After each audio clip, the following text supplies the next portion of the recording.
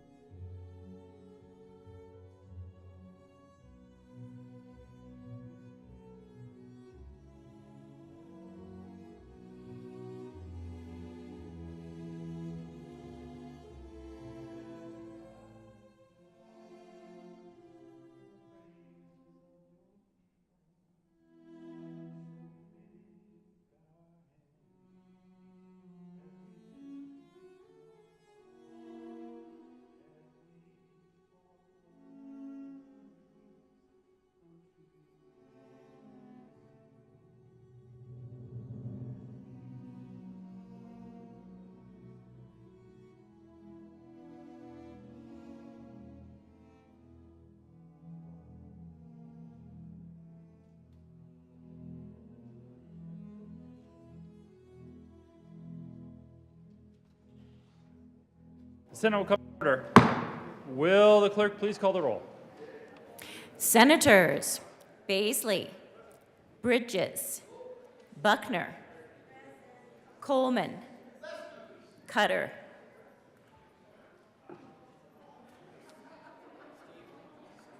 Excused.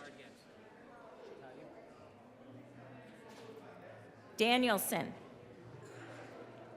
Exum,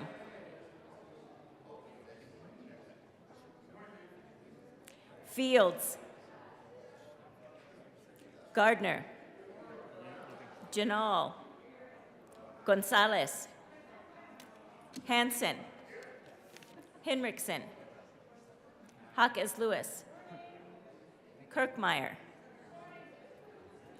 Coker, Liston, Lundin, Marchman, Moreno, Mullica, Pelton B, Pelton R, Priola, Rich, Roberts, Rodriguez, Simpson, Smallwood, Sullivan, Sullivan, Van Winkle, Will, Winter, Zenzinger. Mr. President. Here. The morning roll call is 34 present, 0 absent, 1 excused. We do have a quorum. Will the good senator from Wheat Ridge, a.k.a. Senator Danielson, please lead us in the Pledge of Allegiance?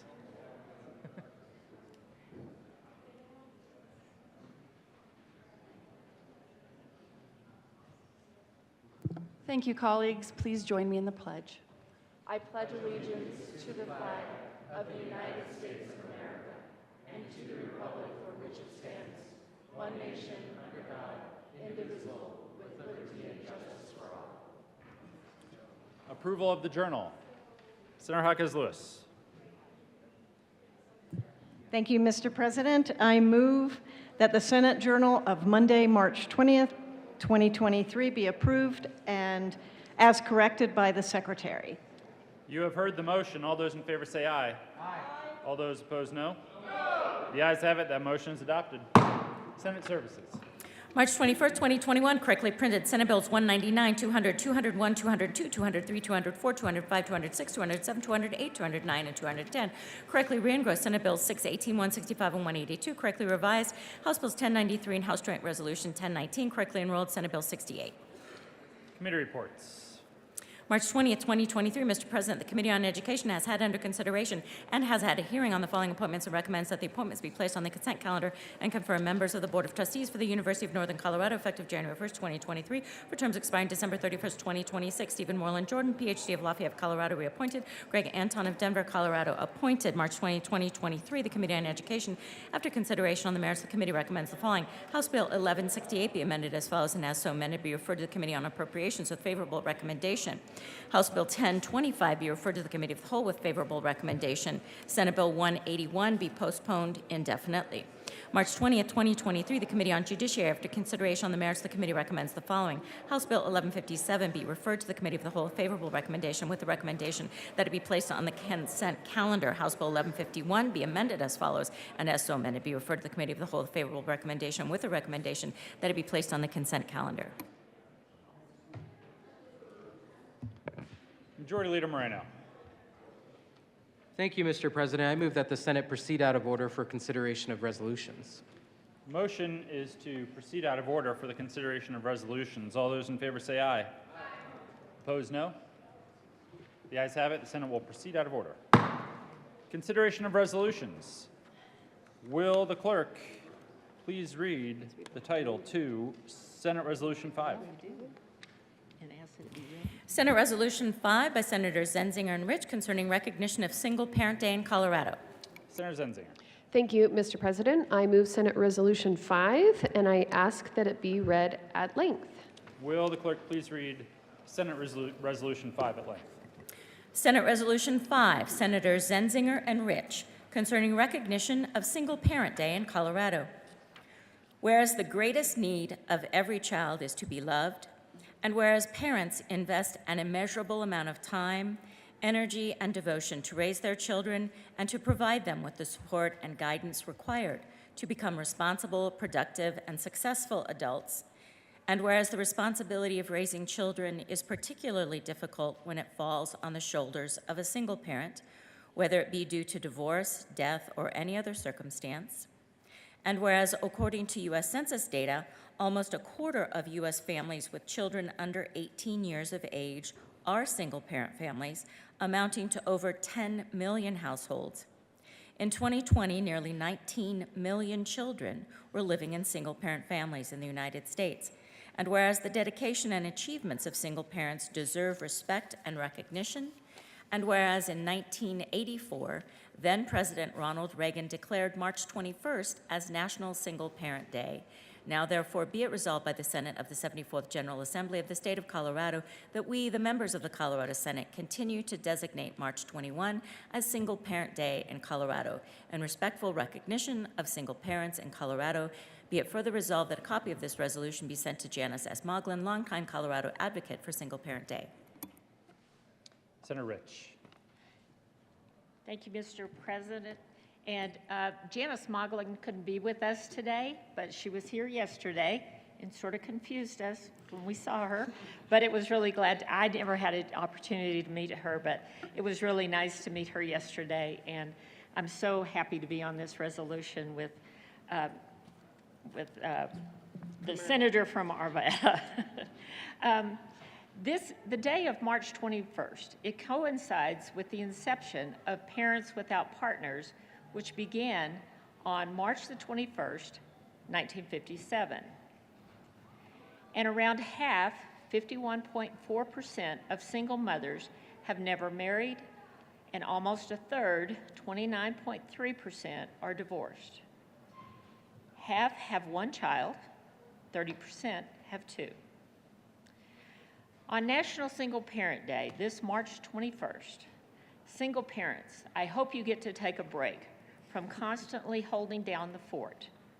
Kick your feet up, get a babysitter, and think about all you do for your children. If you have support that's not a partner, take some extra time to appreciate them and their help. If you're not a single parent, show some love for your friends and family who are taking on the mammoth task of raising children by themselves. Senator Zenzinger. Thank you, Mr. President. At one point not too long ago, I was a single mother as well as a legislator, and I know firsthand the challenges that come with parenting without a partner. Parenting is hard, period, and it's especially hard for those without someone to co-parent alongside. I've enjoyed the opportunity over the years to lift up our single parents in this state with this resolution, and it's a pleasure to be able to carry this resolution with the good senator from Grand Junction. It's an opportunity for us to take stock of all of the hard work of single parents in our state and to recognize them for a job well done. Further discussion. The motion is the adoption of Senate Resolution 5. Are there any no votes? With a vote of 34 ayes, 0 noes, 0 absent, 1 excused, Senate Resolution 5 is adopted. Co-sponsors, Senator Zenzinger. Thank you, Mr. President. I would request that we add the current roll call as co-sponsors to the resolution. Seeing no objection, the current roll call will be added as co-sponsors to Senate Resolution 5.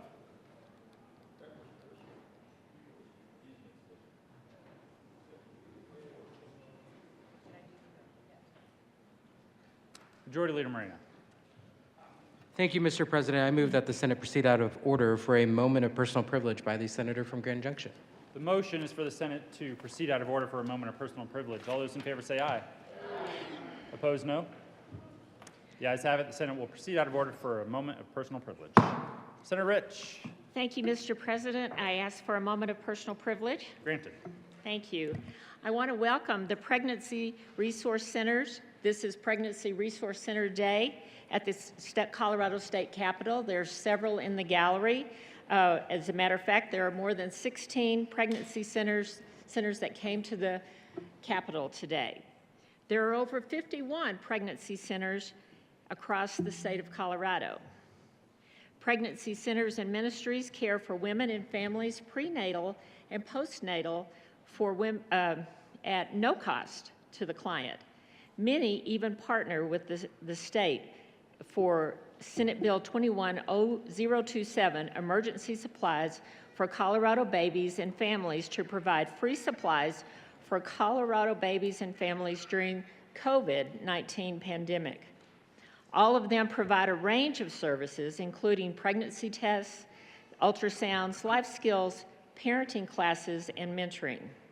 Some pregnancy centers even operate as a maternity home to house and support pregnant and homeless moms. Please welcome the Colorado Pregnancy Resource Centers to the Senate chamber.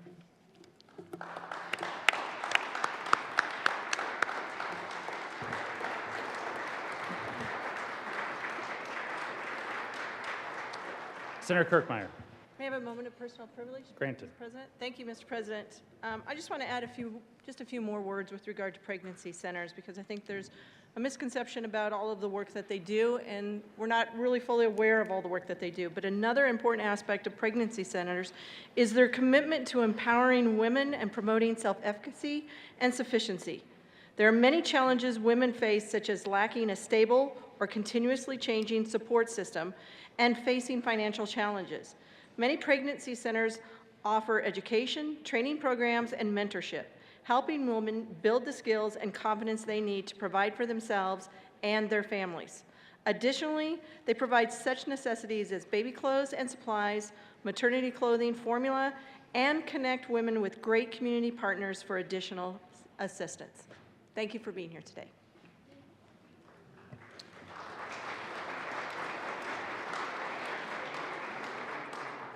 Majority Leader Moreno. Thank you, Mr. President. I move that the Senate proceed out of order for consideration of governor's appointments consent calendar. The motion is to proceed out of order for consideration of governor's appointments consent calendar. All those in favor say aye. Aye. Opposed, no.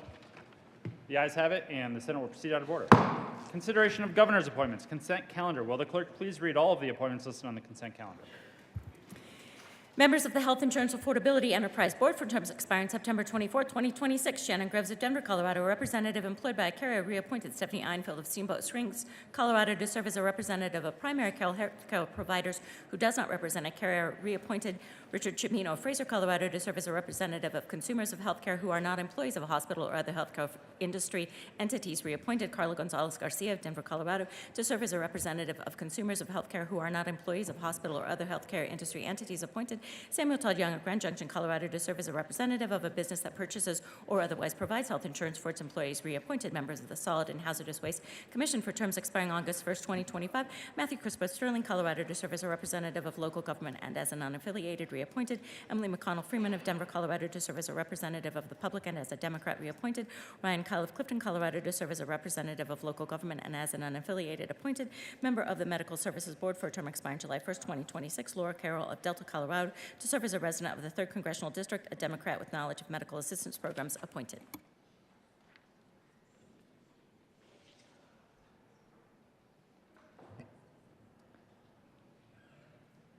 Majority Leader Moreno. Thank you, Mr. President. I move for the confirmation of all the appointments listed on the consent calendar, which includes members of the Health Insurance Affordability Enterprise Board, members of the Solid and Hazardous Waste Commission, and the member of the Medical Services Board. Is there any discussion? The motion is the confirmation of all of the appointments on the consent calendar. Are there any no votes on the consent calendar? With 34 ayes, 0 noes, 0 absent, and 1 excused, the appointments are confirmed.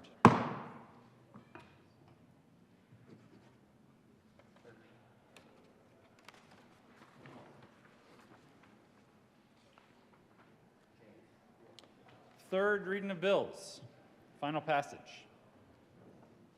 Will the clerk please read the title to House Bill 1093? House Bill 1093, Representatives McLaughlin and Martinez, Senators Rich and Marchman, concerning permitting higher education staff to take a sabbatical. Senator Marchman. Thank you, Mr. President. I move HB 1093 for third reading and final passage. Is there any discussion? Seeing none, the motion is the passage of House Bill 1093. Are there any no votes?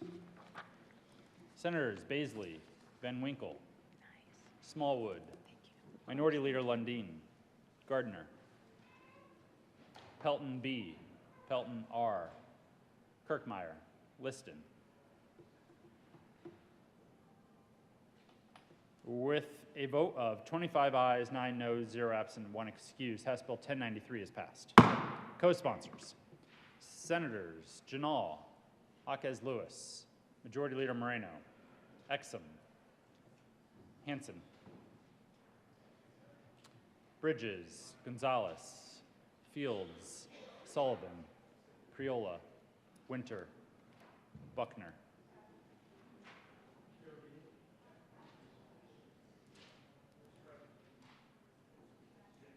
Gotcha.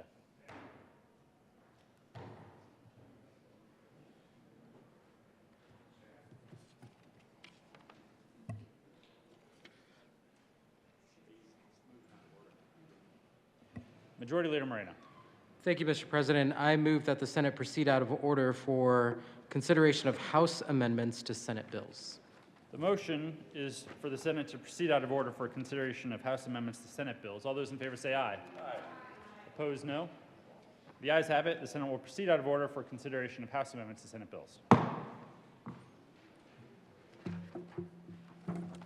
Consideration of House amendments to Senate bills.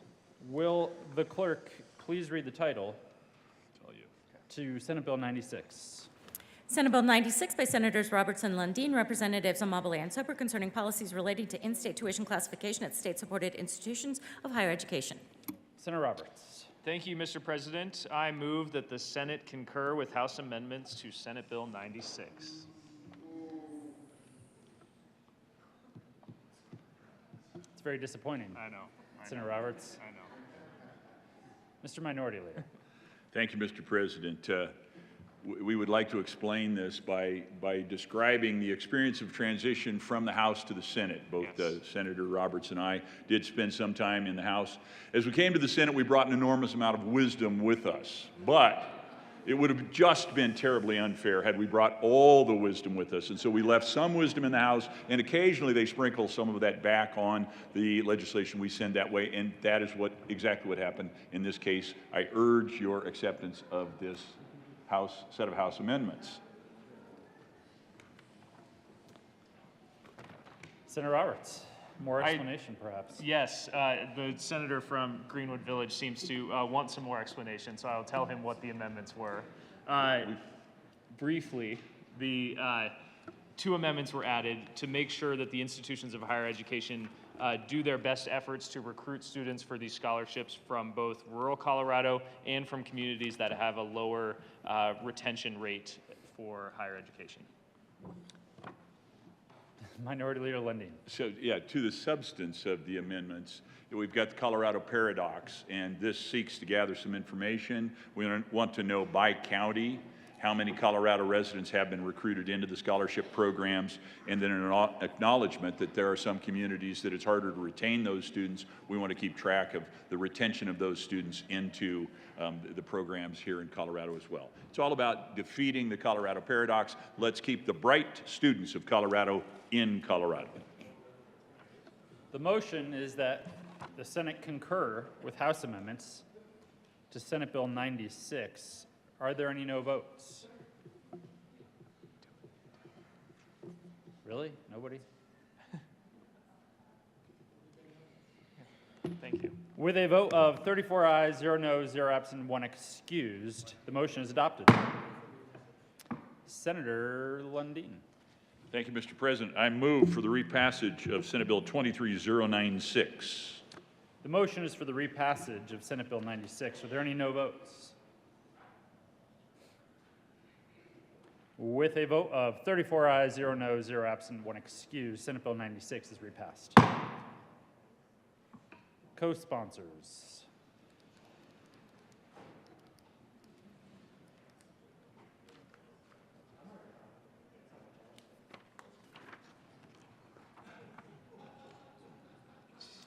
Senator Gardner, enthusiastically.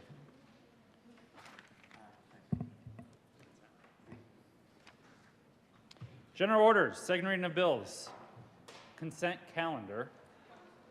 Senator Coleman. Thank you, Mr. President. I move the Senate resolve its subject committee of the whole for consideration of general orders, second reading of bills, consent calendar. You have heard the motion. All those in favor say aye. Aye. Opposed, no. The motion is adopted and the Senate will resolve itself into the committee of the whole for the consideration of the general order, second reading of bills, consent calendar, and Senator Coleman will take the chair.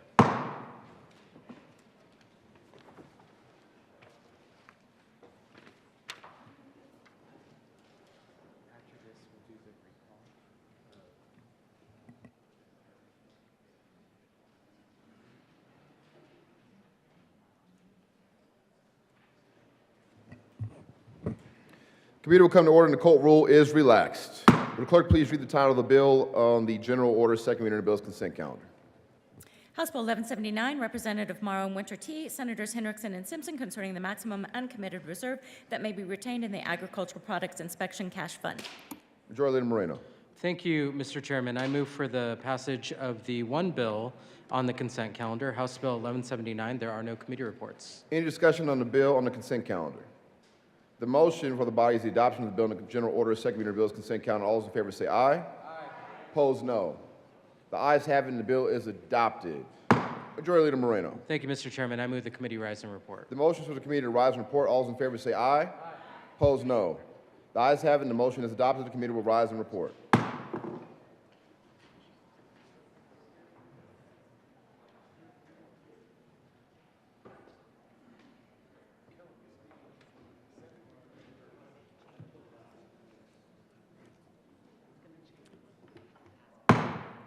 The Senate will come to order. Senator Coleman. Thank you, Mr. President. The committee has had a bill under consideration. Will the clerk please read the report? Mr. President, your committee of the whole begs leave to report it has had under consideration the following attached bill, being the second reading thereof, and makes the following recommendations thereon. House Bill 1179 passed on second reading and ordered revised and placed on the calendar for third reading and final passage. Senator Coleman. Thank you, Mr. President. I move the report. The motion is the adoption of the committee of the whole report. Are there any no votes? With a vote of 34 ayes, 0 noes, 0 absent, 1 excused, the committee of the whole report is adopted. House Bill 1179 passed on second reading in order to revise and place on the calendar for third reading and final passage.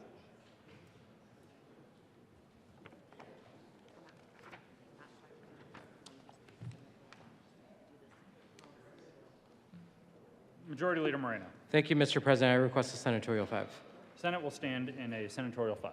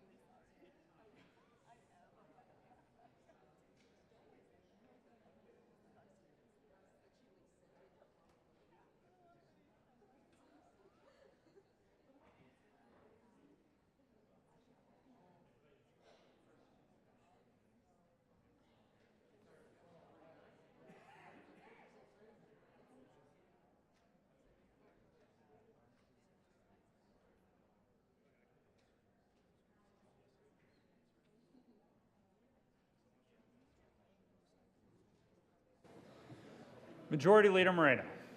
Thank you, Mr. President. I move to suspend Senate Rule 18A to allow for the reconsideration of the bill after 3 days. The old 18A suspension. You have heard the motion. This does require a 2/3 vote. Are there any no votes? Does anyone know what they're voting on? With a vote of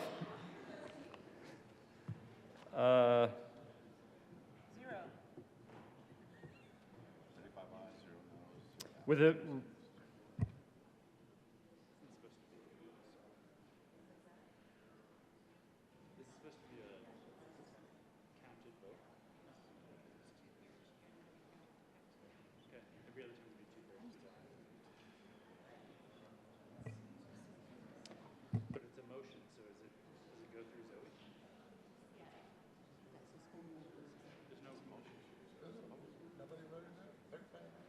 You do it by voice vote.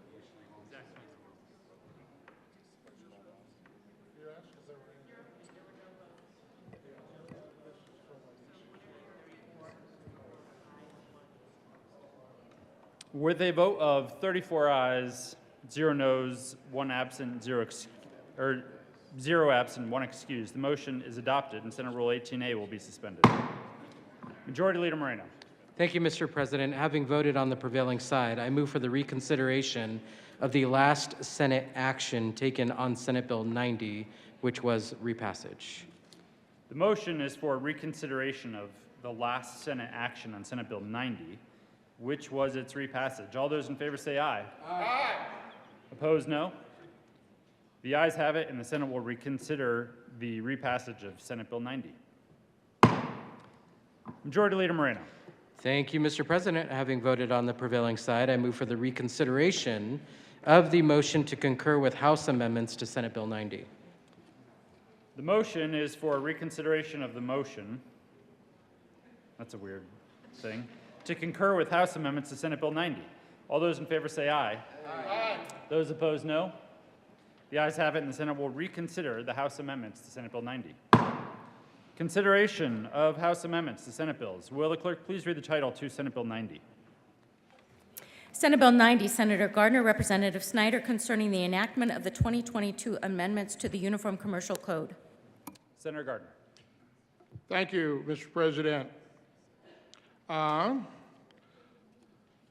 move that the Senate reject House amendments to Senate Bill 2390 and that a conference committee be appointed with permission to go beyond the scope of differences. Senator Gardner, can you explain the reason and the situation that is occurring here? I think this is the first time it's happened, at least in my tenure in the Senate, so it might be good to explain to folks. Thank you, Mr. President. It'll only take about an hour, and that's not even doing a bob. But let me give some explanation, and thank you to our secretary for coordinating this, and for Director Eubanks for coordinating it, and to our majority leadership for cooperating with me. Senate Bill 2390 is the 2022 amendments to the Uniform Commercial Code.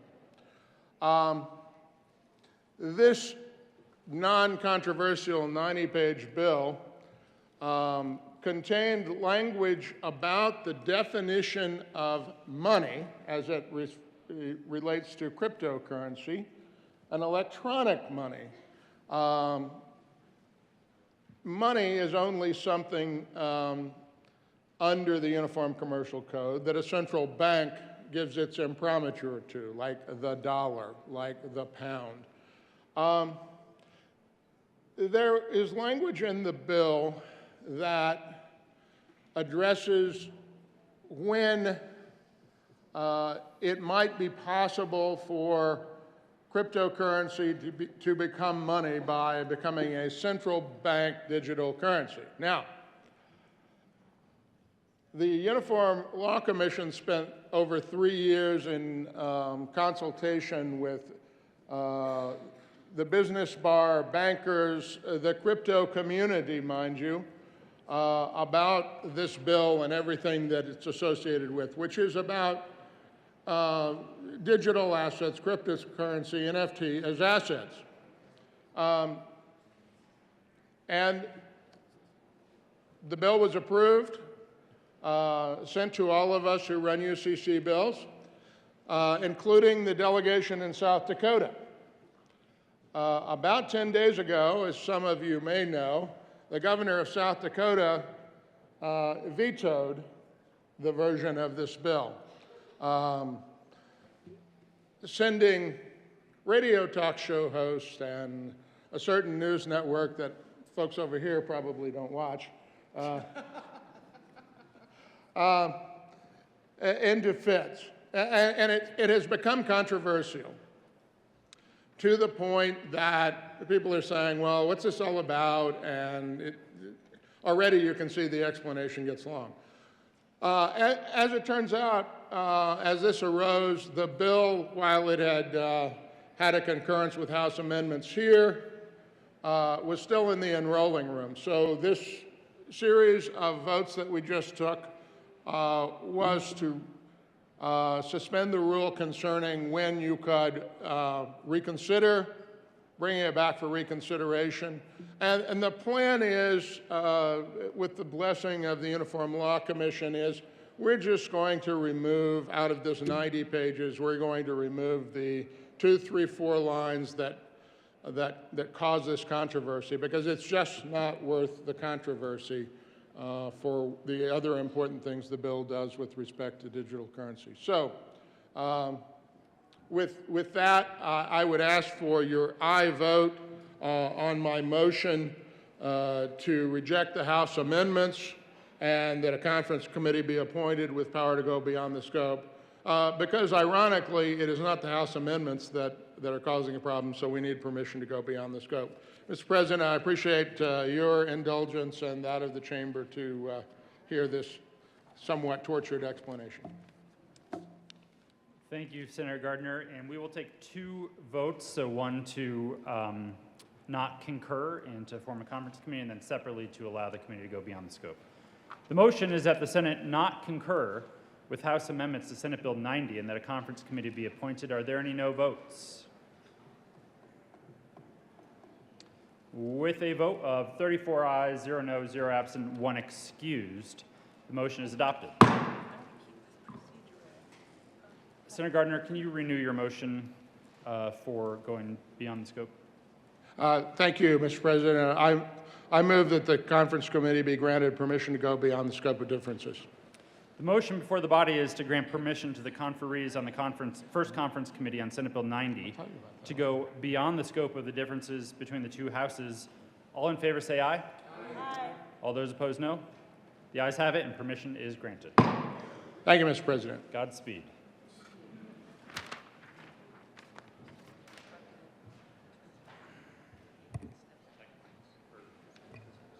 General orders. Second reading of bills. Senator Coleman. Thank you, Mr. President. I move the Senate resolve the Subcommittee of the whole for consideration of general orders, second reading of bills. You have heard the motion. All those in favor say aye. Aye. Opposed, no. The ayes have it. The motion is adopted. The Senate will resolve itself into the Committee of the Whole for the consideration of the general order, second reading of bills, and Senator Coleman will take the chair.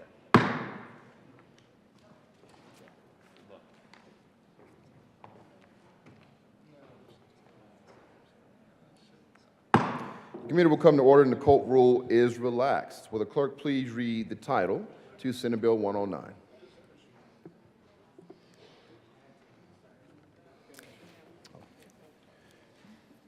Majority Leader Moreno.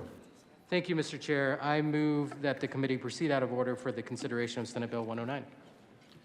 The motion is to move out of order for consideration of Senate Bill 109. All those in favor say aye. Aye. Opposed, no.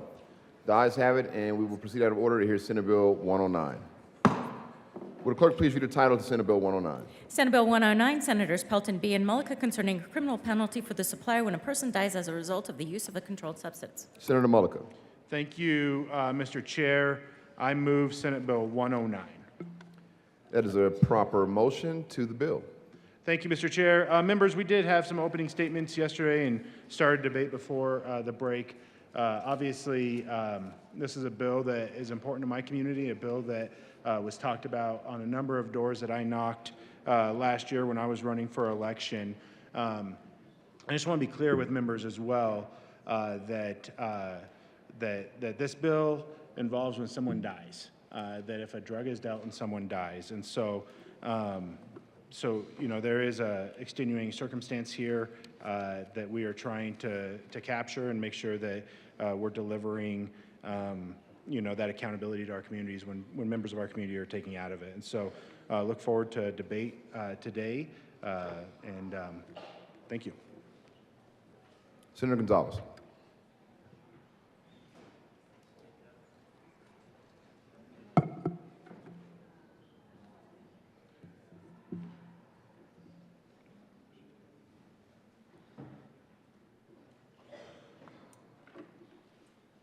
Thank you, Mr. Chair.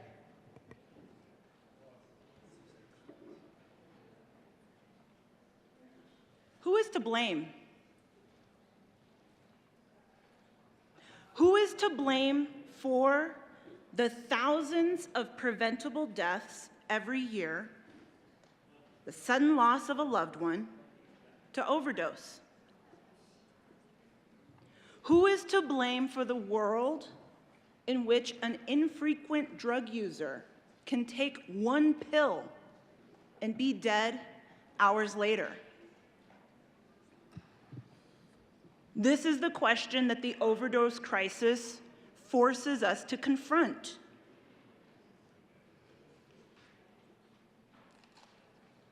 Those are words offered by Taylor Pendergrass from the ACLU of Colorado.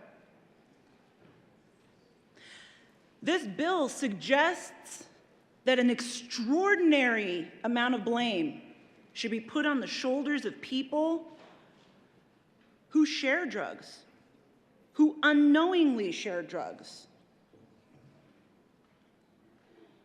That heaps of blame should be placed on the shoulders of people who are users and people who have fallen victim to substance misuse disorder themselves. That 32 years of blame should be put on people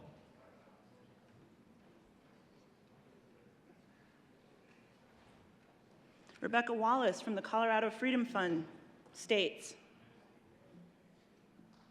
quote, "There is no empirical evidence that drug-induced homicide prosecutions save lives." We asked the sponsors about this during the hearing multiple times. Point us to data that demonstrates if you increase penalties, that you will save lives. You know what they shared with us? Anecdotes. Well, this is what happened that one time. Or they were silent altogether. An anecdote is not an evidence-based policy-making process. So colleagues, let me suggest to you that the burden of proof should be on those putting forward this policy, especially when this is a policy that can send people to prison for decades. The proponents bear the burden of proof, but yet here I am. 20 states across this country already have this law in effect, and many of those states have been prosecuting this drug-induced homicide offense for years. And if the proponents can't show a shred of evidence, hard data-based evidence to demonstrate that this bill will save lives, they have not borne their burden of proof. You know what the data does demonstrate? That Senate Bill 109 will undermine the work on Good Samaritan provisions that exist in statute. That there is a bill running through the legislature now to fix the problems that we created in this body last year. You know what the evidence bears out? That Good Samaritan works when people trust that they can call 911 for help and will not be prosecuted for it. Good Samaritan provisions don't work when folks think that they might get 3 decades in prison. They won't call 911. Look, when people hear about drug-induced homicide laws in the news or on social media, they will be less likely to call for help when they need it. The data demonstrates that every time the media covers a drug-induced homicide prosecution, there is a 7.7 increase in overdose deaths. That from 2000 to 2017, in a study conducted by the Joint Statistical Meeting Nationwide 2020 conference paper, Kung et al., media reports of drug-induced homicide prosecutions increased overdoses nationwide by over 30,000 additional deaths. Let's be real clear here. People out across this state aren't going to read the fine print of the weight cuts. People are going to see 32 years prison and be less likely to call the cops, call 911, participate in Good Samaritan. Last year in Colorado, there were 1,492 overdose deaths here. Our constituents, our family members, our friends.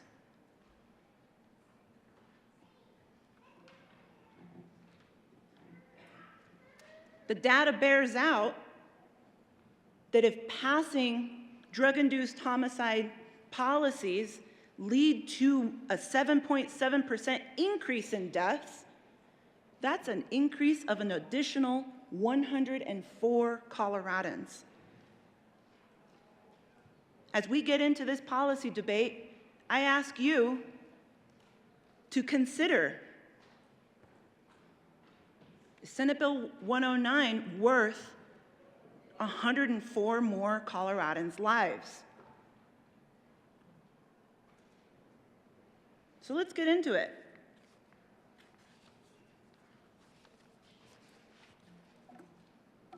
We heard broad testimony in opposition to this policy. United opposition from mental and behavioral health experts, people who work to support people navigating substance misuse disorder, to say, this will not work. Please do not pass this bill. The initial policy was so broad, Schedule 1 through Schedule 5, in any amount that is the proximate cause of death, mandatory 32 years. As I mentioned yesterday, I guess I'm supposed to be happy that this bill was narrowed to Schedule 1 and 2, controlled substances,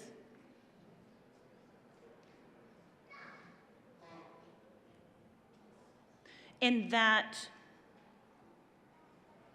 it's not mandatory 32 years.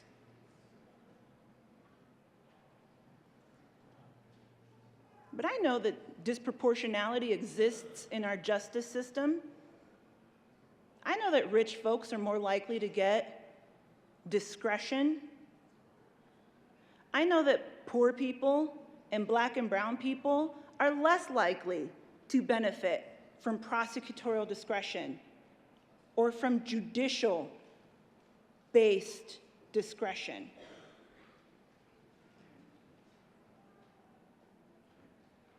And so that's one part of the reason why I stand in strong opposition to this bill. But also, let's be clear that Senate Bill 109 doesn't accomplish what the proponents hope it will.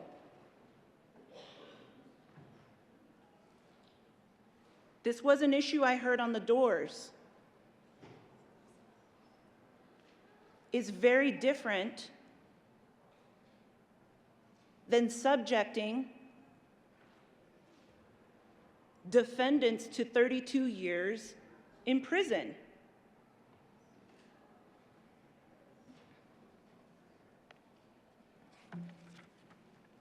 I'm going to offer a series of amendments. And I ask for your close consideration of each of these. Because if the proponents really want to address the kingpins, if the proponents really want to go after the folks who are profiting from poison, these amendments would actually get this bill there.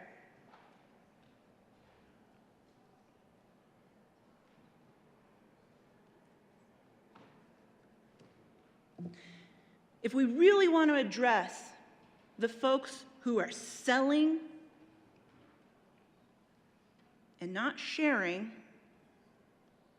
these amendments would do what the proponents intend their bill to.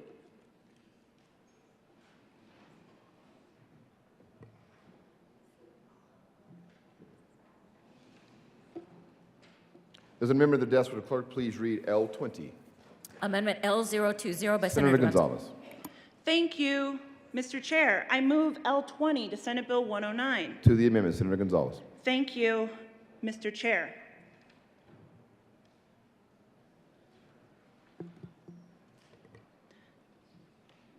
L20 amends the bill, amends the committee report. Now, if you're following along, for those of you online, check out your pre-amended bill. On page 3 of the pre-amended bill, between lines 5 and 6, no, I'm sorry, actually, but on page 2, between lines 20 and 21,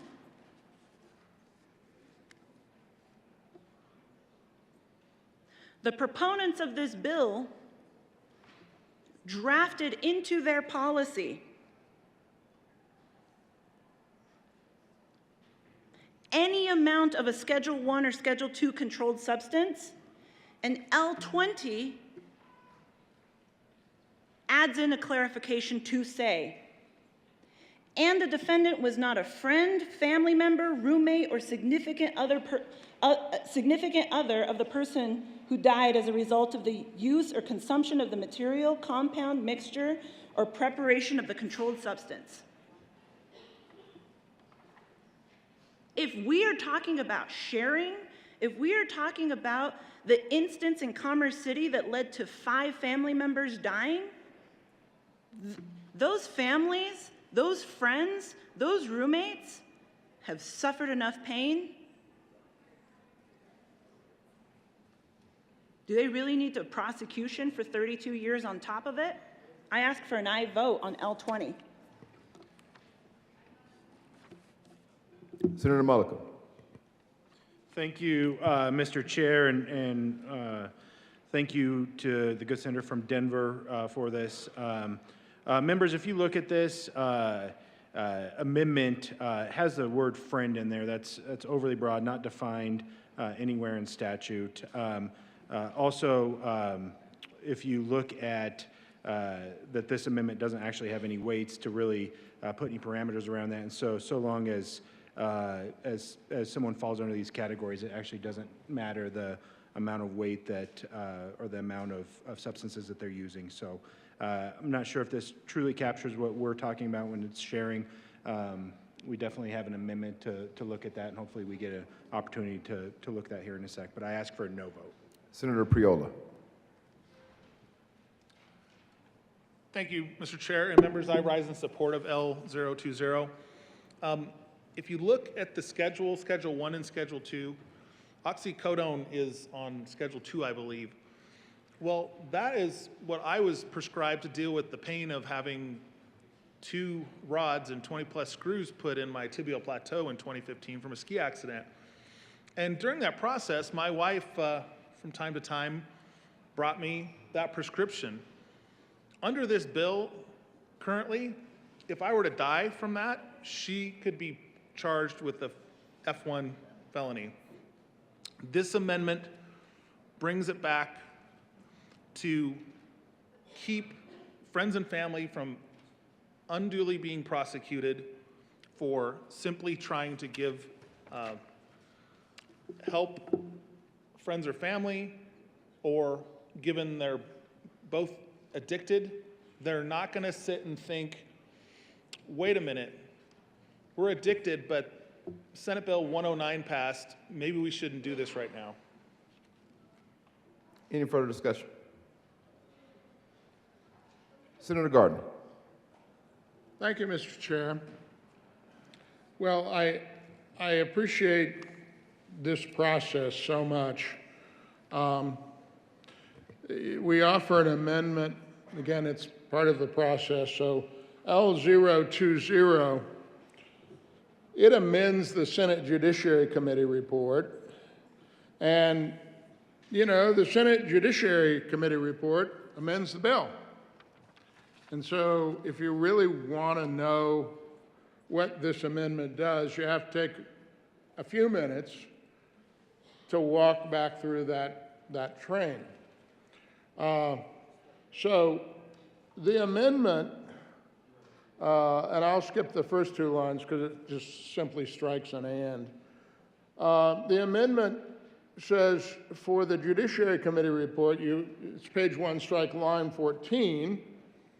So I go over here to the purple sheet for those of you who are following along, if there's any of you following along. And look for 14. Well, that adds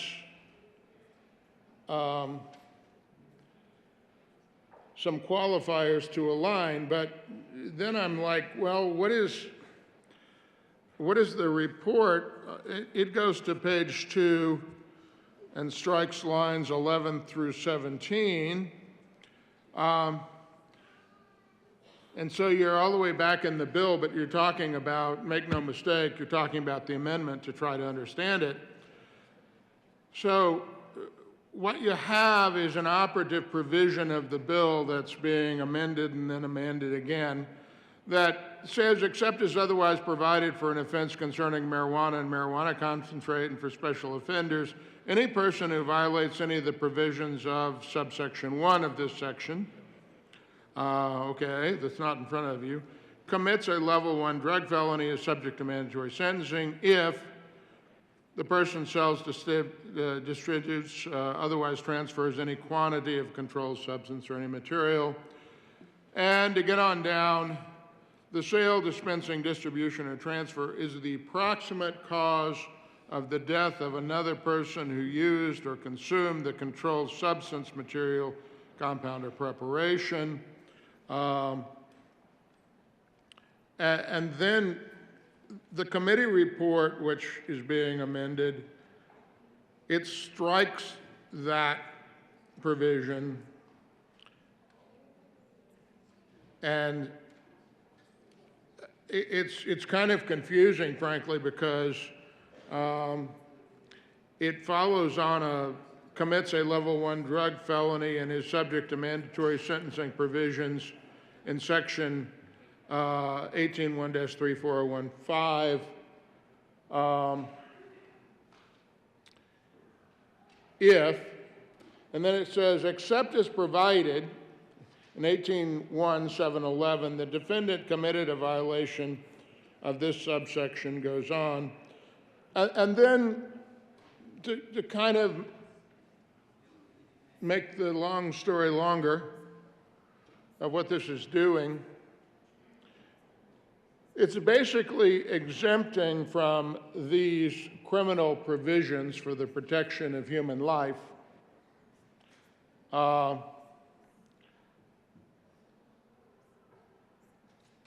it says, and the defendant was not. So if the defendant was one of these things, they're not subject to these penalties.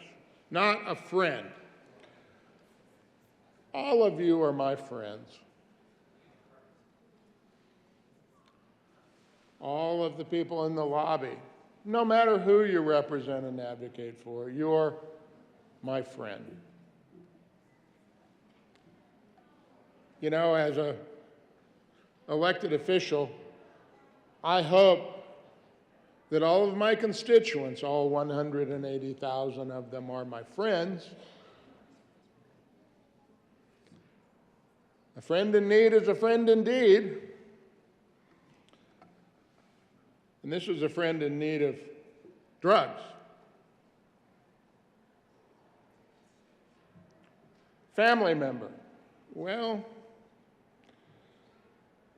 I've recently had occasion to kind of search through the Colorado Revised Statutes because we use that term a lot, and you can kind of find some definitions of what a family member is, but maybe that means the nuclear family, but maybe, does it mean your second cousin, twice removed? You know, if you have Ancestry.com, I found out that I have family members I never even knew I had.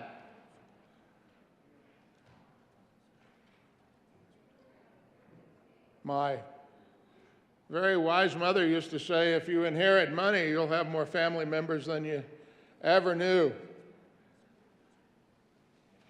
What's a family member? Roommate. Roommate. You know, I have an Airbnb this session, and I live in one unit. I don't think I have a roommate, but it's in an entire house, and, you know, the other 5 or 6 units have people I've just sort of said hello to in the hall. I probably ought to introduce myself more, be more friendly. They seem to be coming and going, and I am. Are they roommates? Because a lot of roommate situations are in shared houses where there's a common kitchen. So your drug dealer could be your roommate.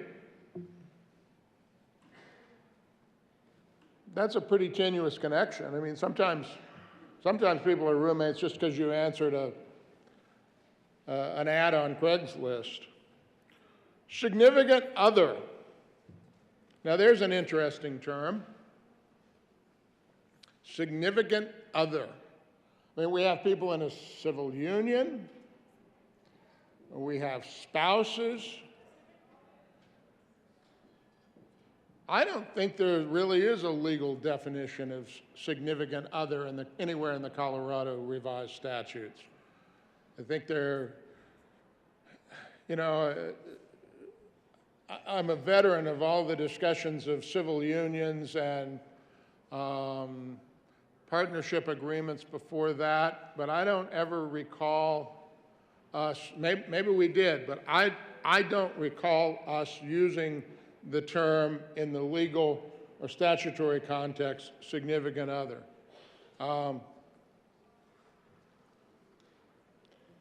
You know,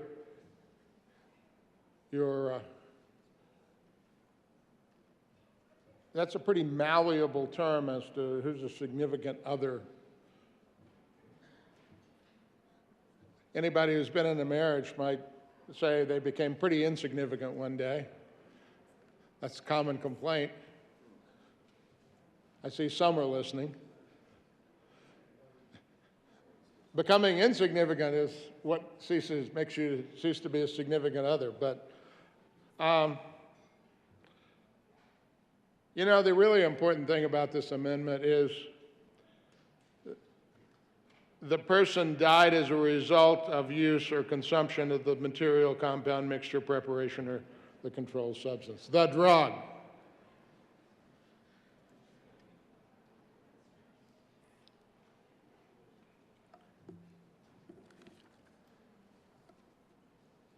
I don't even know whether, if you could narrow the definitions, this would be good policy. I read the Denver Post this morning, and there was an interesting article there. This is about this amendment, just in case everybody's wondering, about a dentist who, in Aurora, I think, poisoned, is charged, it's only alleged, he's entitled to a trial, but boy, the evidence that was recited in the article was pretty damning, as they say, is alleged to have poisoned his wife by cyanide by putting it in her protein shakes in the mornings. And I think the thing that really hurts his case is apparently he had done an internet search for lethal dosages of cyanide, which apparently didn't have anything to do with his wife's protein shake, I'm sure he'll say at trial. So, if you are a family member and you decide you'd like to murder your spouse, that's the most common.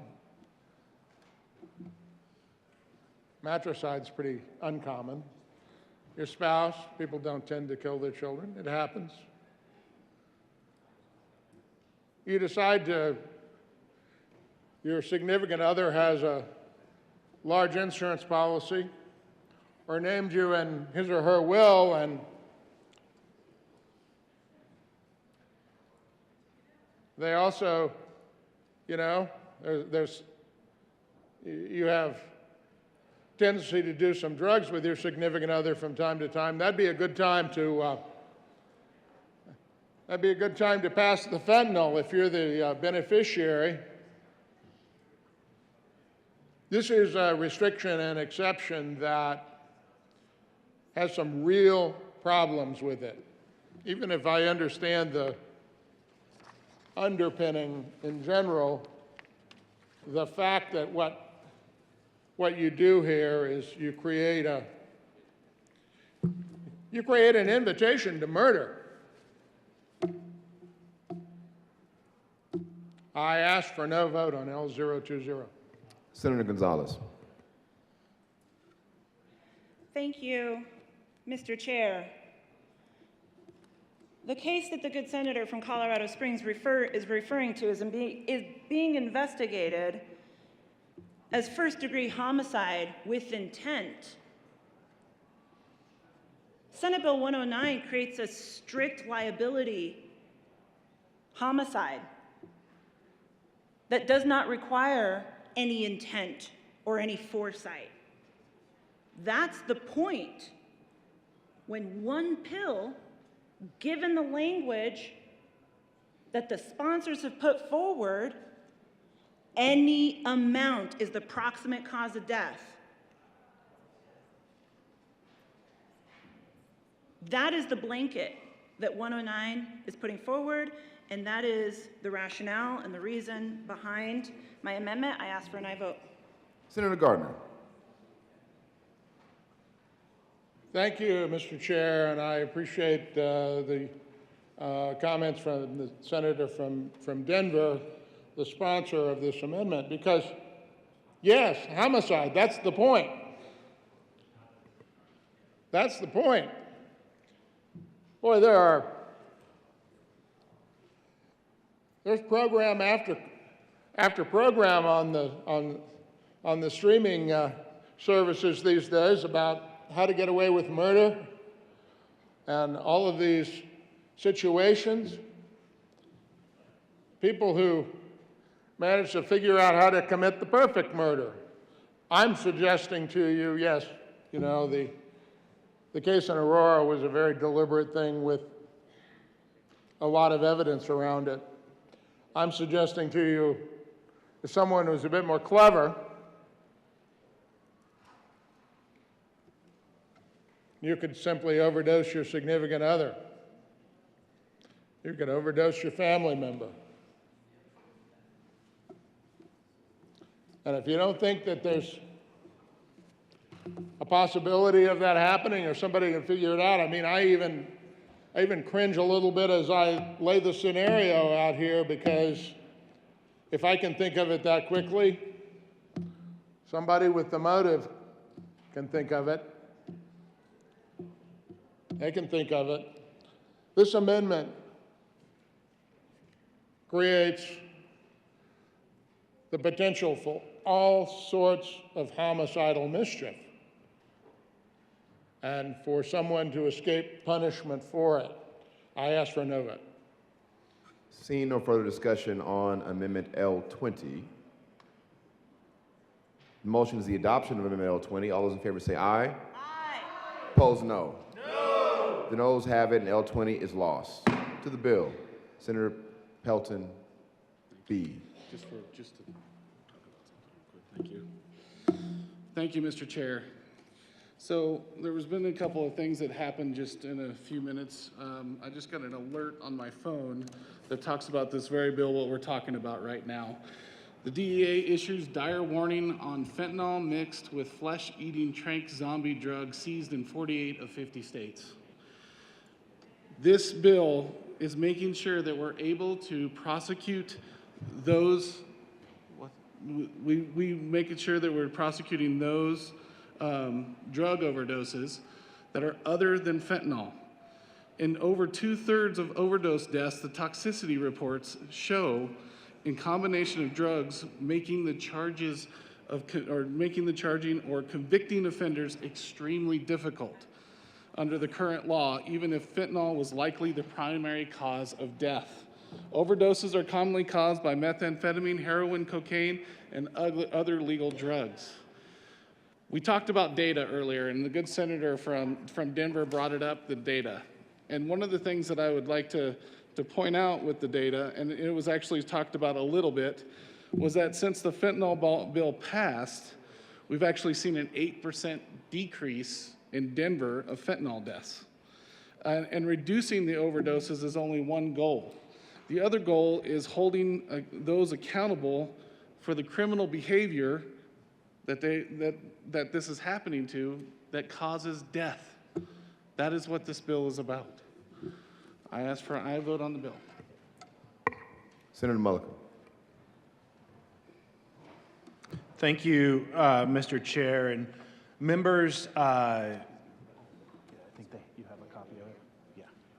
Members, we've heard some discussion already this morning about sharing, and obviously, you know, the sponsor, the good senator from Sterling and myself, you know, the goal is to capture drug dealers and those who are profiting and dealing drugs in our community and killing people, not necessarily sharing. And so we do have some language on sharing, and I'd like to offer that amendment at this point. This amendment of the desk, would the clerk please read L006? Amendment L006. Senator Monk.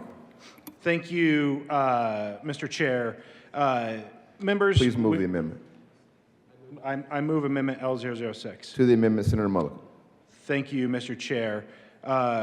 Members, when we look at this amendment, we don't necessarily call out family and friends, but we do say it is not a violation of this subsection, which is what we're doing with 109 of this section, if the violation involves distribution or transfer of the controlled substance, if the distributor or transfer is done without remuneration and is for the purpose of consuming all of the controlled substance with another person or persons at the time substantially contemporaneous with the transfer, except that this subsection applies only if the distribution or transfer involves not more than 4 grams of a Schedule 1 or 2 controlled substance, not more than 2 grams of methamphetamine, heroin, ketamine, or cathinones, or not more than 1 gram of fentanyl and carfentanil.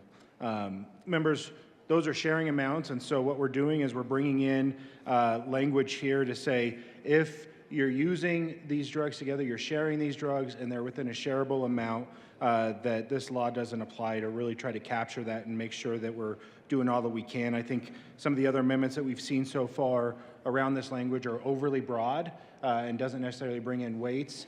It only captures certain people. This is agnostic to who it is, as long as they're sharing, and brings in those shareable weights. And so I ask for a yes vote on Amendment L006. Senator Gonzalez.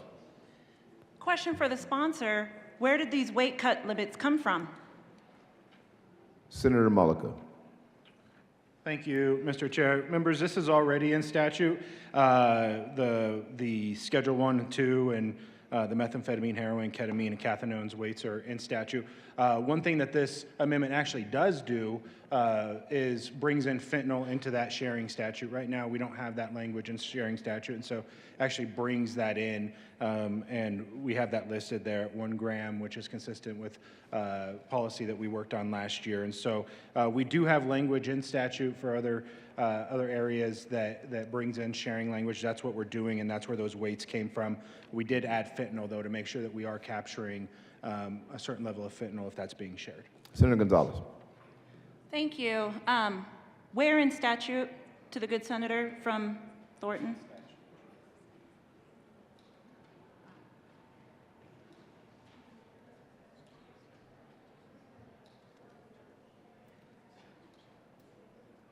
Seeing Senator Gonzalez.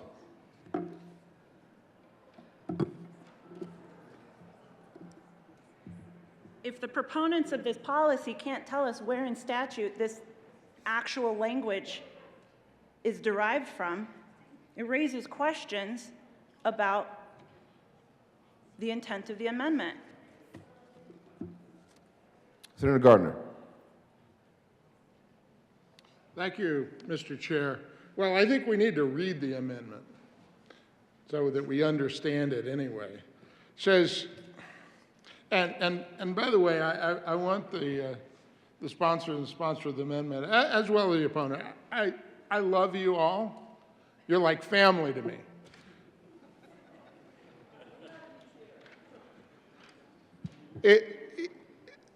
But there's always a but after that, right? But this is like really confusing to me. It says, it is not a violation of subsection 2A, 3A of this section. I got to read this really carefully. If the violation involves distribution or transfer of the controlled substance, that seems strange. Oh, there's another if. If the distribution or transfer is done without remuneration, that means like getting paid or getting some other drugs in exchange, or, I'll let you stay here for the night, and is for the purpose of consuming, so there's like an and, if, and, is for the purpose of consuming all of the controlled substance with another person or persons at a time substantially contemporaneous with the transfer. Boy, talk about a proof problem. You have to prove that the purpose was consuming all of the controlled substance at a time substantially contemporaneous. I think that means now, immediately. Oh, except that this subsection 2A3C applies, after you get to that, it applies only if the distribution or transfer involves not more than 4 grams of a Schedule 1 or 2 controlled substance, not more than 2 grams of methamphetamine, heroin, ketamine, cathinones, or, hey, this is good, or not more than 1 gram of fentanyl, carfentanil, benzimazole, I can't say that actually, opiate, or an analog thereof. I'm okay with the amendment one way or the other, but it's a lawyer's nightmare. Seeing no further discussion, the motion is the adoption of L006. All those in favor say aye. Aye. Opposed, no. The ayes have it, and L006 is adopted. To the bill, Senator Gonzalez.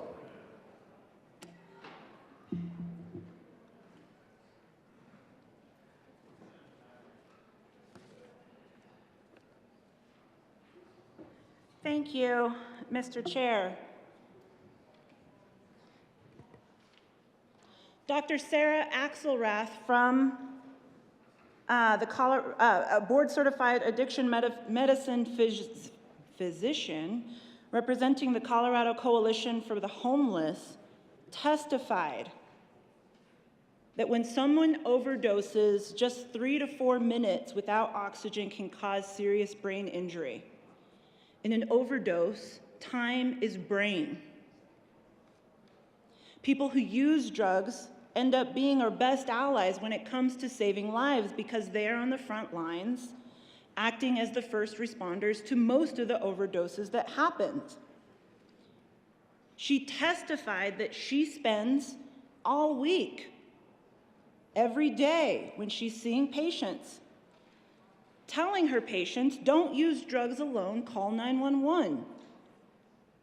And that Senate Bill 109 does the exact opposite. By giving folks 32 years worth of reasons to hesitate to call 911. With that, and in response to the concerns raised regarding L20, I have an amendment at the desk. There's a member at the desk. Would the clerk please read L27? Amendment L027. Senator Gonzalez. Thank you, Mr. Chair. I move L27 to Senate Bill 109. To the amendment, Senator Gonzalez. Thank you, Mr. Chair. The concern around friends or family being overly broad is addressed here by using the statutory definition that exists at 18.6.800.3, the definitions regarding intimate relationships when we're talking about our domestic violence statutes. So, the amendment reads, controlled substance, and the defendant was not related to by blood or marriage, never resided with, and never had an intimate relationship with the person who died as a result of use or consumption of the material, compound, mixture, or preparation of the controlled substance. If friend was too broad, intimate relationship that is defined at 18.6.800.3 should be clear enough. I ask for an aye vote on this amendment. Senator Mulligan. Thank you, Mr. Chair. Members, we just passed an amendment, L006, that addresses this, and this amendment is very similar to L020, like the sponsor of this amendment mentioned. In L006, members, we didn't call out any blood relatives. We were agnostic to the relationship so long as they were using those drugs together and sharing, again, within a weight amount. And so we captured that here. You know, a lot of this has already been captured in L006. Another problem with L027 is there's no weights. And the good senator from Denver questioned where those weights came from. I would point her to 18.405 in statute, which is where those weights came from and are consistent with the weights that we have in statute already. And also, like I said before, L006 was able to add in fentanyl, which I think is a good thing to make sure that that we're capturing that, which is a prominent drug in our communities. But I believe that L006 captured sharing language already in the correct way. L027 does not, and I ask for a no vote. Senator Gonzalez. To be precise, to the good senator from Thornton, you must be referring to 18.405 subsection D2, because your entire bill addresses 18.405. I ask for an aye vote on the amendment. Senator Gardner. Thank you, Mr. Chair. Well, this seems to be a revision of L020. I'm tempted to go get a copy of L020 and then compare the two of them, but I think I'll do that from memory here. So what we're doing here, what has been moved is an amendment to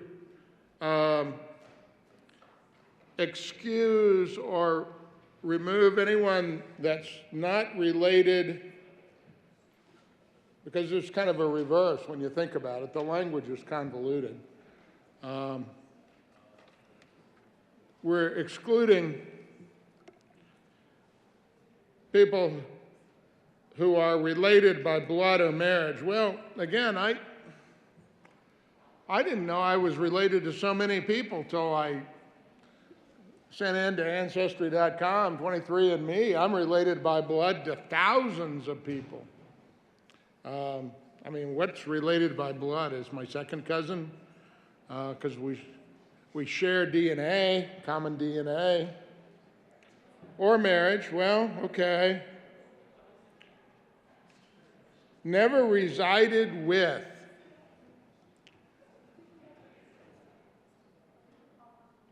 I guess that's, so if you did reside with someone before, so if your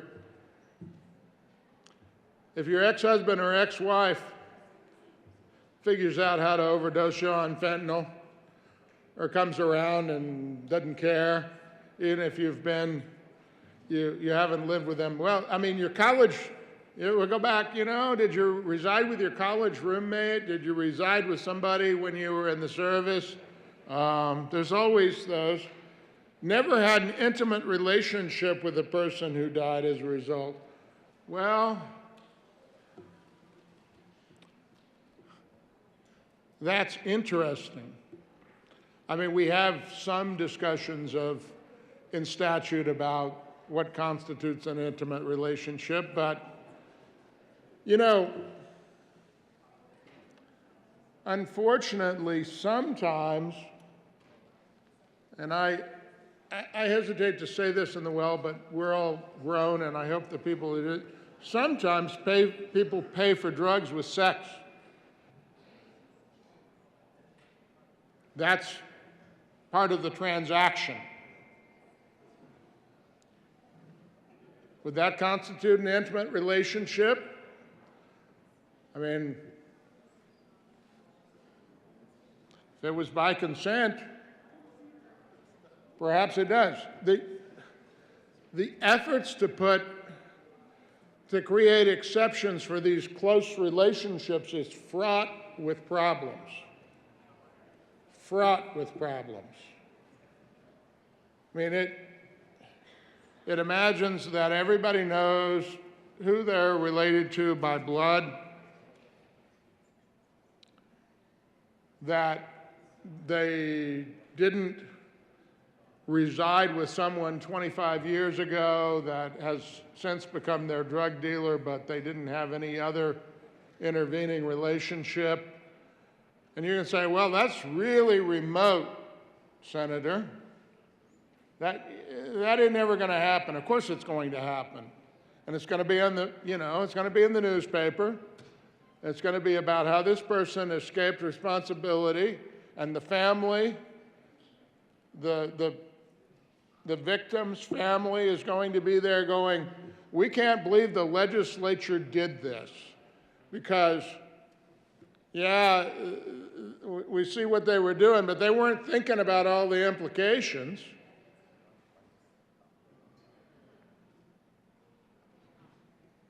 I'm not going to get anybody's past about who all you had an intimate relationship with, but that covers I don't know if I want to say this, that covers a host of sins, folks.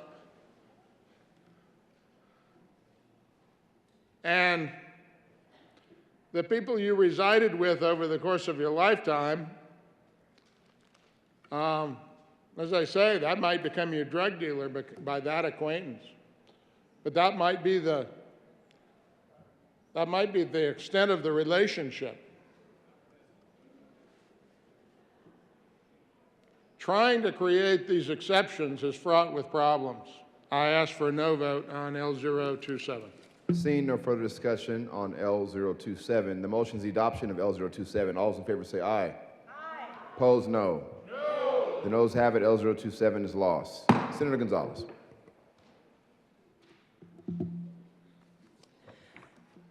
Thank you, Mr. Chair. Lisa Rayville runs the Harm Reduction Action Center here in Denver.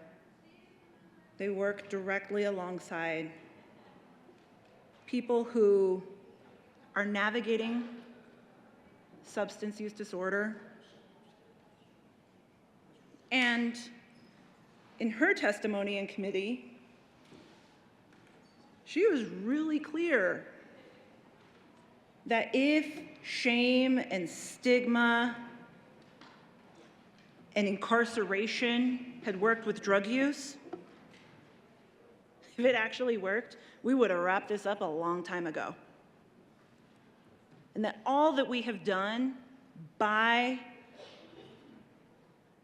focusing all of this energy and effort into punitive, incarcerative, carceral policies is to drive use underground where people die. Let's do something different.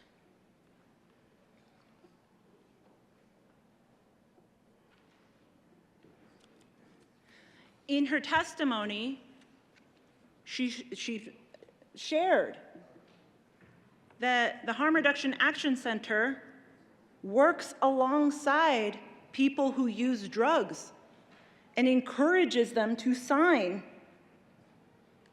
the Do Not Prosecute Directive, Last Will and Testament. This is a form that has been developed by the Alliance of American Drug User Unions, based on the idea that no one should be prosecuted in the event of one's own unintentional overdose death. It is an advanced directive to be used for instructing family members, law enforcement, district attorneys, judges, and other criminal justice system personnel to respect their wishes as a victim.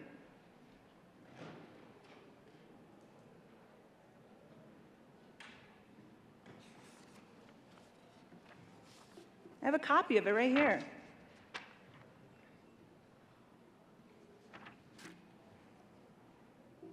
I, _, to print your name, request prosecutorial restraint as herein described. I understand do not prosecute means that if I die as a result of a drug overdose, I request that no one be charged, prosecuted, or held criminally responsible for my death. I understand this decision is being made to challenge the oppressive and often perpetuated false dichotomy between people who use drugs and people who sell drugs. We are more often than not one and the same. I understand that I may revoke this directive at any time by destroying this form and any copies of this form, and by removing any DNP, do not prosecute, bracelets, medallions, or other regalia. I give permission for this information to be given to law enforcement, district attorneys, judges, attorneys, and any other criminal justice system personnel as necessary to implement this directive. I hereby agree to the do not prosecute order, signed. It also has space for a witness to sign, to verify that this is an individual's wishes. Shouldn't we, at the very least, even with Amendment 6 in place, ensure that we are honoring the victim's wishes about how they want their potential death to be handled?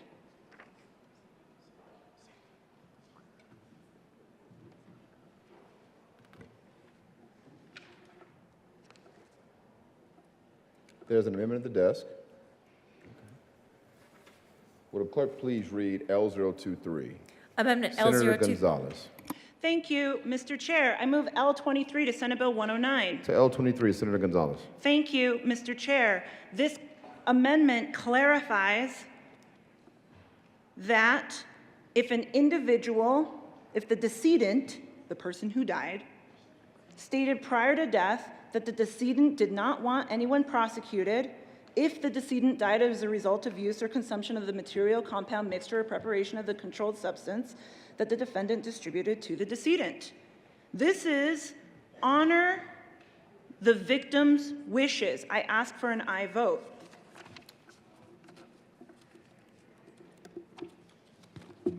Senator Fields.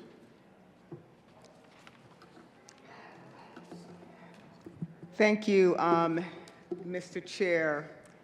And my interest always peaks when I hear someone talking about the voice of a victim. And because I am one, I can tell you that all victims don't think alike. And so to use this amendment as a declaration, as confirmation, as verification that victims who have experienced a drug overdose because a dealer decides to give this drug to another person. Let's say the person's 14, 15, 20, whatever the age is. We know that dealers are in the business of selling drugs. That's what they do. That's how they make money. And to say that we want victims to, and this happens already, victims do have a voice in the process. It's already a part of the victims' rights statute, that victims have a right to consult with the prosecution in reference to what they see should be the outcome when they're prosecuting. But it's already a right, it's already a privilege. We do not need this amendment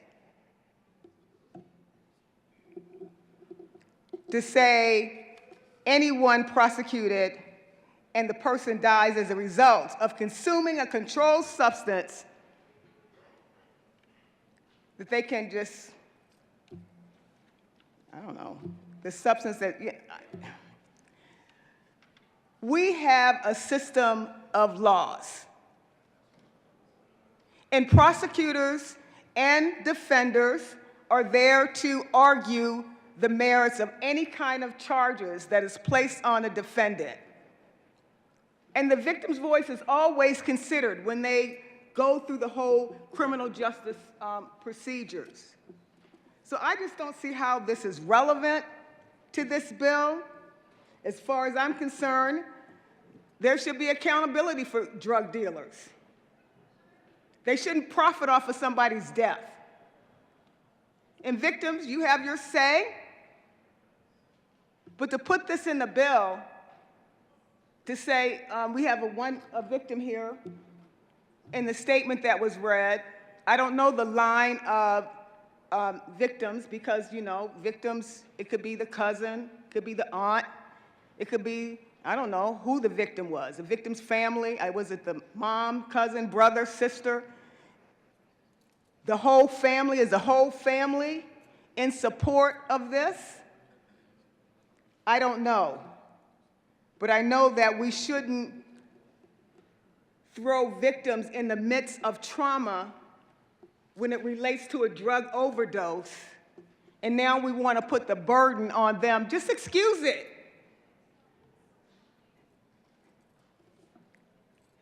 Just excuse it. The drug dealer didn't mean to profit from the death or to murder that person. They didn't know that what they had, the dealer didn't know what they had. And anyone that uses drugs knows that if you go to a dealer, you want to go to somebody that has the most powerful, potent drug there is. So if you are going to use, you're going to go back to the same person. So we're talking about a community event. A well-known drug dealer it happened to this one family, but we don't know how it is having a ripple effect as it relates to drug overdose for a whole entire community that's impacted by someone that is dealing drug that's causing death and murder. And we want to say that that victim has a right to create leniency or whatever it is at the expense of not knowing the whole issue. First of all, you have to be convicted of being a drug dealer. And so, you know, the family might not know the history behind this activity of this one person. Don't be putting this on the victim, is what I'm trying to say. I think it is inappropriate. I really appreciate all of your hard work and your advocacy on this, but I just want to say that one person doesn't speak for all victims, just like I don't speak for all victims. And no one should have the right to undermine our criminal justice system. We have laws in place for victims' rights to be heard, and it doesn't belong in this bill. I ask for a no on this amendment. Senator Gonzalez.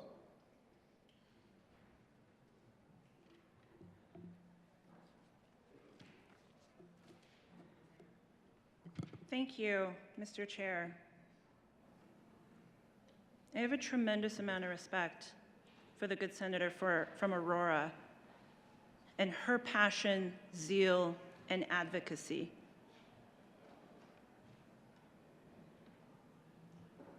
And it is with that respect that I wanted to offer a bit of clarification. In the same way that when someone dies, we honor their will or last testament or do not resuscitate orders or other types of advance directives, that is the intent behind this form. In the form here, I actually read from it. The do not prosecute directive should be signed by any individual who wants to ensure that no person be charged or held responsible in the event of their unintentional overdose death. We suggest that all people have conversations with their loved ones about this DNP. Why? Because we know that when someone is navigating addiction, the initial response is shame and stigma, and to shut down and to not have these conversations. This form is a mechanism to, one, have the conversation with their loved ones about this do not prosecute directive.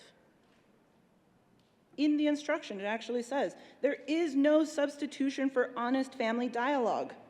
Share this information, have conversations about this DNP order. Not every person who dies due to a drug overdose will have one of these.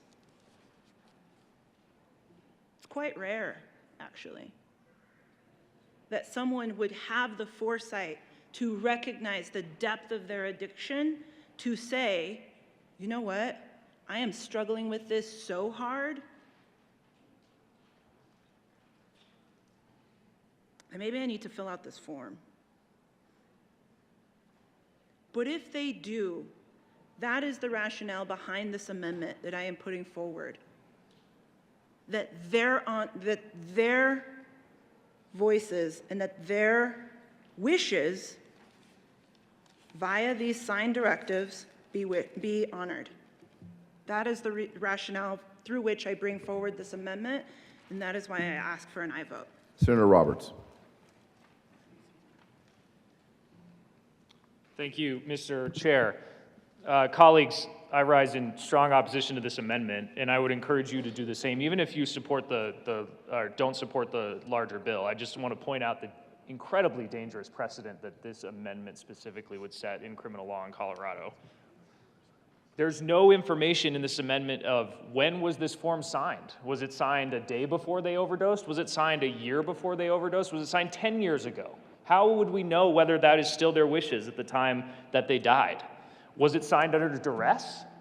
Was the drug dealer forcing them to sign this form before they sold them the drugs? Would that be an honest statement of the victim? Is it a sworn legal document? There's no information in the amendment. Is this a signed affidavit? Is this signed under penalty of perjury? How is there any way to verify the authenticity of the document? And finally, I just want to point out to the good senator from Aurora's point. When in criminal law, when the named victim is dead, and that's the only situation in which this bill applies anyway, the Victims' Rights Amendment says that the victims then go to the dead person's family, their parents, their brothers and sisters, their aunts and uncles.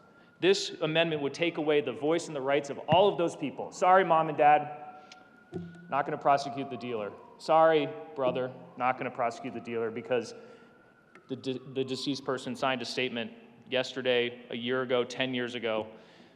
I just want to rise and make a point that even if you don't support the underlying bill, this amendment, if it were added, would set an incredibly dangerous precedent, and it would be harmful for victims in Colorado. I ask for a no vote. Senator Gardner.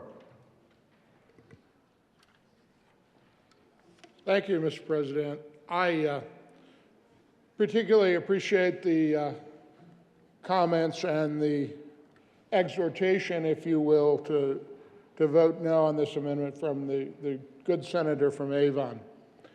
You know, this amendment causes my mind to just race. I mean, the endless possibilities for the drug dealer here for a defense are just fascinating. I mean,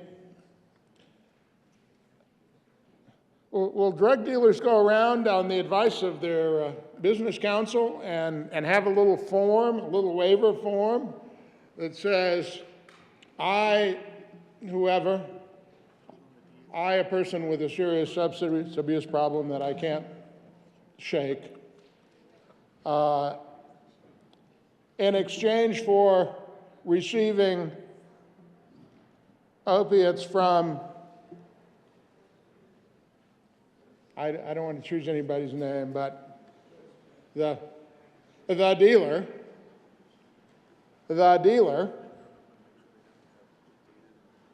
hereby affirmatively state that I do not want my dealer prosecuted if I die as a result of the use or consumption of the material compound. You know, makes the mind race to the point of, I was thinking about firearms and analogizing to that. You know, there are folks in this chamber who have carried bills to really hold the manufacturers and those who sell firearms, even legitimately so and legally, responsible.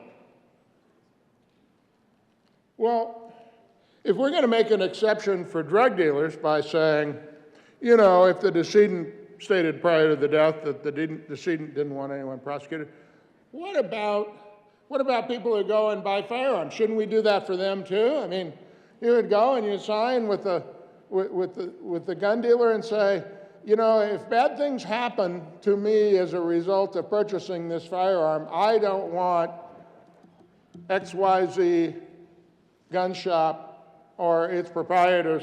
Well, I think some of you would find that really unacceptable. I find the legislation unacceptable, but conceptually, I think many of you would say, well, you can't be escaping responsibility because the person who got hurt said, well, I don't want anybody prosecuted for it. Now, I have a burden to bear, having practiced law for many years and having done many different things in the law. One time when I was in the Air Force, I was assigned as a defense counsel, and so I know what it is to be a defense counsel. And, you know, one of the things that defense counsel do is and somebody comes to see them, they don't say, did you do it or not? That's not the conventional thing to do. The conventional thing to do is say, you know, I don't want you to tell me anything right now. I think you need to understand your situation. So the drug dealer gets his public defender or his alternate defense counsel, or maybe he's made so much money, and maybe he's part of a cartel, and so they're able to call Saul.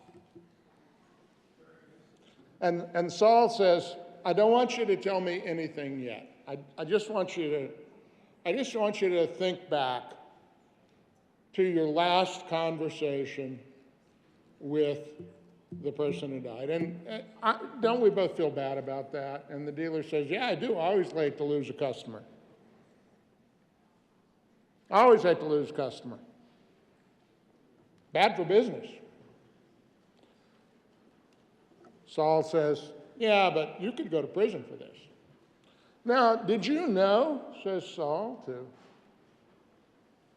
the dealer, did you know that if this person expressed to you prior to the death that he or she didn't want anyone prosecuted for that, you could escape criminal liability? Well, I'm thinking the dealer immediately has a flash of memory and remembers that that's exactly what happened. Now you say, well, the jury's not going to believe that. Well, you know, drug dealers may have friends, and other people might have been there, and somebody else might say, because after all, they might be threatened, or they might want to guarantee their own drug supply. They might want to come in and testify and give a statement and go, I heard the dead person, the decedent, I heard him say time and time again, I think it's just wrong, you know, the dealer's just providing us this stuff. I don't think they ought to be prosecuted. That didn't happen at all, but suddenly you have a lot of evidence. Maybe they did, you say. Maybe they did. Maybe they were on record saying that to friends and family and everything.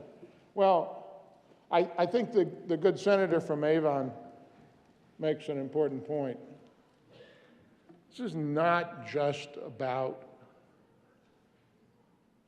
the victim, the deceased, who dies as a result of the drug overdose, who is captured in shackles in a figurative way to drugs. This is about their family who lost a loved one because someone dealt them drugs. Don't they count? Don't they matter? Do you want to be the deputy DA sitting in front of that family who says, can't you do something? This person killed my son, killed my daughter, poisoned. I mean, the common term you hear when we heard the fentanyl bill was, my child did not die of an overdose, my child was poisoned. I understand why those victims' families say that. Do you think it's right, as a representative of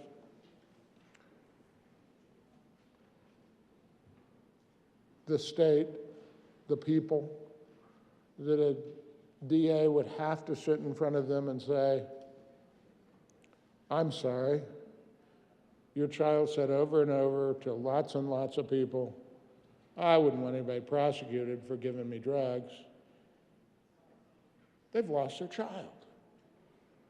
They've lost their child in the worst of all circumstances to someone who's dealing in a substance that it's not sometimes okay and it doesn't have good uses, not in the context in which it's being dealt, doesn't have good uses. It's poison.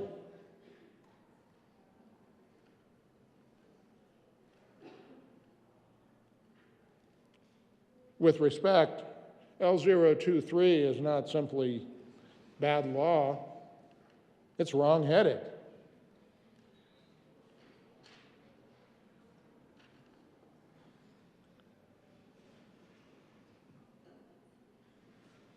It's wrong-headed.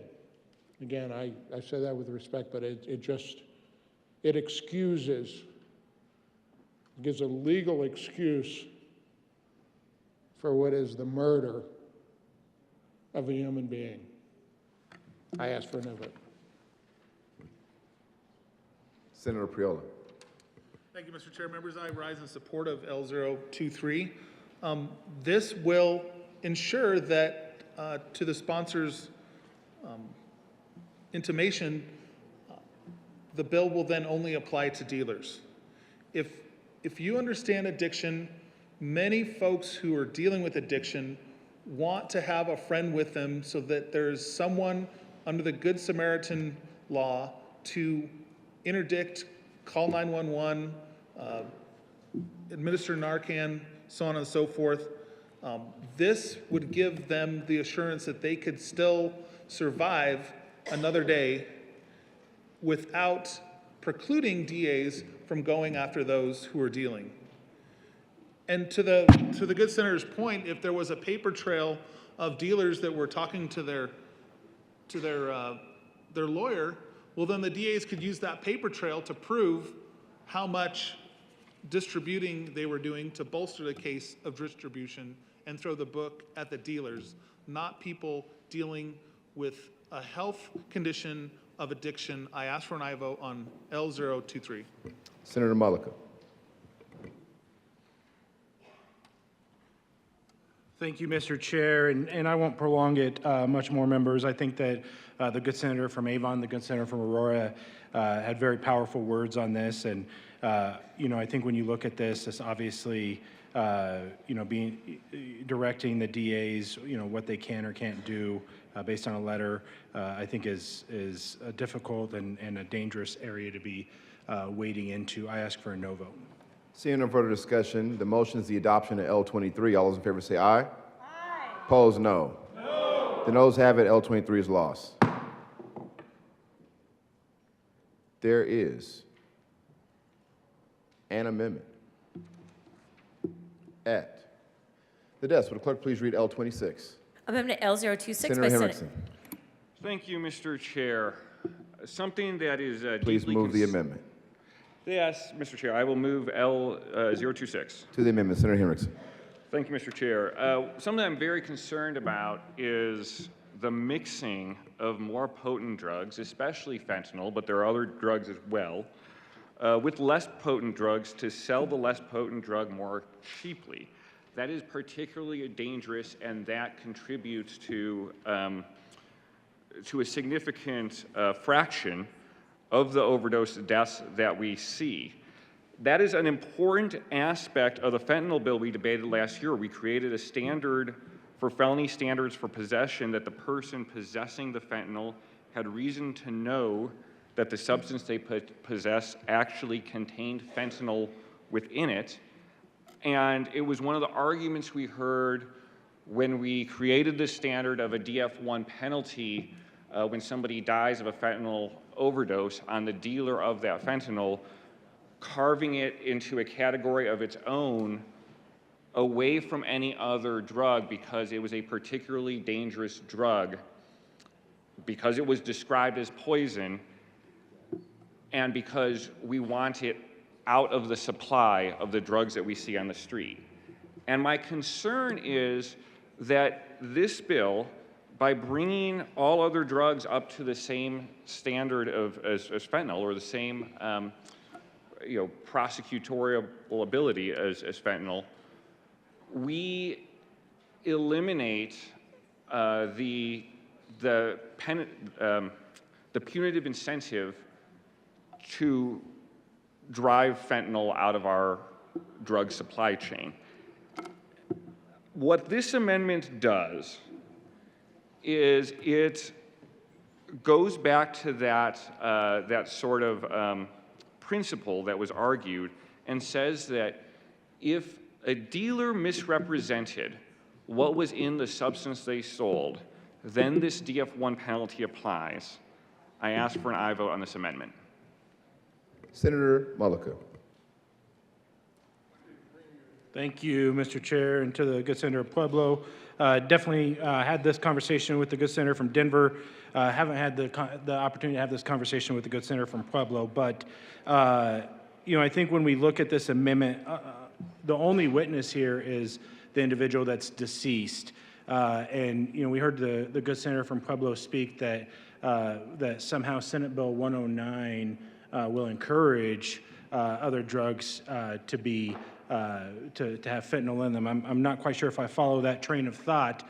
Members, people in our community are not just dying of fentanyl. They're dying of other drug overdoses as well. If it's heroin, if it's meth, if it's cocaine, they are still dying. And what this bill is saying is that that we should have those same penalties no matter if they're dying from a fentanyl overdose as if they're dying from a meth overdose or a heroin overdose. And so I'm not quite sure how 109 encourages fentanyl to be put in those other drugs. I think that it discourages it. But when we're looking at Senate Bill Amendment L026,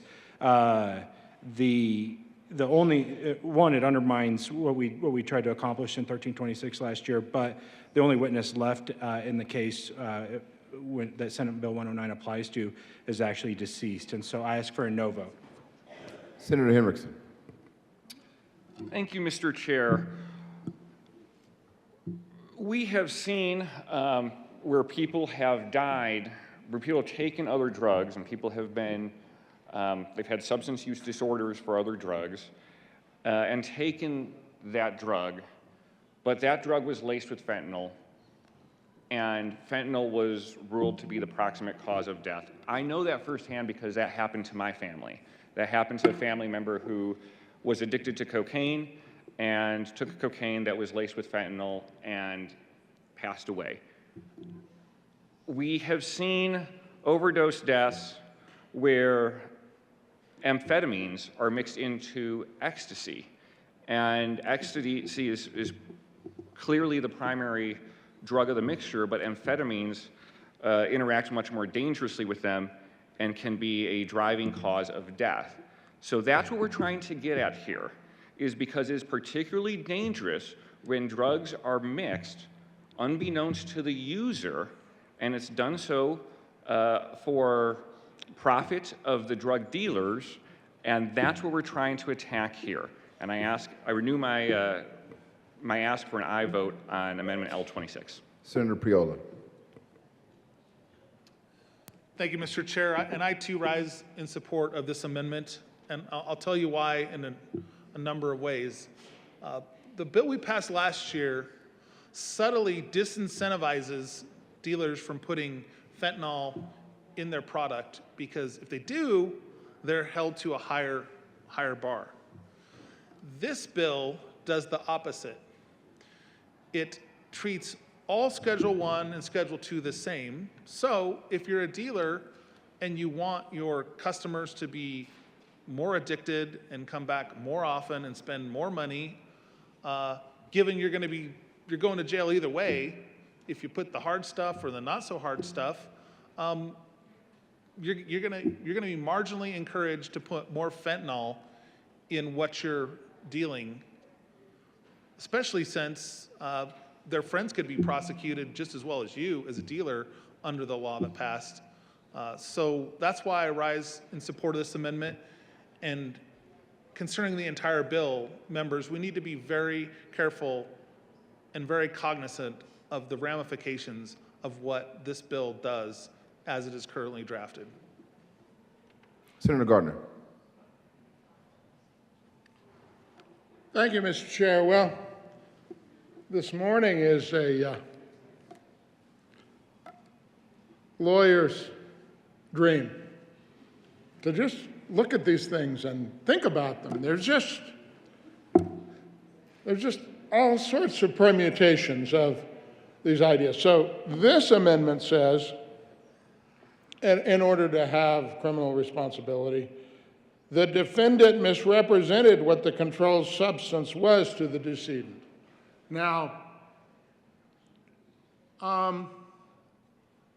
You know, in the commercial context, you go buy soda off the shelf, people are required to, they're required to put every last little thing down there, And, but drugs don't move in commerce like that, You get little blue pills, not that little blue pill, the other blue pill. And if you misrepresent what the pill is, then you're criminally liable. But if you don't misrepresent what it is, so let's see, let's talk about the factual problem. So this drug is sold to some people, and do they disclose sort of what the contents are? They might even refer to it by a slang name for which there's no legal definition. So have they misrepresented what the drug was? Wow. And, in the law, there's the concept of innocent misrepresentation. In other words, when I make a false statement, but I believe it to be true, this is an appellate lawyer's dream because the person who dealt directly with the deceased will say, well, I just got it from tier 2 in this drug chain, and they told me it was X, and that's what I told the person who died. I believed it to be that. I can see a whole appellate case about I'm not criminally liable, and the stakes are high because you're going to jail for a long time. So this is worth the appeal.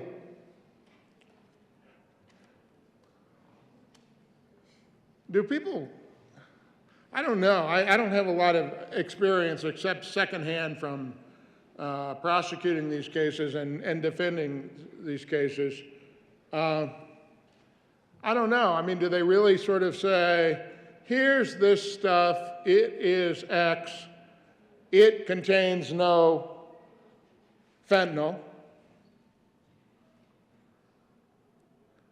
Or do they say, I got some good, I won't use those words here, you'll really get high with this, and it's okay.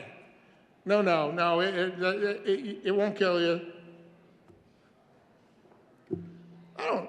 I don't think people even deal in drugs the way this amendment contemplates. Maybe because I'm a simple country lawyer, I'm just too naive to know how people deal in drugs, but I don't think they say guaranteed opiate, but not any opiate that might kill you in very small amounts. I think they say, I got some good, and you'll feel really good. This is better than anything I've ever dealt you before, and it's safe. By the way, saying it's safe doesn't misrepresent what the controlled substance was. As a commercial lawyer, I do primarily commercial work now, I guess I would say that what the drug dealer ought to do here is say, as he hands his drugs to the person, go, I transfer this to you as is, with no representation as to its contents. No warranty whatsoever and no representation as to its contents. Again,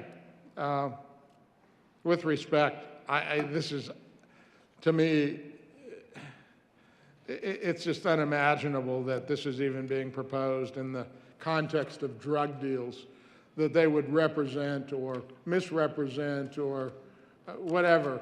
I guess I would tell you, the interesting thing that I tell anyone that would ever ever possibly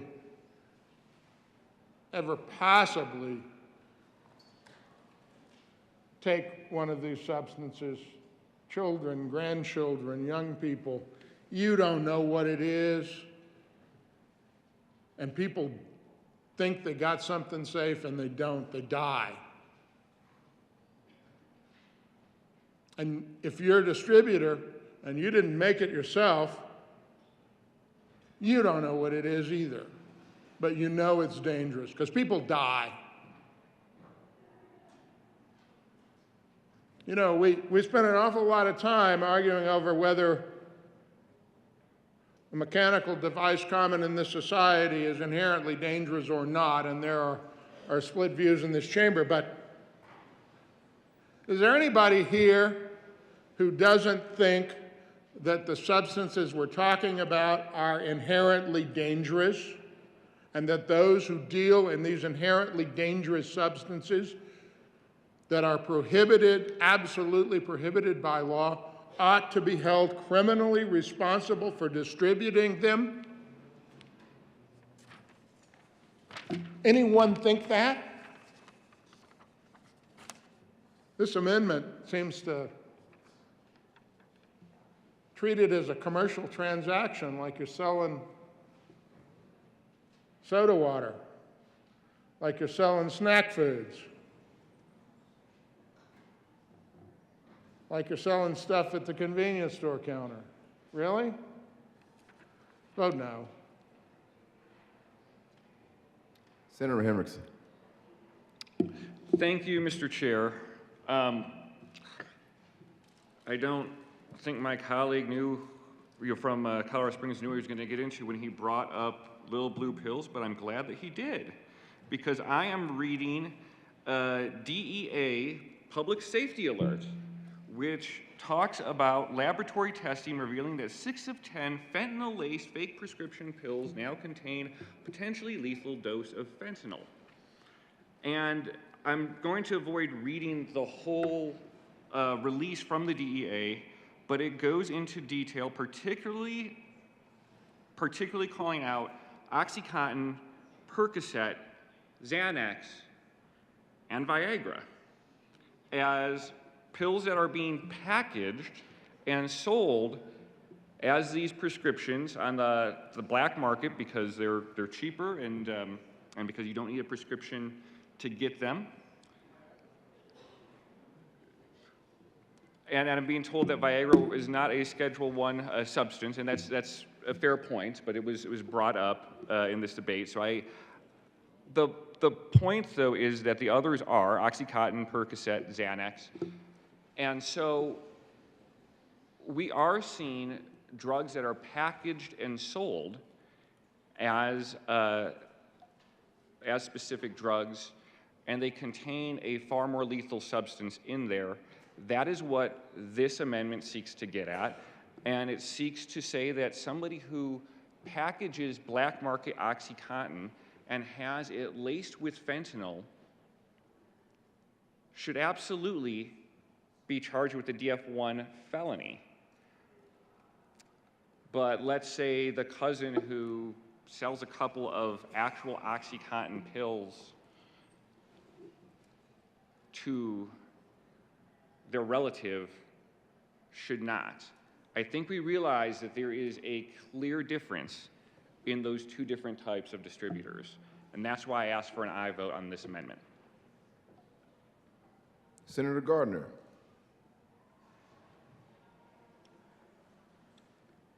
Thank you, Mr. Chair. Members,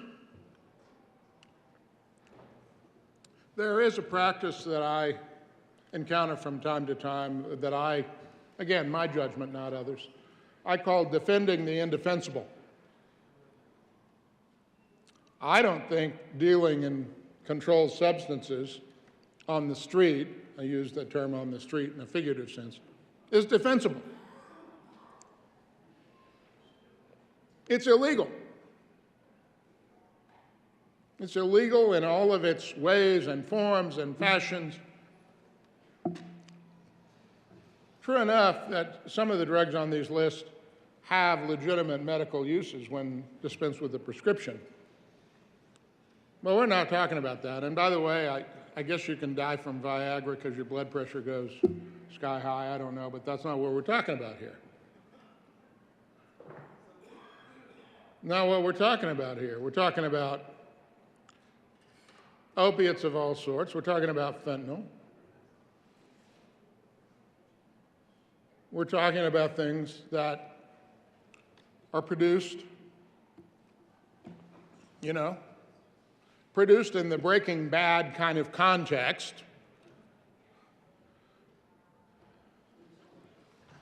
produced in a lab and based on what I read in the criminal justice reports these days, produced in a lab in Mexico under whatever, not under FDA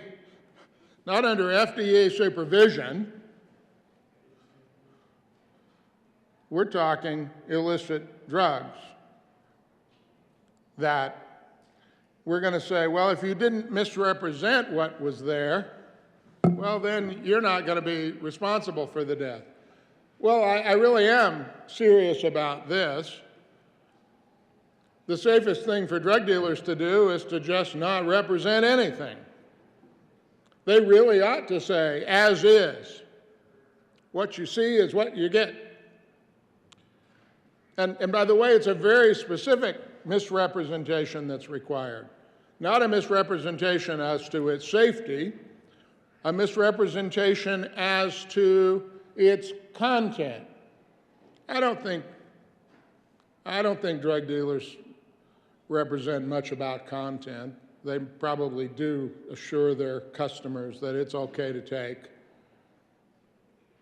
They might say it doesn't have X in it, and maybe it doesn't. Maybe it has something else that'll kill you, because there's a lot of stuff on that list that'll kill you.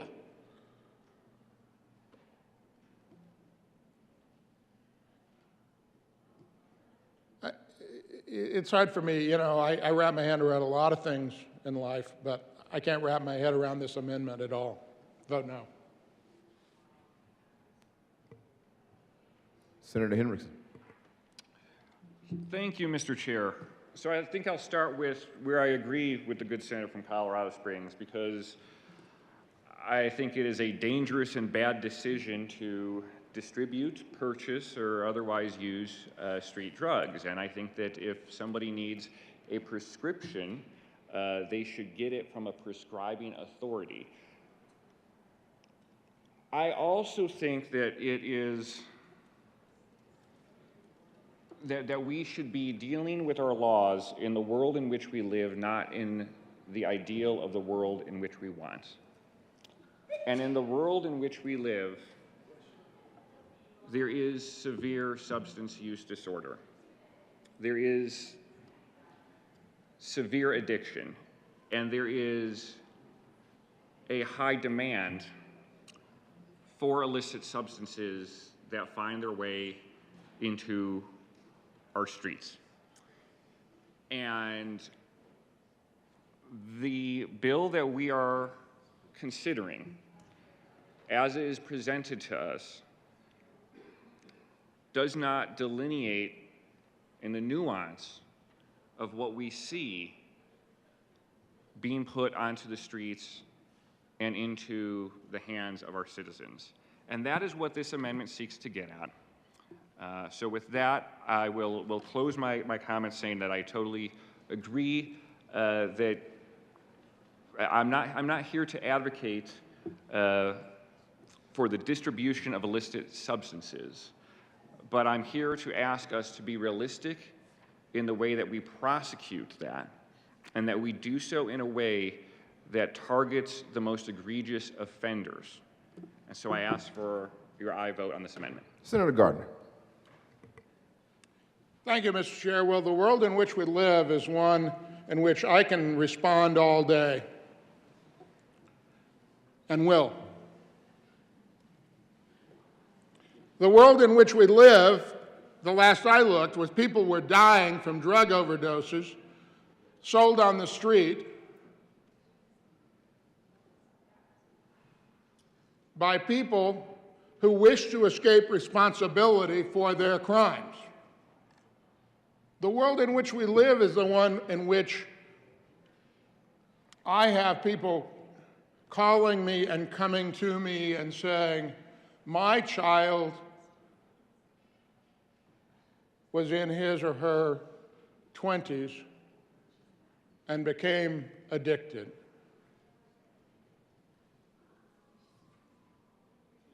And was given something that poisoned them.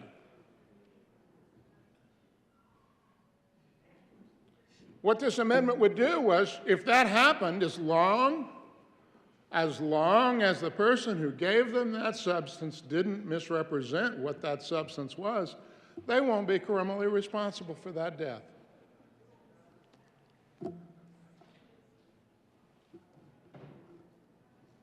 I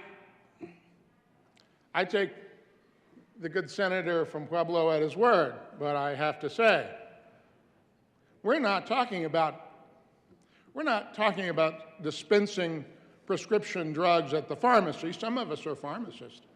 And they would never dispense those kinds of dangerous things without a prescription and without instructions and without cautions. And in fact, those professions have been under a great deal of scrutiny about how much is dispensed, where it's dispensed, how it's dispensed, to whom it's dispensed, all to deal with that abuse.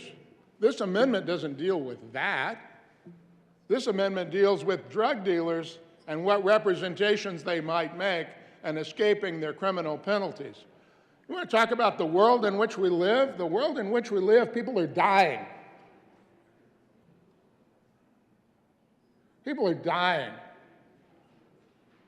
And they're tragic deaths. They're deaths that are unnecessary. And you know, I voted for a bill a couple of sessions ago, and last session as well, that had a great deal of harm reduction in it, because I think we need to do that. I know we need to do that for the sake of those who are addicted and enslaved to drugs.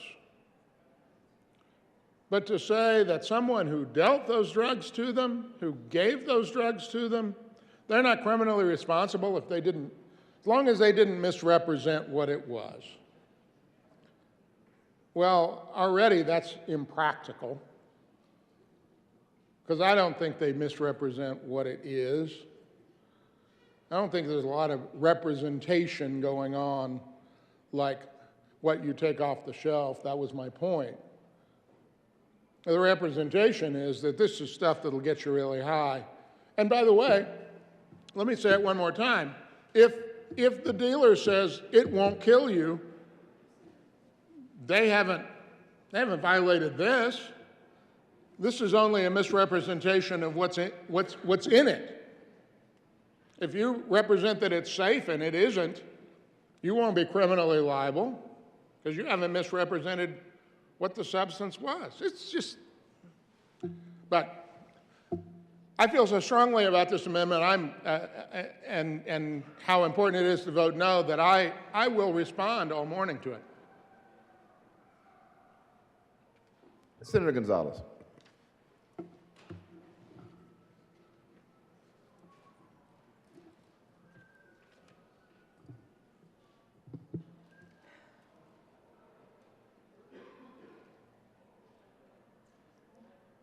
In your zeal to respond to the good senator from Colorado Springs, perhaps you didn't hear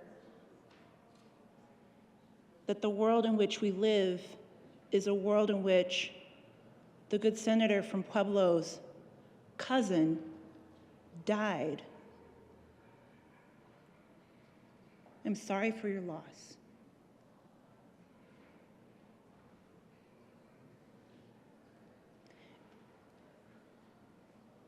And I understand and recognize and respect what is driving the intent behind wanting to bring forward this amendment.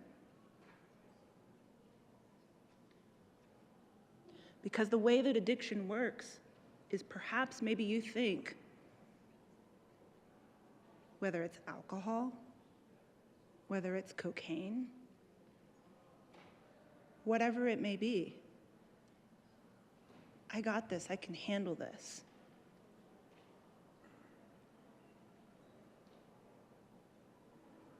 Now that we're no longer talking about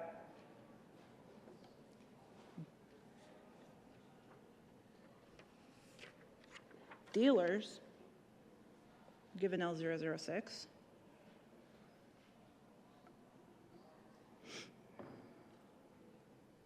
We're talking about folks who share, maybe at a party together.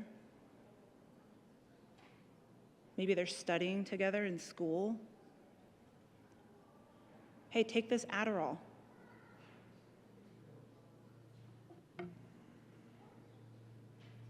And if someone knows intentionally that this is actually laced with fentanyl, they should be held to account. And if not, they shouldn't be. I ask for an aye vote. Senator Gardner. Thank you, Mr. Chair. Well, you know, many of us have quite personal experiences of losses of close family members, friends. And I suppose one can suffer one of those losses, as have I, and arrive at a conclusion that we ought not hold those responsible who gave them that substance, who manufactured that substance, who distributed it at Tier 1 and in Tier 2, or the person that lived in the same house they did that was the house dealer who put it in their hand ought not be held criminally responsible. And others of us reach the conclusion that when that close family friend, when their family couldn't save them because there were people that kept handing them that illegal, dangerous, death-causing substance, that maybe we shouldn't hold that person responsible because they didn't say, well, it didn't contain fentanyl, but it actually did. Bizarre.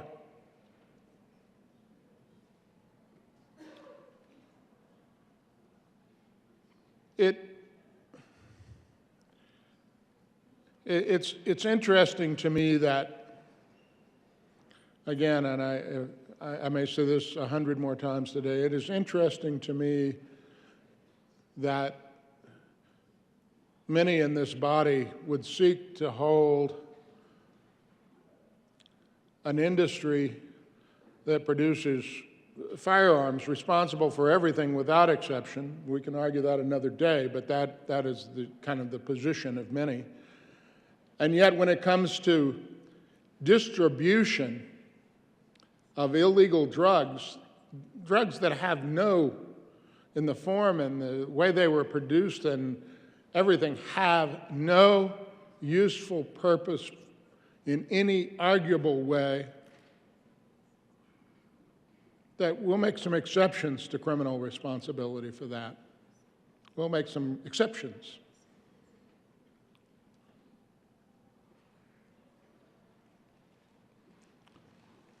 Members, vote no on this amendment. This you know, the senator from Avon said a while ago, however you feel about the bill, you should vote no on, and it was a prior amendment, I think, but this is the same. It's the same. However you feel about the bill, is this an exception that we ought to be making? That, well, you know, if you didn't misrepresent the drugs, if you didn't misrepresent what was in them, you're not responsible. I'm giving it to the addicted person who's under duress, who can't shake their drug problem. Maybe they don't want to. Maybe they've tried. A tragic situation. And the person who's handing them the drugs, hey, if they didn't tell you that it contained one of the things that killed you, and of course there'll be all sorts of arguments at the courthouse about what killed you, what killed the poor person. Vote no. Seeing no further discussion, the motion is the adoption of Amendment L026. All those in favor say aye. Aye. Opposed, no. No. The noes have it. L26 is lost. To the bill.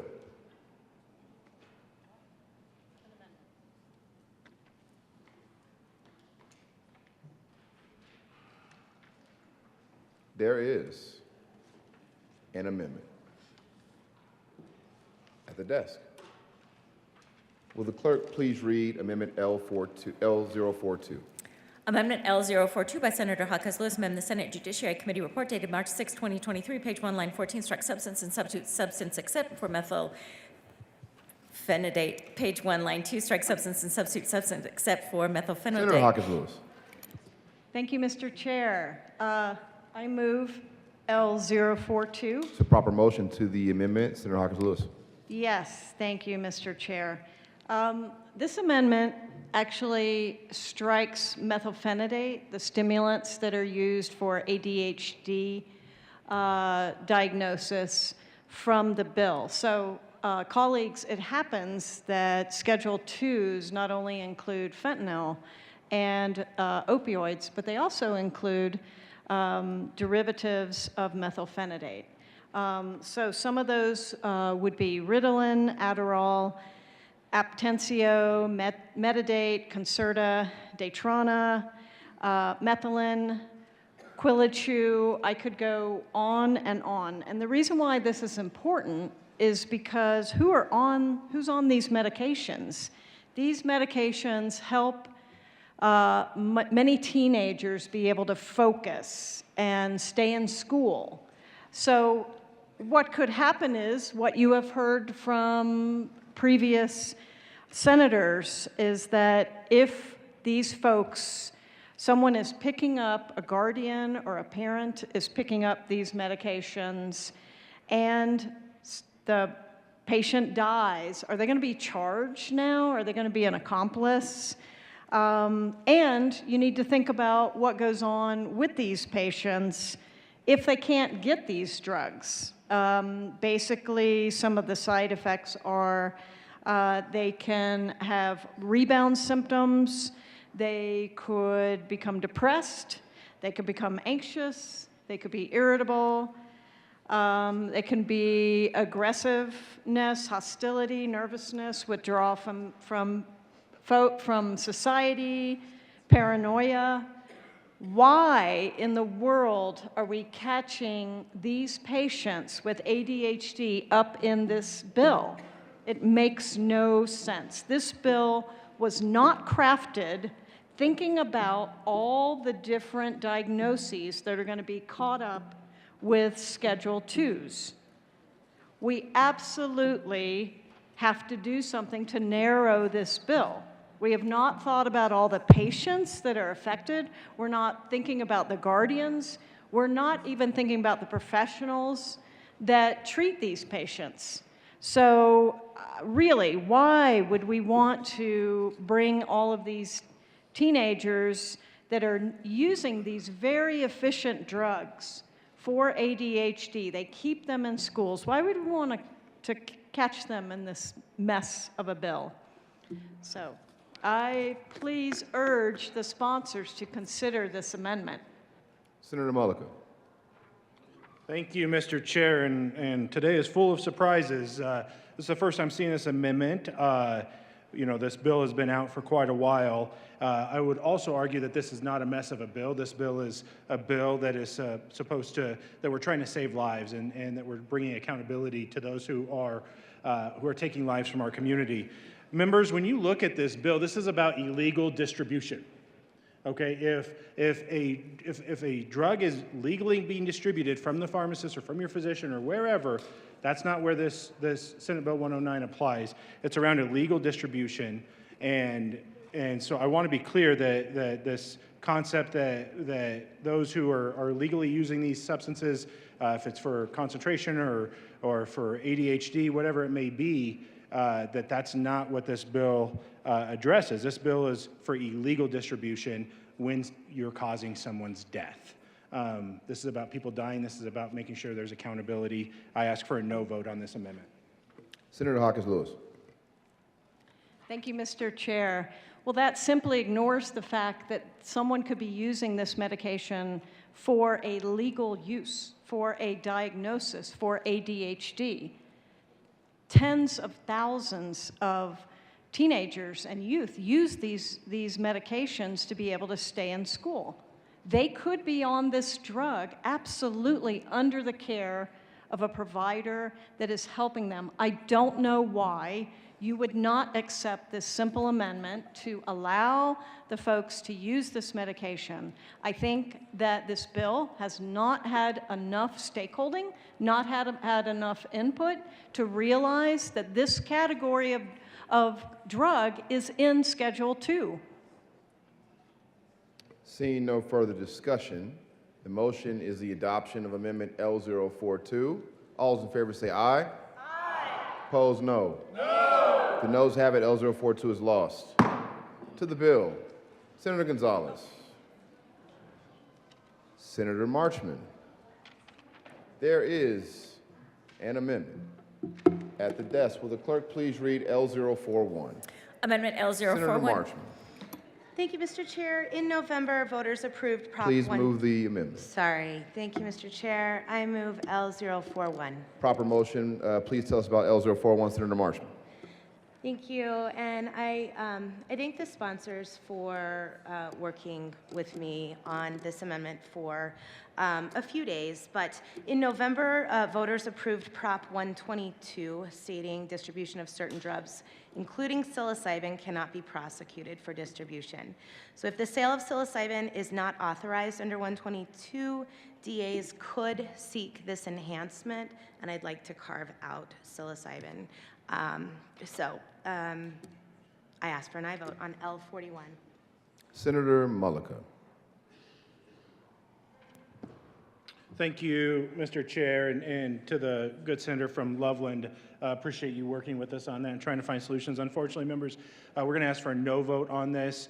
I think carving out and taking certain substances out is not the intent here. Obviously, if these substances are being legally used or legally obtained, that's a different story, but this bill is meant to address the illegal use and the illegal sale of those substances and if someone dies, and so I ask for a no vote. Senator Hawkins-Lewis. Thank you, Mr. Chair.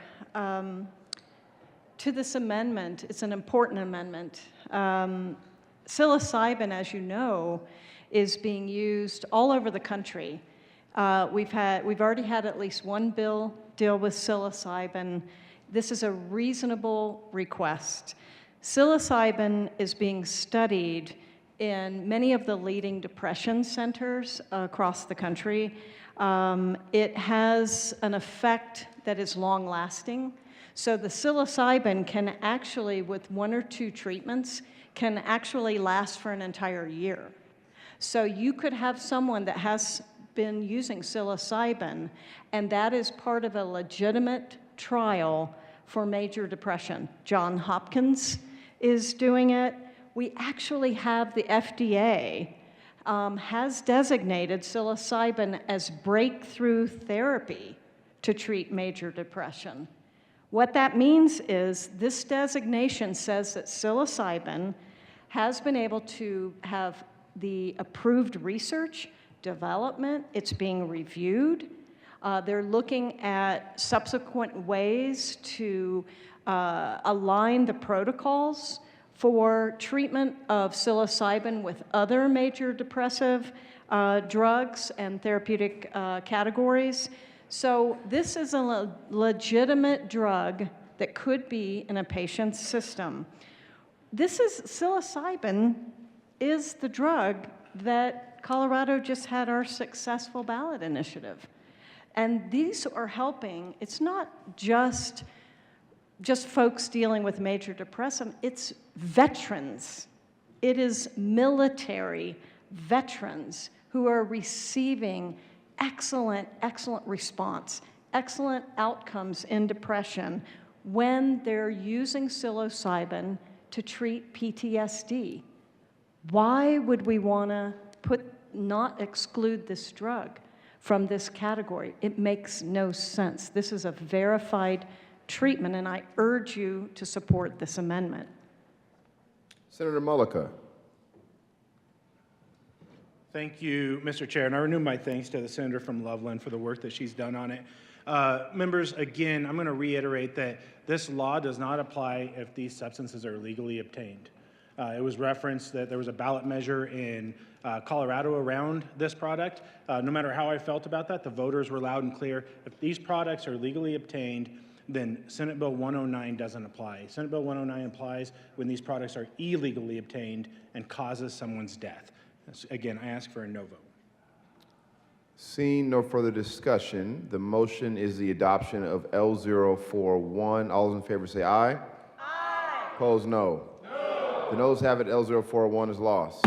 To the bill, Senator Gonzalez.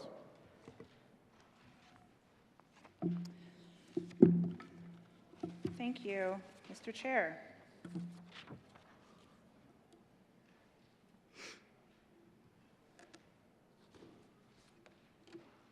I feel like I'm moving in here. I appreciate the discussion that we've had thus far on this policy.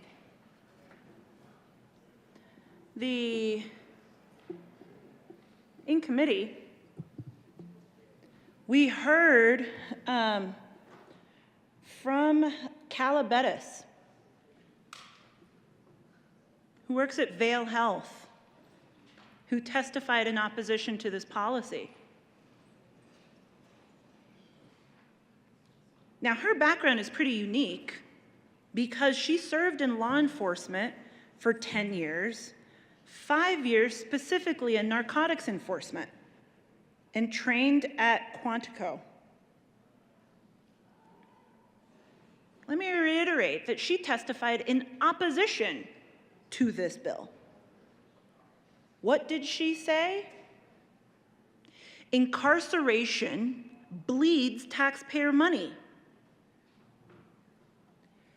She reminded us that treatment is underfunded in prisons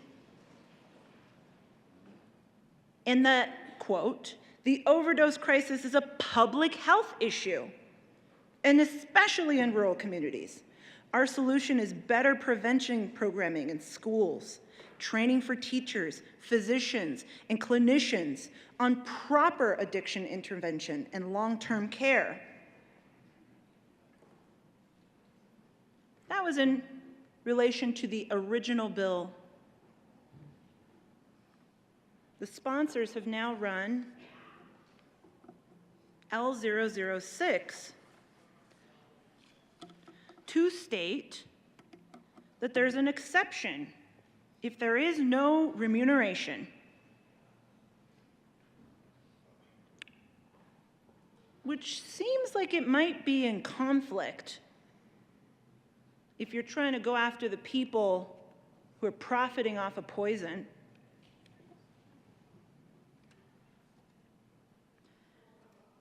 And so with that,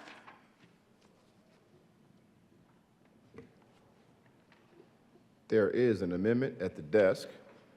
Will the clerk please read Amendment L014? Amendment Senator L014. Gonzalez. thank you, Mr. Chair. I move L14 to Senate Bill 109. To L14, Senator Gonzalez. Thank you, Mr. Chair. I actually see that L006, the proponent's amendment, and L14, this amendment, work in concert with one another and are not oppositional to one another. L006 is about the amendment that the sponsors offered, stated it's not a violation of this section if we're talking about distribution or transfer of the controlled substance if it's done without remuneration. L14 is an amendment drafted to ensure that there is exchange of dollars, exchange of,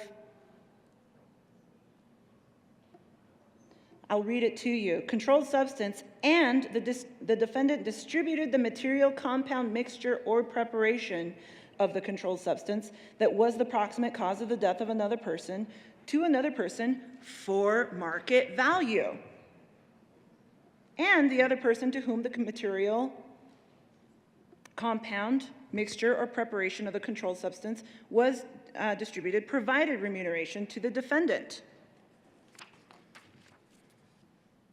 If we're going to go after kingpins, let's actually go after kingpins. Let's go after the people who are profiting off of poison. I ask for an aye vote on L14. Senator Mullica. Thank you, Mr. Chair. Members, when you dig into this amendment, you'll see there's a term market value in this amendment as well. I think it's tough to determine what is a market value of an illegal substance, and based on demand, what that may be. And so essentially if a drug dealer potentially sells under market value or above market value, this doesn't apply. And then how do you define market value? I made an attempt, and not sure if I got through every piece of statute, but trying to find what that definition of market value is, especially with a illegal substance, I think is tough. I ask for a no vote. Senator Gonzalez. Thank you, Mr. Chair. To the good senator from Thornton, I'm real glad you asked that, because there's an entire section in Title 16, Article 18.5, that speaks to restitution. Part of the determination of assessing restitution is quantifying fair market value. That's also borne out in case law. People v. Evans. Salud. And I'll also point folks to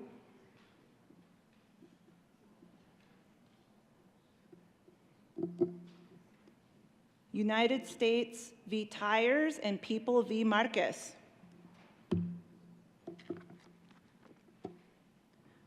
For the individuals who will prosecute these cases, they are well aware of both the statutory requirements and the requirements borne out in case law. Again, I ask for an aye vote on L14. Seeing no further discussion, the motion is the adoption of L14. All those in favor say aye. Aye. Opposed, no. No. The noes have it. L14 is lost. To the bill, Senator Gonzalez. Thank you, Mr. Chair.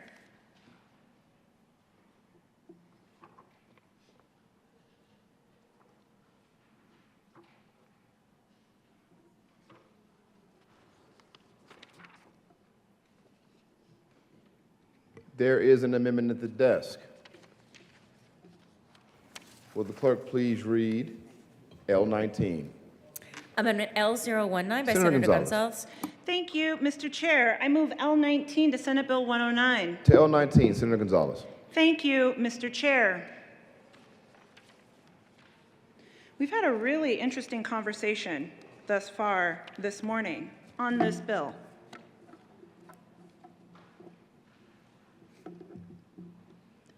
We heard in testimony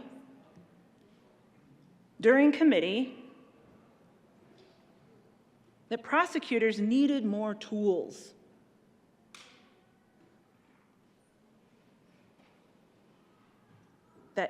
Isn't it horrible that these drug dealers are selling to children?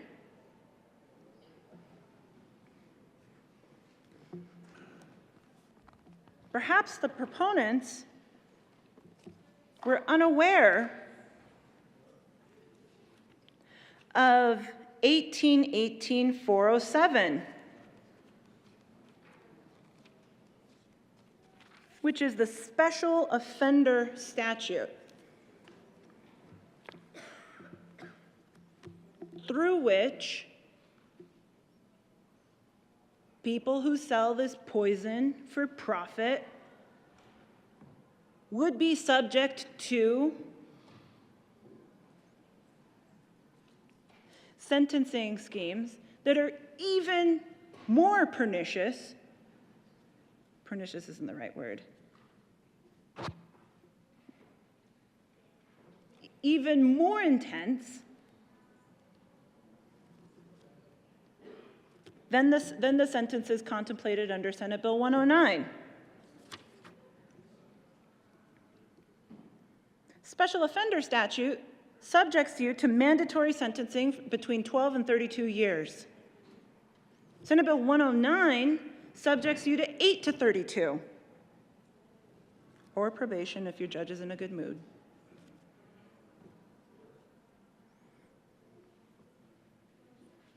There are scenarios under which,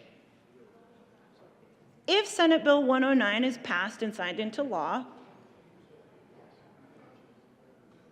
a prosecutor could charge both under Senate Bill 109 and special offender, and then subject that defendant not to 32 years, but to consecutive sentencing for a total of 64. What L19 asks the DAs to do is just to pick one. Prosecute under 109 or prosecute under special offender status, but not both. I ask for an aye vote. Senator Mulliken.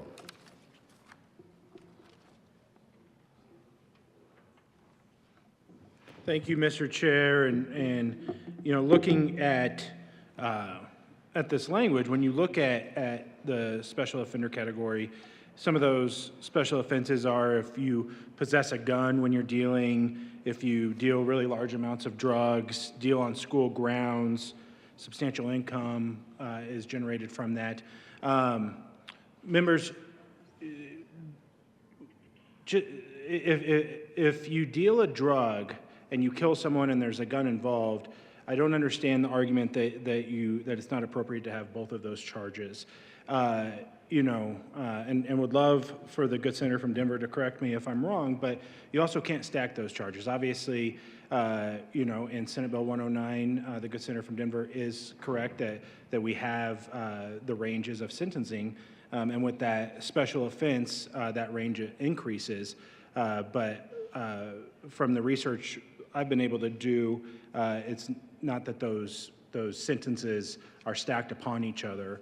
It's one or the other.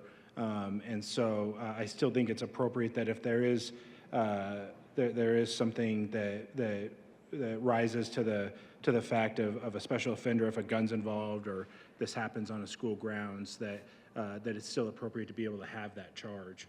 And so, and in addition, if what you were doing in dealing that drug killed someone, that Senate Bill 109 also comes into play. So I would ask for a no vote on the amendment.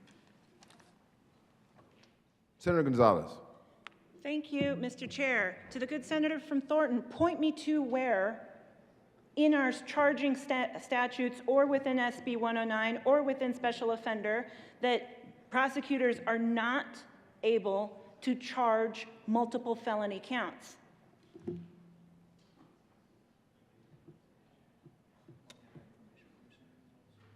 Senatorial 5. Senatorial 5 has been requested and granted.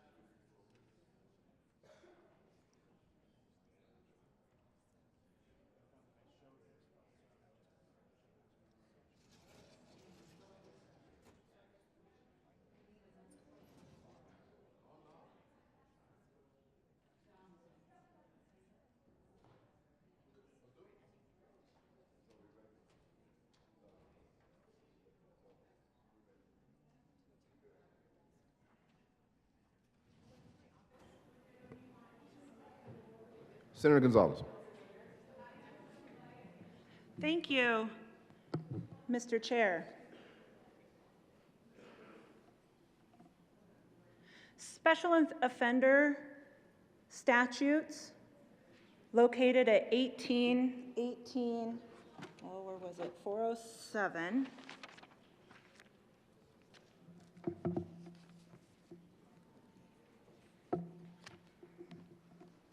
People convicted under that provision are subject to mandatory sentences of 8 to 32 years in prison. L19 would clarify that if an individual is charged with drug-induced homicide under the tenets of the proposed Senate Bill 109, that they not be subject thereafter to these mandatory sentencing provisions. I renew my call for an aye vote on this amendment. Senator Mullica. Thank you, Mr. Chair, and we were able to find that piece of statute that specifically says that the sentencing can't be enhanced twice. I think members, the problem with this amendment is that we're saying that if there's a gun involved, or let's say this happens on school grounds, or some other scenario that qualifies for that enhancement, that we shouldn't have the ability to do that, which I think it can be some very serious cases. I think that I want to be clear that current law doesn't mean that we can stack those sentences and that you stack them on top of each other, but I think that we need to have the ability to address those serious areas if, for example, a gun's involved or something happens on school grounds, that we need to have the ability for special offenders. And this amendment basically states that you have to choose one or the other, and I'm not convinced that if there is, for example, a gun involved, that we should have to choose if there's one or the other. I think that we need to have the ability to hold individuals who are harming our communities accountable. I ask for a no vote. Senator Gonzalez. 1818-407 doesn't require an individual to die in order to be prosecuted. So, first and foremost, law enforcement and the district attorneys should be going after the individuals who are causing this harm by dealing next to schools, by dealing alongside with guns in the first place, instead of waiting for an individual to die and then pursuing the drug-induced homicide policy that the good senator from Thornton and the good senator from Peltonville are proposing. And so for that reason, again, I renew my ask for an aye vote to this amendment. Seeing no further discussion on L19, the motion is the adoption of L19. All those in favor say aye. Aye. Opposed, no. No. The noes have it. L19 is lost. To the bill, Senator Gonzalez.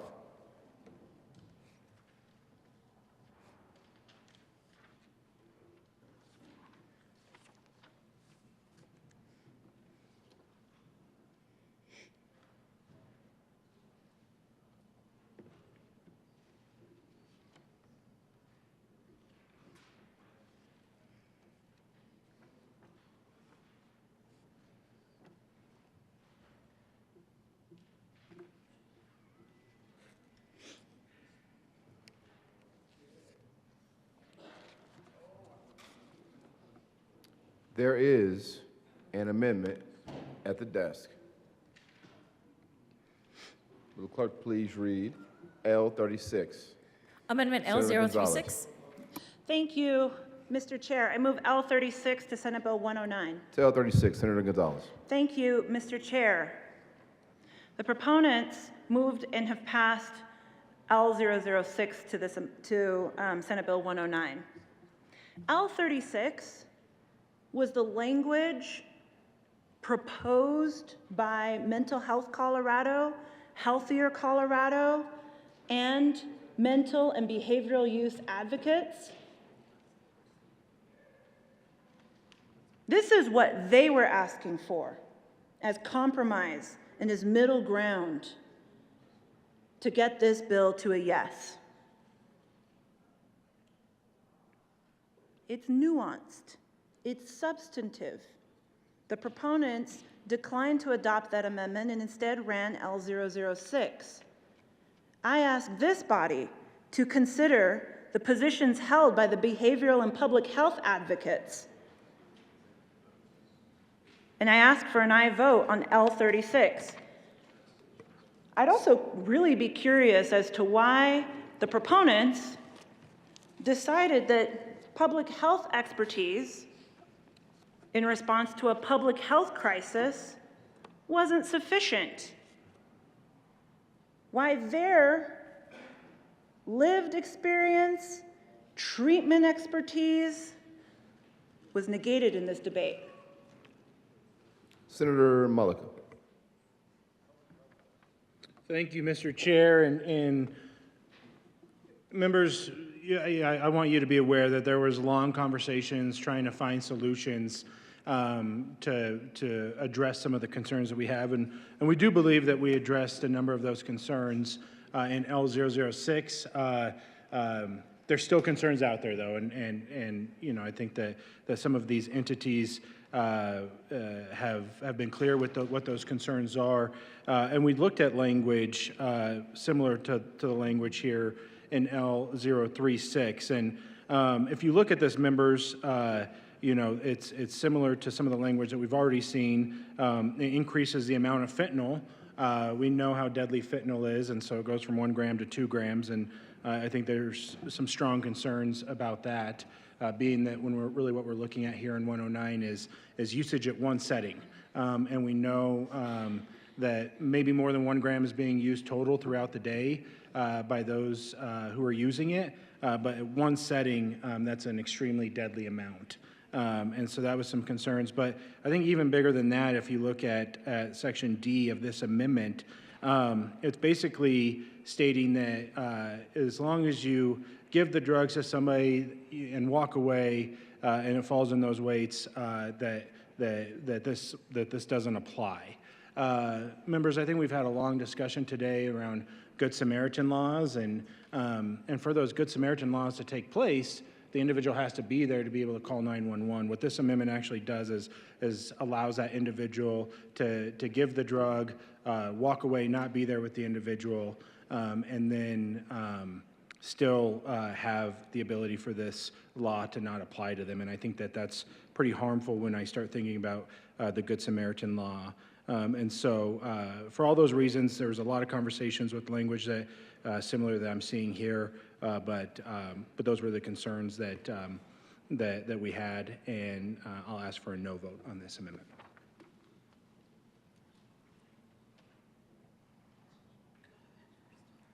Senator Piola. Thank you, Mr. Chair. Members, I rise in support of L036.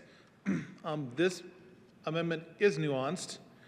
It separates for law enforcement and draws a clear line where they can still go after dealers. They can dissuade dealers from selling and distributing this poison in our neighborhoods, but it doesn't allow them to throw the book at and make an example out of someone who is dealing with a health issue, who is addicted to a substance and needs help. They need interdiction help. They need rehab. They don't need to be drugged through the court process, drugged through the legal process, drugged through arrest, spending time in jail, so on and so forth.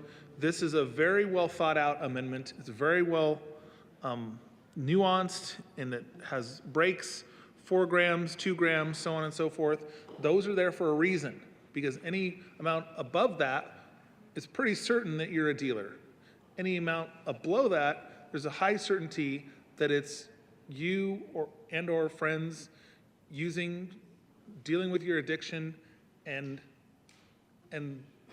it takes away the ability of DAs to make examples out of people that are struggling with health issues, and that's why I asked for an aye vote on L036. Senator Gonzalez.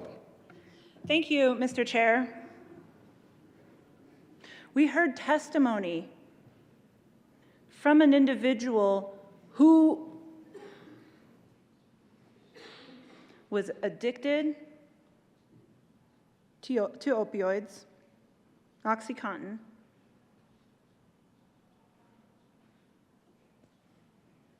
and she and her friend started using OxyContin in high school. Justin, the friend, was arrested often, was attempting to address their addiction,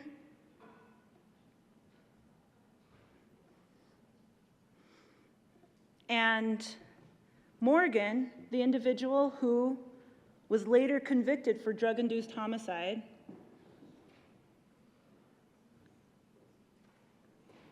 got Justin some pills to try to help them wean themselves off. It was an act of care in a weird way. Salud.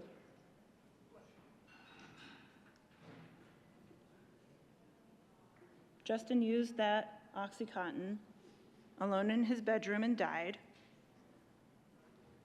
And Morgan testified that her belief and perspective was that this is the first time in his life, was upon his death, that he was treated as someone who was navigating addiction. He was treated as a victim. You know who else who testified? Ember Gren, Justin's mother.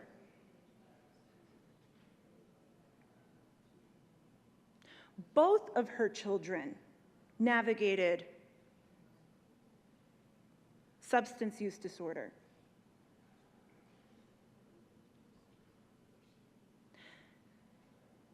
Her testimony said, the one for both of her kids who navigated opioid addiction, the one who's still with me got treatment.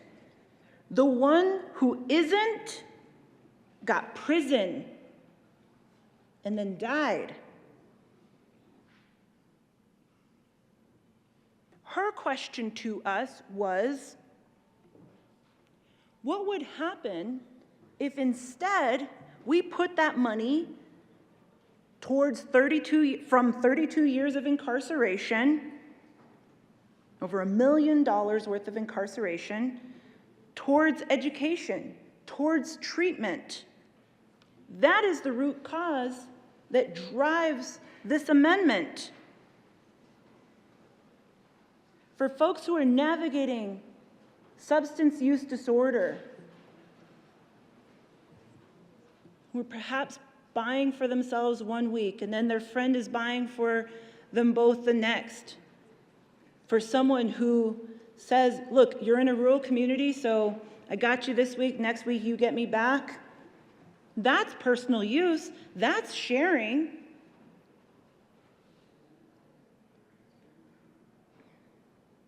I ask for an aye vote on this amendment because this is the request of behavioral health, mental health experts, addiction experts, doctors, public health experts, people who work alongside folks experiencing homelessness. This is their request.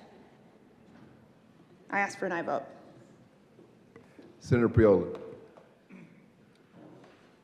Thank you, Mr. Chair. And members, the good senator from Denver brought up another thought related to this amendment and why this amendment is so well thought out and well crafted and will really help.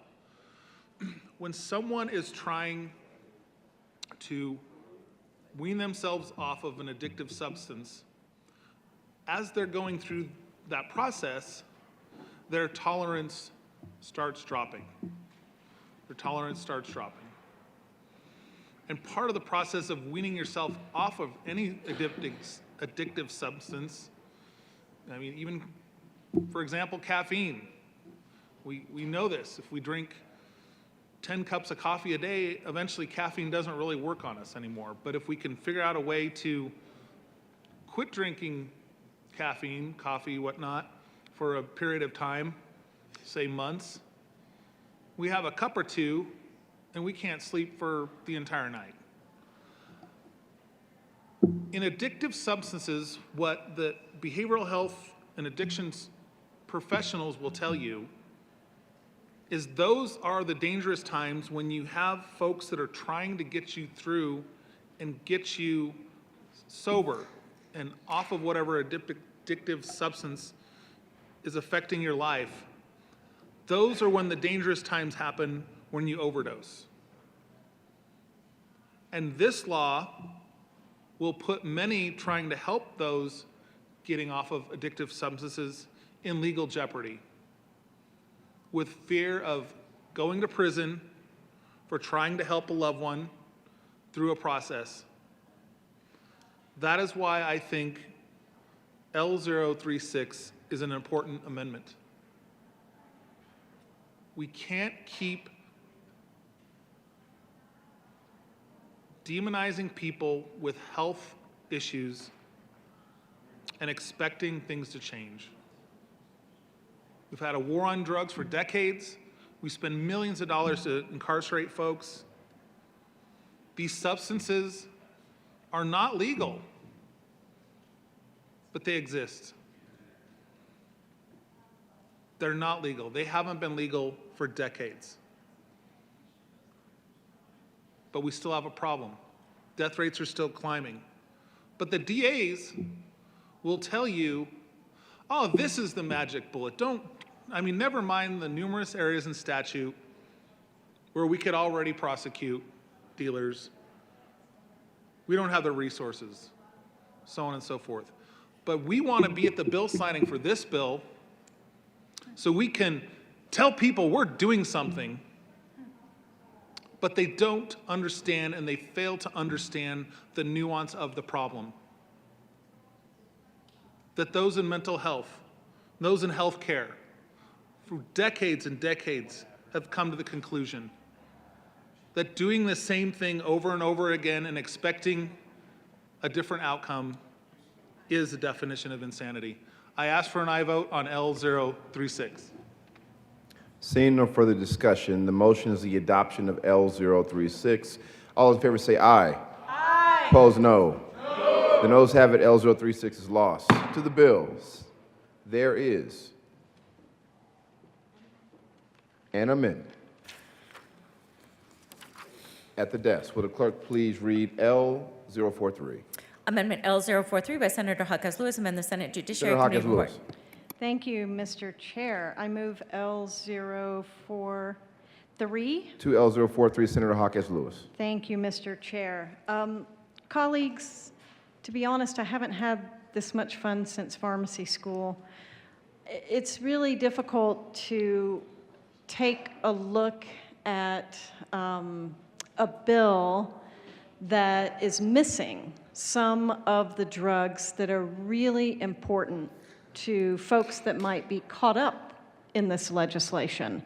And we missed the boat on trying to exclude the ADHD drugs, and we do know how many people use that.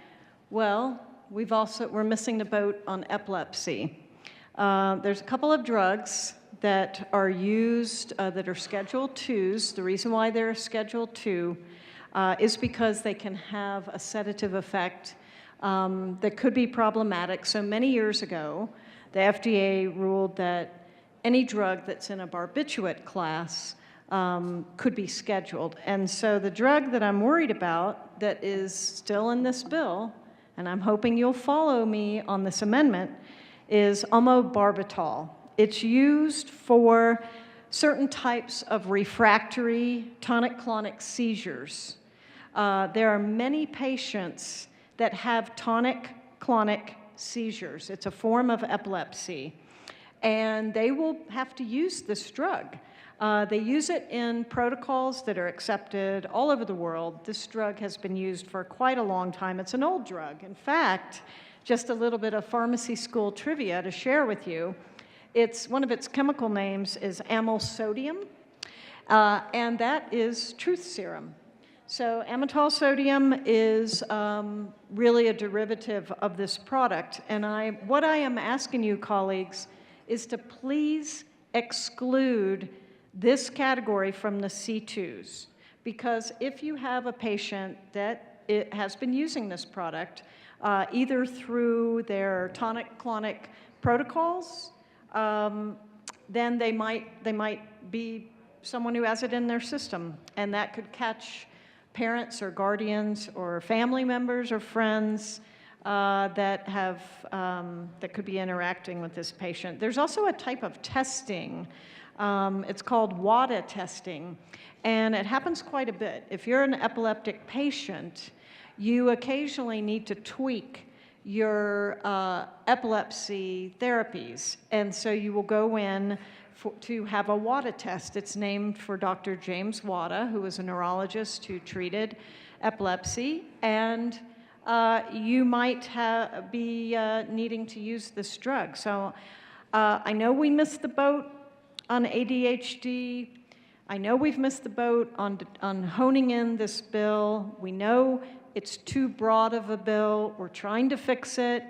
I wish that we could accept some of these amendments to try to narrow the scope of this bill, but certainly epileptic patients, I think, should be really kept out of this bill. So I urge an aye vote on L043. Senator Mullica.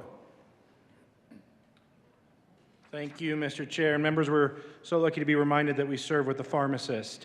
Again, members, I think that what we have to realize with Senate Bill 109 is if those drugs are illegally obtained, if somebody sells those drugs illegally, if you're using these drugs, if you need a drug for epilepsy, if you need a drug for ADHD like we discussed, we can go through all of the drugs. But if those drugs are legally obtained for a medical purpose, Senate Bill 109 does not apply. I ask for a no vote. Senator Gonzalez.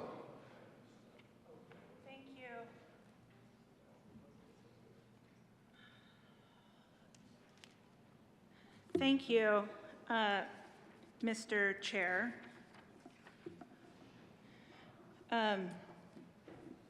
The good senator from Thornton says that if these drugs are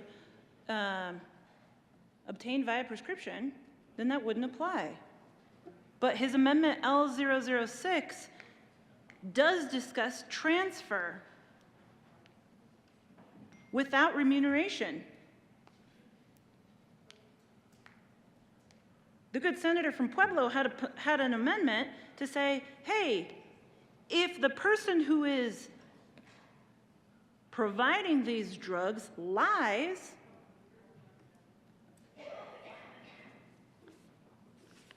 that should be an important fact to ensure that the individual is held to account and prosecuted.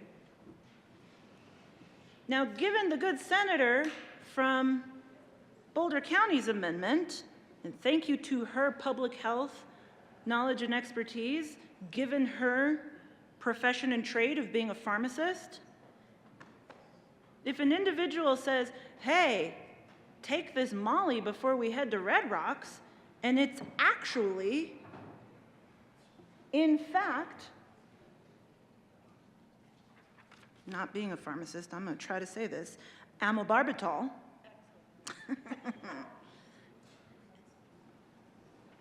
Seizure medication, and not in fact Molly, and the individual dies,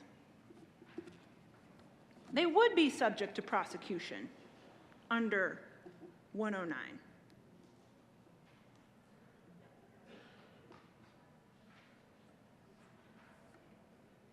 Now, let's imagine another scenario under which an epileptic and their friend who is navigating addiction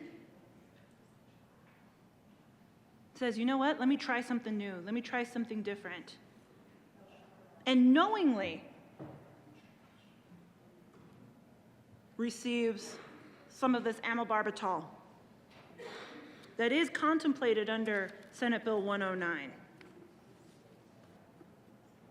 That would be an illegal manner to obtain this medication without a prescription.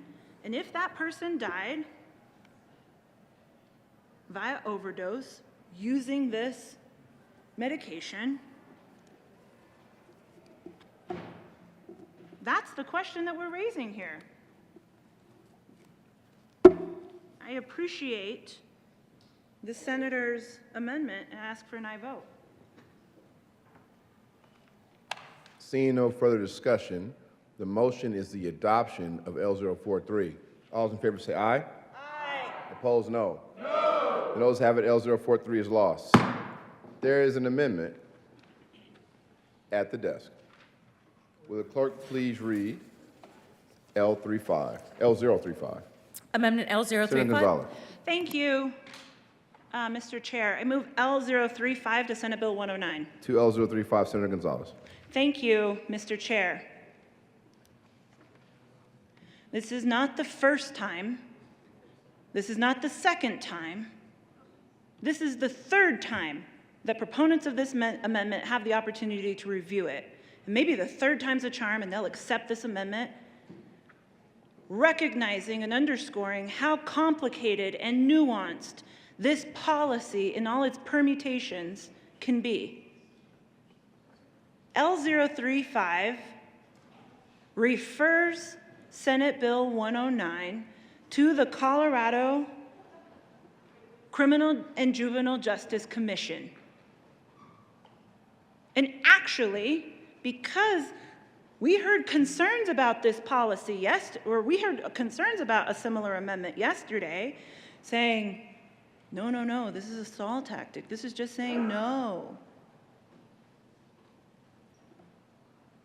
As you all can see, given the conversation that we've had today, this is quite a nuanced policy that involves judges, prosecutors, defense attorneys, victims' families, public health experts, adults and juveniles.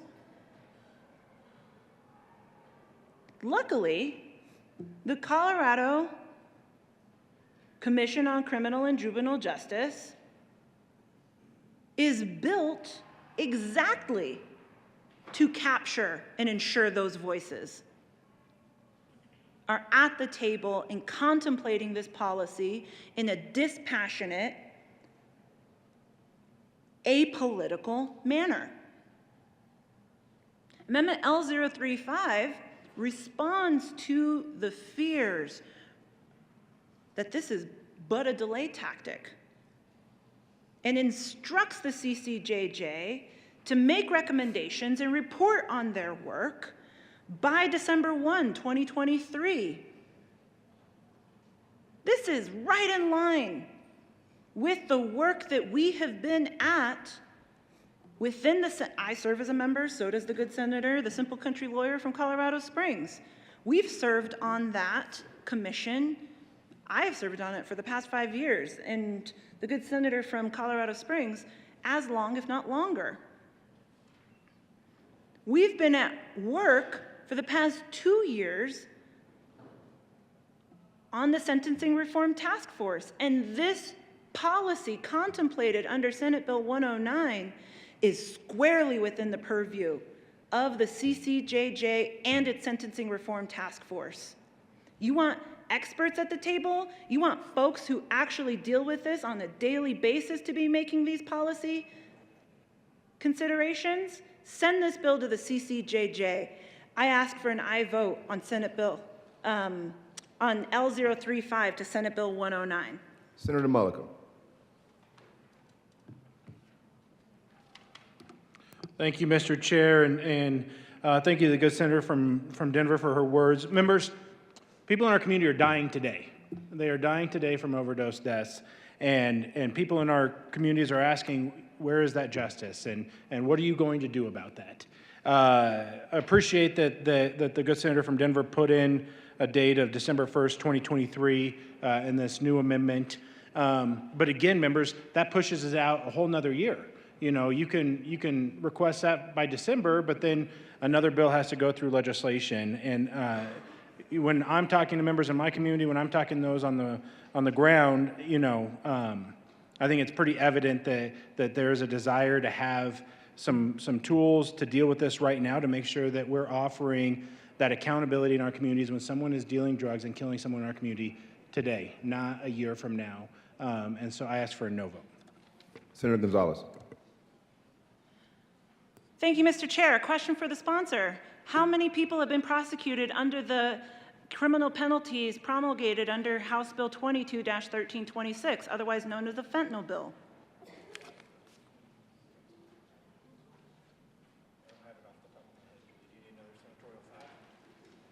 I actually know the answer because we heard it in committee. 6 people. 6 people.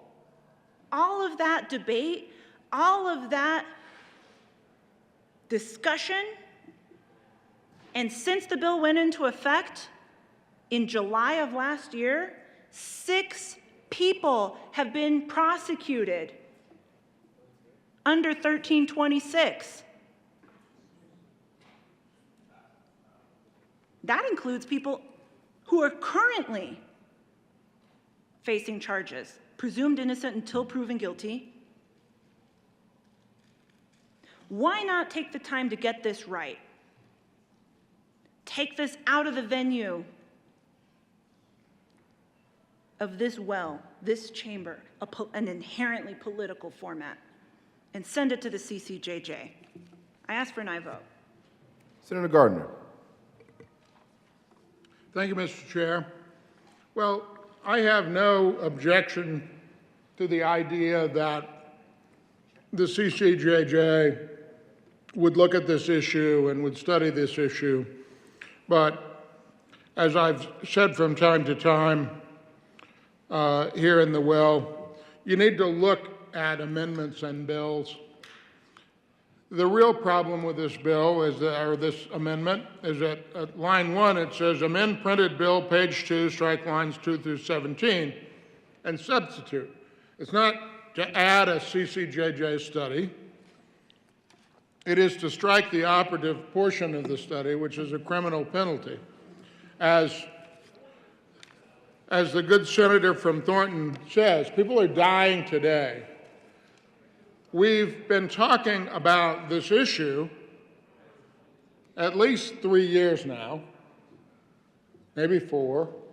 I mean, intensively. I think we've always had discussions about it, but we've been talking about it intensively for 2 and 3 years now. You know, if the CCJJ had time to get to this, I guess they would have gotten to it. And I say that with respect because there's a lot of work there. So if there were an amendment that didn't strike the operative part of the bill and just asked for a CCJJ study into this as we move forward, including how this particular bill is working and is it accomplishing what we think we want it to do, that would be great. But that's not what the amendment does. The amendment strikes the operative part and tries to substitute a study at CCJJ for what, the next 2 years while people die? I ask for a no vote. Seeing no further discussion, the motion is the adoption. Division has been called.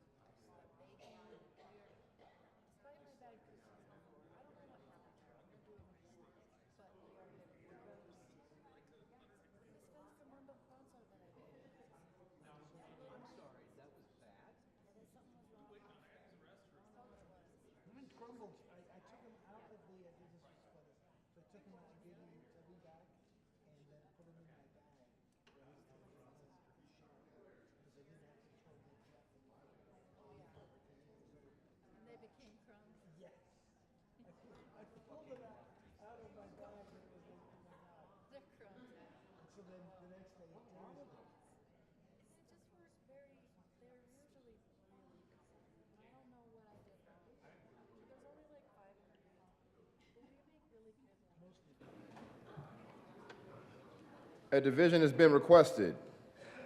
All those in the chamber not entitled to vote, please be seated.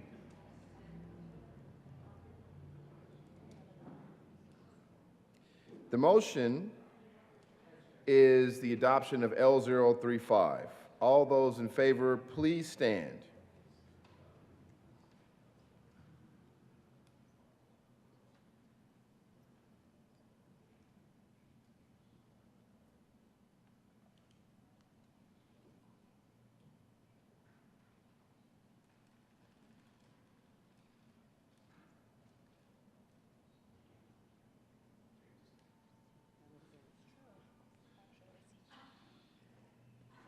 Please be seated. All those opposed, please stand.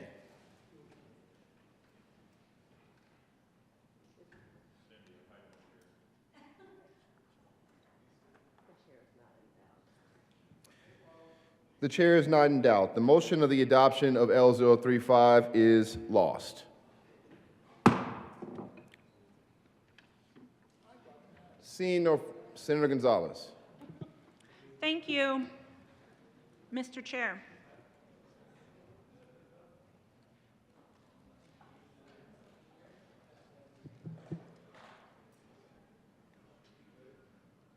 What that amendment demonstrates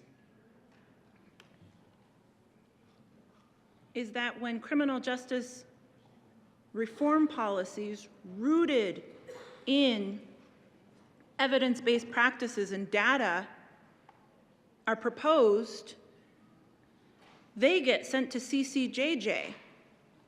When DAs want a bill, they get to bring it straight to the floor.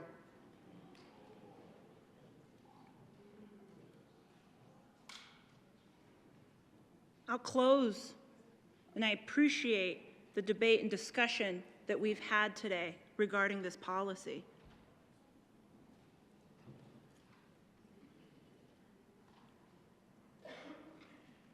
I'll close with the testimony from Dr. Brian Adenoff, testifying on behalf of the Psychiatric Society with over 40 years of experience treating people, navigating substance use disorder. He said, over my 40-year career, I can show you the data that harm reduction and behavioral and mental health treatment saves lives, and drug-induced homicide policies do not. He asked during his testimony for the proponents of this measure to produce one shred of evidence that 109 will lead to people, will lead to more lives being saved. I open this debate asking the question, who's to blame?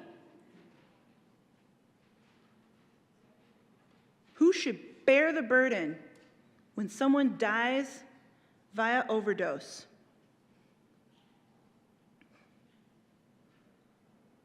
"109 is vengeful.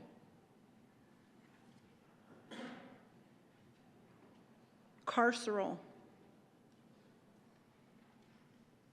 Not rooted in the strategies and data that we know work.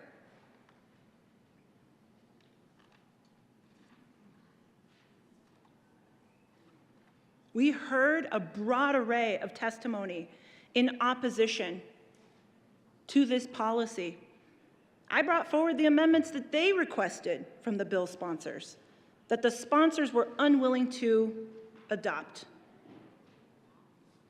They continue to stand in strong opposition to Senate Bill 109. I'm talking about Mental Health Colorado, Healthier Colorado. I'm talking about the Colorado Coalition for the Homeless. I'm talking about a broad array, both here in the metro area and across this state in rural communities alike, of folks who are in opposition to this policy. It is standing alongside them that I ask you to vote no on this harmful bill, a bill rooted in anecdotes and not data. Last year, proponents said fentanyl is not a drug, it's a poison.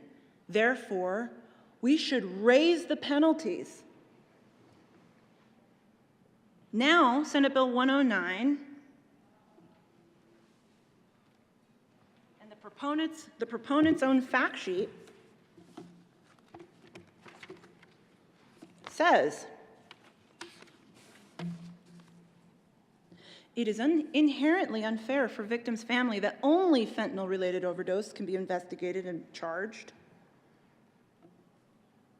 And so this bill seeks to raise the penalties to those that we contemplated for fentanyl last year.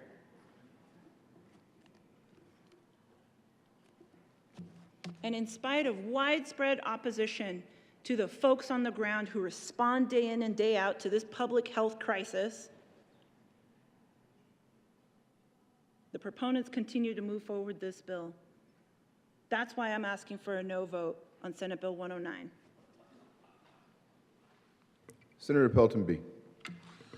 Thank you, Mr. Chair. I just want to go over some more numbers. Drug overdose deaths in Colorado. In 2020, 1,477. Fentanyl related that same year were 540 of those. That means 937 deaths, overdose deaths, were something other than fentanyl. In 2021, 1,881 overdose deaths in Colorado. In 912 of those were fentanyl. That means there's 969 other than fentanyl. Colleagues, here's what I can tell you, and this is coming from Logan County Commissioner. I was a Logan County Commissioner for 6 years. And in 1 year, we had to take 68 kids from their home due to methamphetamine. When you get that phone call in the middle of the night and you say, and your Department of Human Service Director says, Byron, I'm sorry to wake you up, but we just had another two parents pass away, and we have 4 of their children in foster homes now. We need to do something now. I am so grateful to the senator from Thornton for getting on this bill with me, because my community needs help. The Northeast corner has a methamphetamine problem, and it's only getting worse. When these things happen to us, when these dealers and their criminal behavior are out there killing people, we need to hold somebody accountable. I want to thank you for the debate. I want to thank the good senator from Denver, and I ask for an aye vote. Senator Gardner. Thank you, Mr. Chair. Colleagues, the debate on the amendments for this bill highlight the fact that there are 2 distinct views of what to do about this problem. The overall problem of drugs in our state and our country as a whole. One view is that this is, and they're not mutually exclusive, might I say, but one view is that this is a disease, this is an addiction, and we need to do everything we can to help those who are addicted. But here's where the rub comes, including ensuring that they have access to the drugs to which they're addicted, and that we do not punish those who provide them the drugs to which they are addicted, even if the provider of those drugs in doing so is the proximate cause of their death. Kill them. The other view is that people who are addicted are afflicted with a terrible sickness and addiction. The problem is both physiological and psychological, and breaking the cycle of addiction is extremely difficult, maybe impossible for them. Certainly impossible without a lot of help and support. And on that side is the view that it doesn't help them. In fact, it is to their detriment. The reason that their addiction continues is because there are people supplying the drugs to them, and that the suppliers of these drugs ought to be held responsible always, and particularly responsible when their distribution causes death. Now, in so many ways, we're voting on the Judiciary Committee report and not so much the original bill, because, you know, the original bill was incredibly simple. It said, you know, you committed a level 1 drug felony and were subject to the mandatory sentencing if you sold, dispensed, distributed, or transferred any quantity of controlled substance or any material that contains any amount of controlled substance, and the sale, dispensing, distribution, or transfer is the proximate cause of the death of another person. Well, comes to judiciary, and there's an amendment, and the amendment waters that down, and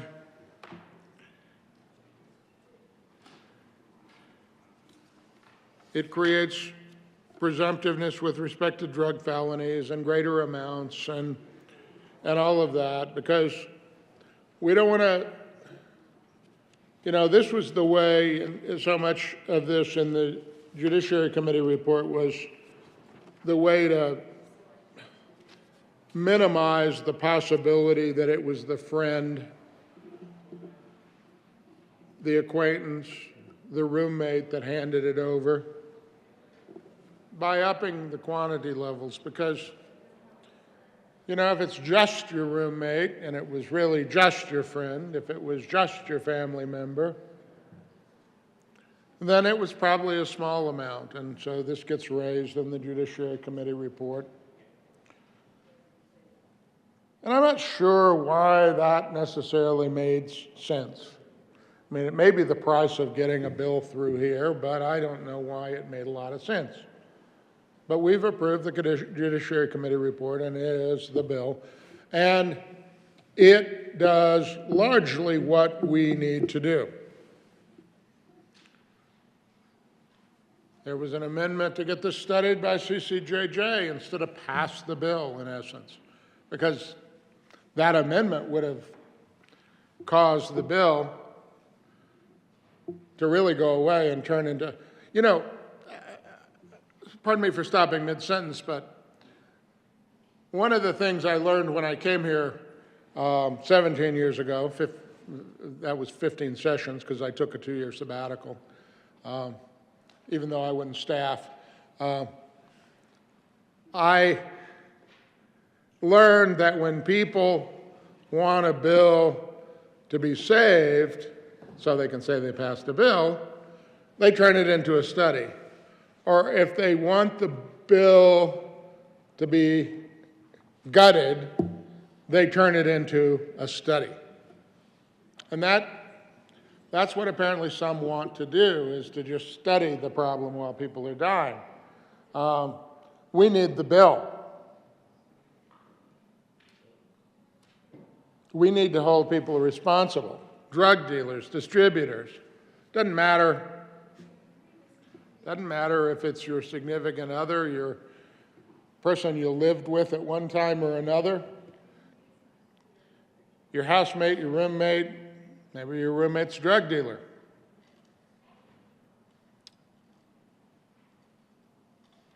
Drug dealers have roommates too. And I don't think they're terribly careful about whether they kill their roommate or not. Then we had efforts to limit this bill in a way that, you know, it would only apply if someone misrepresented what was being sold, and fortunately that was rejected. Because the people who are committing this crime are not people who say, well, I'm going to sell you this stuff, and it's, you know, by weight it contains this, you know.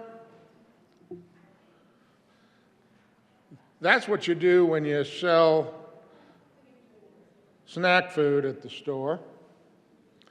That's what you do when you sell feed for cattle. That's what you do when you sell baby food.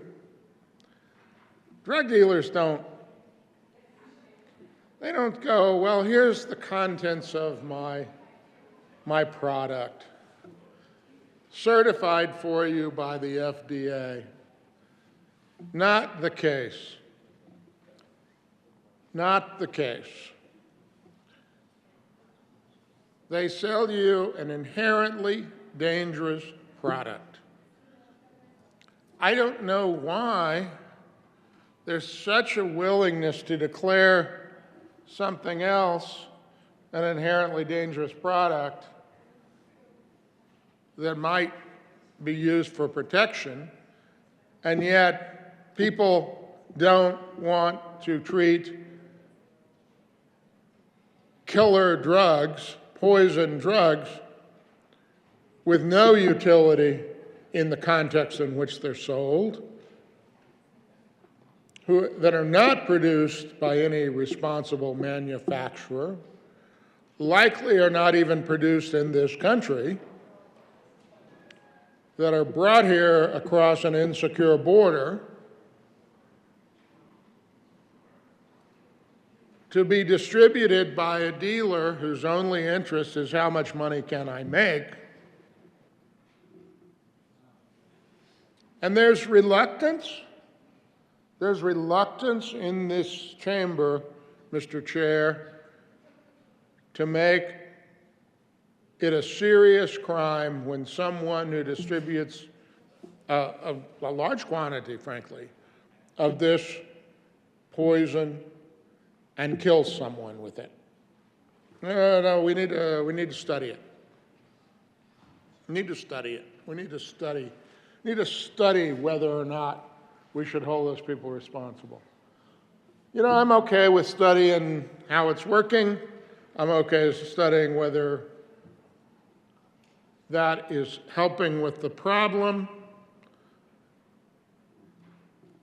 But I got news for you. Even if a study says holding these people responsible doesn't deter future actions, I don't think, by the way, I don't think that would show us that, but even if it did, I'd be for the bill because I'm for holding people responsible when they kill people. You know, one of the amendments was like, again, was about Well, as long as you didn't misrepresent what was being used, that was okay. Well, you know, as long as you didn't intend to kill them, that was okay. You know, when somebody's out there driving their car and they run a stop sign because they're texting on their phone, something that happens all too often, and they hit someone else and kill them, they will be criminally prosecuted for that. At least I hope so. I mean, there's certainly a statute on the books to deal with that and to hold them criminally responsible. And by the way, they're not a drug dealer. They might just be somebody on the way to work that needs to send an urgent text that should have pulled over. But if they kill somebody, we hold them criminally responsible.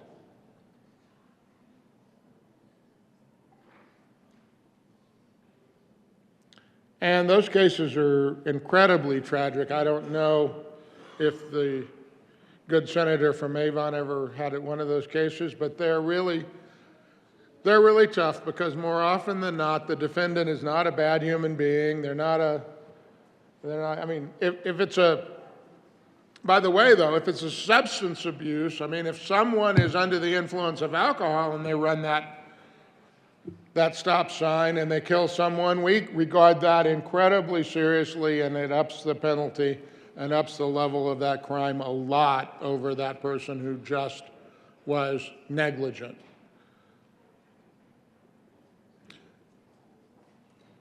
But the rejection of this bill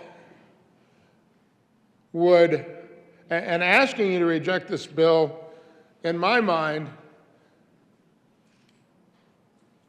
suggests an equivalence or something less than an equivalence for someone who's out there dealing and handing around hazardous substances that kill people and handing it to them and knowing full well that those things sometimes kill people.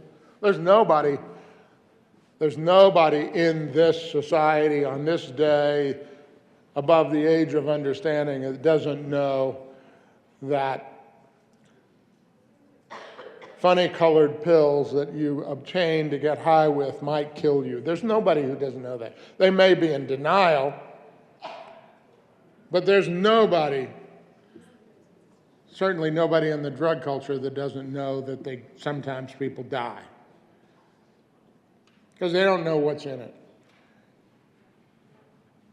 Asking you to reject this bill is to say, well, I think we ought to.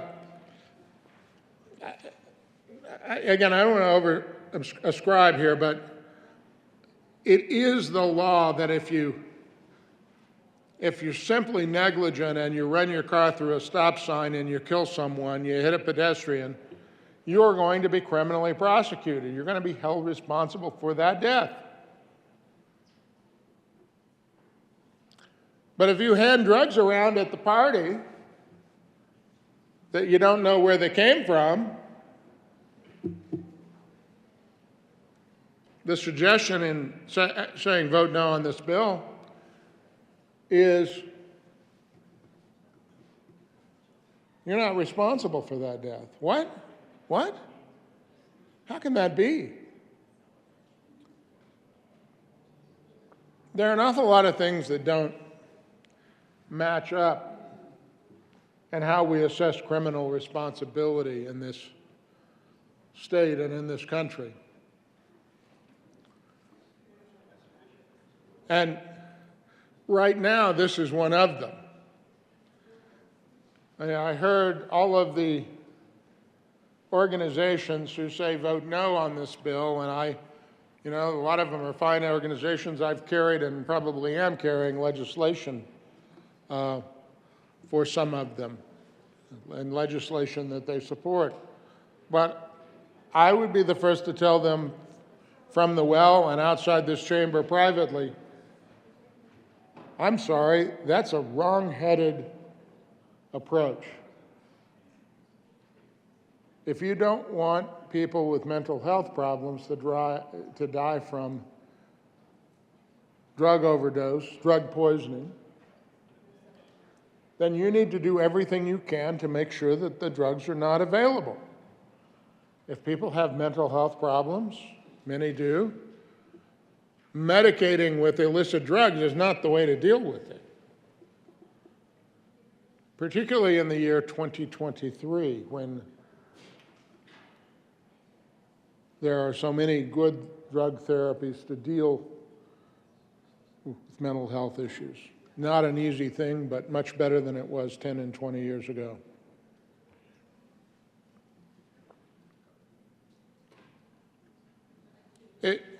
It defies belief that we would be unwilling to hold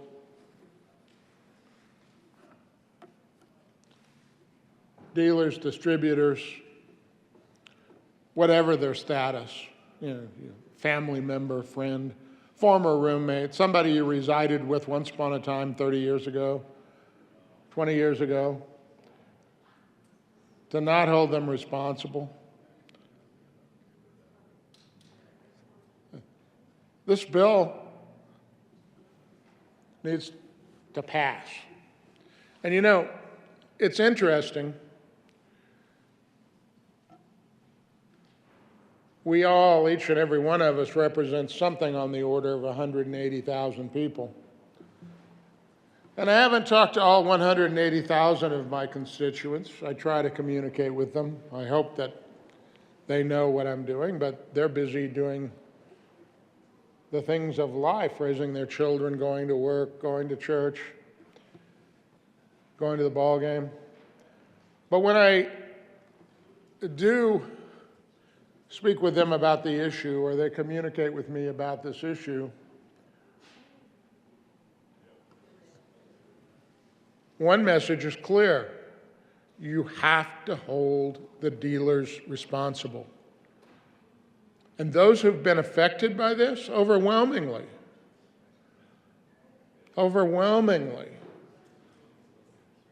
want justice for the child that they lost. There was a lot of debate in the so-called fentanyl bill about what would we do about simple possession. This bill doesn't deal with the possession. This bill deals with the distribution, the transfer of an amount of the substance that one is clearly a dealer, and that transfer, that distribution, that, all those are lawyer words for handing that poison to another person who's addicted. It is all about seeing to it that that person who did that, who caused that death. It's not like if you hand the drug over and it's taken and that person dies for some other reason. There are always fact patterns of those things that make up law school exams and stuff like that. But this bill says when that transfer, when that distribution is the proximate cause of the death, you're criminally responsible. That's what our constituents are asking us to do. They're asking us to deal with this problem, and we've done so in a variety of ways, but there is this reluctance to hold people responsible.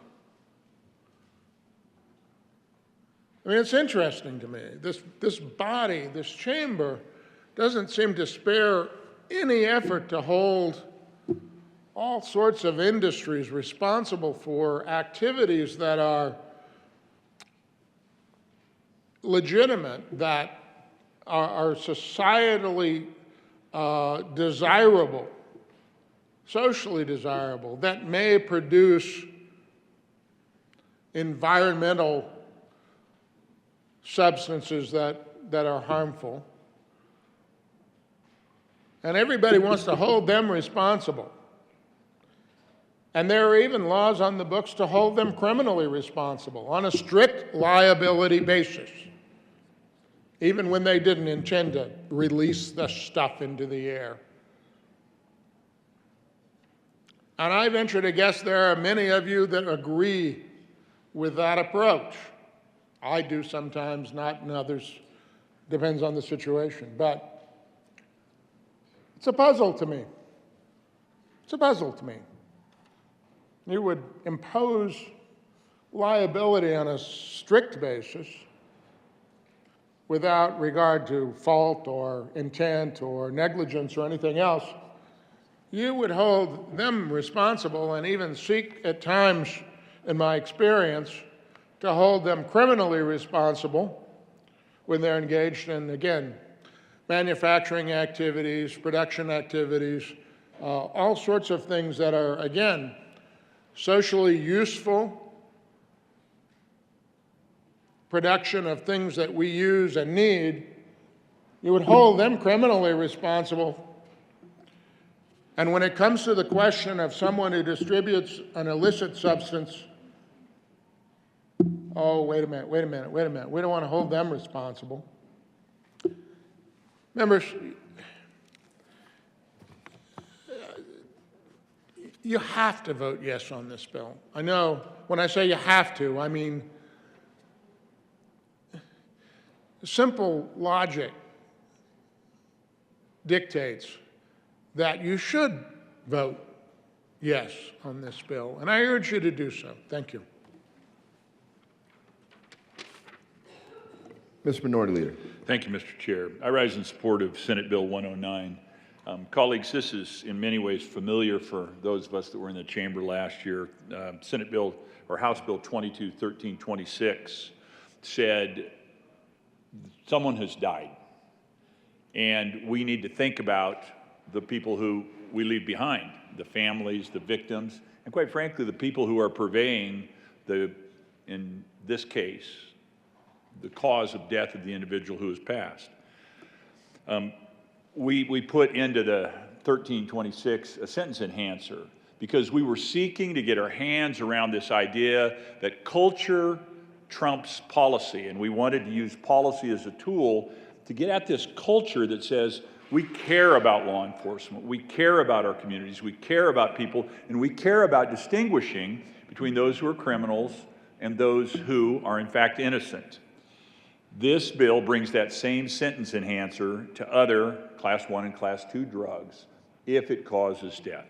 It's part of this effort to shift the culture, to say we care deeply about the law, and we care about enforcing the law, and we care in those tragic circumstances about the law having a consequence, especially for individuals that would be most generically and colloquially described as drug dealers. I urge your support of Senate Bill 109. Thank you, Mr. Chair.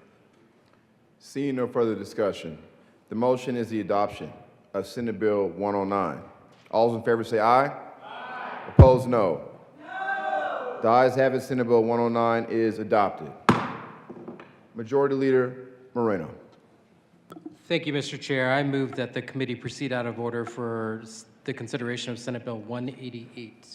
The motion is to move out of order to hear Senate Bill 188. All those in favor say aye. Aye. Opposed, no. The ayes have it, and we will hear Senate Bill 188. Will the clerk please read the title to Senate Bill 188? Senate Bill 188, Senators Gonzalez and Hawkes Lewis, Representative Froelich and Titone, concerning protections for accessing reproductive health care. Senator Gonzalez. Thank you, Mr. Chair. Colleagues, it's a joy to be here with you today.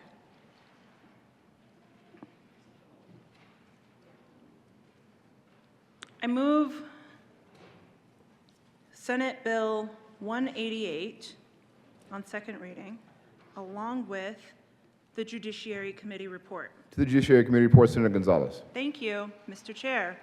In the Judiciary Committee, we heard incredibly powerful testimony, and we also moved forward amendments to clarify the intent of the policy, and I ask for an aye vote. The motion is the adoption of the Judiciary Committee report. All those in favor say aye. Aye. Opposed, no. The ayes have it, and the Judiciary Committee report is adopted. To the bill, Senator Gonzalez. Thank you, Mr. Chair.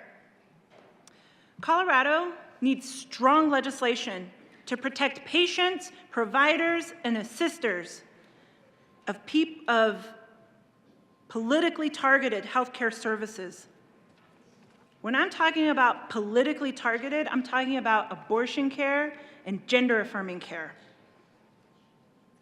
We need this legislation to protect individuals from threats and bounties and bans that are coming forward from other states. That's the intent and rationale behind Senate Bill 188. Our policy will protect legally protected healthcare patients, providers, and assisters from criminal and civil threats when they seek vital abortion or gender-affirming care. Since the fall of Roe v. Wade, we have seen laws across the country put patients and providers of reproductive health care and gender-affirming care in jeopardy. And Colorado needs to take the next step forward following us moving forward the Reproductive Health Equity Act last year, which codified every Coloradan's ability to make our own healthcare decisions when it comes to our own bodies. That's not the case for every American in this country. In Texas, in Oklahoma, in conservative states across this country, anyone may be sued for providing, assisting, or paying for, whether that's knowingly or unknowingly, an abortion that occurs within their state.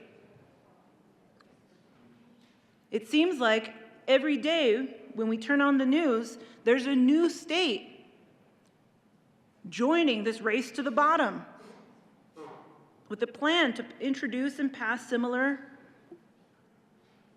punitive legislation. Just across the border in Kansas, a bill was just introduced to ban gender-affirming care for individuals under 21 years of age.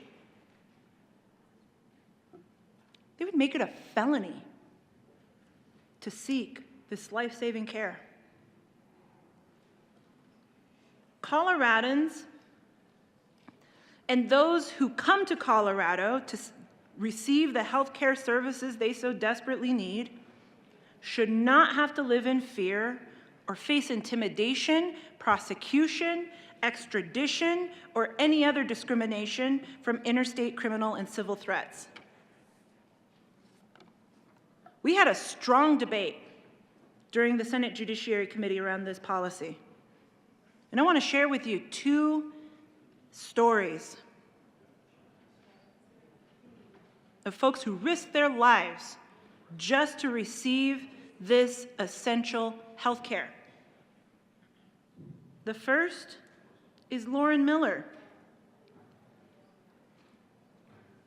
a woman from Texas who found out the day the Dobbs decision was announced that she was pregnant with twins.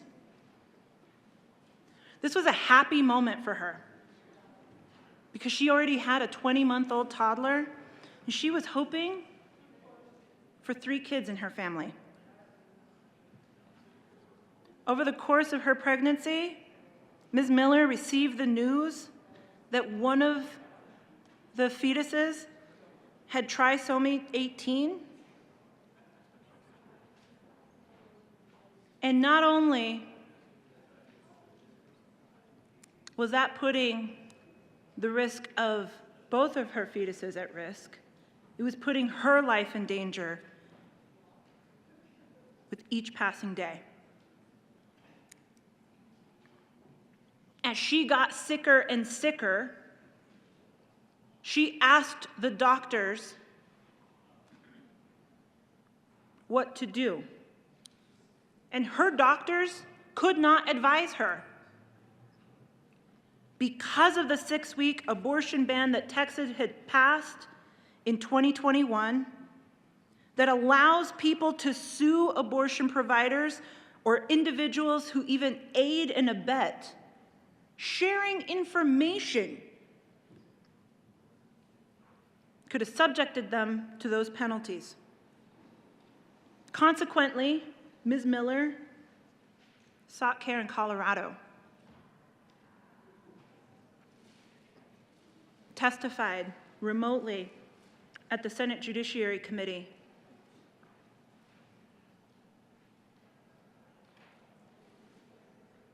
Almost due. Grateful that her life and the life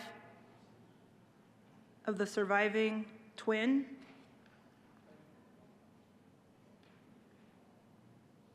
are still here because of the care that she was able to receive.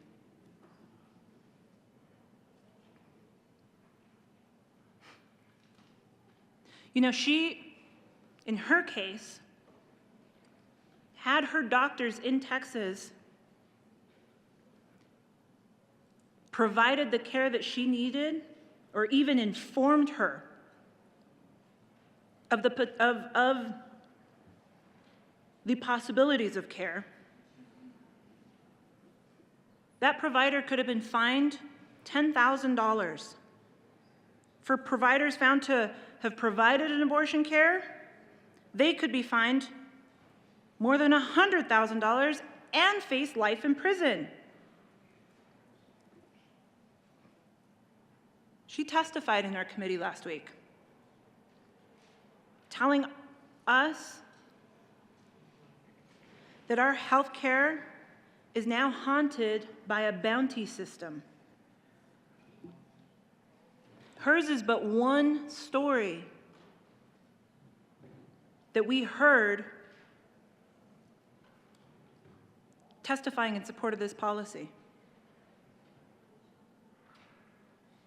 And she demonstrates that every Coloradan, every individual deserves to live a life where they can make their own choices and access the care that they need without fear, shame, or retribution.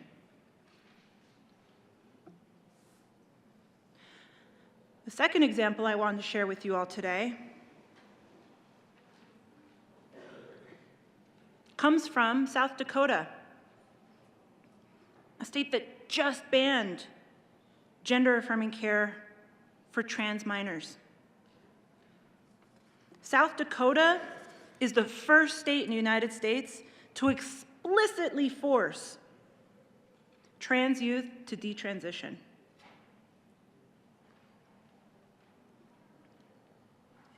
I bring forward for your consideration the story of Elizabeth Brockmeyer and her 13-year-old son. As a result of the policy that we have seen move forward in South Dakota, her son was no longer able to access the medication that he needs. Either they find care out of state or they stop altogether. That decision, that choice put forward by policymakers in South Dakota intentionally, detrimentally harms the mental health and quality of life of these individuals and their families.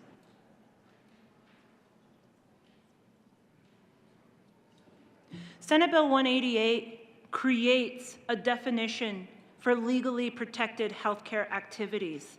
And when we say legally protected healthcare activities, what we mean, to be explicit, is reproductive health care and gender-affirming care.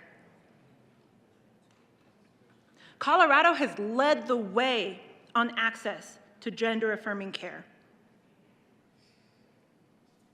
It is critical that we continue to lead the way by providing legal protections for patients, providers, and assisters so that everyone can access the urgent reproductive and gender-affirming care that they need without fear of legal action, criminal penalties, civil penalties. Other states have no right to impose their regressive statutes on us here in our state. We know what kind of care our communities need, and that freedom must be protected. What this bill does is ensure and shield legally protected healthcare patients, providers, and assisters from criminal prosecution and imprisonment, extradition, civil lawsuits, court summons, subpoenas, and arrests, from interstate investigations, divulging information, or providing assistance with investigation, and professional delicensing and other discrimination. Let's ensure that Colorado can continue to lead the way on providing critical care in order to support Coloradans and also folks like Lauren Miller and Elizabeth Brookmeyer's son, whose lives are put at risk by legislation in other states banning this critically important care. Let us be a state where abortion and gender-affirming care is accessible, affordable, and supported with love and compassion, rather than fear and intimidation. Let us be a state where our communities have the freedom and the power to control our own bodies and our own futures, and where access to reproductive health care and gender-affirming care is a fundamental right and not a privilege. I look forward to the debate that we have ahead, and I ask you to protect patients, providers, and assisters by passing Senate Bill 23-188. Senator Hawkes Lewis. Thank you, Madam Chair. And thank you so much to my colleague from Denver. Frankly, I wish this legislation wasn't necessary. I wish Roe versus Wade was still the law of the land. I wish that healthcare providers all across the country, and especially here in Colorado, were not afraid to give medically necessary care to their patients. As a pharmacist, I really wish that pharmacists did not have to question or wonder about dispensing a medication which we've been dispensing since the year 2000. We are in a new reality since the Dobbs ruling, and we must protect our healthcare professionals, our frontline heroes. And we have another healthcare crisis. I wish that trans folks, my trans community, whether we're talking about trans youth or trans adults, were not under relentless attack for simply wanting to live their lives as their own true selves. But as the co-chair of the LGBTQ caucus here in the Capitol, there is not a week that goes by that I don't receive an email with utter hatred towards me and the members of the LGBTQ caucus, simply because of who we love. It's not enough that these horrendous laws in surrounding states have passed abortion bans and healthcare service bans, but now these states are attacking gender-affirming healthcare. These punitive state laws are seeking to go a step farther. They're trying to impose legal cruelty on providers and healthcare advocates in many states. Bounty hunter laws have created a climate of fear and intimidation, and it will prevent Colorado healthcare workers from offering care and to prevent patients from seeking care. So let me take a moment and make this real for all of us. As a pharmacist, if I fill a prescription for mifepristone from certain states, where it's actually being regulated beyond the FDA approval process, and my patient goes to Nebraska or Missouri or say Texas, and my name is seen on that bottle, which is legally required. All pharmacists have to put our names on prescription bottles that we fill. In those states, I can be summoned, I can be investigated, they can go after my professional license, They can ban me from making a living as a healthcare provider. In the worst case scenarios, they can issue an extradition notice, and if I happen to be in one of those states, I could be arrested, thrown in jail, charged with homicide, or fined $100,000. Jail, colleagues. We're sending doctors and pharmacists to jail. This is outrageous. These state laws are out of control and not acceptable, and this bill gives us the opportunity to stop it. We got it right, colleagues, when we anticipated the Supreme Court overturning Roe, when we passed the Reproductive Health Equity Act last year.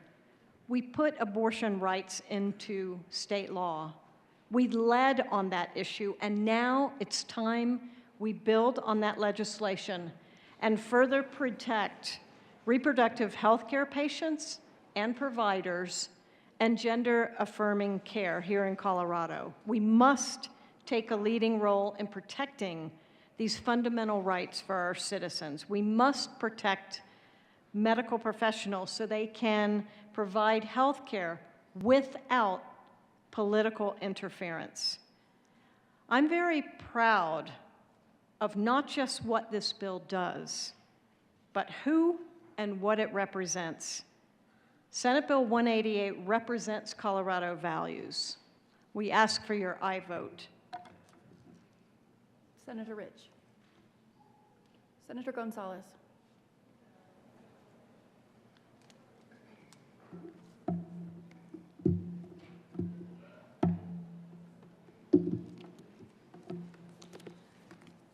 Thank you, Madam Chair.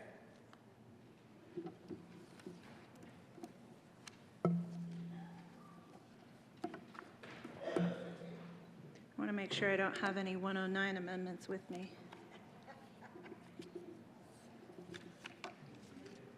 It is a busy day. We heard a lot of testimony in committee, and in reaction and response to the issues that we heard regarding Senate Bill 188, we do have a handful of amendments that are meant to clarify certain provisions of this policy.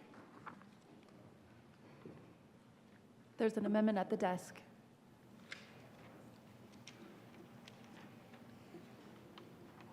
Ms. Cole, please read Amendment L007. Amendment L007 by Senator Senator Gonzalez, amend Gonzalez. printed bill page. Thank you. Senator Gonzalez. Thank you, Madam Chair. I move L007 to Senate Bill 188. Is there further discussion? Senator Gonzalez. Thank you, Madam Chair. There was question, and so we wanted to clarify via this L007 that we were talking about, and that we were being nuanced and specific about the venue to enforce actions pursuant to the provisions of Part 4 of this bill, and that would take place in the Denver District Court. I ask for an aye vote on L007. Is there further discussion on L007? Seeing none, the question before us is the adoption of L007. All those in favor say aye. Aye. All those opposed, no. The ayes have it. Amendment L007 is adopted.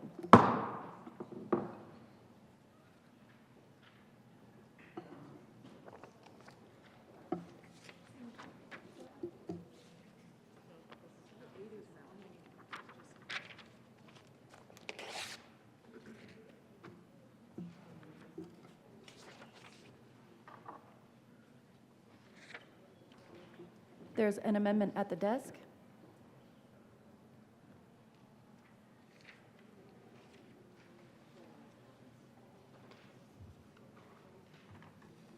Senator Gonzalez.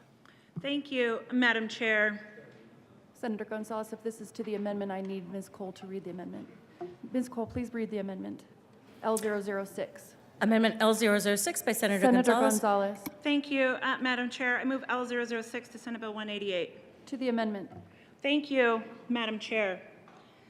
L006 pertains to Section 26 of the bill that is in regards to zoning issues and land use policies.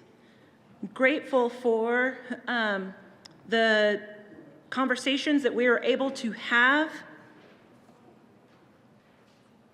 And as introduced, the bill put zoning language into the reproductive health care section of statute. This amendment actually puts the language related to zoning in the zoning section of statute. So it's why it's a bit long, but we just wanted to make sure that it pops up in both places. And for that reason, I request an aye vote on L006. Seeing no further discussion, Senator Gardner. To the amendment. Thank you, Madam Chair. Well, I think this is what's commonly referred to as the Pueblo Amendment. Those of you who read the newspapers in southern Colorado will know that there was an attempt in the city of Pueblo to deny access to an abortion clinic. I have to say, and again, I'm the simplest of country lawyers, but I have to say that I think we dealt with that in the prior reproductive health bill quite adequately.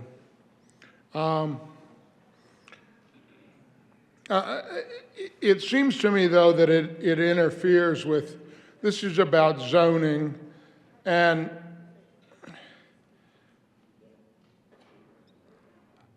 like so much of this bill, and I will have more to say about this later, I think this is an unnecessary amendment given the reproductive health bill of last session and some of its provisions, which I thought at the time, well, maybe that would happen, but, you know, it's Pueblo. And so it did happen there, and I thought, well, that's a nice try, but I don't think that that's consistent with Colorado law already. So, like so much of Senate Bill 188, this is an unnecessary amendment, one way or the other. Is there further discussion? Mr. Minority Leader. To the amendment. Thank you very much, Madam Chair. I rise in opposition to the amendment L006.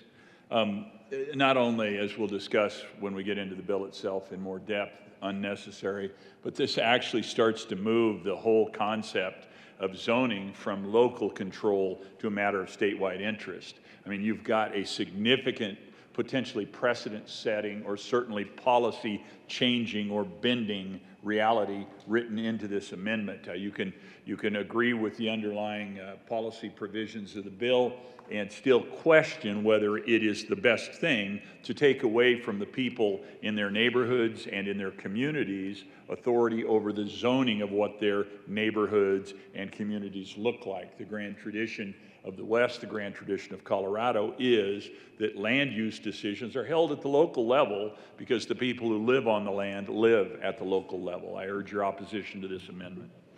Senator Gonzalez.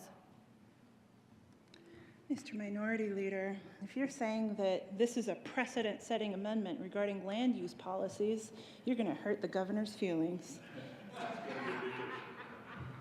Seeing no further discussion, the question before us is the adoption of L006. All those in favor say aye. Aye. All those opposed, no. No. The ayes have it. Amendment L006 is adopted. Senator Gonzalez. Thank you, Madam Chair. I move. There's an amendment at the desk.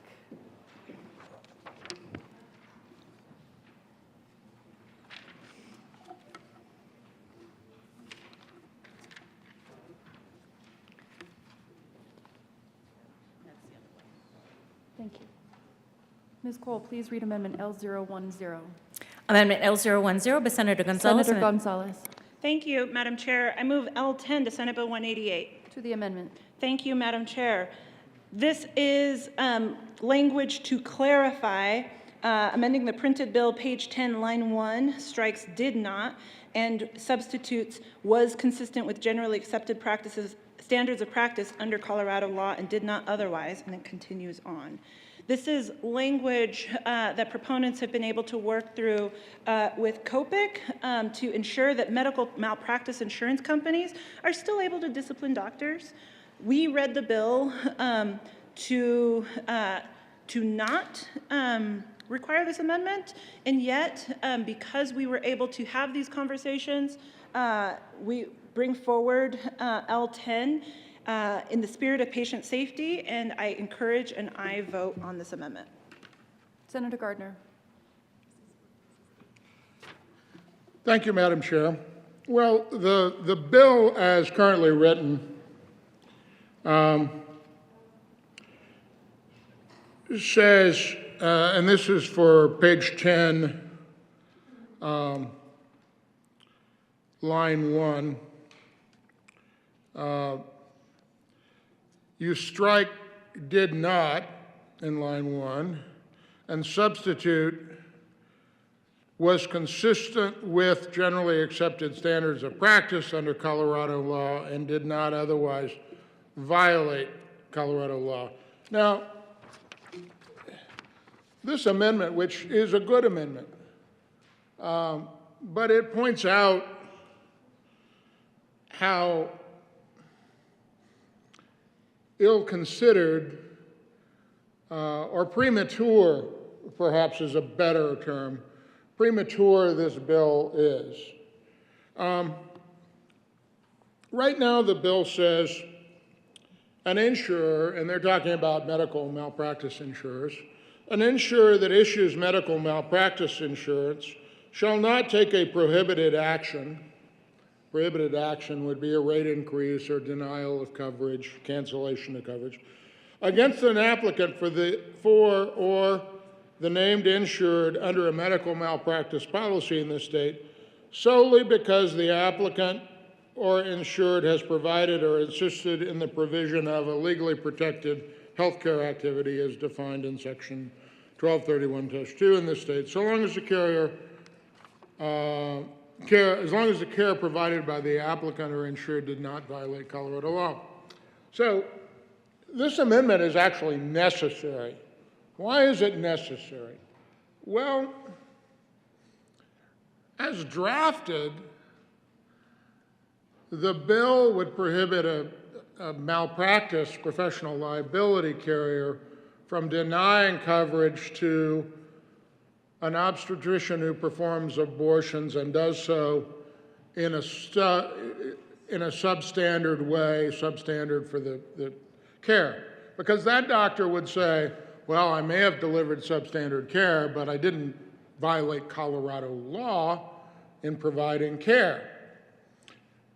And the carriers looked at this and said, well, we'd be stuck having to not take any action against obstetrician or gynecologist who delivered substandard abortion care.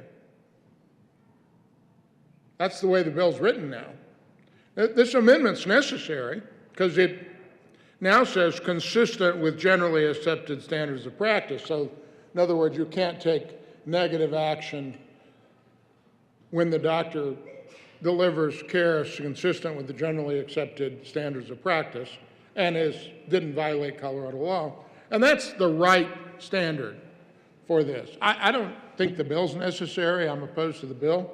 But this was really an important amendment. But the fact that the amendment is being added here on second reading, after all the vetting that this bill has been through, and in fact, in other portions of the bill, this standard appears, the one that is being amended into the bill. The standard's there, but it wasn't here. It wasn't here, which gave professional liability carriers a lot of angst. And this does need to go into the bill. Let me say that one more time. But I think the fact that we're having to do it on second reading and not in the drafting of the bill, not in committee. Says a lot about how rushed this process was, about how unnecessary so much of this bill is. Because, by the way, I think that now that this amendment is most likely going in, when I read that provision, I say, well, professional liability policies are regulated by the Colorado Commissioner of Insurance, and the Colorado Commissioner of Insurance would not allow a carrier doing business in Colorado and writing policies in Colorado to do what this bill prohibits. So we're putting in law something that the Commissioner of Insurance already has a responsibility to do. Like he doesn't know his job, apparently. I guess the sense is that the Democratic gubernatorial appointed Commissioner of Insurance doesn't know his job, doesn't know how to follow the laws of the state of Colorado without us passing one more law. But I urge an aye vote on this amendment so that the bill actually reads consistent with the current Colorado law. Thank you. Senator Hawkins Lewis. Seeing no further discussion, the question before us is the adoption of Amendment L010. All those in favor say aye. Aye. All those opposed, no. The ayes have it. Amendment L010 is adopted. There's another amendment at the desk.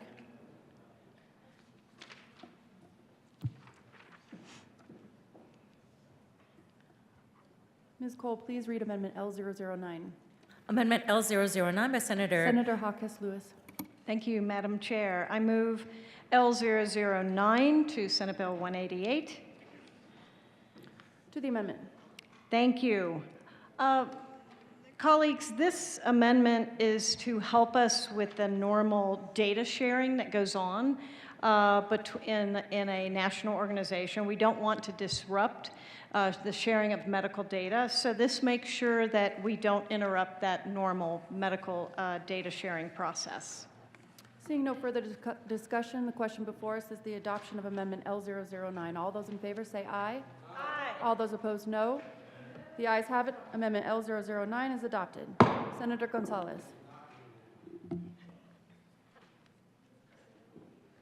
There's another amendment at the desk.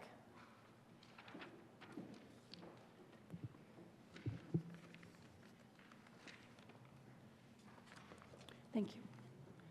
Ms. Cole, please read Amendment L019. Amendment L019 by Senator Gonzalez, amend printed bill. Thank you, Madam Chair. I move L19 to Senate Bill 188. To the amendment. Thank you, Madam Chair. This amendment is conforming language to ensure that reproductive health care workers are not subject to different standards to access the address confidentiality program that exists. Currently, one has to be relocated to be eligible, and this keeps that same standard for individuals who would participate in this program, and I ask for an aye vote. Senator Gardner.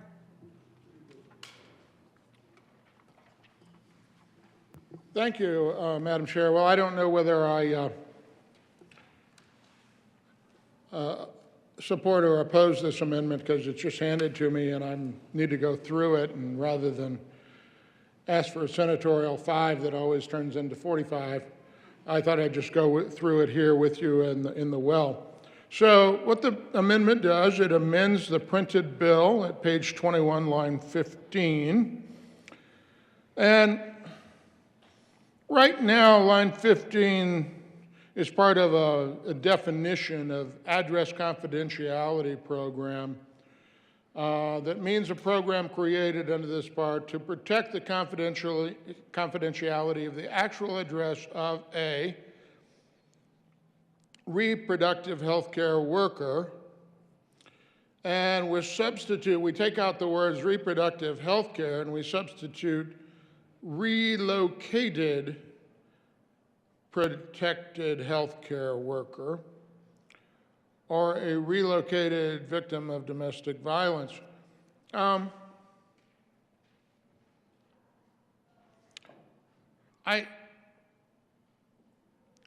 am puzzled. I mean, you go to 22, line 3, and it talks about there being an address confidentiality program in the department to protect confidentiality of the actual address of a, and let's see here, line 3. So we're going to strike reproductive and substitute relocated protected healthcare worker. And I'm just wondering why it would be that the healthcare worker would have to be a relocated healthcare worker in this context. It would seem to me that these healthcare workers that are involved in reproductive health care, shouldn't they be able to protect their address whether or not they moved or not? I can see why it is for domestic violence, because that's what it is. So I'm just wondering why relocated seems to be the operative. Senator Gonzalez. Thank you, Madam Chair. To the good senator from Colorado Springs, again, this is conforming language to ensure that everyone who participates in the address confidentiality program is relocated. That is the process, and I was just able to confirm with the drafter that this was our original intent of the bill, was to comport with all of the other standards within the address confidentiality program. That operative word relocated is key and part and parcel for survivors of stalking or domestic violence or so on and so forth. And so we wanted to just ensure that that was abundantly clear, hence us running L19, I believe that is, in order to conform this language with already existing statute. I hope that that is responsive to your question. Senator Gardner. Thank you, Madam Chair, and I appreciate the senator from Denver. This amendment, I guess, is a conforming amendment. It's interesting that it only is helpful to those who are actually relocated, but I guess that's part and parcel of the program. So thank you very much. Senator Van Winkle. Thank you, Madam Chair. And members, as we know, in the months that followed the leak of the Dobbs decision last year, there were a very large increase in attacks on churches, on pregnancy resource centers, pro-life organizations, and others. In fact, a report that was issued last October said that more than 100 crisis pregnancy centers had been targeted with things like fire bombings, smashing, ransacks, vandalism of pro-abortion messages, graffiti. There's a place here in Denver that had over $10,000 in damage. Senator Van Winkle, are you speaking to the amendment or to the bill? I believe to the amendment, Madam Chair, because what the amendment does is offer further protections for those in the pro-abortion industry. However, my question is does it offer any protections to others who might be facing vandalism, fear, violence on an unprecedented level that we haven't seen until just these last several months? Senator Gonzalez. Thank you, Madam Chair, and thank you to the good senator from Douglas County for the question. This doesn't change any of the requirements or processes to apply for address confidentiality program. It does include reproductive health care workers, and so for any individual who receives or accesses that care or falls under that definition, they would be able to apply for this program, subject to all of the existing processes that exist in statute. Senator Gardner. Thank you, Madam Chair, and I thank the senator from Douglas County, Highlands Ranch. I am, and I think the senator from Denver has addressed this somewhat, but when we change the terms here, and this is an important thing, by the way, colleagues, for you to take a look at throughout the day. The term is changed from, and we use the adjective relocated, but if you remove relocated, we're also changing the term from reproductive healthcare worker. Reproductive healthcare worker has a particular definition out of the reproductive health bill that includes services including delivery of a child, including things that would not be termination of a pregnancy, but rather continuation of a pregnancy. And I am wondering whether a protected healthcare worker is a different kind of a healthcare worker. Why would there be a change from reproductive healthcare? Because, as the good senator from Highlands Ranch points out, there were, following the Dobbs decision and all the controversy, there were healthcare workers who were assisting those who wished to keep their baby and carry the baby to term. There were people in that population that were subjected to threats of violence just as well as those who provided abortions. And my hope would be that we would want to protect all healthcare workers, not simply those who provide termination of pregnancies, but also those who help those who wish to continue their pregnancy, who are ardent supporters of pro-life health care because that's what they choose to do. It's not clear to me that those terms are equivalent. That is, reproductive health care and protected health care. Senator Gonzalez. That's an easy question to answer, so I thank you for it to the good senators from from both Colorado Springs and from Highlands Ranch. You can see that in the definition of the bill, printed bill, page 12, lines 19 and 20, in the definition section of this bill, reproductive health care has the meaning set forth in section 25.6.402, subsection 4. It's familiar because that is the definition that was adopted last year in House Bill 22-1279, the Reproductive Health Equity Act. And so, subsection 4, reproductive health care means health care and other medical services related to the reproductive processes, functions, and systems at all 8 stages of life.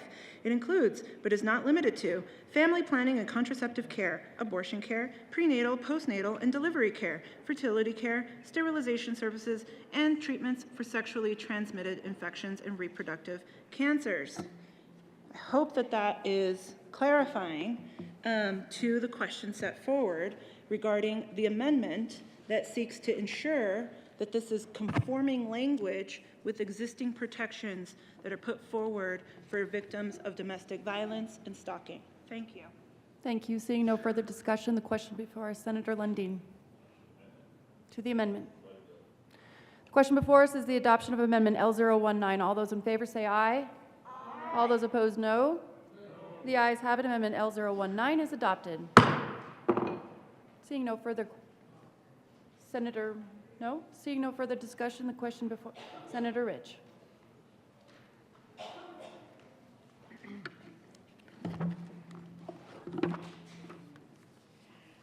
Thank you, Madam Chair.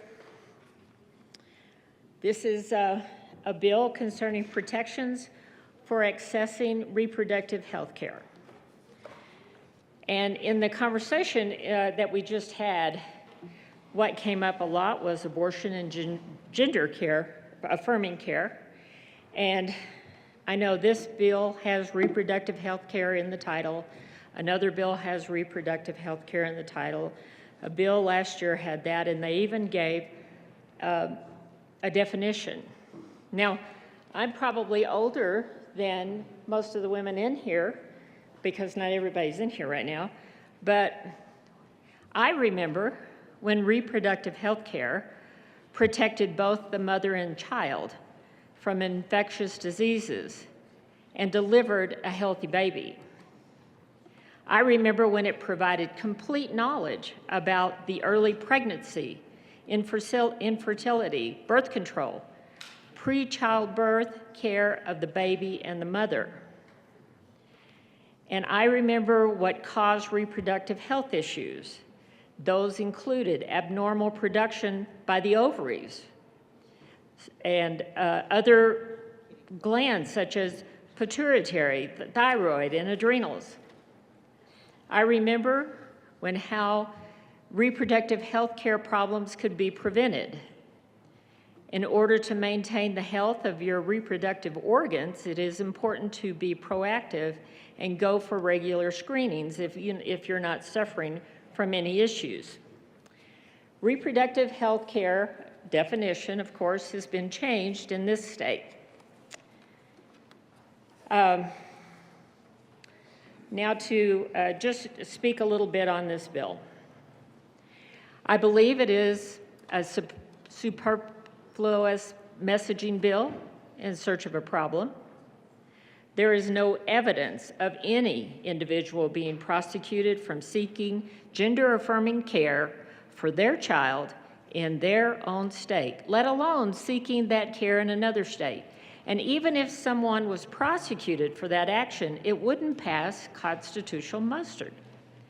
Dobbs versus Jackson's Women Health Organization even explains that states can't interfere with interstate travel. For example, may a state bar a resident of that state from traveling to another state to obtain abortion? In my view, the answer is no, and that's based on the constitutional right of interstate travel. Now, in light of this unlikely eventuality, my colleagues on the left side of this aisle may respond by saying, oh, better safe than sorry. Even if the bill is unnecessary, why not pass it anyway? Though this bill does nothing to advance our colleagues across the aisle's goals, it does actually harm to youth living in the state by removing parental consent requirements to seek contraceptives. My friends across the aisle have emphasized to us many times that youth are nowhere close to being developed, even to seek such services. Now, last week, we had a senator from Aurora, and I took a recording of this. It said that fact was crystal clear. Quote, is your brain fully developed at 18, 19, 20? Asked the senator. Quote, you can talk yourself into committing some horrible crimes at that age. There are some things that we in government can prevent. Some young people are not intellectually able to handle some things that are going on in their lives. And we've all heard this, that according to the National Institute of Health, the brain finishes developing and maturing in the mid to late 20s. That part of the brain behind the forehead, called the prefrontal cortex, is one of the last parts to mature. This area is responsible for skills like planning, prioritizing, and making good decisions.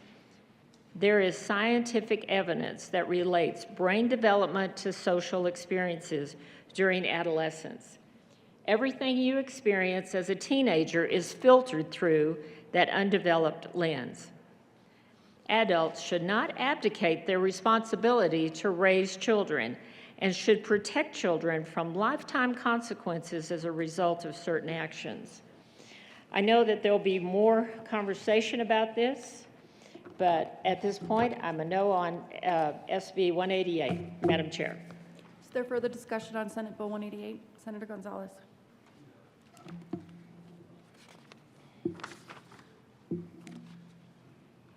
There is an amendment at the desk.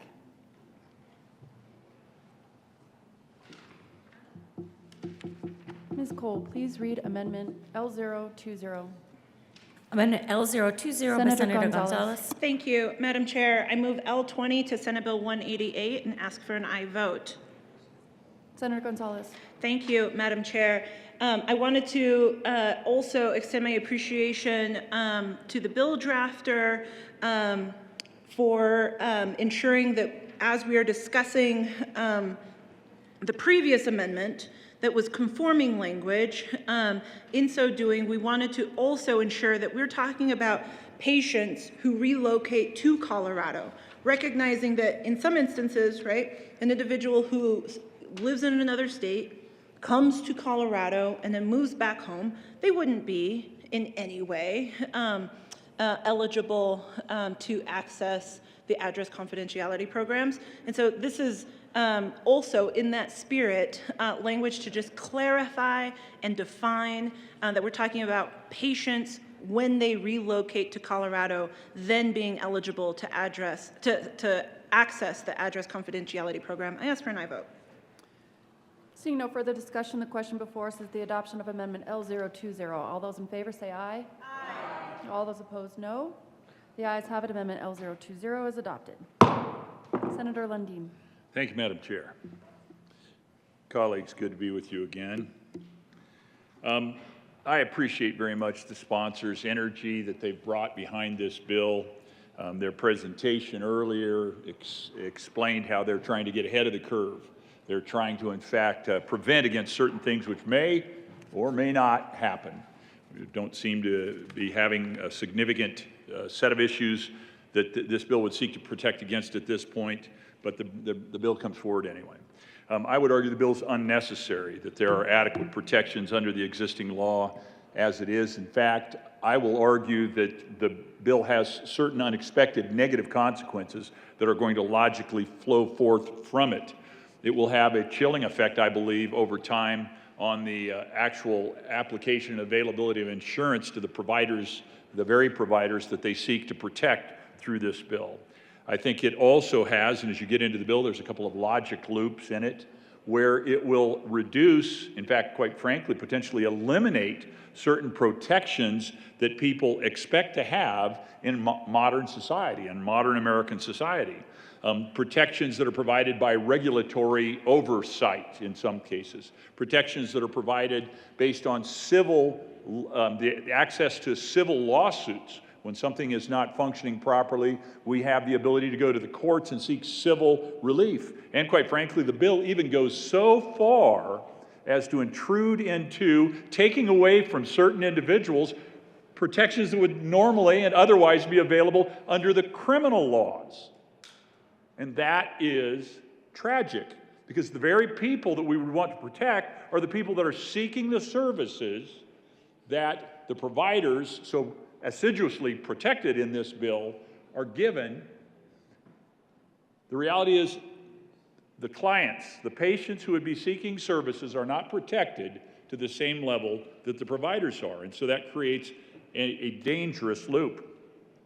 The bill focuses on expanding protections for what are described as legally protected healthcare activities, both in the insurance industry and in the courts. An activity is defined as seeking material support to obtain gender-affirming healthcare services or reproductive healthcare that is not unlawful in Colorado. The bill goes on to define, essentially, reproductive healthcare services, basically abortion, as further legal. It just makes it on the face or protects it in additional ways beyond the existing law 1279, which passed through this body last year. My comments are going to be focused principally on the reproductive health side of this, although I do get a fair amount of email traffic, concerns from constituents. It's an issue that pops up at town halls about this gender dysphoria and people's understanding or misunderstanding of that. I'm not going to engage particularly on that set of issues in my presentation at this point. I'm simply going to get into the bill with regard to the reproductive health side of the bill. An applicant for medical malpractice insurance is protected from prohibited actions in the bill in several ways. We have had one amendment that begins to acknowledge, the bill sponsors have already acknowledged, and I would say Amendment 10 is the camel's nose under the tent flap on this issue, where they basically said that anything that, or behaviors that were consistent with generally accepted standards of practice under Colorado law and didn't otherwise violate Colorado law would be allowed for. However, there are a couple of additional problems within the bill, I perceive, that will get into problems for the insurance industry and provisions of insurance to healthcare providers as the bill moves forward and becomes law.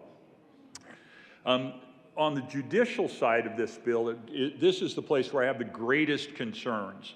The bill creates a number of prohibitions with regard to the courts, with regard to law enforcement, with regard to gathering evidence and information that generally is the sort of stuff that's necessary to protect the people of Colorado. These are the sorts of things we rely on for civil protection and criminal protection. The bill seeks to, the governor's office is calling me right now. I wonder if I'm saying something interesting in their mind. I didn't answer, you obviously noticed. What I was saying is the bill provides overreaching, overweening civil and criminal protections to providers that I believe will be detrimental and threatening to the very people that would seek protection, health care, and services, the nature of which this bill intersects with. So we get into the bill, and I'm going to pick up right after where we dealt with Amendment 10. Amendment 10 drops into the law on line 10, 1 of the bill, or page 10, line 1 of the bill. It says essentially that an insurer that issues medical malpractice insurance shall not take prohibited action, meaning you can't prevent providing insurance to these people for or the named insured under a medical malpractice policy in the state solely because the applicant or insured has provided or assisted in the provision of legally protected health care activity as defined in section 1230-120. That's 1279 passed this bill last year in the state, so long as the care provided by the applicant or insured, and then it has been modified now, if you read the amendment and the printed bill, so long as the insured was consistent with generally accepted standards of practice under Colorado law and did not otherwise violate Colorado law. The bill then goes on to say you may not, and this talks about the insurance relationship between, the malpractice insurance relationship between a provider and the insurance company. As used in this section, prohibited action means refusing to issue a medical malpractice policy, so you just can't, you're not allowed to just not issue. You're not allowed to cancel or terminate medical malpractice policy, canceling or terminating medical malpractice. Element C, line 6 on page 10, is refusing to renew a medical malpractice policy or imposing any sanction, fines, penalties, or rate increases. And as you read this, this is solely constructed around the idea that you may not do these things to someone solely based on the fact that they're providing abortion services. So it provides inherently a rate cap. So if you never want to get an increase in your insurance policy and you're in the medical services business, if you become a provider as protected under this law, you'll get a rate cap. And I question whether that is an appropriate way to move forward or not. I would argue that there's an amendment at the desk. I would argue that that over time will cause a drying up and a lack of availability of insurance to the very providers that the sponsors of this bill are seeking to protect, and that would be a difficulty for those providers. Ms. Cole, please read Amendment L012. Amendment L012 by Senator Lundin, amend printed bill page 10. Lundin. I'd let the reader read it because her voice is far more pleasing to listen to than mine, but it's got 6 different lines of the repositioning of statute, and that's boring to listen to. But when it gets right down to it, this bill, or this amendment... Could you please move the amendment, Senator? I would be happy to do that, and thanks for reminding me, because it'll be so much of a better discussion under the rules if, in fact, I move, and I herewith do move, Amendment L012. To the amendment. Thank you, Madam Chair. On page 10, line 7 of the bill, this Actually, it inserts another clause, a prohibited action. So we've got these prohibited action. Insurance companies can't have this negative impact on a healthcare provider simply because they provide abortion services. It says a prohibited action does not include a rate increase for any lawful reason other than the reason described in subsection 1 of this section. So basically, it's allowing for natural, actual market forces to happen. If you've got a provider that has a really crummy front doorstep, let's say, and people keep tripping and falling on the way into the facility, and there is a large number of general liability claims that come out of that, that would be something that was natural that happens, but the bill intrudes into the ability of the insurance provider to actually re-rate or provide a rate increase based on what's happening. So this would actually restore a market force to the bill by accepting Amendment L012, and I urge the acceptance of it.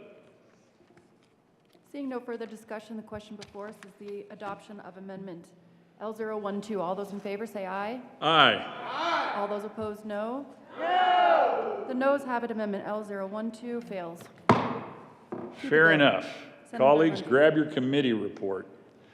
As we read on into the bill,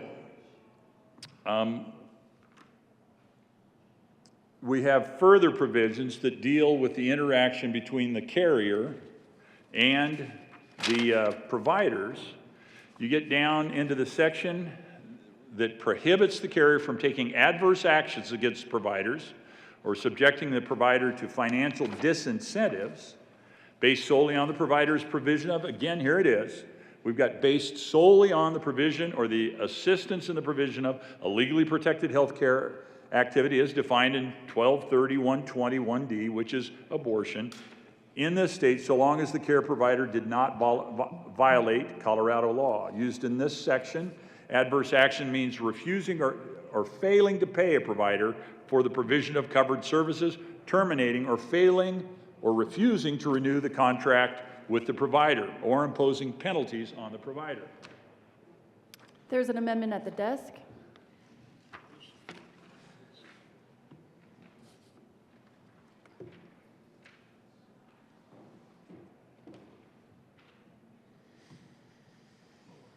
Thank you.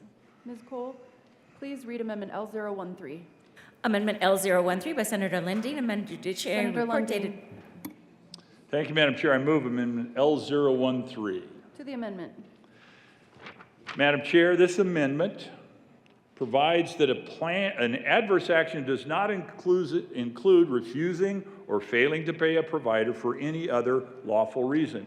Again, we've created this blanket provision where if you provide these protected services, you're not subject to the other realities of insurance, market forces, and underwriting. This would restore some balance to that. I urge your support of that. Senator Gardner. Thank you, Madam Chair. I rise in support of L013.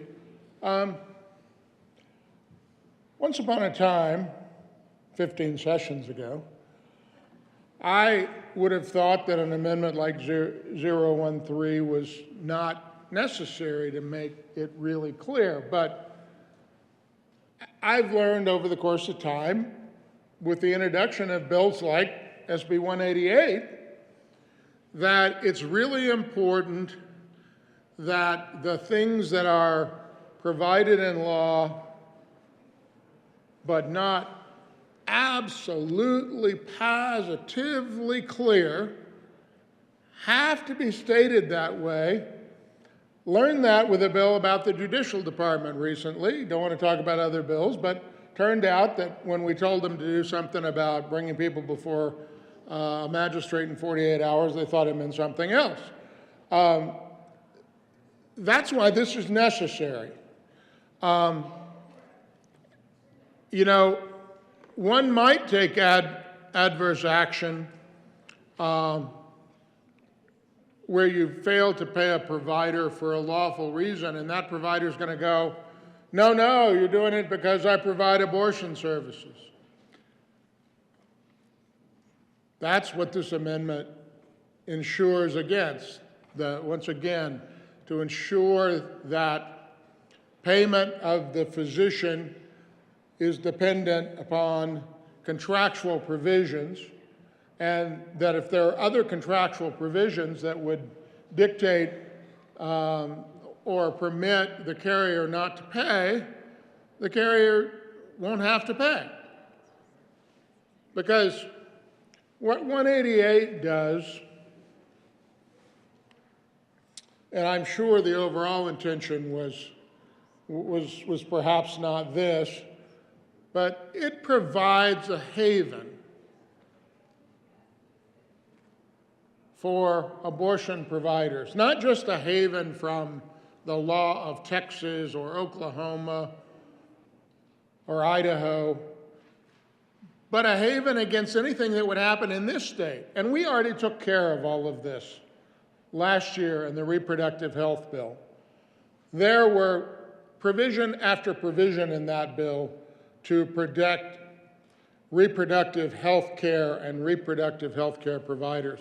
188 comes back, and not to desensitize people to the mistreatment of animals by saying so, but this is beating a dead horse in the bill. But if we're going to beat a dead horse, then we're going to have to do it a second time. That's the danger of this, and that's what 188 causes us to do. It causes us to have L013, which I urge your support on. Seeing no further discussion, the question, Senator Hawkes-Lewis. Thanks, Madam Chair. I was just going to say, we've already contemplated this, so this amendment's not really necessary. Senator Lundin. The contemplation and dismissal of a reality doesn't make it not a reality. The way this bill is written over and over and over again, and I will tell you these business issues in the front side of the bill do not offend me as much as the lack of protections that are provided to women who are seeking services. That's the part of the bill that I'm going to really struggle with. I think you're going to really struggle with, and we'll get into in greater depth. But the reality is, the way this is written, you've got to get out of jail free card if you provide abortion services as written. You can't get a rate increase. You can't get canceled. You can't get non-renewed. That's not the way it's supposed to work. And what will happen over time, the insurance industry is going to say, we're out of that industry, or we're out of the state of Colorado. This bill is pursuing an agenda, an ideological agenda. Agree with it or disagree with it. That's not the point. The point is, what's going to be the effect if this bill driven by an agenda is put in place? What's going to happen is we're going to start breaking down the service and supports that people who are looking for health care need. This amendment's a simple little amendment that simply says, up is up, down is down, market realities are market realities, and we thought about it but just didn't think it was necessary isn't an adequate answer. I urge your support of the amendment. L013. Senator Gardner. Thank you, Madam Chair. Well, the sponsor of the bill, the good sponsor of the bill, says, well, we considered this and it's not necessary. Well, I considered everything in SB 188 and determined it wasn't necessary, but here we are. And I think it's important to understand why my colleague is bringing this amendment. And the only way you can do that, once again, we have a bill, we have a committee report, and we have the amendment under consideration. Now, the amendment under consideration amends the Judiciary Committee report, which happens to be dated March 15, 2023. On page 1 of the Judiciary Committee report, you strike line 4. Well, line 4 of the Judiciary report is the word plan. So we're going to strike plan. Well, that doesn't make a lot of sense. So I have to go back to the bill. And I see that what happens here is that the Judiciary Committee report, may they forever be esteemed, on page 10, you got to flip through here, follow along with me. On page 10, it says strike lines 24 through 27 and substitute. So lines 24 through 27. Now, this is about adverse action by carriers. And really, I'm going to start at line 23 because it's a definition of adverse action. And adverse action is something carriers might do against someone who provides reproductive health care. So it says, as used in this subsection 1F, so this adverse action, adverse action only means that in subsection 1F of this bill, not anywhere else in the CRS. There might have other definitions of adverse action. In fact, we do. But adverse action means refusing or failing to pay a provider for the provision of covered services, terminating or failing or refusing to renew the contract with the provider, or imposing other penalties on the provider. We come back in the judiciary report and we change that to be adverse action means refusing or failing to pay a provider for otherwise covered services as defined in the applicable health benefit plan. So I guess we're not going to have terminating or failing or refusing to renew the contract. We figured out that maybe there'd be other reasons for that. But now there's a contract between the carrier, your health benefit provider, your health insurance plan, has a contract with your health care provider. And as the senator from Douglas County could tell you in more detail, and perhaps might, these contracts say the provider might not be paid, or they might be refused pay for a variety of reasons. This bill, without the amendment, says that an adverse action is refusing or failing to pay a provider for otherwise covered services, as defined in the applicable health benefit plan. Well, there might be a lot of reasons besides you provide abortions or you provide reproductive health care, or even you did so in a substandard way, that a carrier might not pay. But basically, this creates a safe haven for someone who provides reproductive health care services. A carrier, if you read this for what it says, and words mean what they say, I mean, one of the first rules of statutory interpretation is words mean what they say.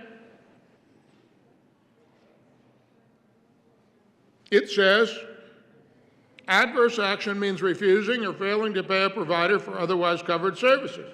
But there might be a lot of reasons that a carrier might not pay. They might not pay because there was inadequate documentation. They might not pay because that service was not somehow covered. They might not pay because the amount charged for that service was in excess of what was covered. So all that the good senator from Monument is trying to do is to say,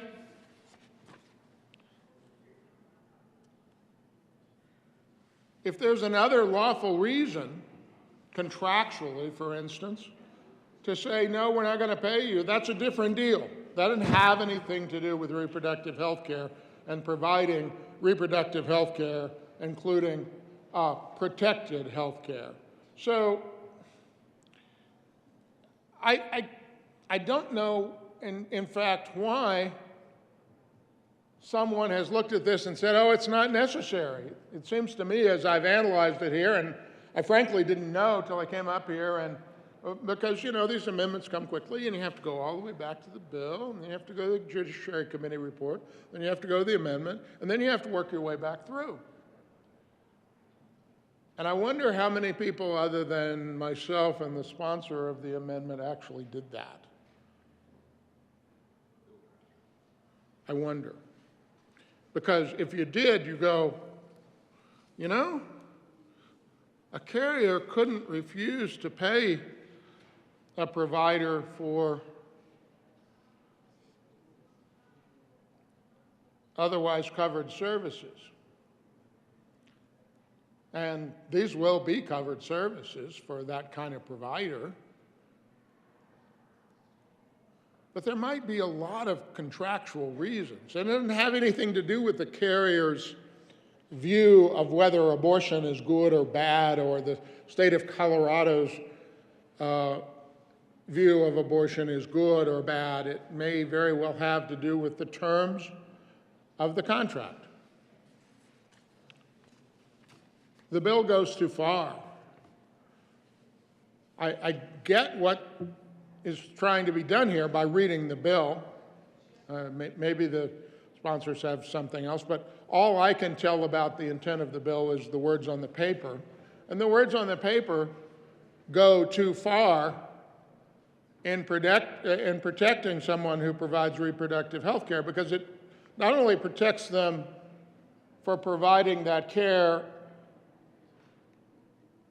in accordance with the applicable standard and in accordance with Colorado law, it protects them for other things as well. It protects them beyond what I believe the bill in its overall tenor and in its summary would say it's trying to protect. I urge an aye vote on L013. Seeing no further discussion, the question before us is the adoption of Amendment L013. All those in favor say aye. Aye. All those opposed, no. No. The noes have it. Amendment L013 is lost. Senator Lundin. Thank you, Madam Chair. Let's move on in the bill. Section 4. Timely credentialing of physicians by carriers, notice of receipt, required notice of incomplete applications required, delegated credentialing assignments, discrepancies, denials of claims prohibited, disclosures, recredentialing enforcement rules, definitions.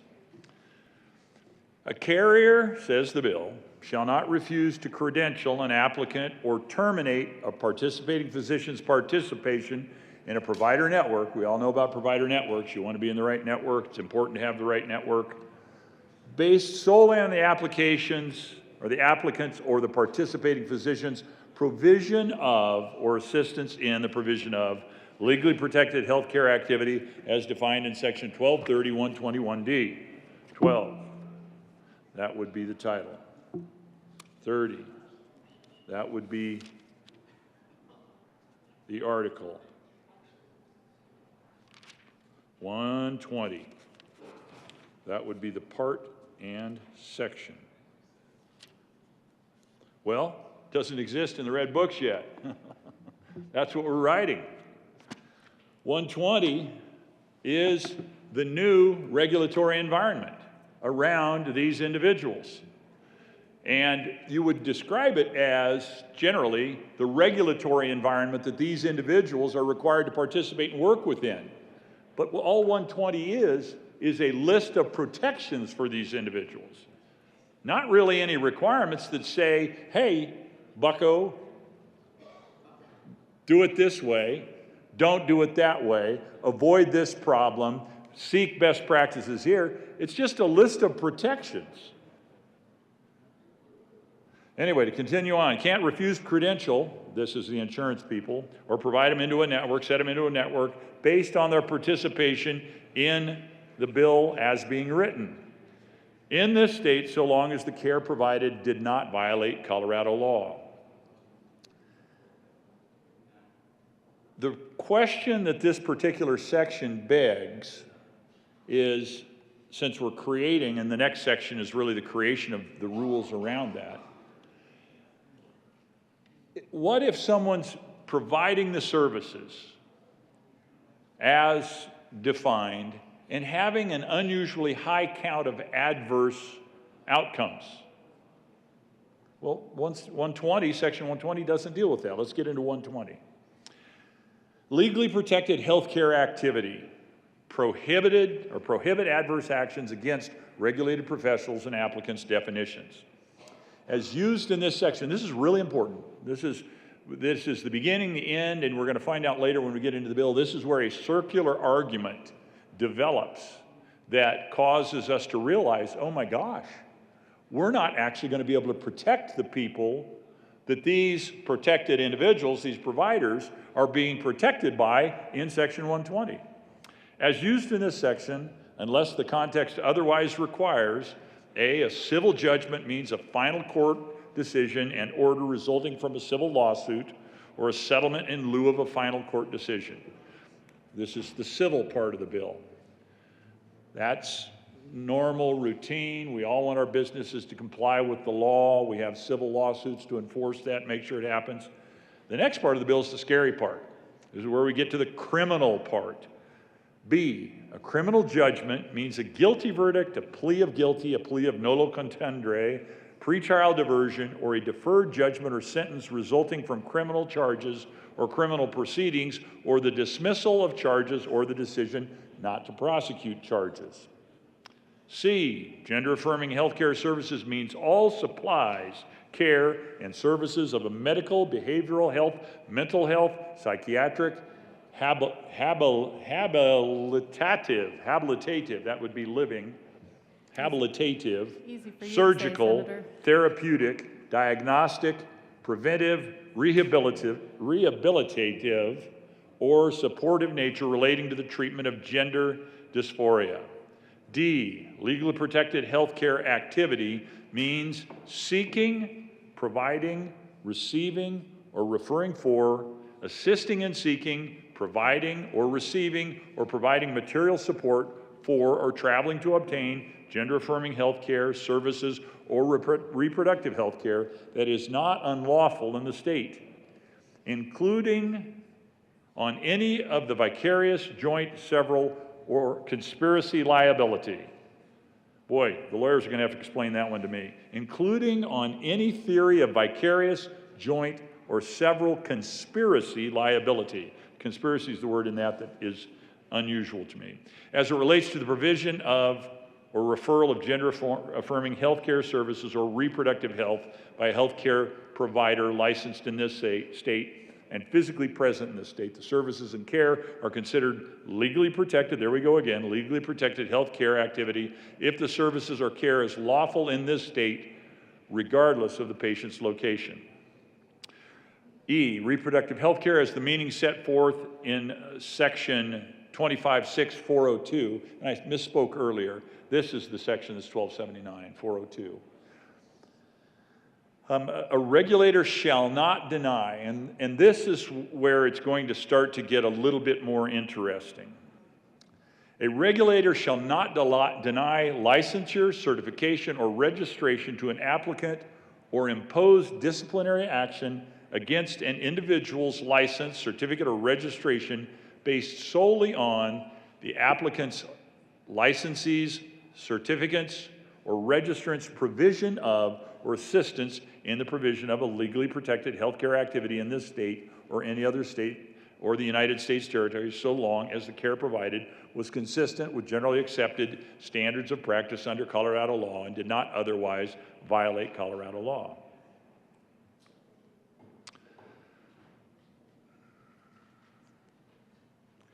So, a civil judgment or criminal judgment against the applicant, licensee, certificate, or registrant arising from the provision of or assistance in the provision of a legally protected healthcare activity in this state or any other state, so long as the care provided was consistent with generally accepted standards of practice under Colorado law and did not otherwise violate Colorado law. a professional disciplinary action or any other sanction against or supervision against revocation, surrender, or relinquishment of the applicant's licensee, certificates, or registrant's professional license, certification, or registration in this state or any other state or United States territory, so long, again, as the professional disciplinary action is based solely on the applicant's licensees, certificates, registrant's provision, or assistance in the provision of legally protected healthcare activities. So we keep getting these protections just because you provide the service.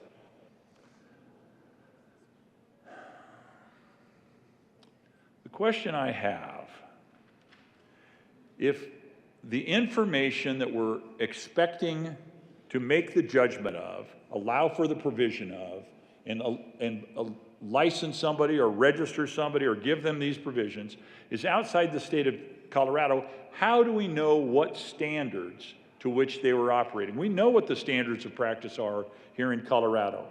We know what the standards of care are here in Colorado.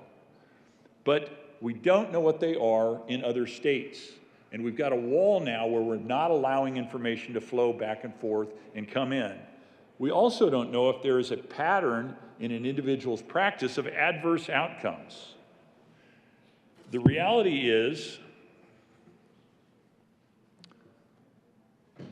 we have a loophole that's been created where we may have what could be described as dangerous care, and I think we need to find a way to close that loophole. There's an amendment at the desk. Ms. Cole, please read amendment L015. Amendment L015 by Senator Lundin, amend printed bill, page 13, line 11, after C, insert I. Senator Lundin. For consideration and your approval, I move amendment L015. To the amendment. Thank you, Madam Chair. So you go to your printed bill. After line, or page 13, after line 23, we're going to insert the following. So what we've got here is this, and this is the section of providing exceptions for civil judgment and criminal judgment. And we're going to provide under page 13, line 23, we've got this section 1 that provides professional disciplinary action based solely on the applicant's licensee, certificates, registrant's provision of, or assistance in the provision of legally protected healthcare activity. And then 2, section 2, the care provided was consistent with generally accepted standards of practice under Colorado law and did not otherwise violate Colorado law. We're going to insert right there the following.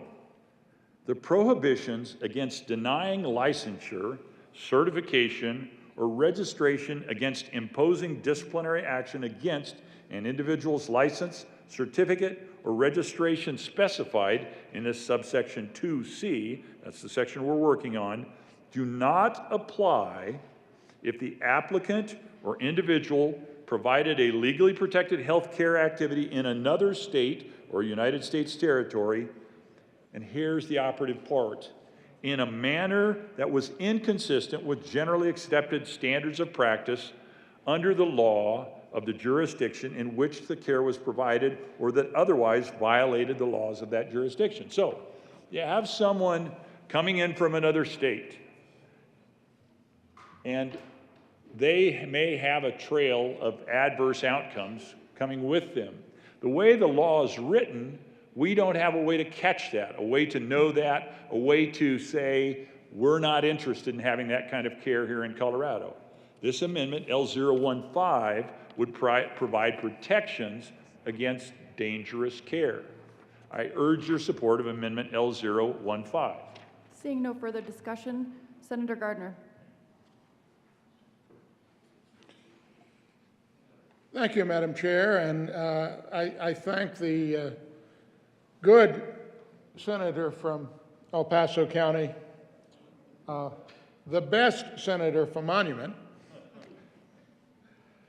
for bringing this amendment and for this discussion. You know, when a bill of this length comes to you very quickly, there are things that nag at you about it that, while you're dealing with all the things that really came to the top in your mind initially, there are other things that kind of nag at you. And this was is one of them that nagged at me, because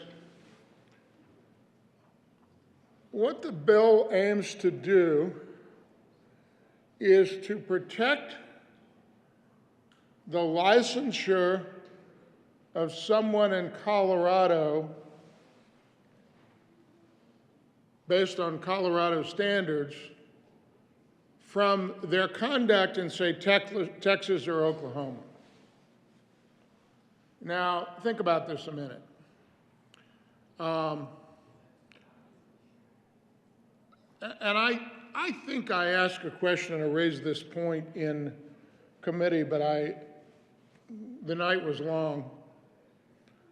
But it would seem that if a physician in Texas who was not a very good physician,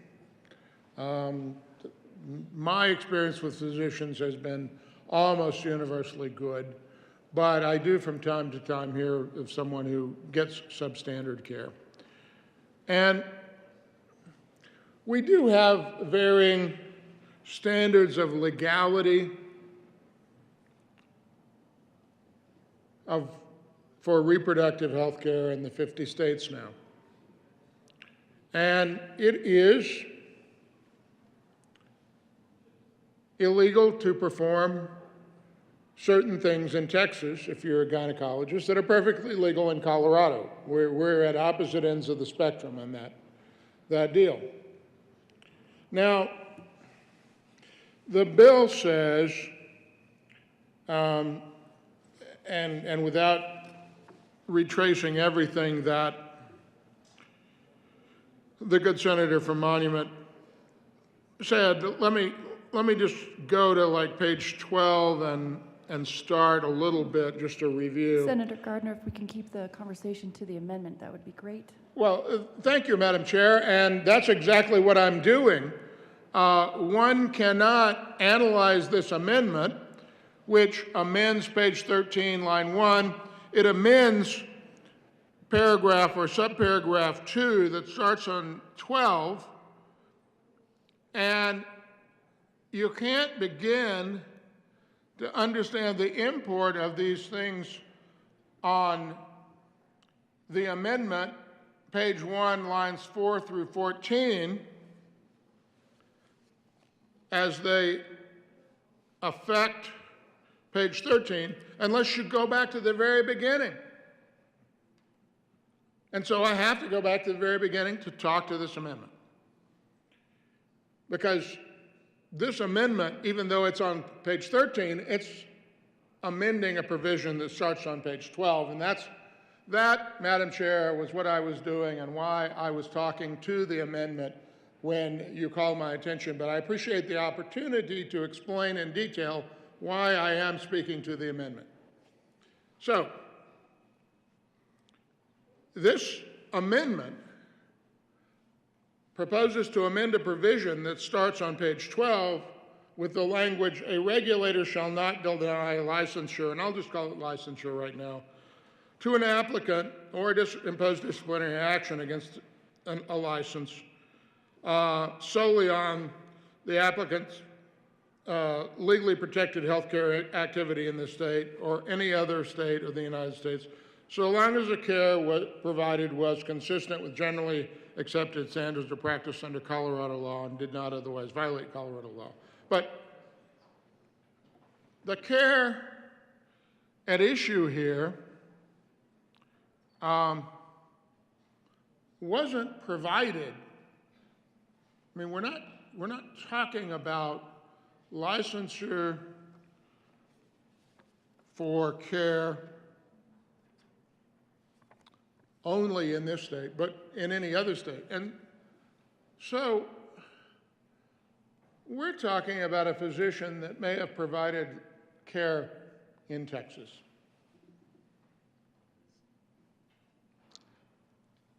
And certain things are prohibited in Texas. That's the law there. I may not agree with the law. A lot of things in Texas law, I'm native of that state. Still hold citizenship there.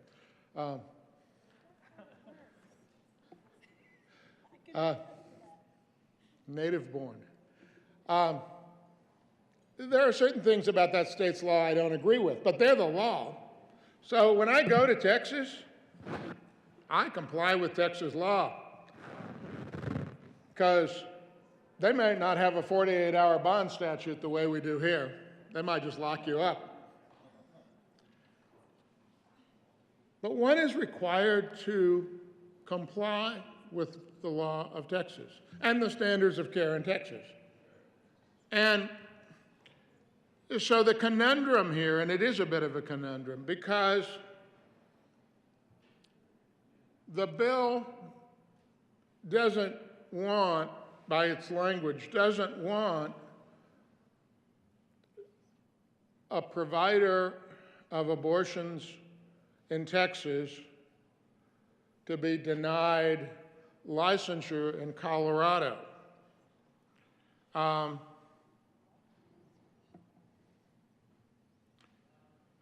But it is the law in Colorado. If you don't like the law in Colorado so much professionally, I mean, once in a while I have somebody say to me, you know, I wouldn't practice law for all the money in the world in, and name a state.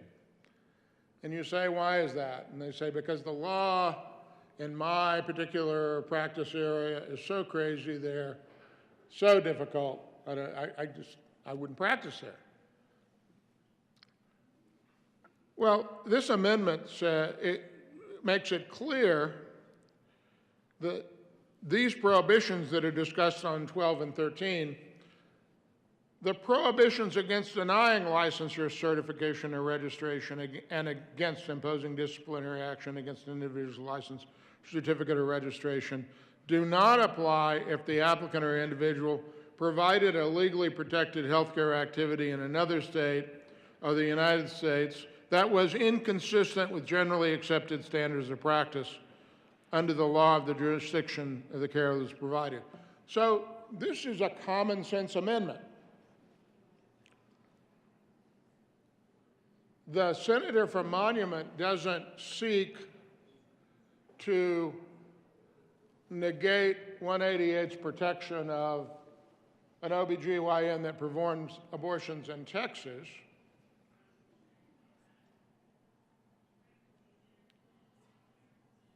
It just says, you know, if you provide legally protected healthcare activity in another state, but legally protected healthcare activity is something in this state, in Colorado,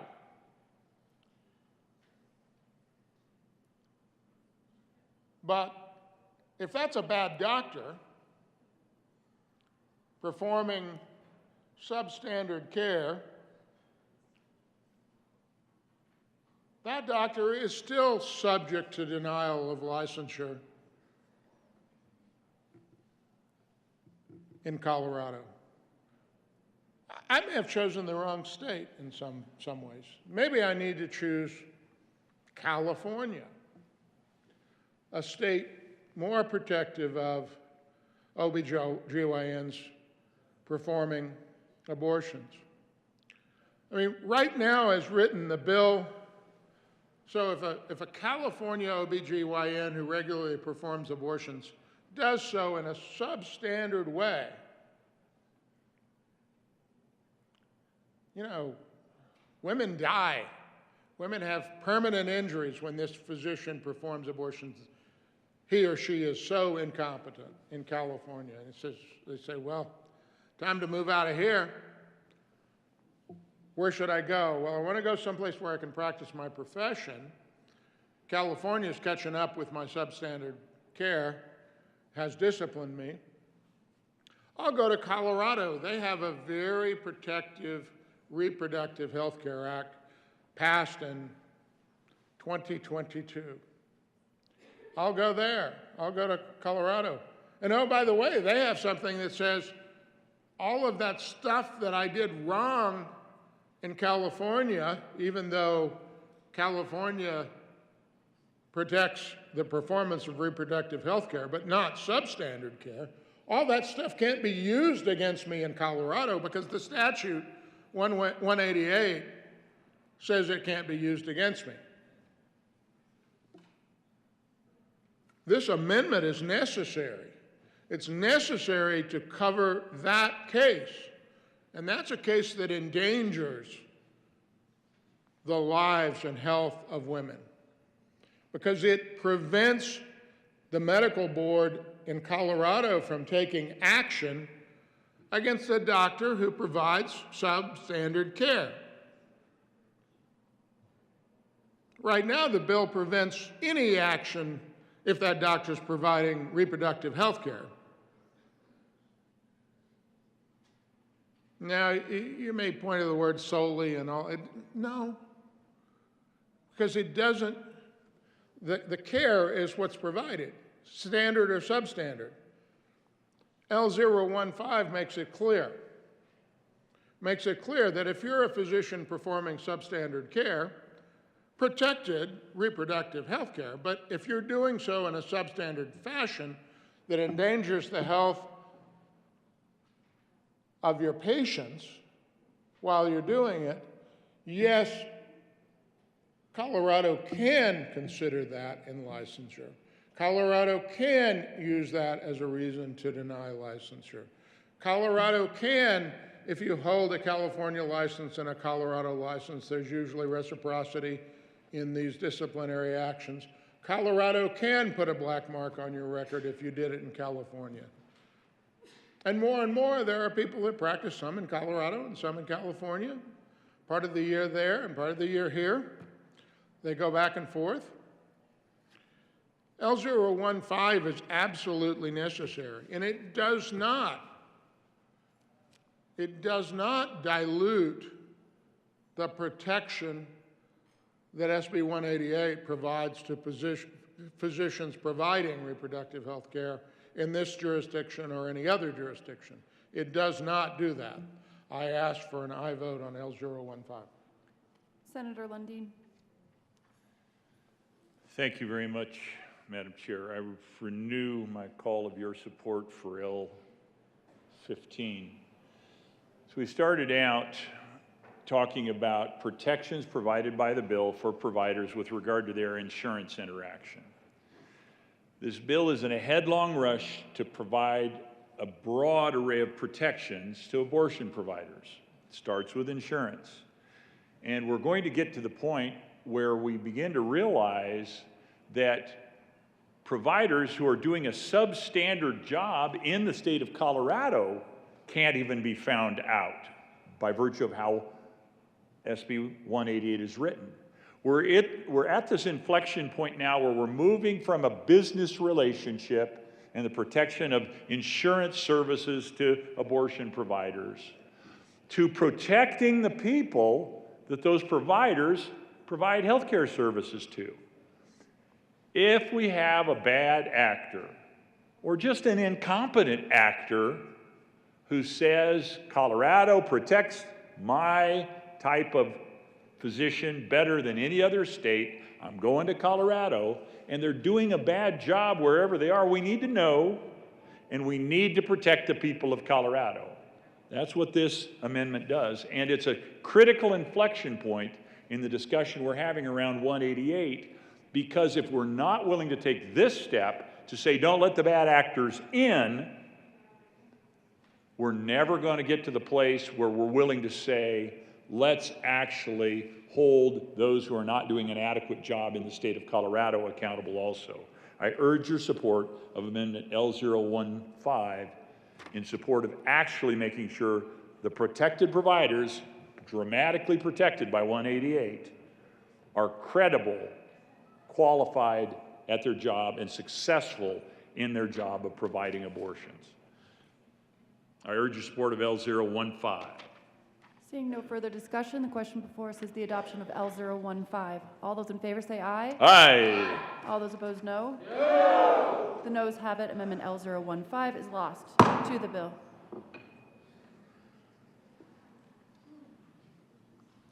Is there further discussion on the bill? Senator Lundin. Thank you, Madam Chair. Let's move on to section 6. Actually, let's not. Let's pause further on.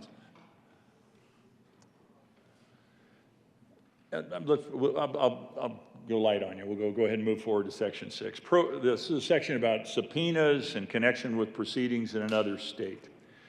A court, judicial officer, court employee, or attorney shall not issue a subpoena in connection with a proceeding in another state.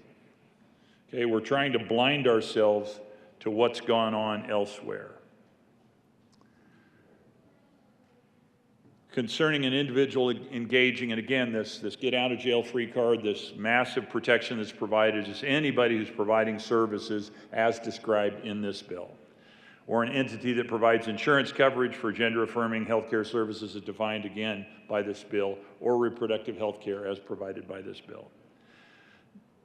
This section does not prohibit the investigation of criminal activity that may involve a legally protected healthcare activity, provided that information related to the medical practice procedure performed on an individual is not shared with an agency or individual from another state. So again, we're putting up these firewalls around the state to prevent the free flow of information.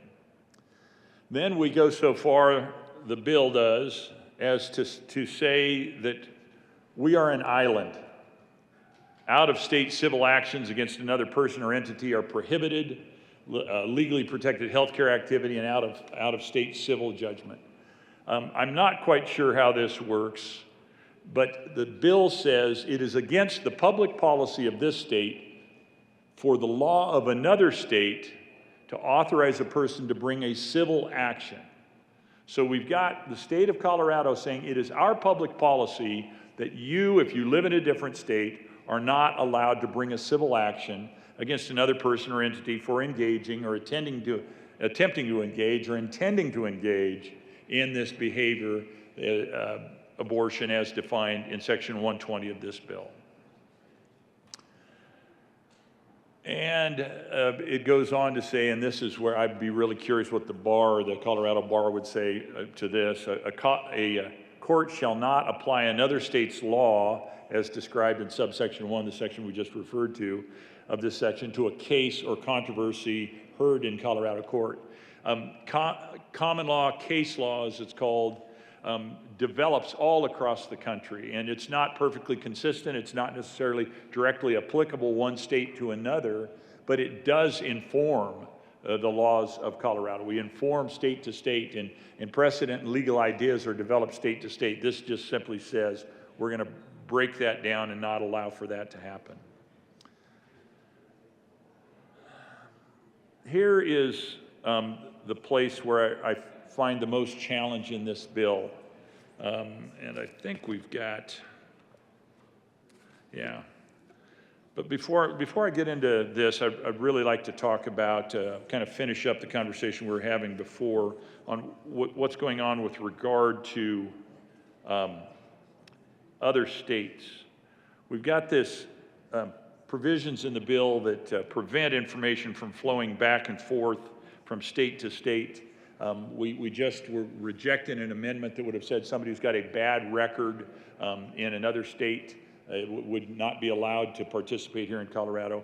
Part of the challenge we've got is we're preventing ourselves from understanding state to state, and it's intentional in the bill. And that puts us in a spot where we kind of become an island, for better or for worse, around the quality of the health care that we have here in Colorado. In order to understand more completely what's going on across the various states. There's an amendment at the desk.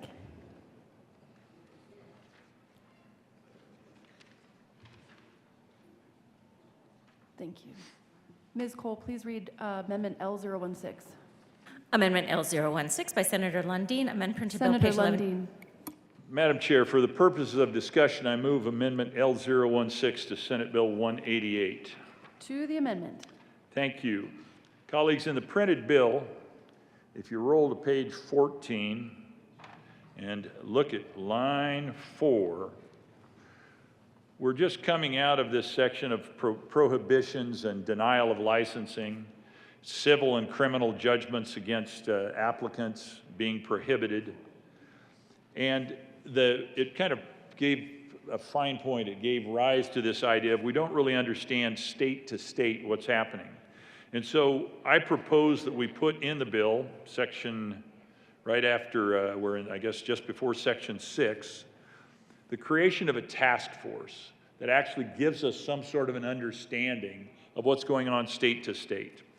So the director of the Department of Regulatory Affairs, that's the folks who regulate doctors and so forth in Colorado, in collaboration with the Attorney General, shall form a task force for the purpose of compiling the laws of each state and the United States territory pertaining to legally protected health care activity, generally accepted standards of practice, and other laws of each state and the United States territory pertaining to the provision of or assistance in the provision of legally protected health care activity in the particular state or territory by December 31st of 23, so the end of this year.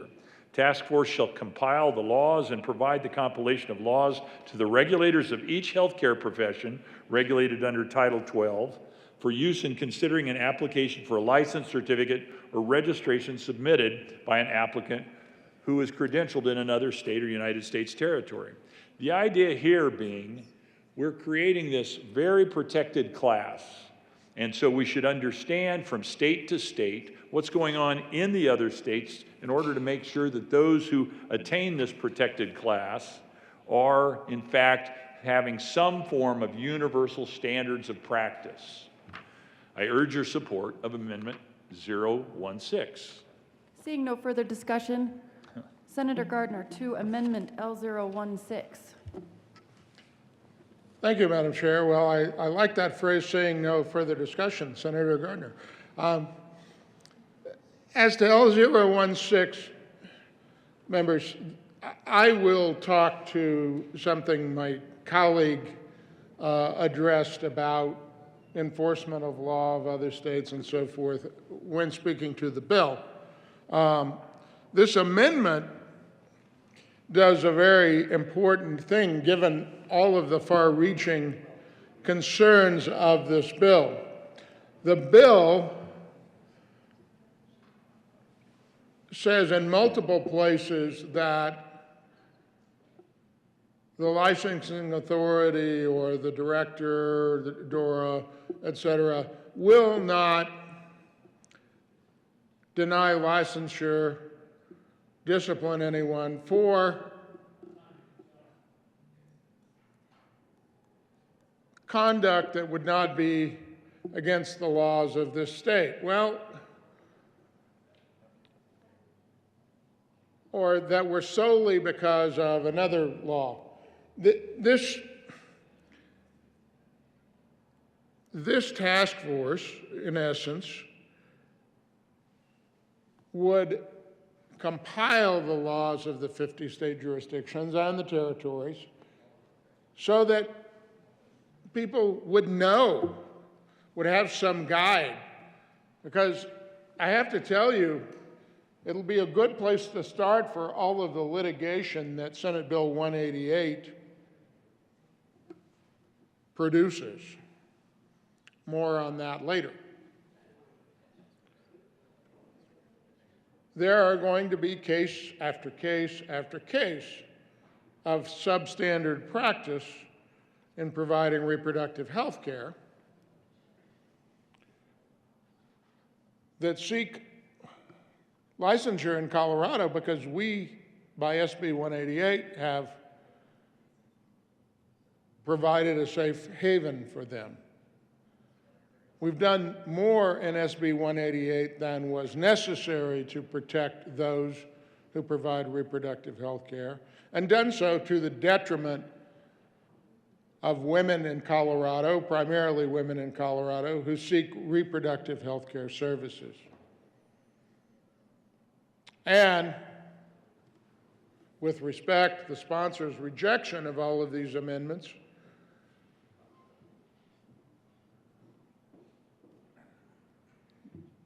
ignores or denies the plain language of their bill, that it provides a safe haven for those who provide substandard care. Not just provide care that we guarantee the right to in Colorado and other states don't. I get that. I think as a matter of public policy, removing oneself from the particular issue, that's good policy. I think a policy that already exists without SB 188, but nevertheless, if we're going to codify it, we ought not go and protect substandard care. That's what SB 188 does.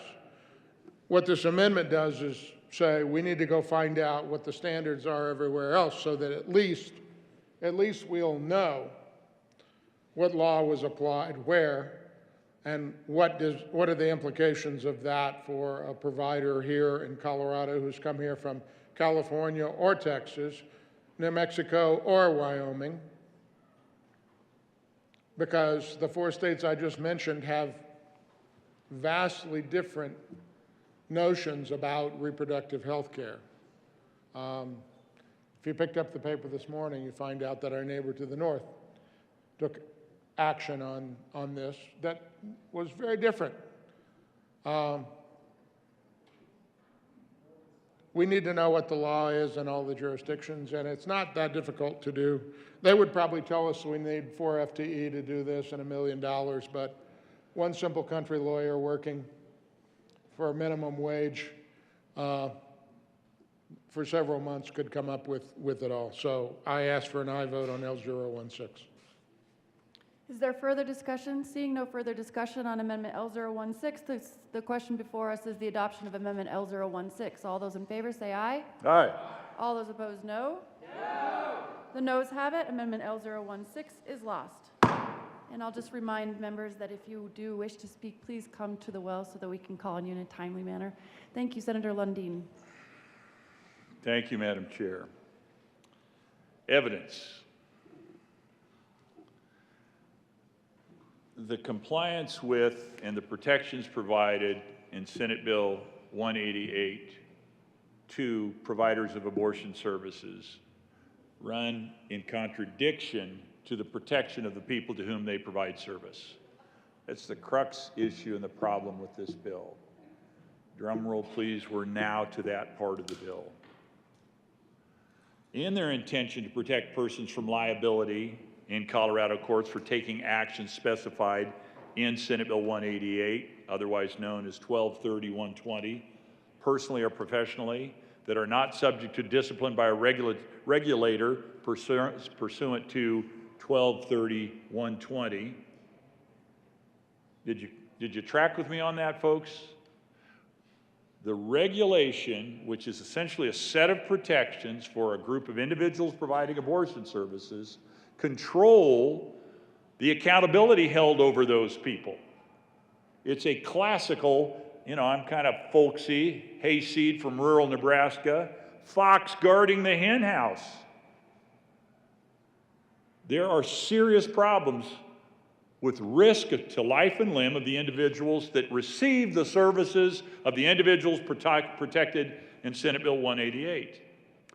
Listen to this. In the bill, in any medical malpractice action, malpractice, that's when something goes horribly wrong. Any medical malpractice action brought in this state, Colorado, against a healthcare provider licensed, registered, or certified in this state or in another state or the United States territory or a court, but this bill just seeks to control the world. A court or arbitrator shall not allow evidence or witness testimony relating to professional discipline or criminal or civil charges. This can rise to the level of a criminal crisis, a criminal set of accusations, and we're not allowed to gather evidence. We're not allowed to collect witness testimony. For criminal or civil charges in this state or in another state or United States territory, regardless of disposition or outcome, concerning the provision or assistance in the provision of a legally protected health care activity defined again in this bill, so long as the care provided did not violate Colorado law. Well, that's wonderful. So long as the care provided did not violate Colorado law. How will we know? You can't gather evidence. You can't talk to witnesses. You can't understand what's happening. The bill protects those providing service and leaves unprotected the people receiving services. This is the crux of the bill. This is the crisis of the bill. There's an amendment at the desk.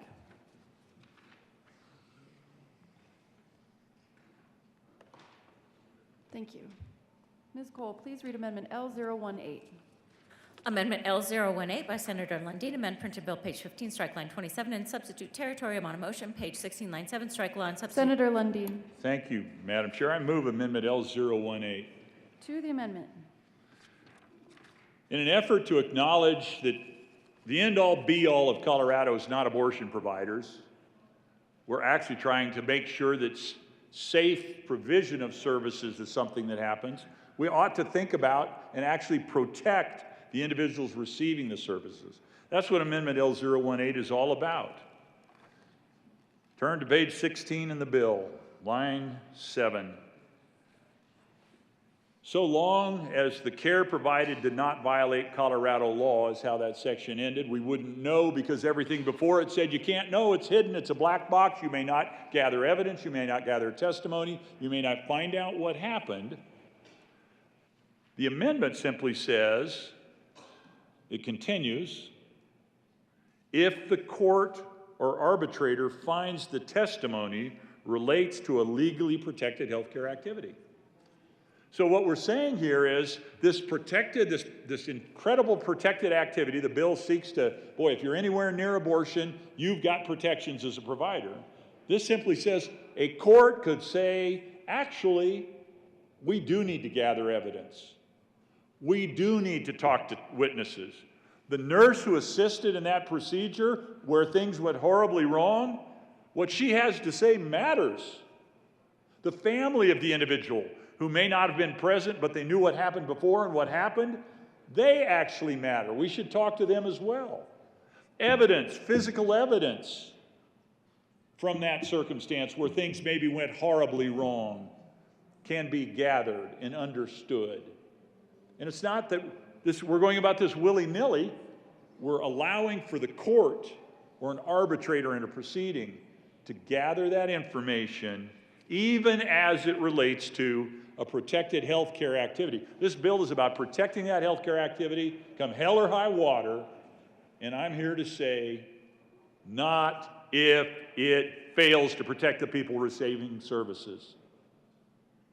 When a woman makes a choice to do something incredibly difficult in her life, she deserves to be protected.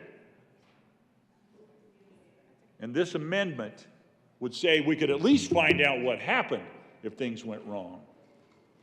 I urge your support of Amendment L018 and ask for an aye vote. Seeing no further discussion, the question before us is the adoption of Senator Lundin.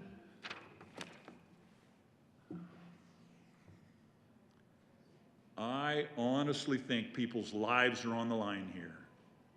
And I don't mind when my amendments get passed over without even an acknowledgement, not even a request for a no vote, but when a person's life potentially is on the line and we can write a law that helps protect it, I would at least expect somebody to say, well, let's talk about that.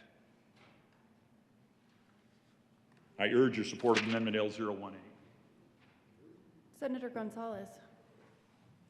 Thank you, Madam Chair. We request a no vote on this amendment.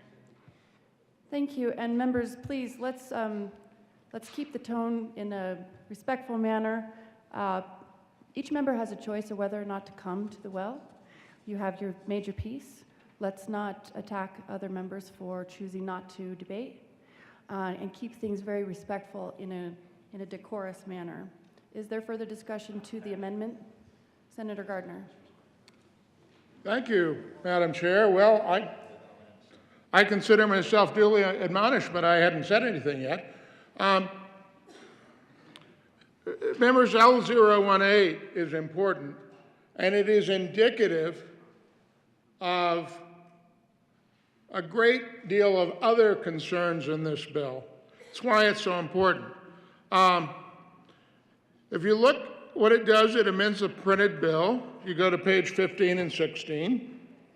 The provision that it's going to amend, so I'm talking to the amendment, Madam Chair, is evidence relating to legally protected healthcare activity.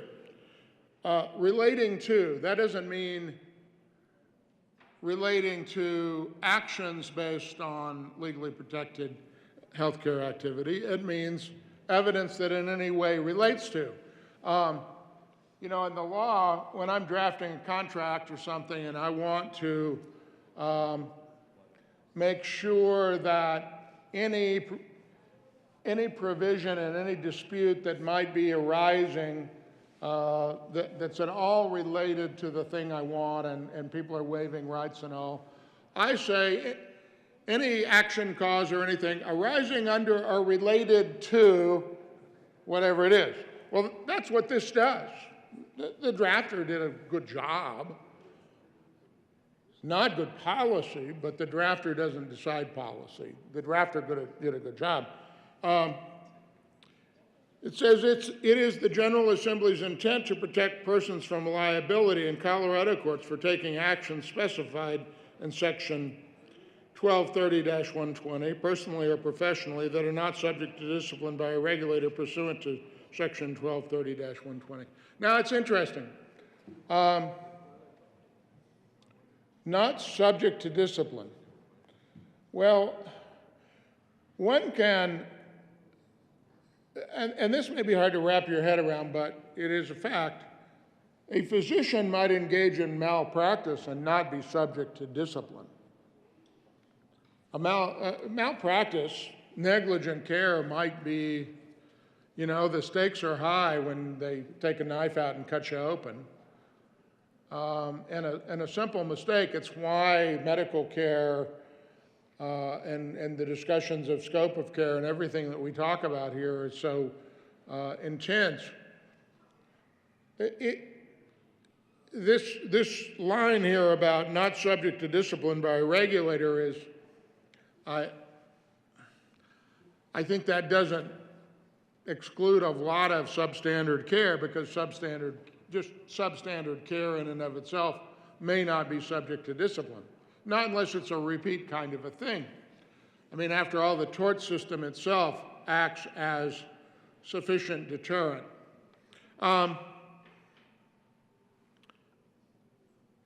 So on page 15, you strike lines 27. Well, this is down in the second part. It goes, in any medical malpractice action brought in this state against a healthcare provider licensed, registered, certified in this state. And so you strike, or in another state of the United States, and you substitute, upon a motion, a court or arbitrator shall not allow evidence or witness testimony relating to professional discipline or criminal or civil action in this state or another state concerning the provision of assistance and the provision of a legally protected health care activity. Well,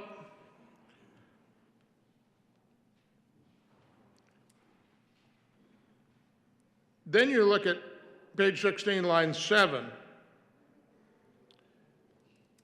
and you, at the end, you say, so long as the care provided did not violate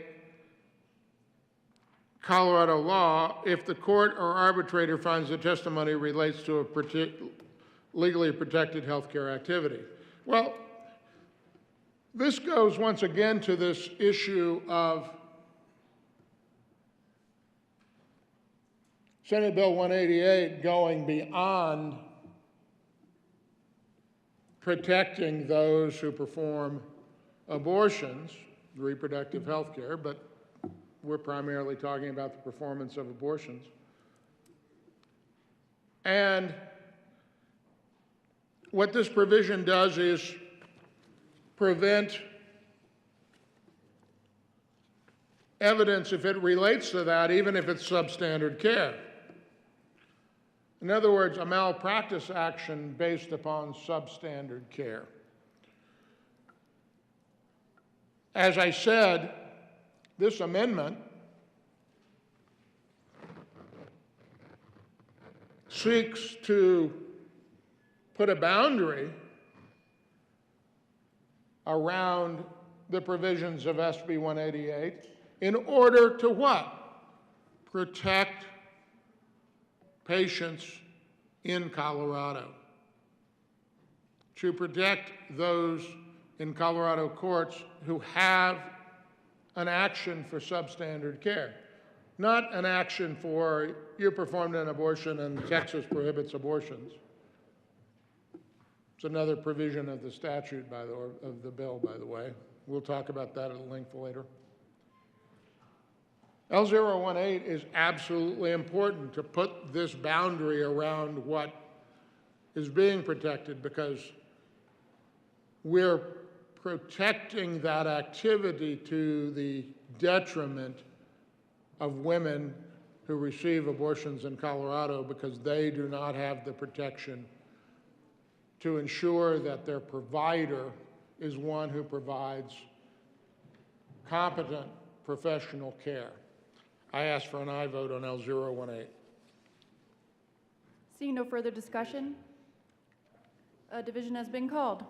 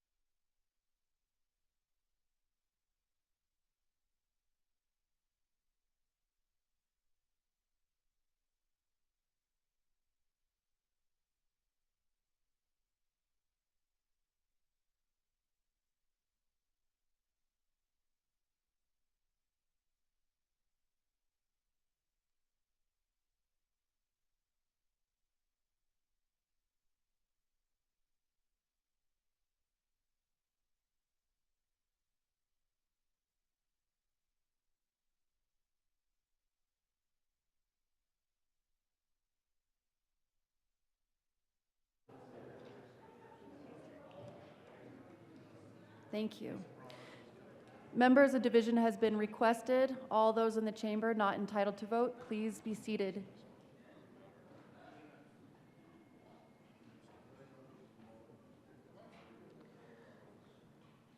All those in favor of Amendment L018, please stand and remain standing while the vote is taken.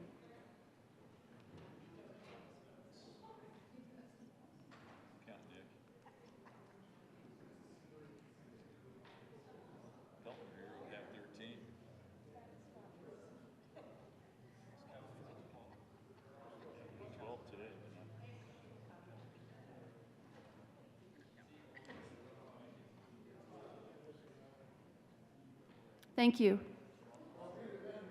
Please be seated. All those opposed to Amendment L018, please stand and remain standing while the vote is counted. The chair is not in doubt. Amendment L018 fails. Senator Lundin to the bill. Thank you very much, Madam Chair. And I am, in my advanced stage, getting increasingly deaf. I am either blessed or cursed, depending on which side of the sending or receiving you are, blessed with a large voice. I do at times become somewhat passionate, and that translates for a big-voiced deaf man into what can seem to be a little bit excessive. I apologize for that. If, in fact, anyone felt challenged in any way beyond what was appropriate for the demeanor of this chamber. So I stand admonished for my personal characteristics, but I also stand in ongoing and persistent protection of the people receiving services, quite frankly, from those that are this new protected class in 188 of service providers. I think the people receiving the services at the end of the day are more important than the people providing the services, because they're the ones we're actually organizing the effort around and in support of. And so I will continue to stand on their behalf and fight on their behalf. As you move on in the bill, Section 9 kind of continues on in this pattern of evidence and actually understanding what's going on. We just voted down, tragically in my mind, an amendment that would have actually allowed for evidence gathering when things are not going well. The bill goes on and says that a peace officer shall not knowingly arrest or knowingly participate in the arrest of any person who engages in a legally protected health care activity, an abortion, as defined by Section 120, which is SB 88.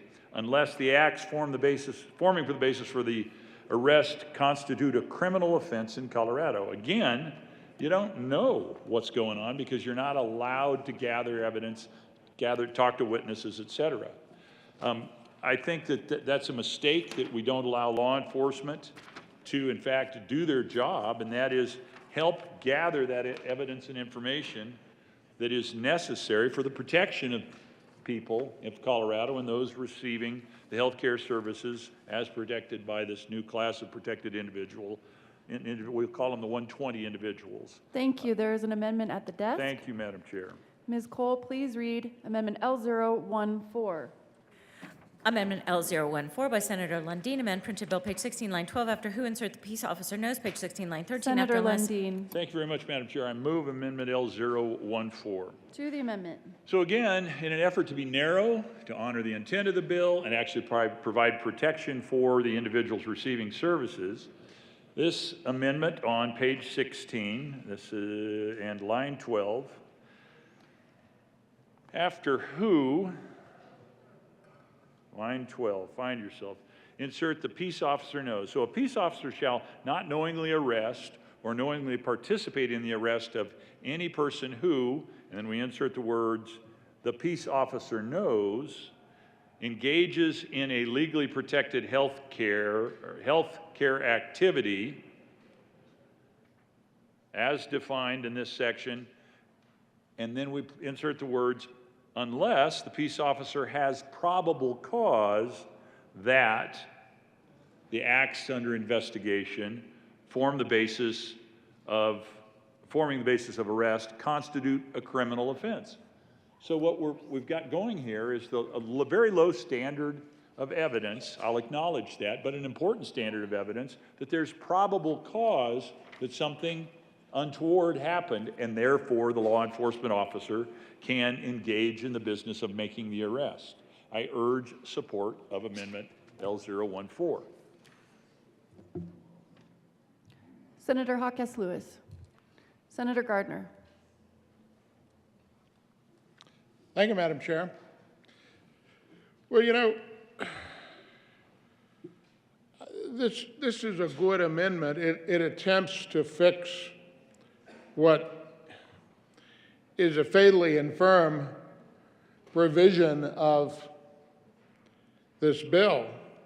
I mean, Section 9 of the bill, which the amendment seeks to refine and salvage, is it's a really problematic thing because any state which has someone who's committed a crime in that state will issue a warrant for someone's arrest. And in general, the other jurisdictions who are all part of interstate compact and have to give full faith and credit to the actions of other states,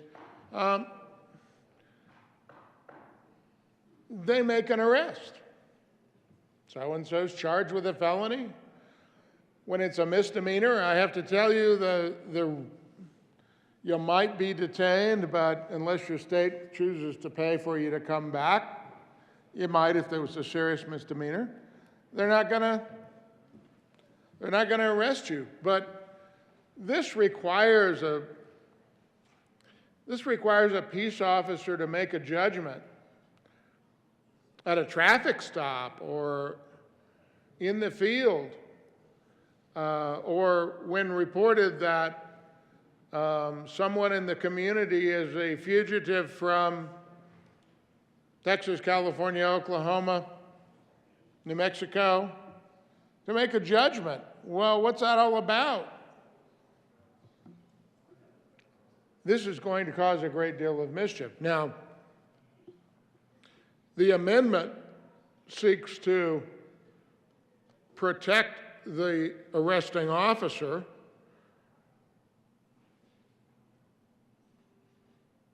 because the officer's not going to know whether the acts form the basis for arrest if they constitute a criminal offense in Colorado.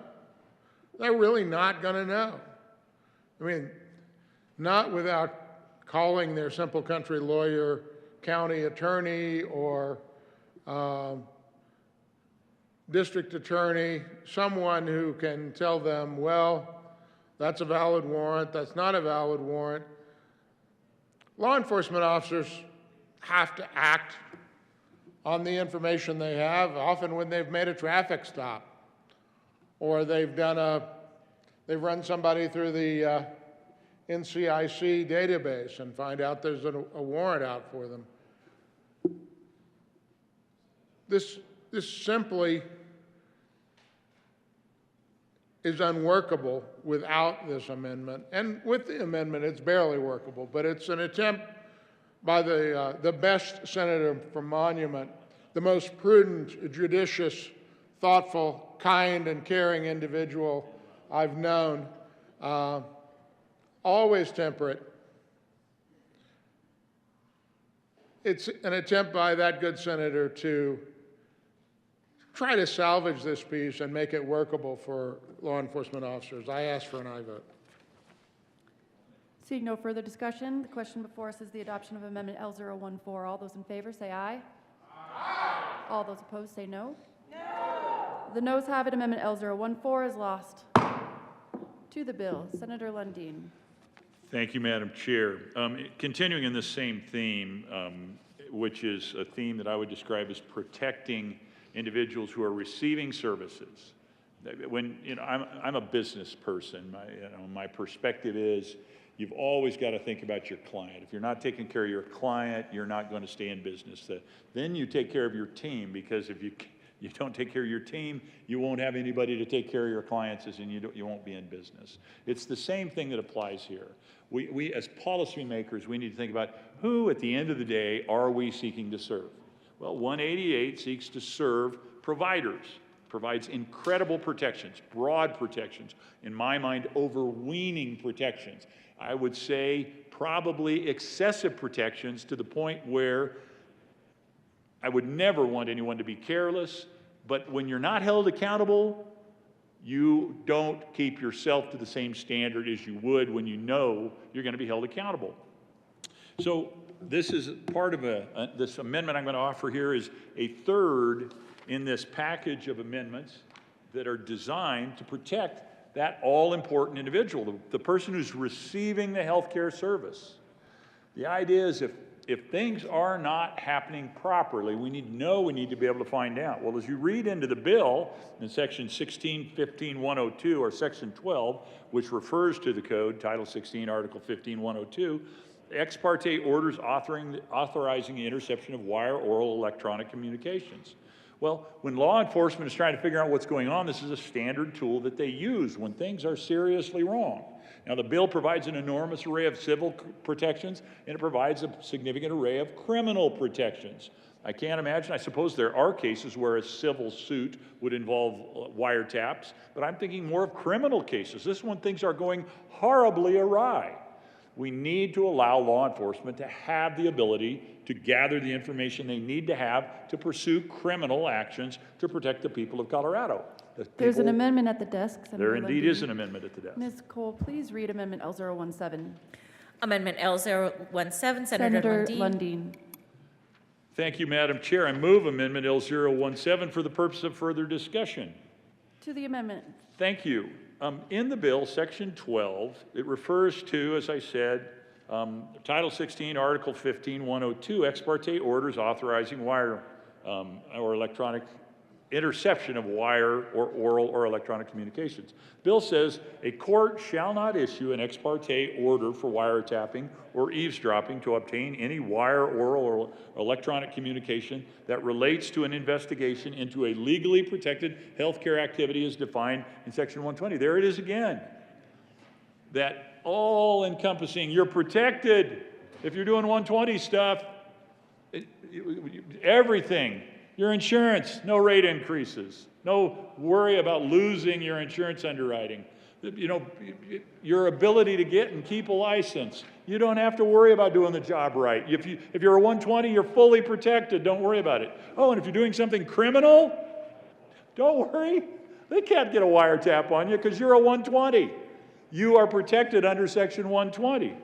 This amendment simply says that you can have that language. Keep your language. Keep the language of 120 with regard to wiretap, unless, the amendment says, the court finds there is a good faith basis for issuing an ex parte order.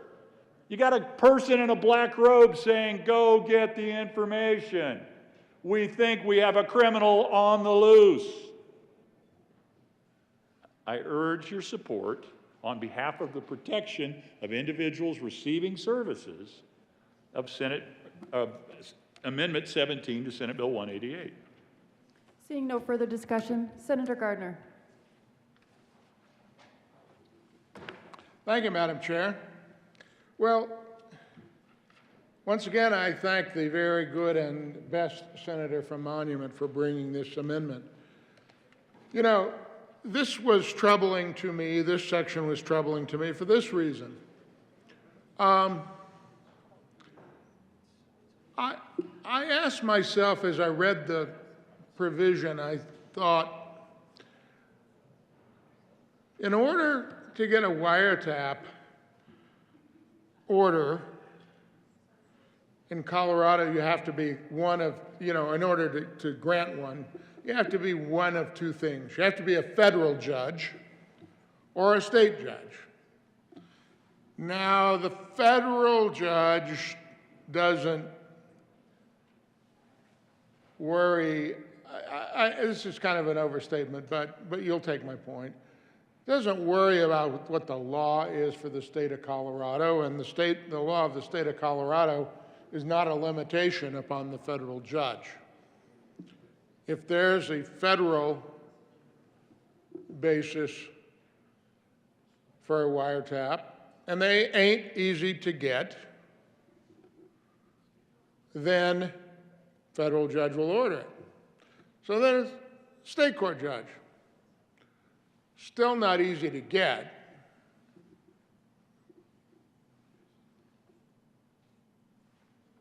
I read this, and shall not issue any an ex parte order. Well, by the way, a wiretap granted, it's not granted on an ex parte basis, you just as well not get one, because ex parte means without notice to the other side. If you gave the other side notice that we want to tap your phone, I think they'd probably get a new phone. Might get a burner, you never know. To obtain any wire or oral or electronic communication that relates to an investigation into a legally protected healthcare activity. What if, and I can almost, as I say what if, I can almost hear someone saying to themselves, oh, you're making this stuff up, Bob. What if someone is running an abortion clinic to perform abortions on women who are being trafficked?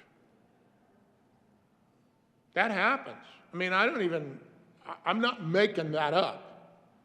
This isn't like come out of Bob's brain. Bob read about such an operation, or an operation where human traffickers had a deal with, and a disgrace to his profession, but a physician who performed abortions and pretty well knew that he was performing them on people who were being trafficked. This sweeps again too broadly. What the amendment does is says, unless the court finds there's a good faith basis for issuing the ex parte order, the good faith basis would be there's other crime. This is not about the performance of legal abortions. This is about human trafficking, and it's about this clinic that's performing these abortions. What if the doctor, and this happens, or the clinic, this happens, is engaged in Medicare, Medicaid fraud? Every year, the Department of Justice collects millions of dollars from healthcare facilities and healthcare providers for healthcare fraud, false claims. What if, once this is made a service that is provided without copay, I think that's another bill. What if there's a physician that's billing for services that aren't provided? You say, well, that would never happen. Well, it happens every day. Elsewise, the state of Colorado and the Department of Justice, the U.S. Department of Justice, would not be filing these cases and collecting. And the filing of false claims is both civil and criminal. But I think this would give a prosecutor some pause, and I think that the defense attorney for that crooked provider or clinic would say,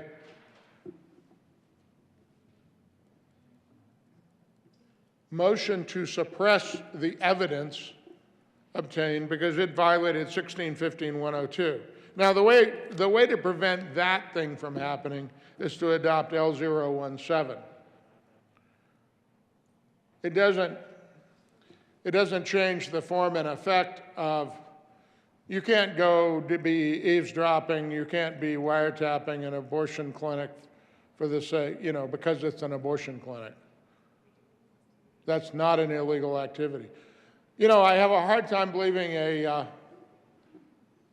judge in the state of Colorado would grant a wiretap order for this to start with. I can't even conceive of it. It's not one of those things where it's like, I need to pass a law to tell a judge that you can't do that because this is a legal activity in the state of Colorado. And true enough, you might have somebody from out of state saying, people are making appointments. People are making appointments for citizens of Texas to come to an abortion clinic in Pueblo. an abortion clinic, I haven't mentioned Kansas, to travel from Kansas to Burlington, Lyman. You have a very hard time getting rural health care, but I imagine at the borders, you're not going to have a hard time finding someone to provide an abortion. It's probably going to be something that grows. I have a very hard time believing that a judge in the state of Colorado would so misunderstand the law that he or she would grant a wiretap order, or that a district attorney in Colorado, because you'd need a district attorney in Colorado to make that application. The Attorney General of Texas and Texas district attorneys can't come and make that application here. They don't have jurisdiction to appear. They don't have license to appear here. They would need to seek the help of a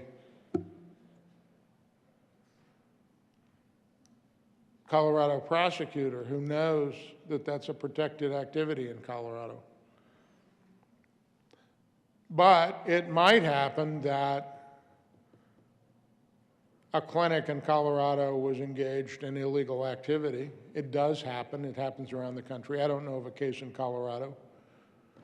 There is human trafficking in Colorado, if you don't know about it.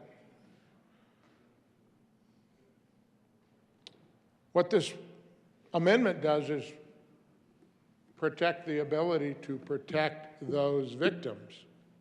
Once again, the bill is going to protect an activity so well, it will do so at the expense of victims and people who might receive substandard care. I ask for an aye vote on L017. Seeing no further discussion, the question before us is the adoption of Amendment L017. All those in favor say aye. Aye. And all those opposed say no. No. The noes have it. Amendment L017 is lost.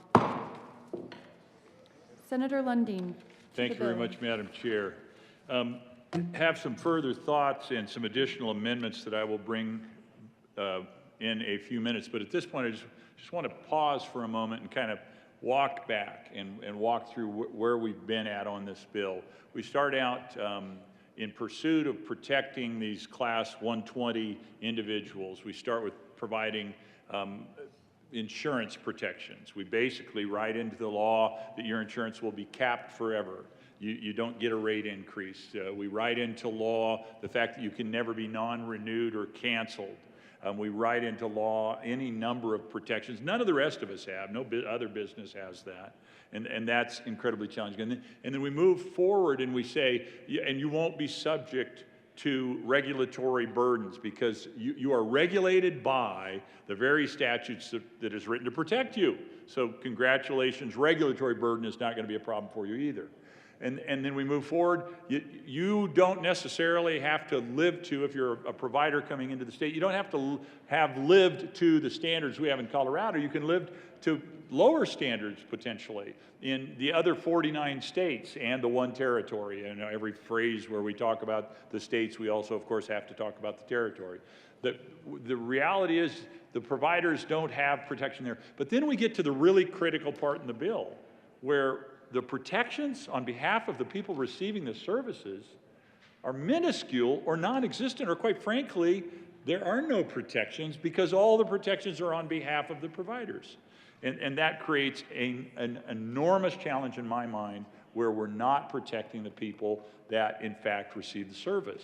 Now, the regulators may say, okay, we think we're going to be okay on that, but the reality is you have got in front of you now black letters on white pages in red books that anyone who is looking to protect, expand, quite frankly, defend their practice and behaviors, whether good or bad or otherwise, they will have a statute now that they can point to and say, hey, back off. And oh, by the way, even if I'm bumping it up against criminal activities, you can't gather evidence, you can't gather information, you can't get information, and to the point of something so criminal that an amendment we offered would have allowed for a federal or a state judge to say, you know, we need a wiretap to look into this.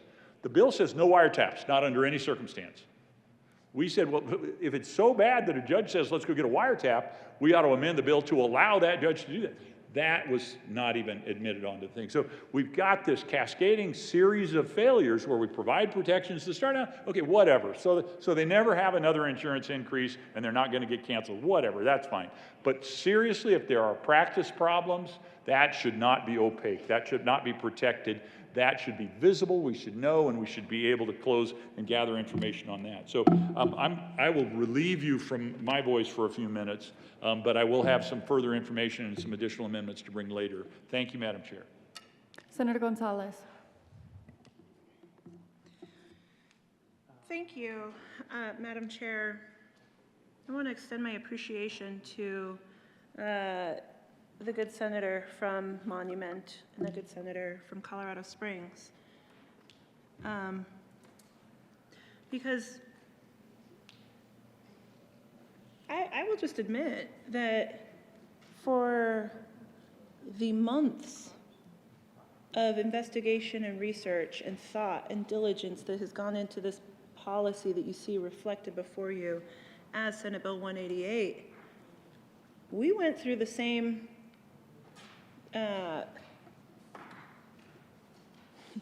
logic exercises. They felt like LSAT problems. And I respect the amendments that were put forward, but did not support them because we've already addressed the concern that the good senator from Monument brought up via multiple amendments here over the last course of this discussion on this policy. The good senator from Gardner said, from Gardnerville, from Colorado Springs, spoke about, well, what about if someone is being human trafficked? Thankfully, we've contemplated that.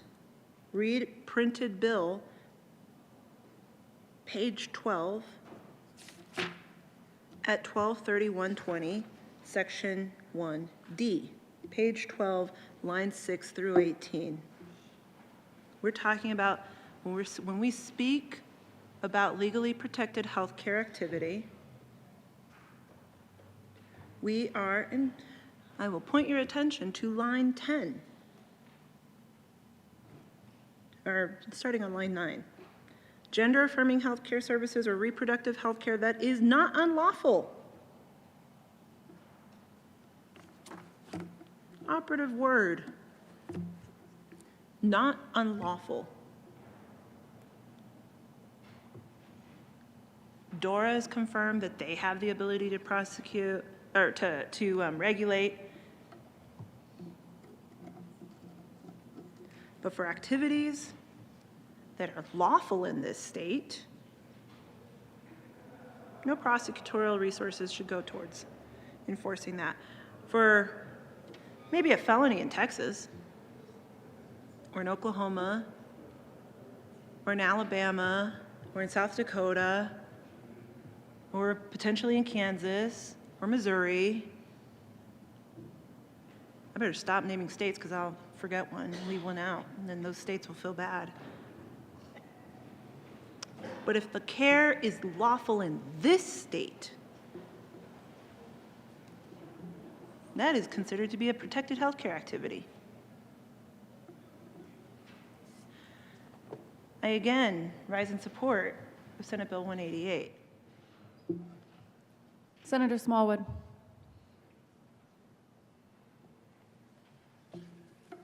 Thank you, Madam Chair.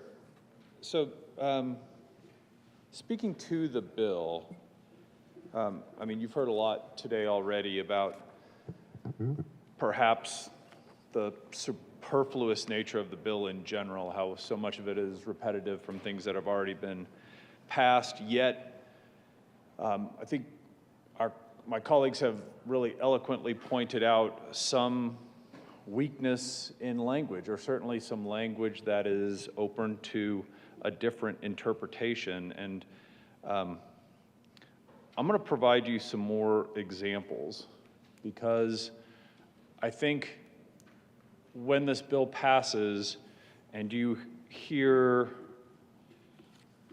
in public, in the media, people make these kind of sweeping declarations like what's in the ledge deck, that we are, ensuring that, for example, I'm on page 8, line 9, ensuring, as a state, we will continue to ensure that all healthcare providers have the protection needed to offer essential care, and so on and so forth. So, that's a pretty bold and sweeping statement. We are going to ensure that this is going to happen for healthcare providers. And I think what the bill would speak to time and time again is Section 10, or Title 10, the insurance laws in our state. And I'll save you the energy of accusing me of being like a broken record later through the day, but this is a theme that happens again and again and again when we talk about these bills. Is we always go back to Title 10, which is the insurance law in our state, and we talk about health insurance. And what concerns me is that those two sentences don't jive. When you say you're insuring something for healthcare providers across our state, but you're not in the division of professions and occupations, you're instead in Title 10, that's just not accurate, in my opinion. And I'll give you some examples. Majority Leader and I have talked probably ad nauseum about this exact thing. So few Coloradans are covered under health plans governed by Title 10. I mean, we're talking a fraction of the state of Colorado. And what makes the issue even more confusing is that very often, not only are the patients not aware of whether or not the care that they're looking to obtain is something that's subject to Title 10, but very often the providers themselves have no idea whether or not the care that they're delivering is subject to Title 10. And I mean, how could they? Right? I would hope that the majority of patients across our state have other things going on in their lives other than to dive into the certificates of coverage and the summaries of benefits and coverage and the summary plan descriptions of their medical insurance documentations.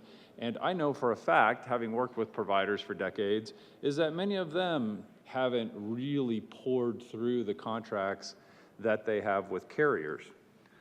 So just as a small example of why I think we need to be more precise in our speech in this room on this topic, and why I feel strongly that it might not have happened with this bill, is when I look at page 10,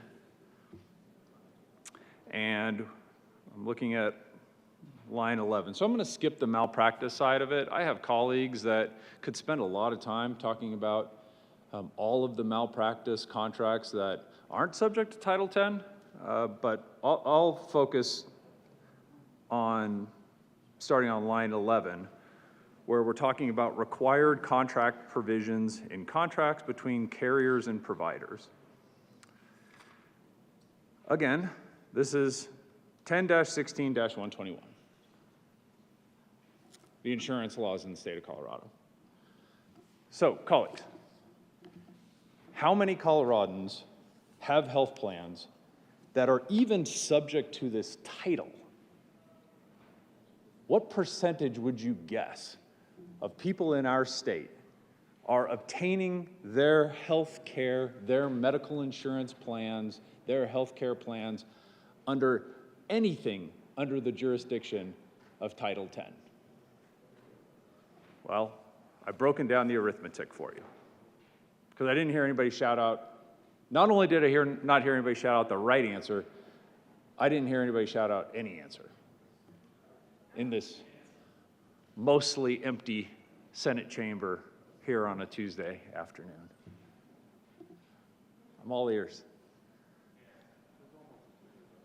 So, roughly 7% of the state of Colorado is uninsured. Okay? I can promise you the care that those folks are receiving are not subject to any of Colorado's laws because they don't have any insurance. Okay? 7%. So right away, we're down to 93% of the state. Another roughly 5% of our state are active duty or retired military. So many of those folks covered under TRICARE, VA, not subject to Title X. 12% of our state is covered under Medicare. The vast majority of those folks are of Medicare age. Now, one might be asking, are those really the citizens across our state that are seeking abortions? I don't know. Be a little peculiar, I suppose, but biology is a weird thing. So 12%. 19% of our state is covered under Medicaid. Medicaid, not part of Title X. So we add all that up, 43% of the citizens of the state of Colorado, and these are round numbers, right? I'm sure somebody's gonna send me a nasty email going, Senator, it's not 43%, it's 42% or 44%. But round numbers, nearly half of our state are already going to be excluded from anywhere in this bill you see Title X, you already know that those patients have none of the protection, therefore the providers providing care to those patients have none of the protections that have been so bumptiously proclaimed by all kinds of supporters of the bill. So now we're left with 57% of the state of Colorado that are on some sort of actual health insurance policy, a little bit over half. 4% are covered under individual health insurance plans. Most certainly going to be subject to Title X, I would think. So we got 4%. 5% are covered under small group plans in our state. So you think, small group plans, governed by the state of Colorado, right? Nope, not even close. Less than half of the small group plans in the state of Colorado are fully insured plans subject to the laws of the great state of Colorado and subject to Title X. Last number I looked at was 65% are already on ERISA or self-funded, what we would call self-funded plans, partially self-funded plans, governed by the Department of Labor and ERISA. So even in that small section, that small group, it's at best half of the state of Colorado that's covered under this. So the other remaining giant chunk, 48%, are in large group plans. And I will show you the statistics on this. Not only do I know this just professionally, but you can cite a lot of different reference points. Kaiser Family Foundation is a great one. Of the large group plans in our state, 82% of the citizens covered under those plans, those are ERISA plans. Those are governed by ERISA and the Department of Labor. Nothing to do with Title X. Therefore, the patients seeking that care, the physicians, the facilities providing that care are subject to the terms of the contracts of the health plans that are governed by the DOL and ERISA. So of the 2.8 million Coloradans that we're talking about, 2.3 million of them just aren't going to be part of this.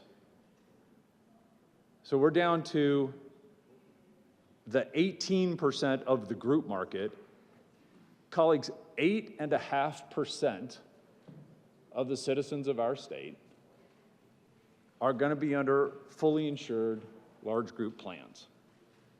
Maybe half of the 5% that are small group and the 4%. So, as you know, I learned math in Kansas, so I need my fingers and toes.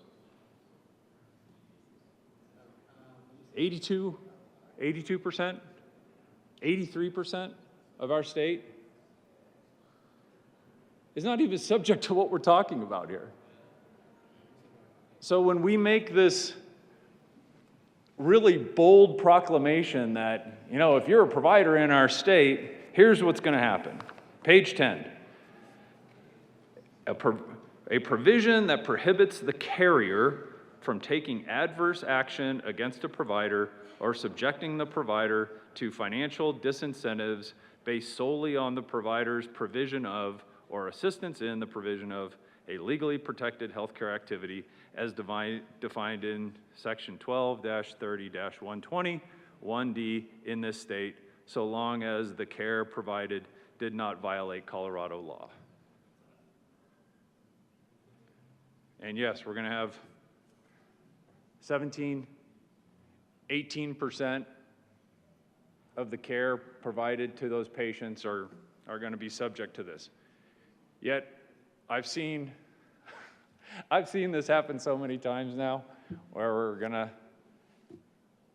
be interviewed by the news, and we're going to have bill signing and make these broad proclamations of, we've ensured that the providers in the state of Colorado are not going to be subject to all these things that the health insurance companies are going to force upon our provider.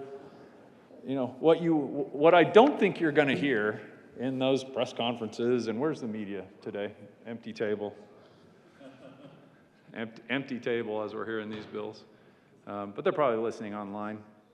And one astute reporter somewhere is going to add a footnote that said, you know what? This bill passed and it does these things, but we did our research and, you know, 82.5% of the care delivered in our state is not even going to be subject to this law. I mean, that's not a tiny bit, right? The vast, vast, vast majority of care that's going to be delivered in our state isn't even going to be subject to this. And we're going to talk about in every bill that you keep bringing, in every bill that you keep talking about healthcare and how the state of Colorado is going to control this and control that. It's like we take joy in ignoring the number sometimes, because it's simply not going to be the case. So everything you're seeing on page 10, lines 16 to 22, is going to be true some of the time. Not never, some of the time, but almost never. In other words, carriers can still take whatever adverse action they want against a provider or subjecting a provider to financial disincentives based on whatever they feel like, because they don't care what Colorado law says. Shouldn't say that. I don't know what they care about and what they don't care about. But one thing for sure, they're not bound to the laws of the state of Colorado. And if they feel that a provider is not meeting standards of care, and we're going to talk a lot about the difference between provision of care and standard of care, but health carriers, in my opinion, are heavily disincentivized, certainly from a financial perspective, from a reputation perspective, disincentivized from allowing any subpar provider of health care to receive financial incentives. And they will do whatever, I think they will do, whatever they need to push back on language like this, especially since they're not subject to our laws anyways. Why would they care? Line 23, as used in subsection 1F, adverse action means refusing to pay a provider for the provision of covered services. That will happen 82.5% of the time.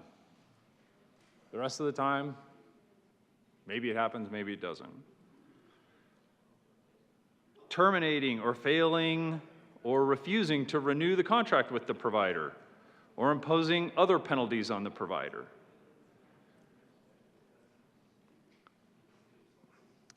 I suppose as long as that provider is working exclusively with the 17, 18% of the patients in our state that are subject to Title X, I guess that'll be the case. 82.5% of the time, it's not going to be the case. So again, I would hope that when you're at the bill signings and doing the town halls and putting out the newsletters, and we make a statement that we've protected the providers in the state of Colorado from any acts from insurance companies in our state. I mean, I'm in no position to demand anything of anybody in this room. I'm just asking that we would be accurate as it relates to the facts, not accurate as it relates to my beliefs or your beliefs, but there are some things that we just have to agree on. And the number of patients receiving care under Title X in our state is one of those things that I am happy to load you up with all the ammunition on the facts and the figures so that when you do your press conferences and the town hall meetings and put out the newsletters, that you can really look at the numbers and feel confident that you know what you're talking about.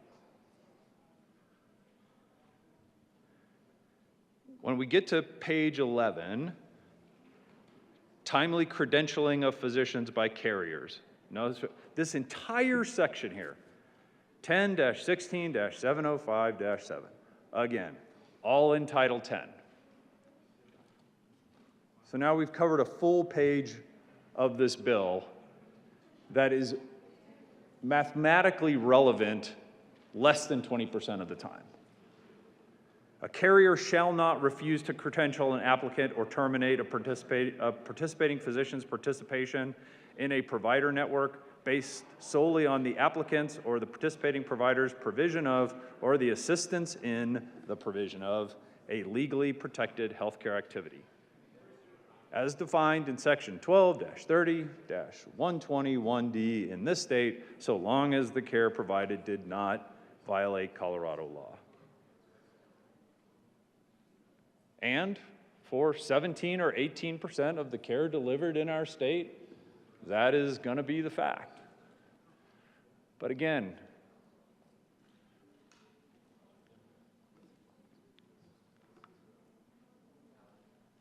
such a fraction of the care that to start a ledge deck with something that says this is what we are ensuring in the state of Colorado, and this isn't impugning motives, this isn't saying that you're lying or that you're a bad person or anything like that. This is simply saying that the language in the bill is so definitive relative to the facts of what kind of care is covered under Title X. So back to my point. I look at this as sort of lack of logic, really, and that the words in the bill don't really match the words of what's going on in the state of Colorado. And so what I would do is have everybody take a close look at this bill, because I wasn't involved in the drafting process. I wasn't involved in writing the bill. I wasn't in any of the stakeholder meetings. Nobody asked me, hey, Senator, are you comfortable with the language that's in the legislative declaration? Are you comfortable with what's being said in committee or on the floor? So because I wasn't asked, I then need to look to say, okay, what else in this bill might be written in a clumsy kind of fashion where what's written in the bill doesn't match the actual facts of what goes on with healthcare in our state. And I think you should all, even if you are in support of the concept of this bill, if you haven't read the details, or if you don't understand the details, right? Like most folks who have lives probably don't understand the details, and why should they? But I'm concerned about the lack of detail to the language. I think the bill needs a tremendous amount more work. I agree with my colleague from Colorado Springs when he says that, again, as I opened, a lot of this is superfluous. I don't want to use the term like lip service or anything that would be denigrating to the folks that are really passionate about this, but it's a lot of words that I think still need a lot of work and would still encourage a no vote on the bill. Thank you, Madam Chair. Is there any further discussion? Senator Lundin. Darn it.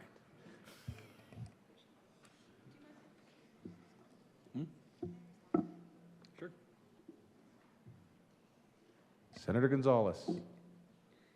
Thank you, Mr. Chair. And to the good senator from Parker, I appreciate you breaking down the barriers that exist for too many Coloradans being able to access health care. And it sure sounded like a full-throated endorsement of universal health care coverage to me. But maybe that's a different bill and a different conversation. I appreciate your discussion.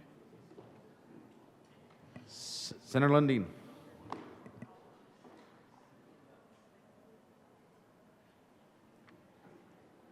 Thank you, Mr. Chair. The body of my prior comments were really centered around protecting an individual who's receiving these reproductive health care services. That was the primary concern of those comments. I would direct you now to a different section of the bill. It's a section of the bill that provides for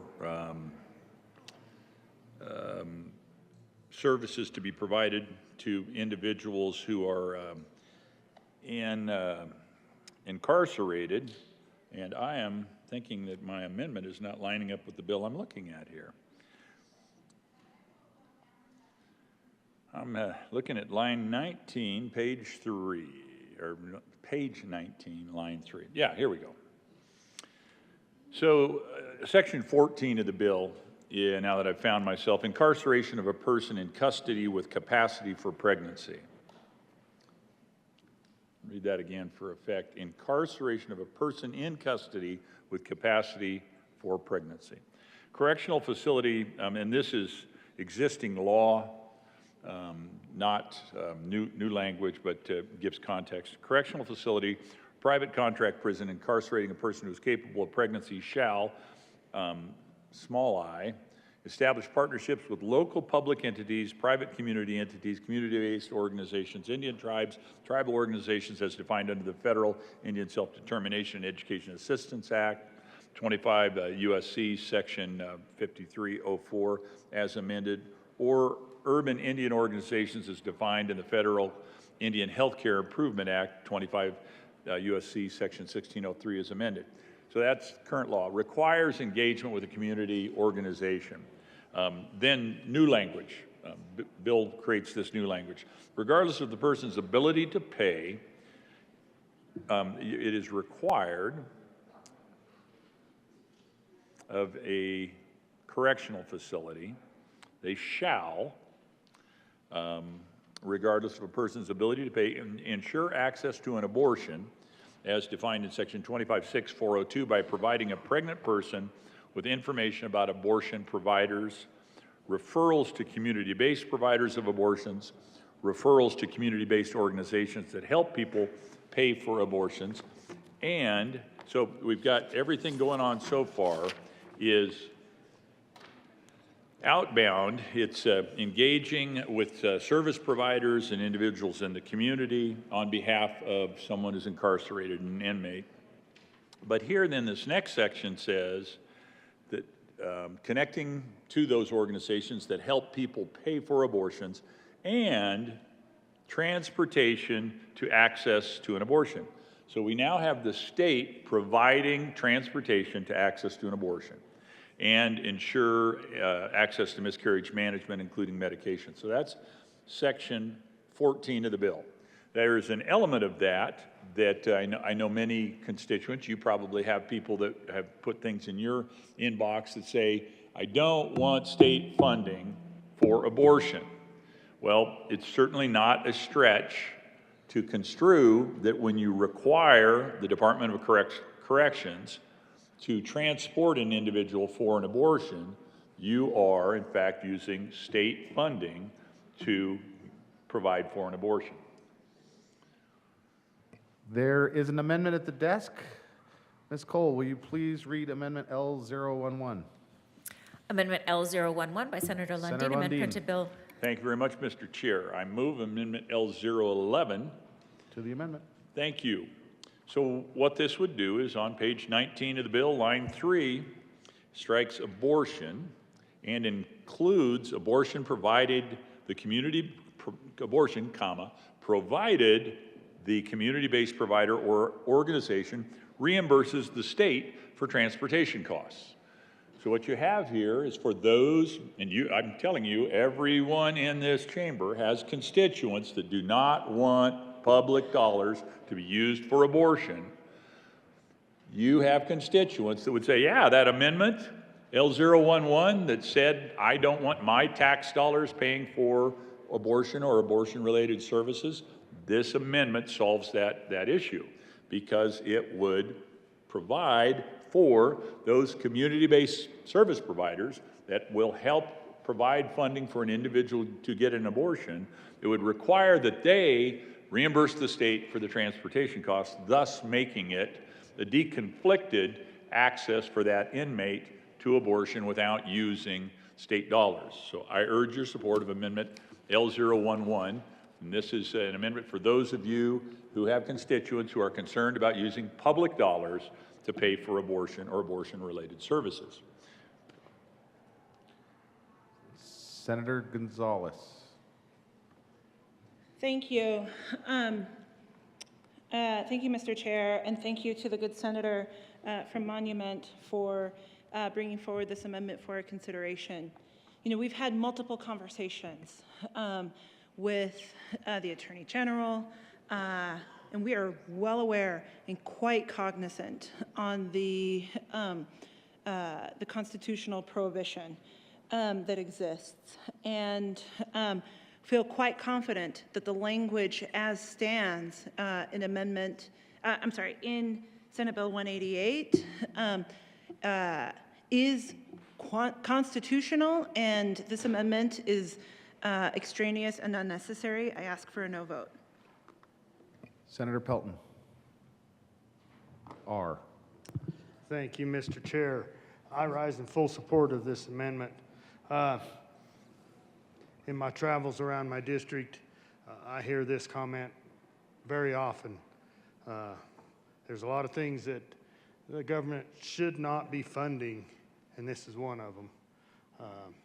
I think we could solve a lot of the angst out in my district by approving this amendment. So with that, I'd urge support for this amendment. Senator Pelton, B. Thank you, Mr. Chair. I rise in support of this amendment. Same thing. I hear a lot in my district. I mean, I think it's pretty much the whole Eastern Plains that there's some things that should be paid for, some things that should be tax money. This is not one of those things, and I rise in support of this amendment. Please vote yes. Senator Lundin. Thank you very much, Mr. Chair. Regardless of protestations to the contrary, the bill is clear.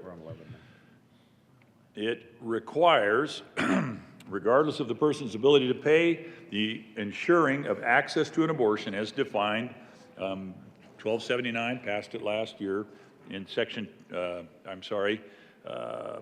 Title 25, Article 6, Section 402, by providing a pregnant person with information about abortion providers, referrals to community-based providers of abortions, referrals to community-based organizations that help people pay for abortions, and transportation to access an abortion. There's a funny thing about money. It's fungible. It goes where it chooses to flow. State dollars through the Department of Correction transporting an individual are undeniably dollars being used in support of an abortion. If that causes you trouble, either constitutionally or based on any other conclusion, constituent service, call it what you may, I urge your support of Amendment L011. Is there any further discussion? Senator Gardner.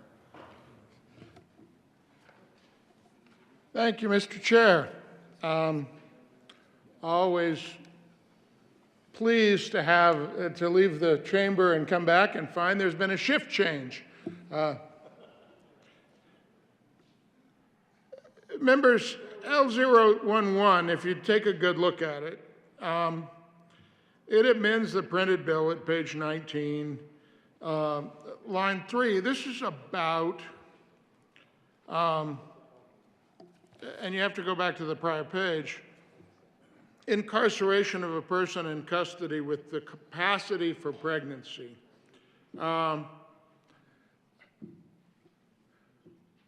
We have a lot of euphemisms in society now, and so a person in custody with the capacity for pregnancy is what we're going to call a person who can get pregnant. I call them something else, but I don't want to, go into that issue today.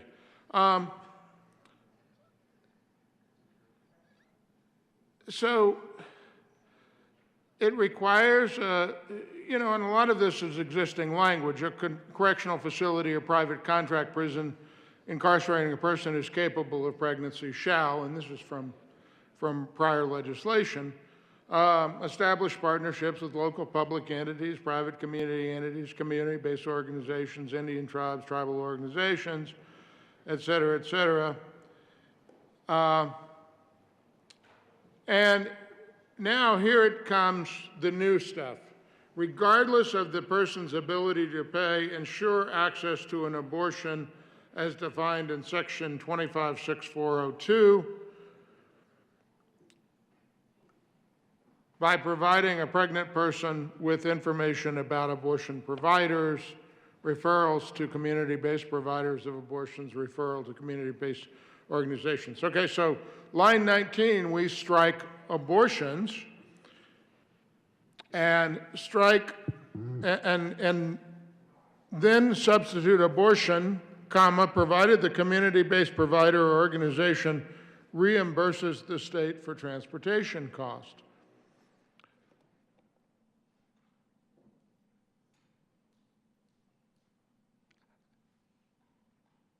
That's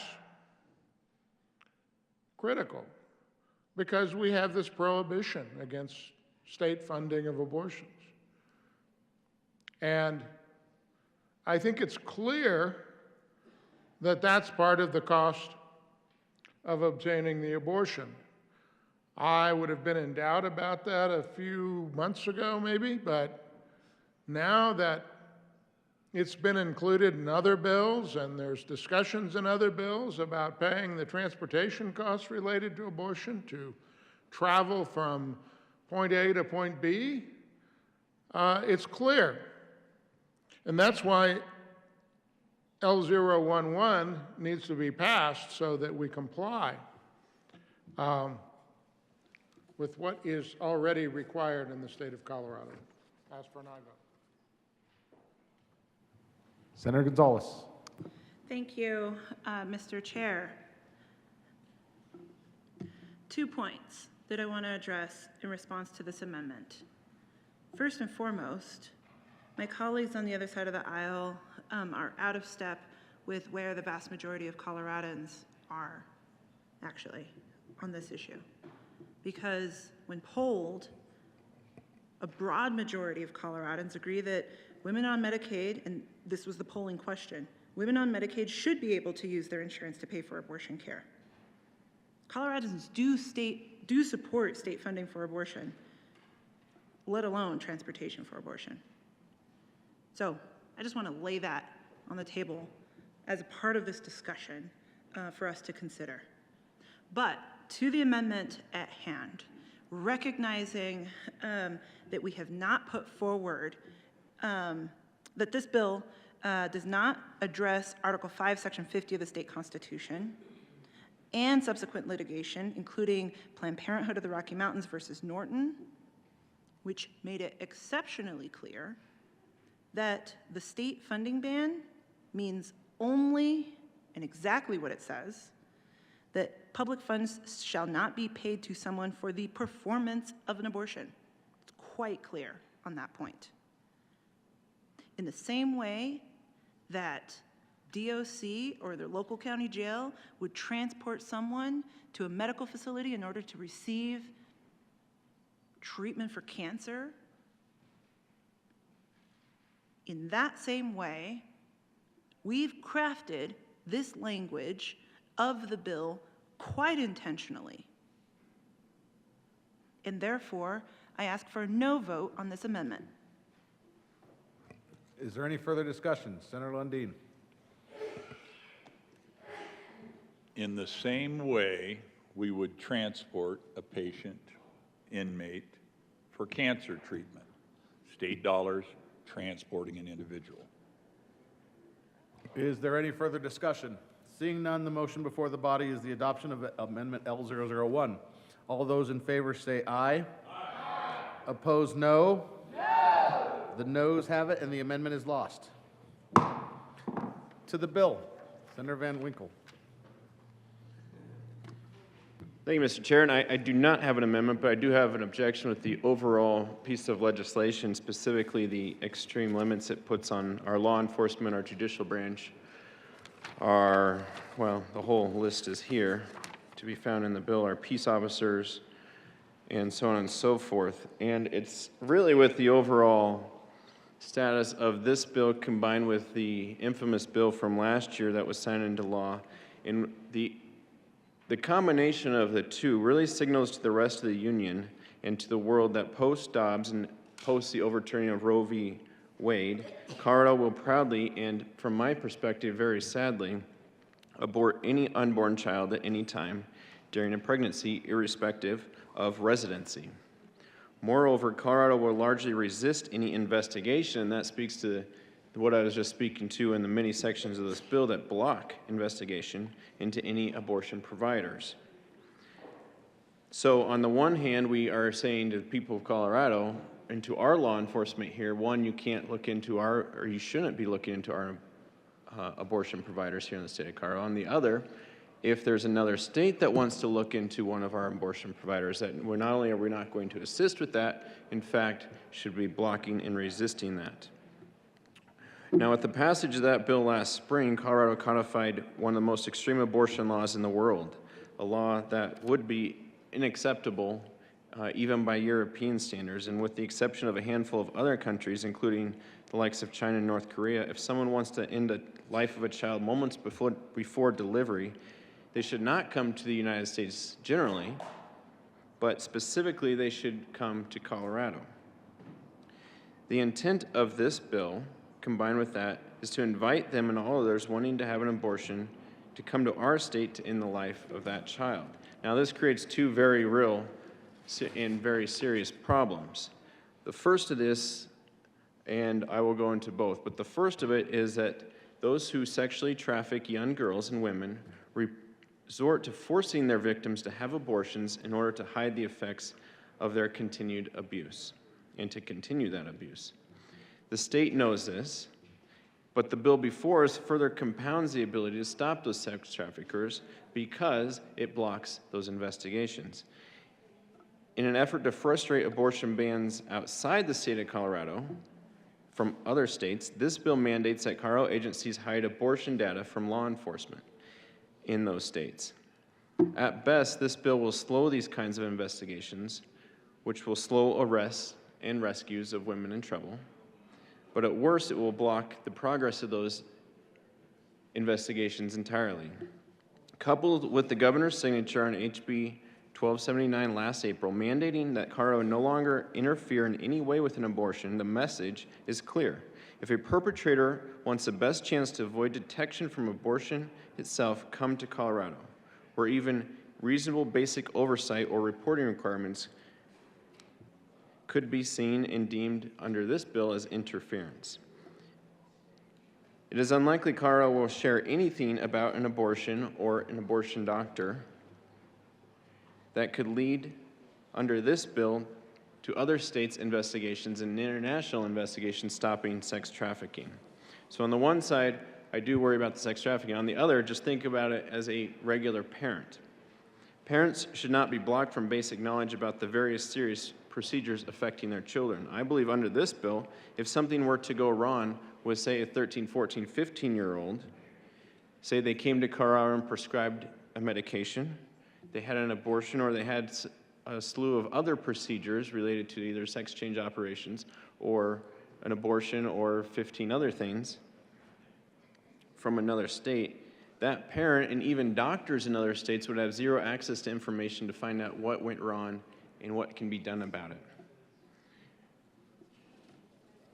Those are two aspects of the bill that I don't think have been discussed yet. They are very disturbing to me, and for those reasons, among the many others for the hours we have been here, I urge a no vote on this bill before us.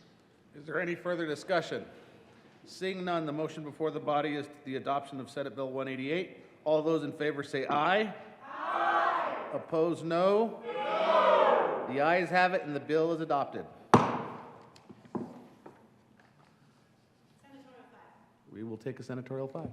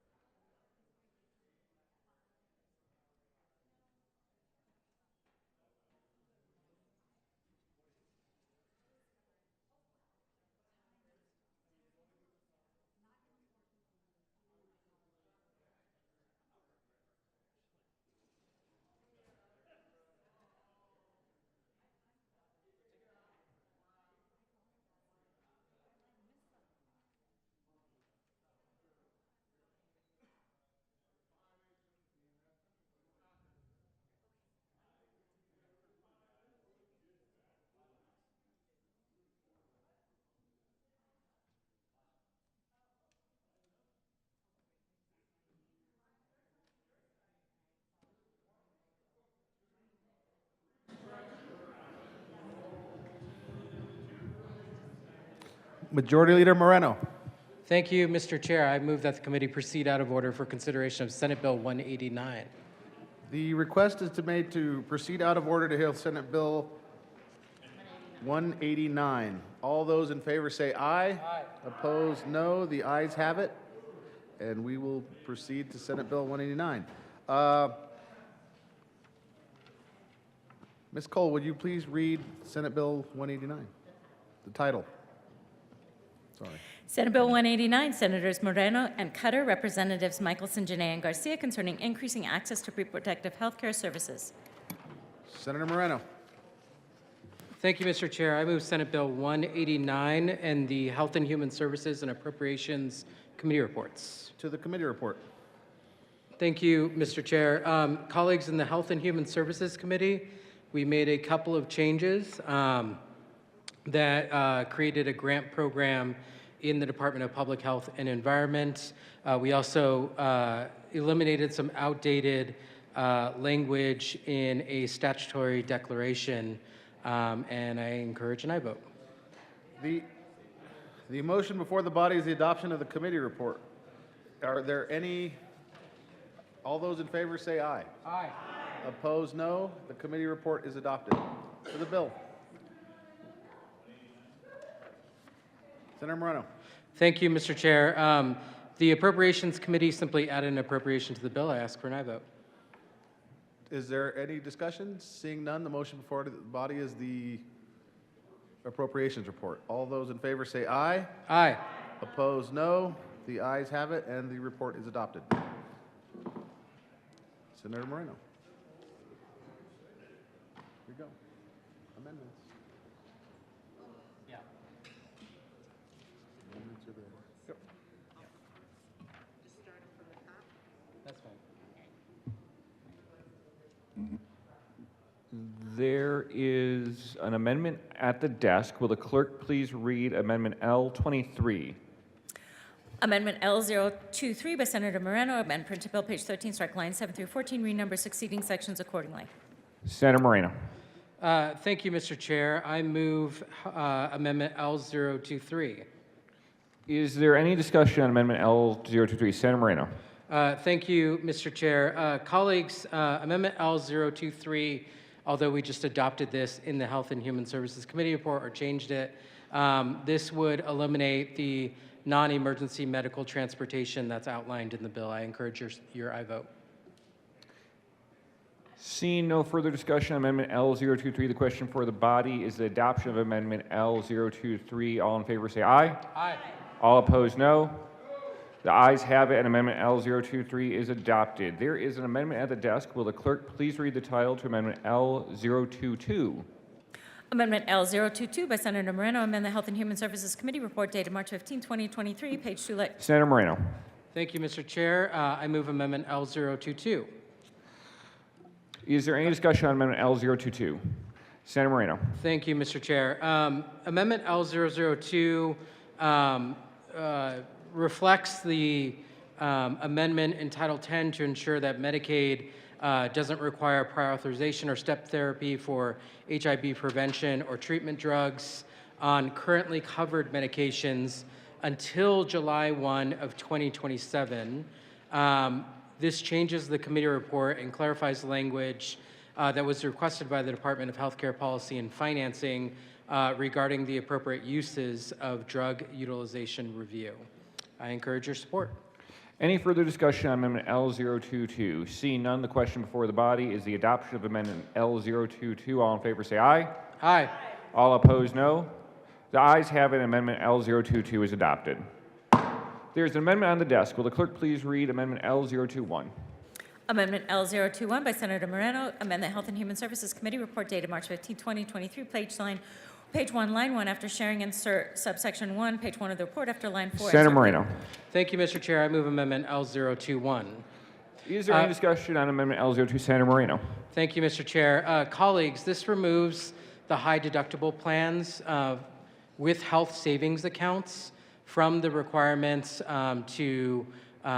for non-preventative service coverage clarifications added to the bill regarding STI infection and treatment and sterilization regardless of sex or gender without cost sharing. This was an issue that was brought up in the Health and Human Services Committee around possibly if you included the high deductible health plans with savings accounts, you'd put them out of compliance. And so with this language, removes those in order to make sure that they maintain that compliance. Senator Smallwood. Thank you, Mr. Chair, and to the bill sponsors. Appreciate the acknowledgement that first dollar coverage under a high deductible health plan is illegal under federal law, but very curious as to why there's language in here with the clarification of with a health savings account, because nobody would know whether or not somebody who's enrolled in a high deductible health insurance plan has a health savings account, which they could open any day or close any day without anybody knowing ever, other than the account holder themselves. So would suggest that if this is an amendment and you're trying to accomplish carving out high deductible health plans, you really need to get rid of the qualifier with a health savings account, because there's no way anybody other than the account holder would ever know that that exists. Senator Moreno. Thank you, Mr. Chair. I request a senatorial 5.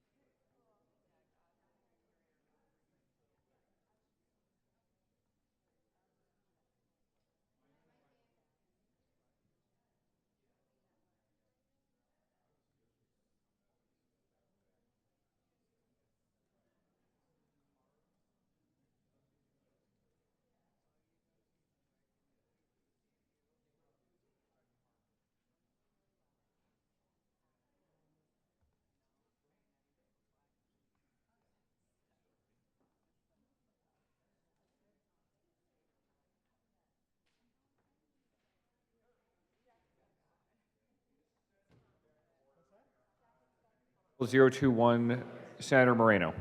Thank you, Mr. Chair. I withdraw Amendment L021. To the bill.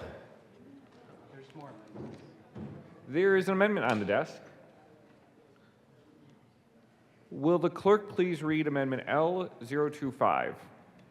Amendment L025 by Senator Moreno, amend printed bill page 14 before line 5, insert section 13 in Colorado Revised Statutes 10124.5, amend section 2, subsection A, introductory Senator portion Moreno. A. Thank you, Mr. Chair. I move Amendment L025. The motion before the body is the acceptance of Amendment L025. Is there any discussion? Senator Moreno. Thank you, Mr. Chair. Amendment L025 requires carriers to review prior authorization requests for HIV prevention and treatment drugs within 1 day and requires providers to respond to additional requests for information within 1 day. Again, this is trying to make HIV medication as accessible as possible. Encourage your aye vote. Seeing no further discussion on Amendment L025, the motion before the body is the adoption of Amendment L025. All in favor say aye. Aye. All opposed, no.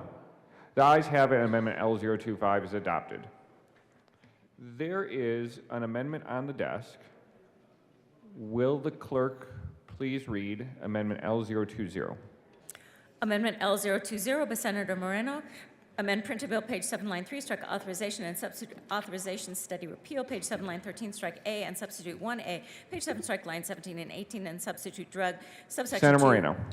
Thank you, Mr. Chair. I move Amendment L020. The motion before the body is the adoption of Amendment L020. Is there any discussion? Senator Moreno. Thank you, Mr. Chair.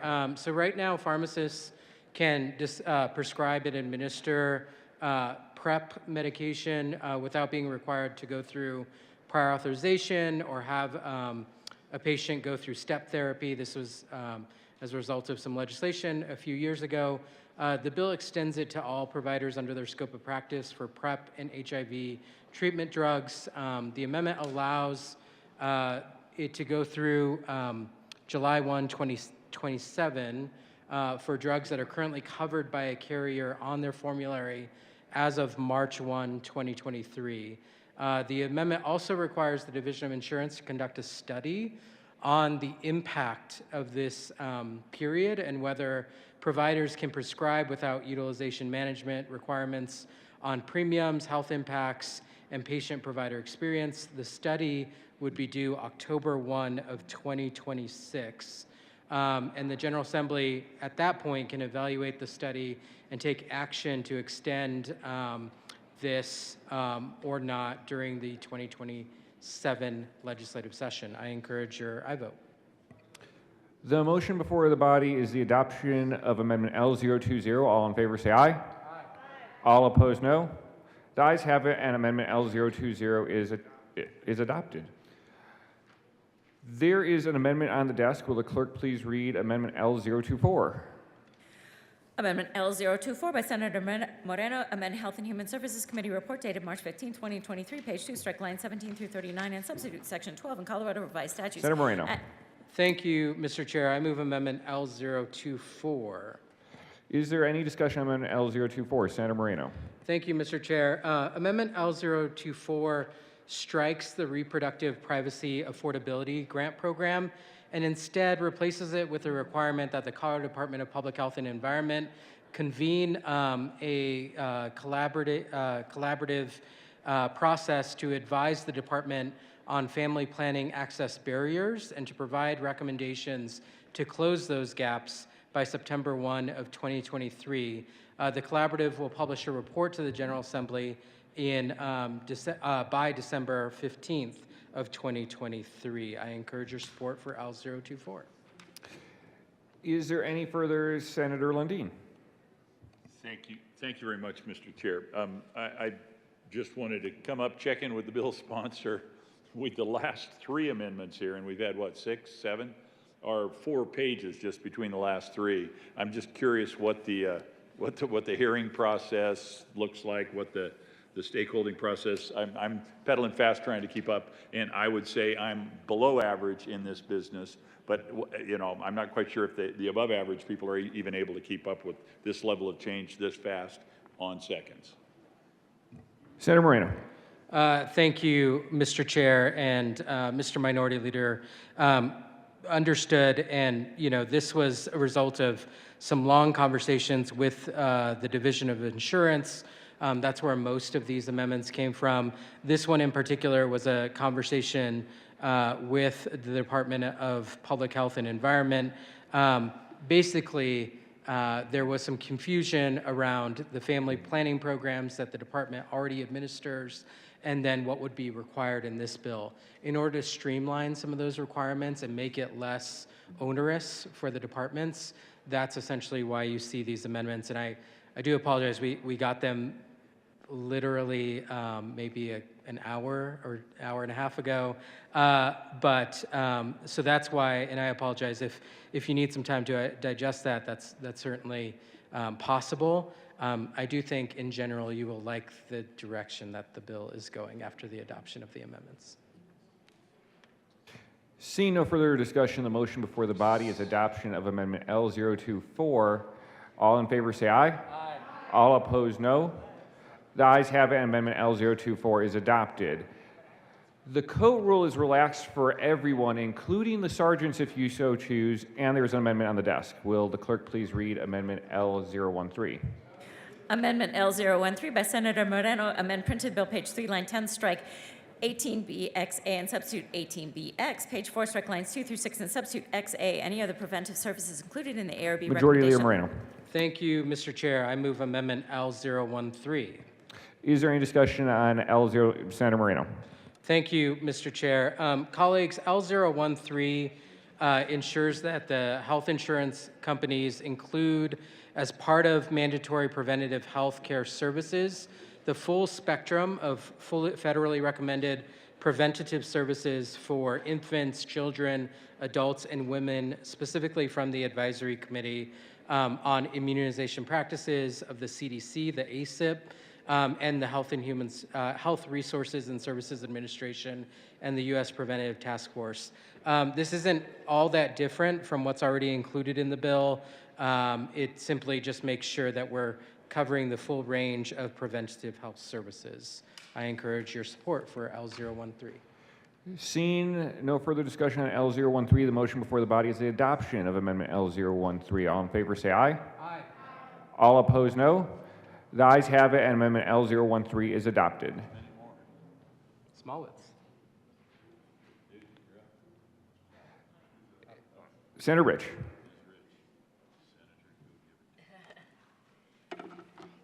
Let's see. Well, I heard this bill in committee, and I was disturbed because I really feel like this bill discriminates and punishes women in Colorado. And I would just ask the question, if Colorado is okay with choosing some individuals to get preferred treatment and not others. I want to know why this is more important for an abortion to occur free of charge than perhaps cancer treatment. That's something I know a little bit about. In the last 16 years, I have dealt with cancer 5 different times.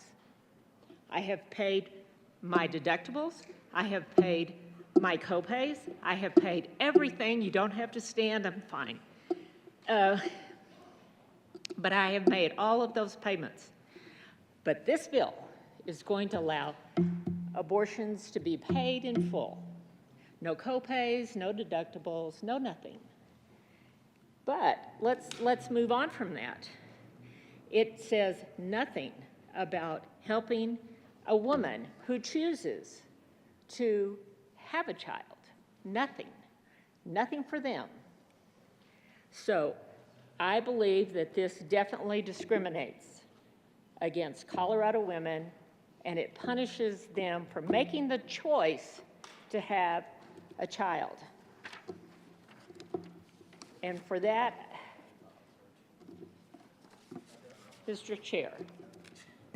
I have an amendment.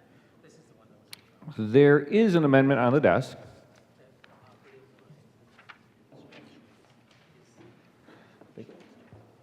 Will the clerk please read Amendment L009? Amendment L009 by Senator Rich, amend printed bill page 8 after line 8, insert section 5 in Colorado revised statutes, add 10-16-160 as follows. 10-16-160 coverage for childbirth and childbirth-related services cost sharing if childbirth and childbirth-related Senator services Rich. are covered. Thank you, Mr. Chair. I move L009. The motion before the body is adoption of Amendment L009. Is there any discussion? Senator Rich. Thank you, Mr. Chair. This amendment states that a health benefit plan must provide covered childbirth and childbirth-related services without deductibles, without co-payments, co-insurance, benefit limits, or any cost-sharing limits. Senate Bill 189 would cover the costs associated with treatment of sexually transmitted infections and sterilization services, and this amendment simply affords a woman the same benefits should she choose to have a child. I ask for an aye vote. Senator Moreno. Thank you, Mr. Chair. And colleagues, I'm going to request a no vote on L009. The basis of which is the intent behind making sure that people are not subject to cost containment measures like step therapy, like prior authorization, like no copays, is that HIV medication has advanced to a point in which if you get it into people's hands, it will never advance into a progressive disease like AIDS. The reality is the more that we can extend the application of that medicine, the more it's actually going to save the health system money. So this amendment is a little different because it's not about preventative medicine. It's about childbirth and and the services that one receives through the child, through the pregnancy process. And so for that reason, colleagues, I would suggest a no vote because the intent really is to get as much medication into the hands of people when there are these preventable diseases. Senator Smallwood. Thank you, Mr. Chair, and I appreciate the sponsor's point on that, but I think we might be having what they call an AM-FM conversation. So I believe that my colleague was referring to draw parity to the abortion coverage on page 5 of the introduced bill, and I understand we were just smothered with a number of amendments, so perhaps page 5, starting from line 8, the rule or the law that we were looking to enact that required that all individual and small group benefit plans issued or renewed in this state shall provide coverage for the total cost of abortions, not subject to policy deductibles, co-payments, or co-insurance is, I believe, where we're trying to draw parity. So if that part has been struck by one of the cornucopia of amendments, that would be good to know. Senator Rich. Thank you, Mr. Chair. And again, I appreciate the senator from Parker coming up and speaking to this. Also, when we were in committee, we heard from a physician and president of Democrats for Life, and I asked him specifically if this bill discriminated and punished women for choosing to have a child. And he was very clear in his answer when he said absolutely yes. I ask for an aye vote. Senator Smallwood. Thank you, Mr. Chair. And again, looking for clarification from the bill sponsor whether or not the section in the introduced bill requiring that all health insurance plans cover the cost of abortions without being subject to policy deductibles, co-payments, and co-insurance was struck under the amendments, or if that is still intact after all of these amendments, because again, the purpose of This amendment that we're considering is to simply draw parity. We hear the word choice thrown around a lot, so if someone chooses to have an abortion, it's going to be at no cost. If somebody chooses to have a baby, it's going to be at no cost, simply trying to draw that parity, which doesn't exist in the introduced bill. So would appreciate the answer to that. Senator Moreno. Thank you, Mr. Chair. In response to the senator from Parker's question, no, that language was not stricken. That is the heart of the bill, so that is maintained. Senator Lindy. Thank you very much, Mr. Chair. I rise in support of Amendment L009 to Senate Bill 189. The bill, as I understand this section, is still intact. Says, except as provided in subsection 26D of this section is subject to the provisions, et cetera, of this section, all individual, and those limitations are, we can dig into those further, but for now we're going to move right past them. There are some limitations there. All individual and small group health benefit plans issued or renewed in this state shall provide coverage for the total cost of abortion care. Declarative, clear, simple. The coverage required pursuant to this subsection 26 is not subject to policy deductibles, co-payments, or co-insurance, except that the co-payments may apply as required by a grandfathered health benefit plan. So we are changing policy on behalf of the insurance providers, requiring full coverage, no deductible, no co-pay, et cetera, for abortion care. The Commissioner shall adopt rules consistent with and as necessary to implement this subsection. To the extent required by federal judicial decisions, which are binding on the state, says this law, or this bill being proposed as law, an employer is not obligated to provide the coverage required by this section if providing the coverage conflicts with the employer's sincerely held religious beliefs. So there is an exemption, but the exemption was fought and won through court decision at the federal level. This subsection 26 applies to, and the division, the insurance division, shall implement the requirements of this subsection for large employer health benefit plans issued or renewed in this state on or after January of 2025. With respect to individual small group health benefit plans, the division shall submit to the Federal Department of Health and Human Services the division's determination as to whether the benefit specified in this section is in addition to essential health benefits and would be subject to defrayal by the state pursuant to U.S. Section 42, 18031.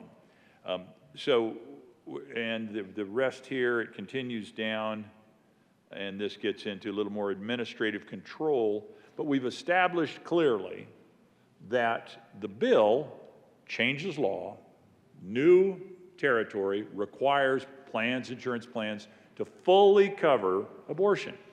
So if, in fact, choice is the word that we want to apply to the conversation, L009 is the amendment that actually gives life to that word choice. It provides for the ability to choose. If you're going to have one pathway, you should require then also the other pathway. The amendment offers for the requirement of provision of care and provision of insurance for childbirth and child-related services. Truly, this comes down to one of those philosophical, do you believe the words you say or not moments. This is a choice amendment. The reality is, and we can dig into it a little bit further, the bill passed last year, the Reproductive Health Care Act, 1279, starts off by saying that the choice of pregnancy to childbirth or abortion is what Colorado cares about, is what Colorado wants. And so if that is what we're going to continue to support and promote that policy, then this amendment is how we get to that. I urge your support of Amendment L009. Thank you, Mr. Chair. Senator Smallwood.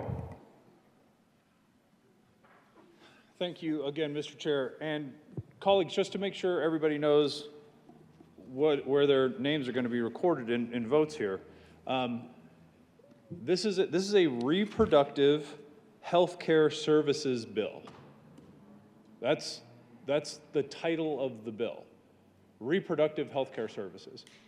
So in this bill, What you've not seen from my colleague is anything trying to strike out coverage for abortions. The bill, as apparently it's been thought through, is that we are going to establish two different types of reproductive health care.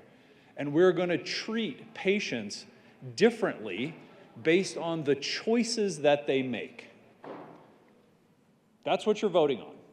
If somebody chooses to have an abortion, then what they are rewarded with by their health insurance company is free services. If you want to have an abortion, it is going to be free. No copay, no deductible, no nothing, okay? If you alternatively choose to have a child and normal vaginal delivery, we've got healthcare professionals in the room, without complications, 10 grand-ish, 8 to 12 grand, okay? The out-of-pocket maximum for virtually every private health insurance plan sold on the exchange in the state of Colorado is $9,000 per person.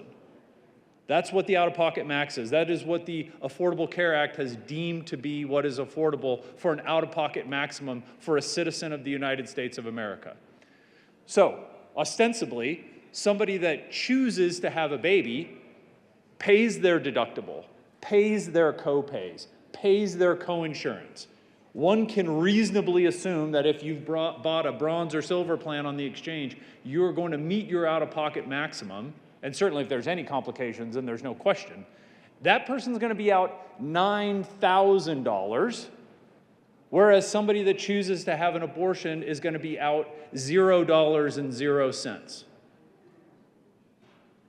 That is what we're going to be voting on, whether or not you feel that is fair. That we're going to be voting on whether or not you think that that is a good choice for the citizens of Colorado to make.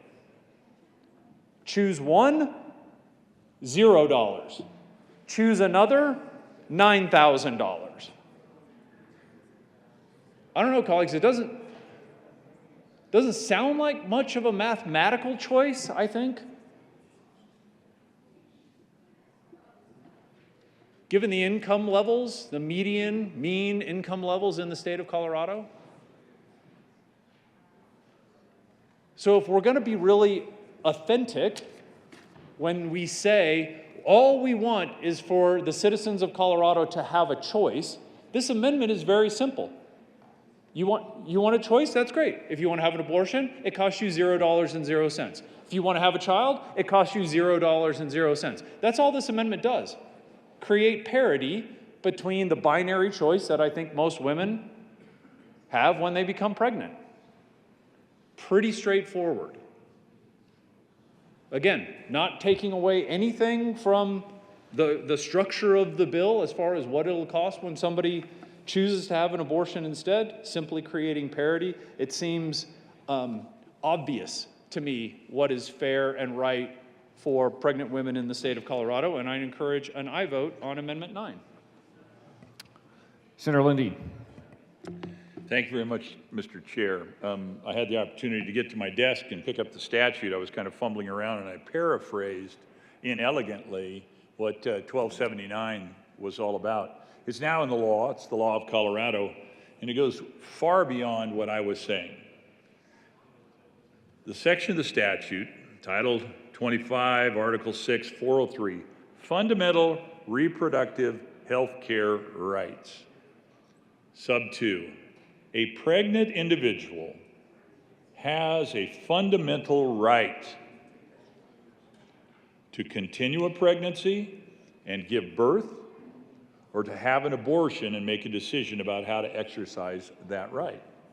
If we truly believe that it is a right, and we want to support that right, which this bill says we will support the right to an abortion to make it no cost to an individual should they need that support, then we should also, if we truly believe, as the statute book says, A pregnant individual has a fundamental right to continue a pregnancy and give birth or have an abortion. If truly you believe that it is a right and there is a choice, then you must acknowledge the intellectual honesty of Amendment L009, and I urge your support, because that is how you actually defend that right, is by making those two elements that are both considered to be rights at parity or at par or equal in value based on the policy and the judgments and the votes, quite frankly, that we cast. I urge your support of Amendment L009. Thank you, Mr. Chair. Senator Simpson. Thank you, Mr. Chair. I also rise in support of L009. What an opportunity and a statement for Colorado to make. Over the last 10 years, there are any number of instances where Colorado leads in a number of spaces that I'm not always comfortable in, but here's an opportunity. I don't know this exactly, but this might be a first in the United States for an opportunity for a woman to have a child and the cost be covered, fully covered, much like the proposal in the bill about abortion. What a great opportunity for Colorado to celebrate life and choice for our constituents. I can't tell you how important this amendment to this bill and what it means to me and my constituency and the opportunity to really advance the next generation of Coloradans and that amazing opportunity it presents to itself. I really do rise in strong support of L009. Seeing no further discussion, the motion before the body is the division has been called.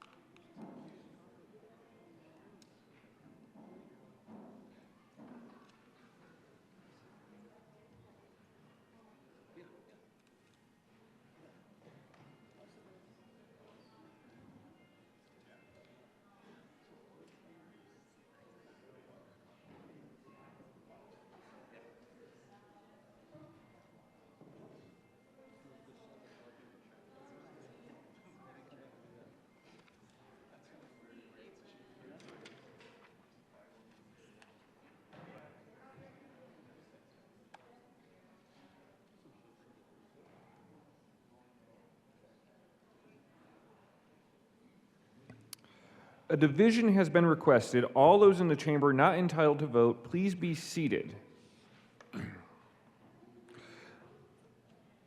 The motion is the adoption of Amendment L009. All those in favor, please stand and remain standing.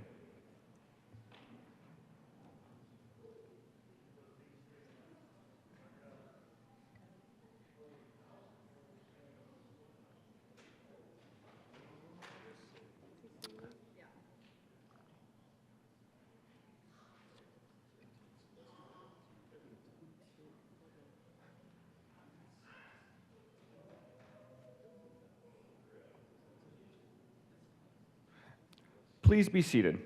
All those opposed, please stand and remain standing without moving around the chamber until the count is complete.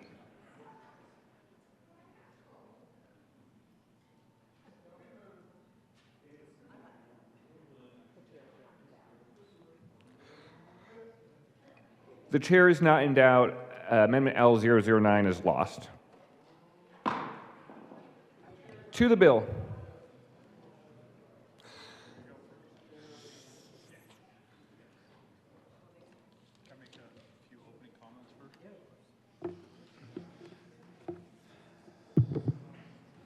Senator Smallwood. Thank you, Mr. Chair. So, couple of opening thoughts here on Senate Bill 189. It's not often that we see two virtually unrelated topics amalgamated into one bill here.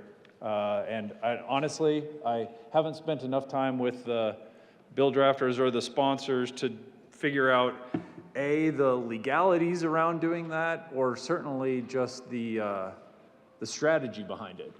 And for somebody like me, as I mentioned in committee, happily on the record, it puts folks like me in a really tough position because I'm so supportive of a huge swath of this bill. I think it's a good bill. It was actuarially reviewed the way that for 7 years I wish bills would have been actuarially reviewed. So I'm grateful to the bill sponsors for that. I'm grateful to the bill sponsors for not including the customary sanctimonious legislative declaration. It's noticeably absent and very much appreciated.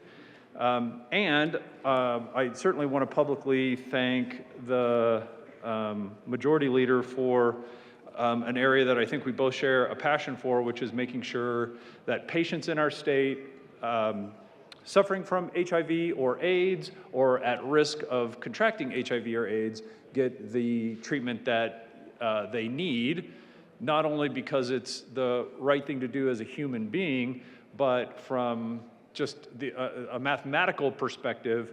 You got to remember, this is a disease. There's a lot of young faces in the room. This was a death sentence when I was in high school, right? This killed hundreds of thousands of our friends and neighbors and family members. So the fact that from a mortality, morbidity perspective, this has been certainly not wiped off the map, but the consequences for contracting HIV anymore has been diminished to an extent that is an absolute medical miracle. And I would thank the drug companies for that, for the combination of not only treatment medications, but also PrEP, which this bill addresses. So I am, what puts me in such a bind is I'm so supportive of those sections of the bill, yet we then layer in the things that we've already talked about today. We've now layered in this very unbalanced conversation about a woman's right to choose. And what we've done is we've taken the tables and we've tilted them. I would use the word absurdly, but I don't know that that's the right word to use in a chamber like this. But to say, like what we just voted on, that for a woman to choose on abortion costs nothing, it's free now, but for them to choose to have a baby is subject to the full plan provisions, deductibles, co-pays, co-insurance. Certainly from a financial perspective, if you're wealthy, I guess you still have a choice. But if you're not wealthy, the financial choice, at least to me, seems pretty obvious. So the fact that we have taken these two very, very separate issues and put them into one bill certainly causes me tremendous consternation, and I've been as vocal as I can about that. So if you look at the bill itself, sans the customary ledge deck, again, kudos to the bill sponsor. The first section is really working on the HIV prevention drugs, what's commonly known as PrEP. So most of the bill, if you're looking at page 3 and you look to see what's changed from existing statute, it's actually very little. So we struck the term HIV infection prevention drug and just moved it to HIV prevention drug. As you move into page 4, which has now, through an amendment, been absolutely eviscerated, so you pretty much can't look at anything on page 4 on the introduced bill because it's all been changed to something a little bit more, more concise. And we move then into page 5 into one of the most inflammatory and frustrating words that we use here at the Capitol, which is abortion care. But that's how we're going to refer to this as we go through here. Page 5, this is what I referred to under what we just voted on. The coverage pursuant to this section is not subject to policy deductibles, co-payments, or co-insurance, except that co-payments may apply as required by a grandfathered health benefit plan, which of course is necessary in legal language because you can't change a grandfathered plan. That's why it's called a grandfathered plan. So it's in place and going to stay in place until somebody changes it.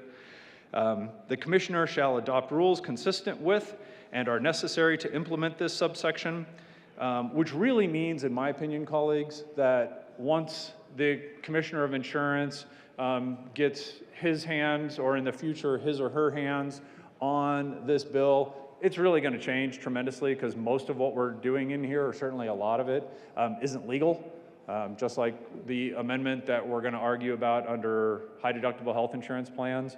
We can do whatever we want in the state of Colorado, but first dollar coverage for anything other than what the federal government says is preventive care is simply not an option. So I appreciate the amendment that we're going to see on exactly that topic, and once the Division of Insurance clarifies what they really meant, we'll have that discussion as well. But basically this is saying if it's not a grandfathered plan, and it's not a self-funded plan, and it's not a small group plan, and it's not an individual plan, and it's not, did I say grandfathered plan? If it's not, and not, and not, and not, and not, and not, and not, and not, then, and only then, will that plan have the cost of abortion not subject to the plan deductible, co-insurance, co-pays, or anything else. And again, you can use the broken record line because we're going to go through the arithmetic of that just to remind everybody that it really impacts this impacts fewer people than the other bill that we talked about, if that helps. To the extent required by federal judicial decisions that are binding on the state, an employer is not obligated to provide the coverage required by this subsection 26 if providing the coverage conflicts with an employer's sincerely held religious beliefs. So, colleagues, I already shared this with the bill sponsor. Just the wording around this seemed, again, kind of clumsy, probably superfluous, an extra sentence in here that is not needed. And it caused, quite honestly, it caused the opponents a lot of concern because their feeling is that in this wording, for an organization to not have this coverage applied would potentially be having somebody look at past court cases and have a judge have ruled on past court cases using the facts of today's court case, which hasn't even necessarily been thought of yet. So it's putting the cart before the horse a little bit. So with that, Madam Secretary. There is an amendment on the desk. Will the clerk please read Amendment L008? Amendment L008. Senator Smallwood. Thank you, Mr. Chair, and colleagues, I can see you're following along really closely, so I want to make sure you see this, which is on page 5. All we are doing is striking lines 20 and 21 that says that federal judicial decisions don't already need to have happened in order for employers to opt out due to their sincerely held religious beliefs. I believe the bill sponsors will find this to be a friendly amendment and would ask for your aye vote. And I need to move Amendment 8, I believe, if it hasn't already been moved. Senator Smallwood, we do need to move the amendment. You did. He just did. We did. Oh, the motion is L008. Further discussion, Senator Moreno. Thank you, Mr. Chair. I encourage your support for L008. I believe it's a friendly amendment. The motion before the body is the adoption of Amendment L008. All in favor say aye. All opposed, no. The ayes have it, and Amendment L008 is adopted. To the bill, Senator Smallwood. Thank you, Mr. Chair, and again, more kudos to the prime sponsor for seeing some of the changes that I think were pretty non-controversial that make this bill better. Now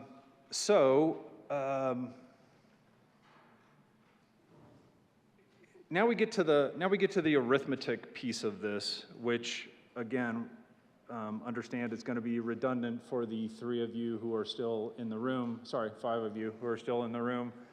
6 of you, sorry. But for everybody else who's new to the conversation, we want to make sure we know the mathematics around this because, again, as I already lamented previously, every time bills like this pass and we're requiring something of health insurance companies in our state, which this bill most certainly is, have the big bill signing, we have the press release, we have all the interviews, we have the town hall meetings, we have a newsletter that goes out, which invariably is going to state something that I feel is very inaccurate, which is finally in the state of Colorado, every patient is going to have access to abortions at no cost. Somebody, I feel strongly that somebody is going to put that sentence out. And sadly, I won't be there in the back of the room waving my hands, or because I'm not on social media, I'm not going to respond with a mean tweet that says that that's inaccurate. So again, because I'm not in a position to demand anything, I'm going to simply request once again that during the bill signing and the press release and the town hall meetings and the newsletters, that we instead try to be as precise as we can when we say what health plans are going to cover abortions at no cost, okay? So one thing you can take to the bank, at least today, is that if you are on Medicaid, like nearly 20% of the citizens of our state, the most deserving Coloradans financially of healthcare, of low-cost healthcare, that population on Medicaid, just know this part of the bill, the free abortions, does not apply to anybody who's on Medicaid.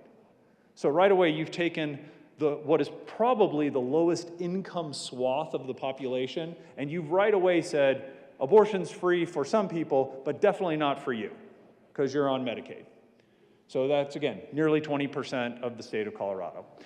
We talked about Medicare, another 18% of our state. Now, you might be thinking, if you're over the age of 65, do you really need to have your abortions covered at no cost?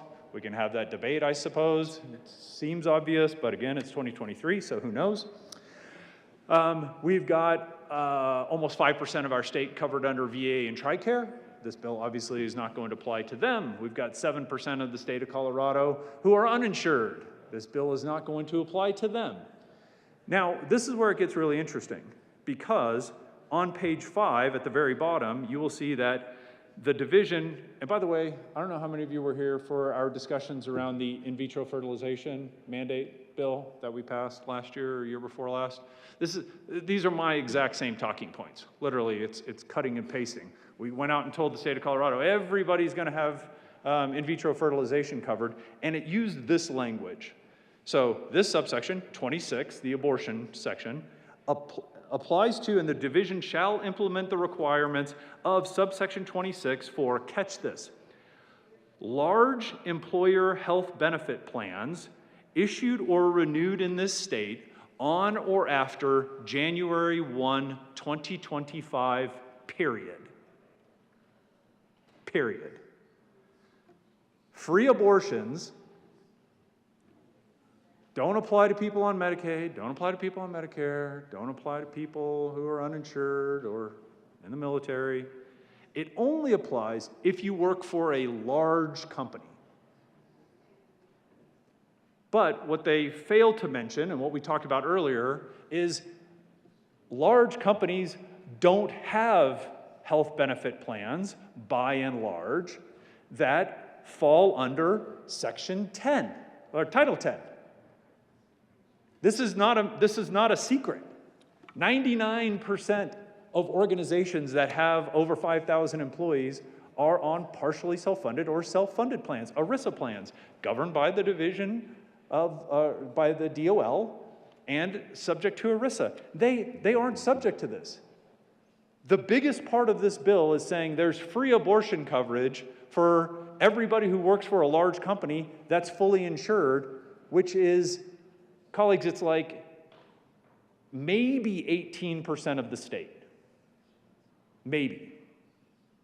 82, 85% of the state of Colorado, the citizens in the state of Colorado who work for large employers are on self-funded plans. Now remember, we already carved out 43% of the state to start with. We're only talking about the 53% that are left. And of that 53%, we're talking about 18%. We're talking about like 8% of the state that is going to be subject to this law. 8.5% of the state. 8.5%. 91.5% of Coloradans aren't going to get the benefit that we're going to be shouting from the rooftops, yay, we got free abortion. 91.5% of the citizens of the state of Colorado aren't going to benefit from that. And here's the bigger question, colleagues. How are they going to know that? If you don't tell them, how are they going to know that? For 7 years, I've had conversations with folks in this chamber and in the other chamber about partially self-funded plans, or self-funded plans, ERISA plans, and they've asked me, well, that's not true under my plan, because I'm covered under the state of Colorado's this and this plan. And I said, well, you know that's an ERISA plan, right? That's a self-funded plan. They're like, it is? How would they know? What do you have in your possession right now that tells you you're covered under an ERISA plan? Most of you, if you're my age or older, we still carry a goofy little plastic or paper identification cards in our pockets and wallets and purses. If you're younger than me or smarter than me, then you're probably using the app, and you've got the exact same ID card on your app. Guess what it doesn't say anywhere on that ID card? It's not even hinted at. It's not even in a code somewhere. It does not say whether or not you're covered under an ERISA plan. It takes an incredibly astute patient to pore through documents that, by the way, probably aren't even handed to them. They have to go to a website or request it from their employer or something along those lines. By the way, including all of us if you're covered under our plan. By the way, it's the same thing. And then maybe you will know whether or not you're on a fully insured plan or a self-funded plan. Maybe. Now, if it's that difficult for the patient to know whether or not they get free abortions in our state, the 8.5% of the citizens of Colorado that'll get free abortions under this. If it's that difficult for the patient to figure out whether or not they get this service, can you imagine how difficult it is for the abortion provider, for the physician? The patient at least has access to the website to look at the summary plan description or the certificates of coverage or the SPDs or the SPCs, right? The patient at least has access to that. The doctor has no bloomin' clue. So what's a doctor going to do? How's the doctor going to communicate to the patient whether or not this abortion is going to cost them money or whether or not they're one of the lucky handful that are going to get free abortions in our state? How is a doctor going to know that? Call the insurance company? I don't know. So that's my concern with the first part of this bill. is it applies, just like the in vitro fertilization bill, it applies to virtually nobody in our state. And I know somebody's going to come up and say, if it saves one life, ironically, isn't it worth it, right? But we know in this building, if that mattered, we'd all run bills that mandate ski helmets and change the speed limit back to 55 like it was when I was a kid. So, then we move on. So, we already know almost everybody in the commercial market in our state is covered under large group plans. Of those, the vast majority of them are on ERISA plans, not subject to this. So we added a little piece in here. With respect to individual and small group benefit plans, okay, so 4% of our state covered under individual plans, 5% of our state covered under small group plans. So you might be thinking to yourself, yay, we're adding more people to this pool. Well, remember, the 4%, none of them are on ERISA plans. The 5%, at least half of them are. And I would argue with you all day long that it's probably closer to 60 or 65% of those people in small group plans that are on ERISA plans. So with respect to that other little 9% sliver that isn't really 9%, it's probably 6.5%. With respect to this 6.5% sliver, here's what we're going to do. You do not get free abortions. Don't get all excited. We haven't got there yet. Look at line 4. With respect to those plans, the Division of Insurance is going to submit to the federal government, Federal Department of Health and Human Services, the division's determination as to whether the benefit specified in this subsection 26 is in addition to essential health benefits and would be subject to defrayal by the state pursuant to 42 USC section 18031 D3B. Okay? So, for this other little 6.5% sliver of the pie, we're going to go to the federal government and need to try to convince the federal government that what we're trying to do here in the state of Colorado is or is not subject to defrayal of our state from a cost perspective. B, a request from the federal government of Health and Human Services request that the Federal Department of Health and Human Services confirm the division's determination within 60 days after receipt of the division's request for the confirmation. Then 2, this subsection 26 applies to, and the division shall implement the requires of this subsection for individual and small group plans issued or renewed in this state upon the earlier of, here's another few good dates for you, 12 months, so a year after the federal government of Health and Human Services confirms that the coverage does not constitute an additional benefit. So the bill sponsor can correct me if I'm wrong. I believe we would be the first state who has submitted to the federal government that free abortions are not going to be subject to the original defrayal, and the government has 12 months to tell us that.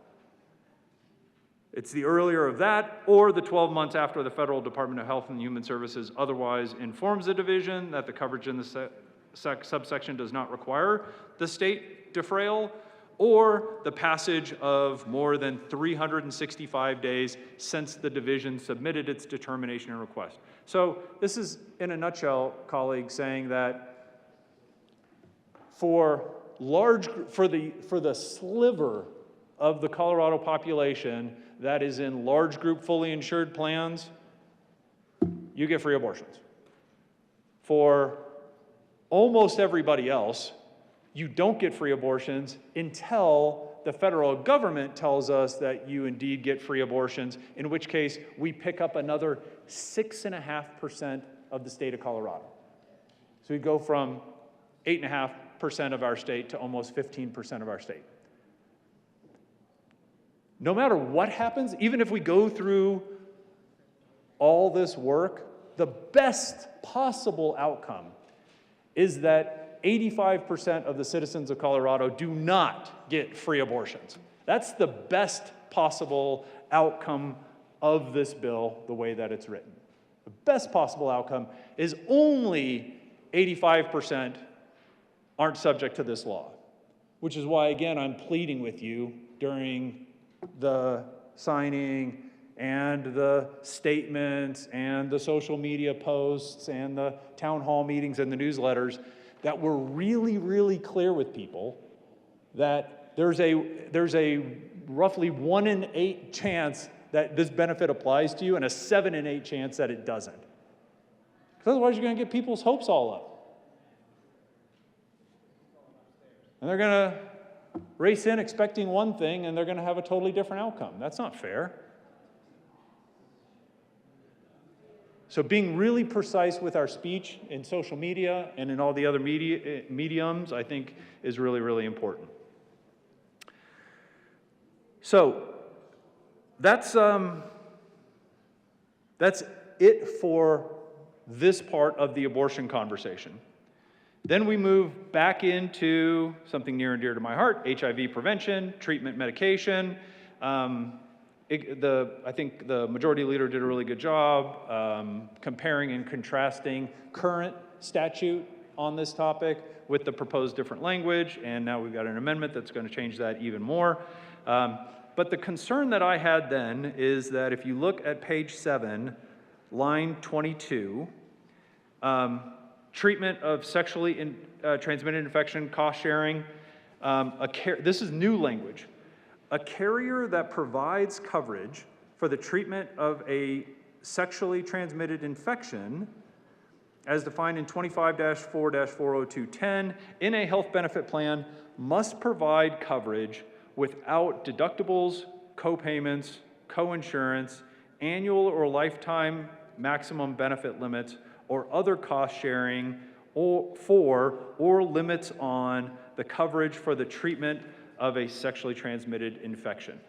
Now, I have stood right here and talked to the handful of you that are still in the room, the now 5 of you that are still in the room, who were concerned about the last bill that we had, where we said that reporting around sexually transmitted infections wasn't really important to us maybe, or we didn't like the bill the way that it was. I love the fact that we're now doing a 180-degree turn. So, citizens of Colorado, as a legislative body, we're the same group of brilliant people that a week or 2 ago said that more reporting to the Colorado Department, the health department in the state of Colorado, was definitely unnecessary, yet now it's necessary again. So we changed our mind in the last week or 2 as to the importance around STI testing and reporting and the cost of that. Last week wasn't important. Like, why should we have these people, why should we burden these people with additional reporting on something as ridiculous as STI infections? But now, thank God, people do agree, at least agree with me, that no, we were just kidding. It actually is important, so important, in fact, that it's going to be one of the only things that we do in the state of Colorado that, other than abortions, of course, that is not going to be subject to cost sharing. I think it's wonderful that we are going to have a focus in this area. However, I do think, and everybody gets to vote today whether or not they think, whether or not HIV and AIDS testing, treatment, PrEP is less important, just as important, or more important than all of the other medical conditions that a citizen of Colorado might face, potentially life-threatening. Those are your choices. Less important, meaning somebody's going to run a bill that says if you need HIV testing, you actually have to pay double what everybody else pays, right? Hopefully none of you vote for that. Sounds like an awful bill to me. Or you could say, you know what? We care as much about patients either with HIV or AIDS or trying to avoid HIV or AIDS. We care just as much about those people as we do somebody who, mathematically speaking, is much, much, much more likely to die of their disease. So, I'm one that thinks that we should treat everybody at least the same. Like, I think it would be a very perverse, macabre state if we said, the more likely you are to die, the better your benefits are going to be in the state. That sounds horrible to me. But I do think for all of you who have had friends, family members die from respiratory diseases, cardiovascular diseases, cancers.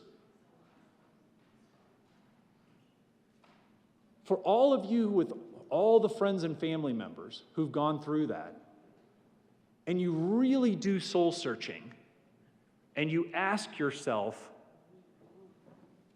is that disease less important than any other disease? Do we really want to establish in the state of Colorado that something like cardiovascular disease, which by the way kills 1,000 times more people than die of AIDS, for example? Mercifully, thank God, praise God. Praise God that HIV/AIDS only kills between, and I say only, obviously, know that that's, speaking of clumsy words, right? 7,000 to 13,000 Americans a year. It's the last statistic I read. If anybody's got different statistics, feel free to bring them up to me. 15,000 people a year roughly die with AIDS. 7,000, 8,000, 9,000 people die of AIDS. That is a miracle. That is a medical miracle of something that when I was a kid was a death sentence that now most likely kills less than 20,000 people. And how many Americans, colleagues, die of cardiovascular disease each year? Any guess? Double it.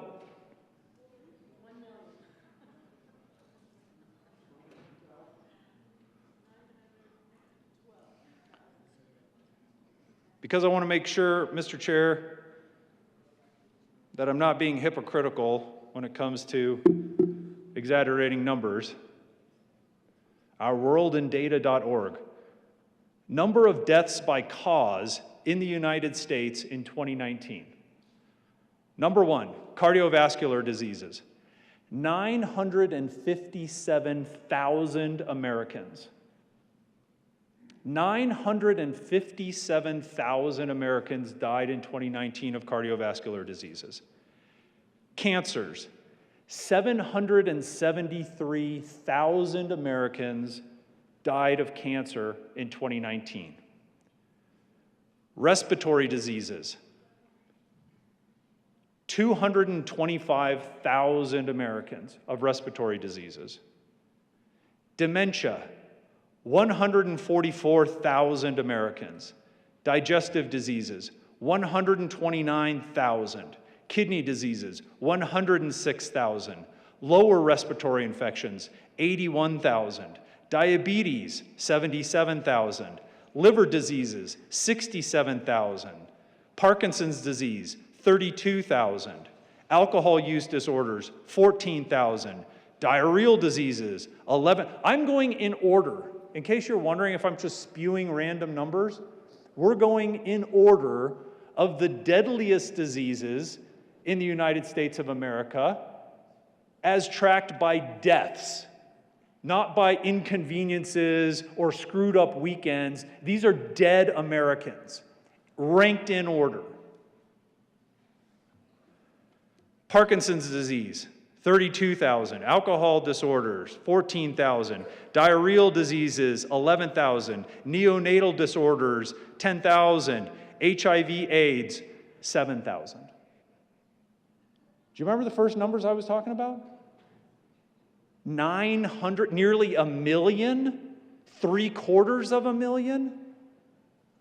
7,000 Americans, according to this, die of HIV/AIDS, which is tragic and horrible, and I wish it was 0, and I'll do everything that I can to get it to 0. But right now,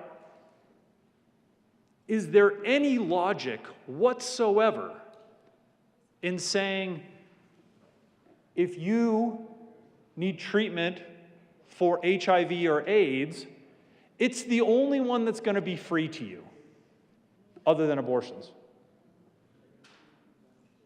Everything else that I mentioned, you need to meet your deductible. You need to pay your coinsurance. You need to pay your copays. You're facing this ridiculous out-of-pocket maximum that the federal government, under the Affordable Care Act, has put in, saying that it is, quote, affordable for Americans to come out of pocket $9,000 in a year as a worst-case scenario. And guess what? That's if you're single.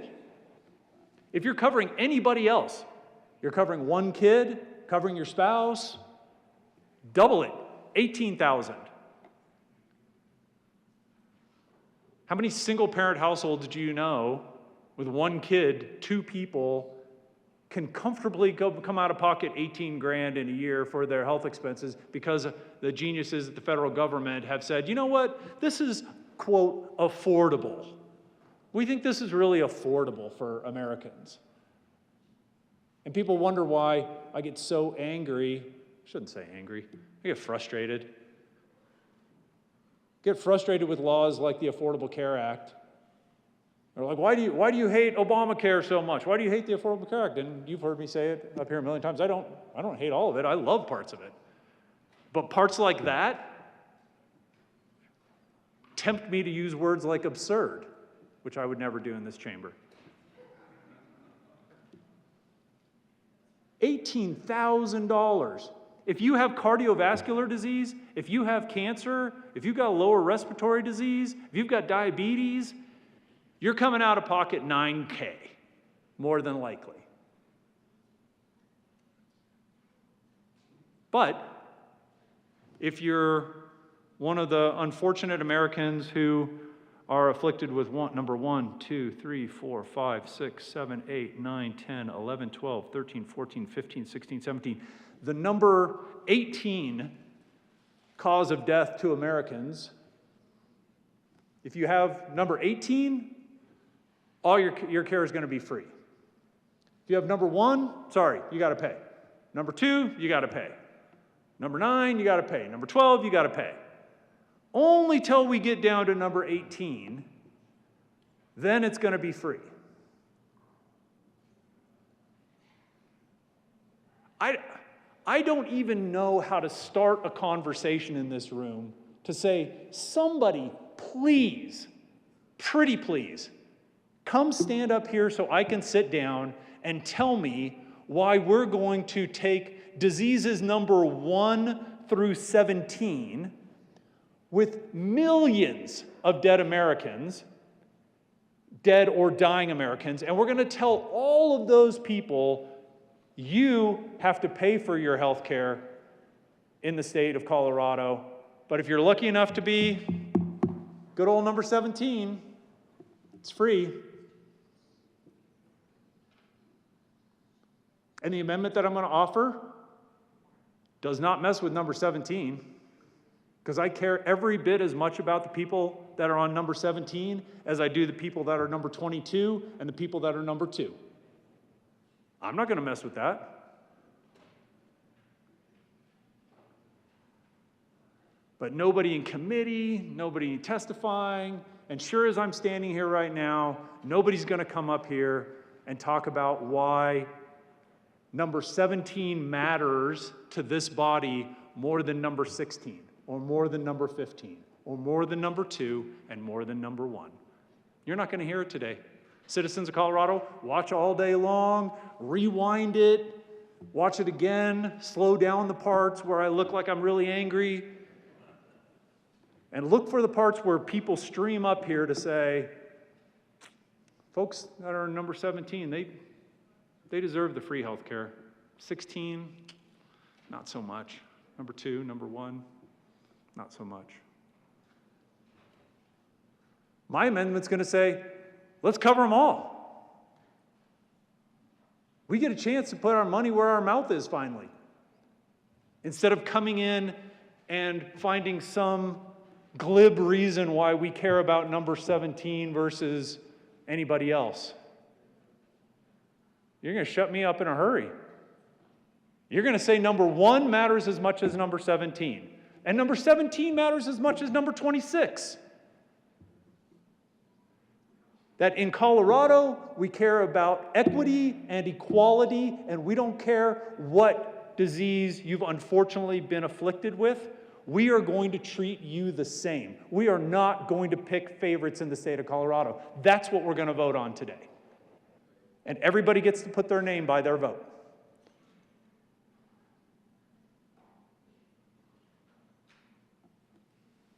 That's the emotional part of this bill that frustrates me so much. There's technical parts of the bill. Most of you probably fall asleep. I shouldn't say probably. Most of you might fall asleep. Most of you should fall asleep, right?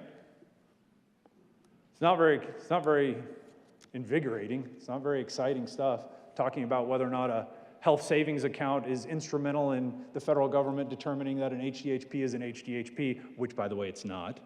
So that's going to have to get fixed. I don't know about a lot in this world, colleagues, but I promise you, an HDHP is an HDHP whether or not it has a health savings account attached to it. Promise. But that's the technical stuff. This is the emotional stuff. This is the stuff that makes no sense to me. This is the stuff that, again, frustrates me, is how we can so arbitrarily pick and choose winners or losers in this state. And we're not talking about liquor laws and casinos and that kind of stuff. We're talking about the things that actually, honest to God, kill people. And that's what we're going to pick winners and losers around? And when we do pick winners and losers, we're going to ignore numbers 1 through 16 and go right to number 17? It's so befuddling to me. I've asked myself for the last almost week, what is the logic in this? What is the logic? What is the rational reason why somebody would pick an HIV patient over a dementia patient? Or, for that matter, a dementia patient over a cancer patient, or vice versa? It's absolutely befuddling. But that's what this bill does. That's what everybody gets to vote on. How important is number 17 to you relative to everybody else? Again, I'm on the record. I care immensely about number 17, but I also care immensely about number 18, number 16. And we should do what's right in this state and treat them all the same.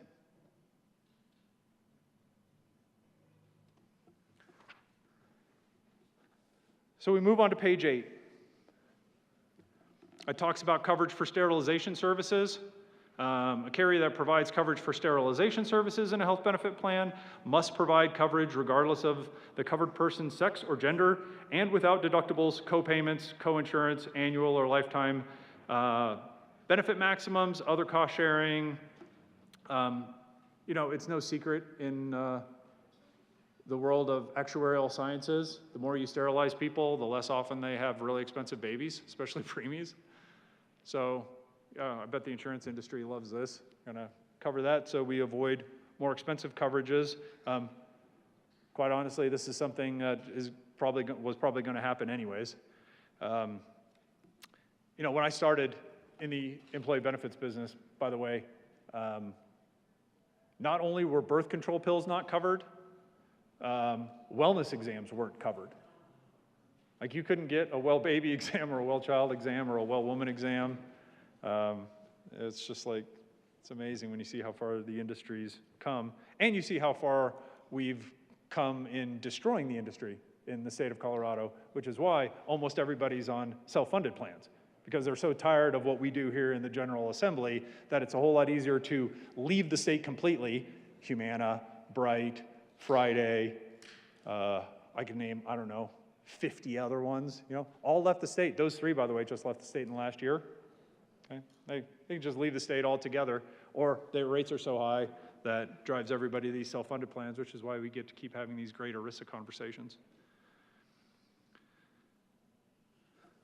So I'm going to move to page 9, which I would encourage you to think really hard about 9, because I've had a lot of conversations about this. The whole treatment of minors without parental notification or without parental consent is fascinating to me, because people are so polarized on this topic. My kids probably don't agree with me, but my wife and I were excellent parents. Quite possibly the best you've ever encountered. Yeah, quite possibly. Yeah. Don't talk to my kids, but we feel like we're excellent parents. And I don't know a lot of you on a personal level, but if you were to talk to the 1 or 2 friends that I have, I would think that they would probably agree, like that we were pretty good parents. So when somebody like me is first presented with something that says that a child of any age can have an abortion in the state of Colorado at any date, so I'm not going to be ridiculous and say day of delivery anymore, because OBGYNs don't do that, but they certainly perform full-term abortions, for sure. So when I hear a child of any age can, in our state, go get a full-term abortion without the parents even knowing about it, meaning how is a parent going to respond to adverse effects or complications, right? To me, it's like, it's devastating to me as a parent, because I think, oh my gosh, like, I would want to take care of my kid and need to have all the information that I can so that I can react to that appropriately. But it's so interesting when you have conversations across the state on this topic, and I have, is how many people feel like that there are so many lousy parents that if a minor is to, first of all, to try to get consent from a parent, that they're not going to get it because the parent is horrible and abusive and criminal, and fill in your adjective, or even notification. So they're not going to give consent, and if they find out, somebody's going to have heck to pay if they find out that they got mental health treatment, if they got an abortion, something along those lines. And there are a lot of people, as you probably know, there's a lot of people in our state that are incredibly worried about that. And the reason I take a minute to compare and contrast that for you is because if you are worried about a young mother having an abortion, the parents finding out, let's say, or the guardians finding out, and the consequences for that young mother are the worst thing you can imagine, right, which we talked a lot about over the last few weeks and are still going to, because it's real. If you're one of those people that's really concerned about that, then I want you to pay really, really close attention to what we're doing here. So, as long as the minor consents, a healthcare provider licensed, certified, or registered pursuant to Title 12, who's acting within the healthcare provider scope of practice, may furnish contraceptive procedures, supplies, or information without notification to or the consent of the minor's parent or parents, legal guardians, or any other person having custody or decision-making responsibility for the minor. So, this means children of any age can get the pill, right? They can get a diaphragm, they can get condoms, they can get that stuff. But procedures, at least according to testimony, the majority leader was there, procedures would also include things like implantation of an IUD, implantation of an IUS, implanted hormonal treatments. So let me put the puzzle pieces together for you here. So hypothetically speaking, you've got a young woman that wants a contraceptive procedure.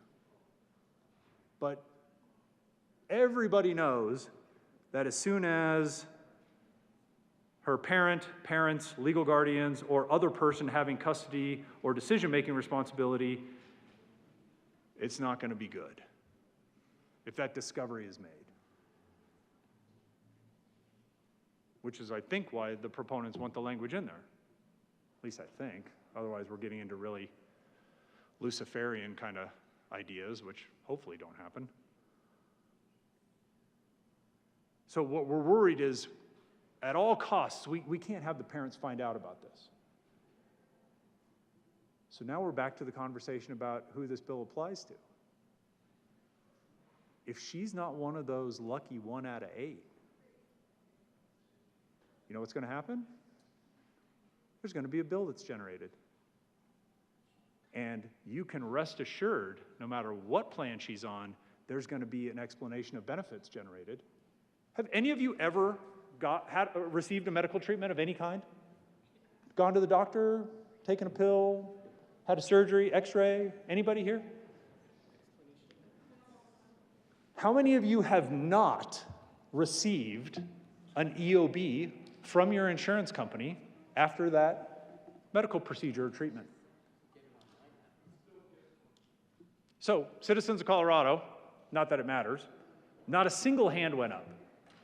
And I'm assuming that's because everybody knows that because of a slew of laws, both federal and state, when a medical procedure is done and is submitted to an insurance company, an EOB is generated. And somebody said it's online. You're darn right it's online. Guess who has access to every EOB that my 3 darling children have ever generated in their lives? Me, because I'm the policyholder. I have the username. I have the password. Anything my 17-year-old does medically, if it goes to insurance, I'm going to see it. So now what's going to happen? If we're passing a law that mandates that there's not going to be any parental consent or notification because we are so worried about the consequences if the parents, guardians find out that these procedures were done. We're so worried about that we're now going to send this person where they've got a 7 in 8 chance of a bill being generated, because it's not going to be free, and an EOB that this parent, guardian, custodian that we're so worried about is going to have access to. When we're talking about volatile personalities, you think it's going to set somebody off when they're informed that their child had a medical procedure. What's going to happen when they find out and they weren't informed? Especially when a bill's generated. Guess who the responsible party is? That lunatic that we're talking about in the bill. Now they're getting a medical bill on top of not having known about this in the first place. See what I'm worried about here from a technical perspective? And if you don't live and breathe this industry because you have real lives and real jobs, then how would you ever have thought this through? Right? Sounds easy. No consent needed, no notification needed. Nobody's going to be any the wiser. It's not true, colleagues. People are going to find out, and what's worse, that they found out beforehand or that they found out afterwards when they get a bill. I truly think that if you're worried about life or death consequences for a young person with an unfit parent, guardian, or other custodian, you are pouring so much gas on this fire. It's terrifying to me. You know I study this stuff too much. It's terrifying to me. My name's not going on this. There's no way.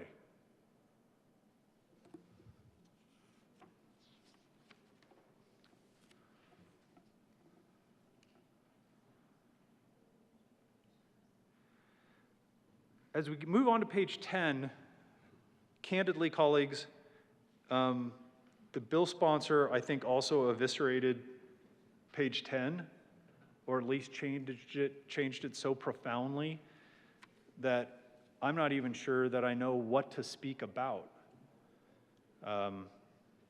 Particularly the reporting that was in the bill around this. So I'm going to have to spend a little time, and for those millions watching or listening online, there were a lot of amendments presented.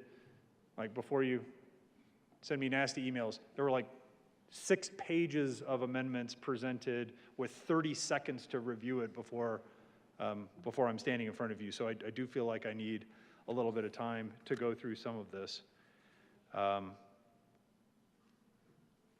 But if you don't, either you don't believe me about the technical stuff, or maybe you don't care about the technical stuff and you're not that worried about psychotic, mentally unstable parents, guardians, custodians. If none of that stuff compels you in any way, because I'm not going to tell anybody not to vote yes on the bill. I'm voting no on the bill, but I'm not telling you to vote yes or vote no. What I'm telling you is where the bill is catastrophically flawed, both from your human side and from your technical side. But I would really ask for your support to finally level the playing field with medical conditions in our state, and to not really force health plans to choose one condition over another as what's important and what's less important. I'm not going to say not important, but certainly what's demonstrably less important. So with that, I do have one additional amendment, Mr. Chair, if you can indulge me to retrieve it. There is an amendment coming to the desk.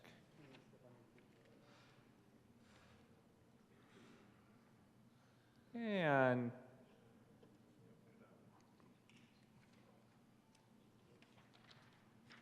there is an amendment on the desk. Will the clerk please read Amendment L011? Amendment L011 to Senate Bill 189. Amend printed bill, page 13, line 18, after HIV, insert life-threatening diseases as conditions. Page 13, strike line 19 and 20, substitute definitions as used in this section. A, HIV means human immunodeficiency viruses. B, life-threatening disease or condition means Alzheimer's disease, asthma, bladder cancer, brain or nervous system cancer, breast cancer, bronchitis, colon and rectum cancer, chronic obstructive pulmonary disease, diabetes, emphysema, esophageal cancer, influenza, kidney and renal, pelvis cancer, leukemia, liver, Senator Smallwood. Thank you, Mr. Chair. It's just so good to hear Mr. Pineda talk. He doesn't get to do it often enough. So I'd like to give the body 2 choices, but this one's the only one that's obvious. The other one is if somebody's foolish enough to come up and try to ask for a title ruling, we can go through these one at a time and really focus on the ones that are only dealing absolutely directly with reproductive health care, like ovarian cancer. We can go through those one at a time if you'd like to, but that misses the point, because AIDS isn't a reproductive disease either. It's not. Grab a medical journal. So what we're saying with Amendment 11 is exactly what we chatted about, which is that we absolutely care about patients in the state of Colorado with HIV or AIDS. If you're looking at the amendment, that's line 1. We are absolutely, positively leaving that in there. We are not taking that out. But we are also going to add numbers 1 through 16. And before you come up with some obtuse rationale that, oh, this is going to raise health insurance rates and all of that. All I'm doing in this amendment is focusing on the Medicaid population and the prior authorizations, step therapies, all the rules that we are creating for the state of Colorado as it relates to HIV or AIDS patients or prevention, and we're applying those exact same rules to all the other sick people in our state. And we are going to say that somebody with breast cancer is every bit as important as somebody with AIDS. And somebody with AIDS is every bit as important as somebody with uterine cancer. And it's not going to raise insurance rates one penny, because we're not touching health insurance with this. We can later if you'd like me to run another amendment. But this is the least intrusive, most fair way that I can think of to tell the citizens of the state of Colorado that we don't care what medical condition you have. If it's life-threatening, we have got your back. And I ask for an aye vote on Amendment 11. Senator Small, would you like to move L11? Would help, wouldn't it? Would. Mr. Chair, I'd like to move Amendment 11. The motion before the body is the adoption of Amendment L11. Majority Leader Moreno. Thank you, Mr. Chair. And colleagues, I'm going to request a no vote on Amendment L011. It is very similar to Amendment L005 that was offered in committee. The intent of Senate Bill 189 is not to suggest that people with HIV, living with HIV, are more important than anyone living with any other life-threatening disease or condition that you see spelled out in L011.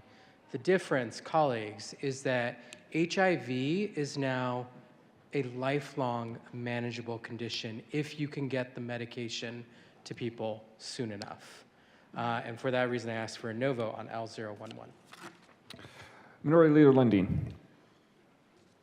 Thank you very much, Mr. Chair. I rise in support of Amendment L011, and I appreciate the bill sponsor's rationale. A number of these additional diseases as offered in this amendment are also lifelong manageable diseases as well.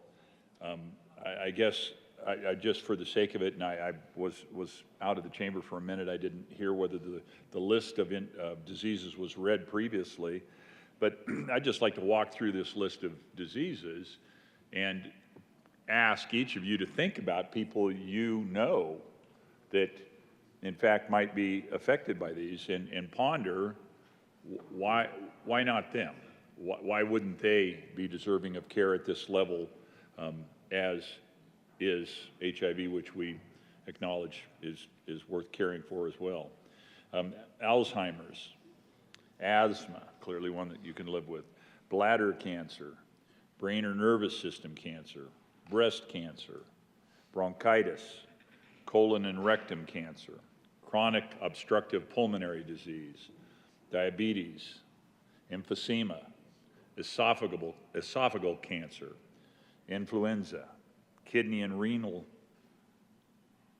pelvis cancer, leukemia, liver and intrahepatic bile duct cancer. I lost a dear friend, one of my closest friends in my life. I lost her, the wife of a dear friend and business partner, to bile duct cancer. Lung and bronchitis cancer, melanoma, myeloma, non-Hodgkin's lymphoma, oral cavity and pharynx cancer, ovarian cancer, pancreatic cancer, pneumonia, prostate cancer, stomach cancer, stroke, and uterine cancer. I urge your support of Amendment L011. Senator Rich. Thank you, Mr. Chair, and I want to thank the good senator from Parker bringing this amendment.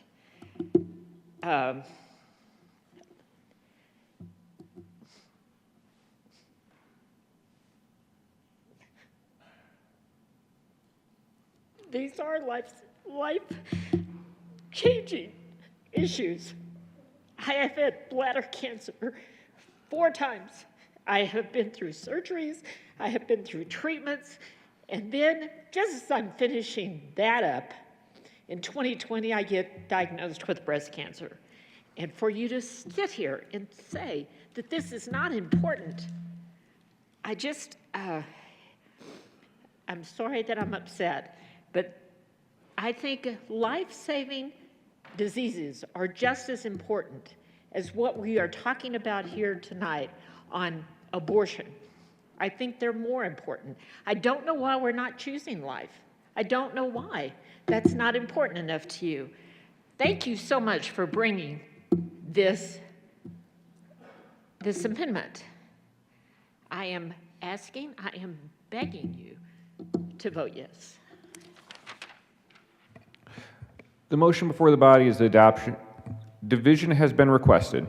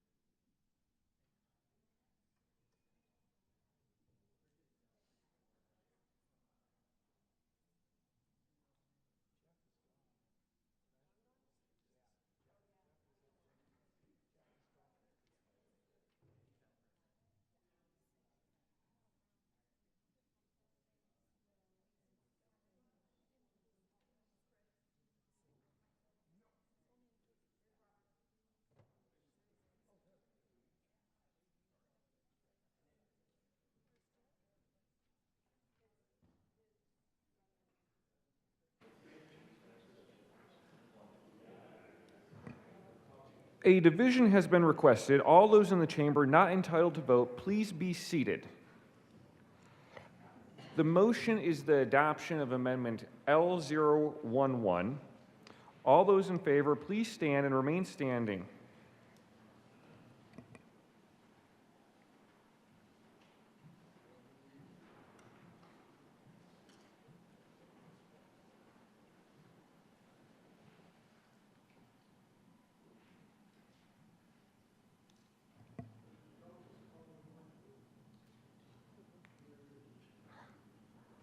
Please be seated. All those opposed, please stand and remain standing.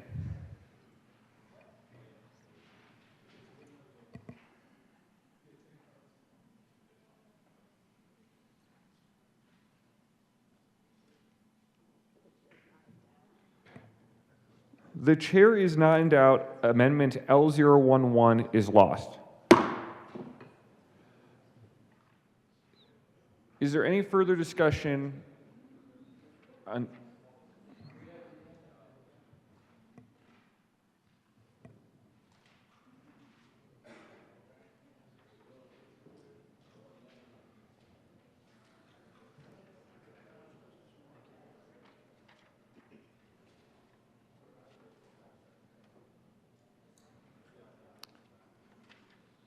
Senator Will.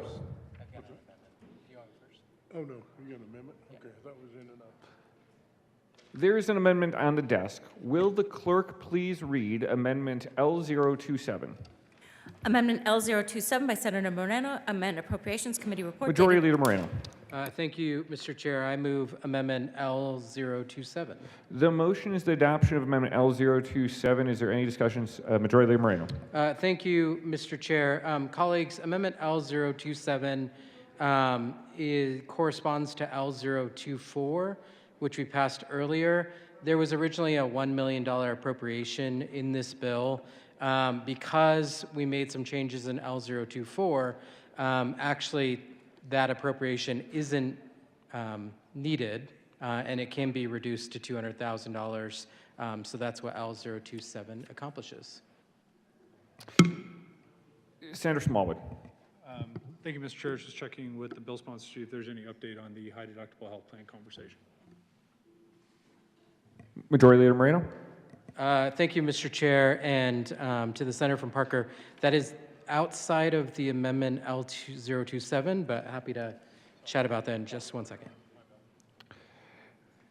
Is there any further discussion on Amendment L027? Seeing none, the motion before the body is the adoption of Amendment L027. All in favor say aye. Aye. All opposed, no. The ayes have it, and Amendment L027 is adopted. To the bill. Senator Will.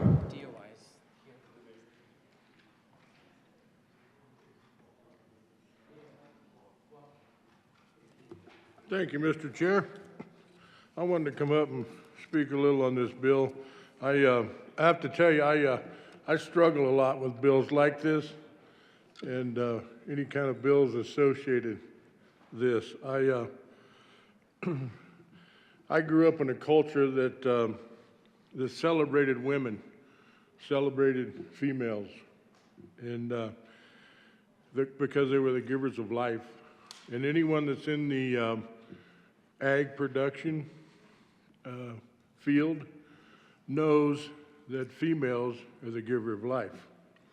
And so I grew up in that culture, and I grew up with my grandmothers and mothers and all those. They were on a pedestal because they were the givers of life.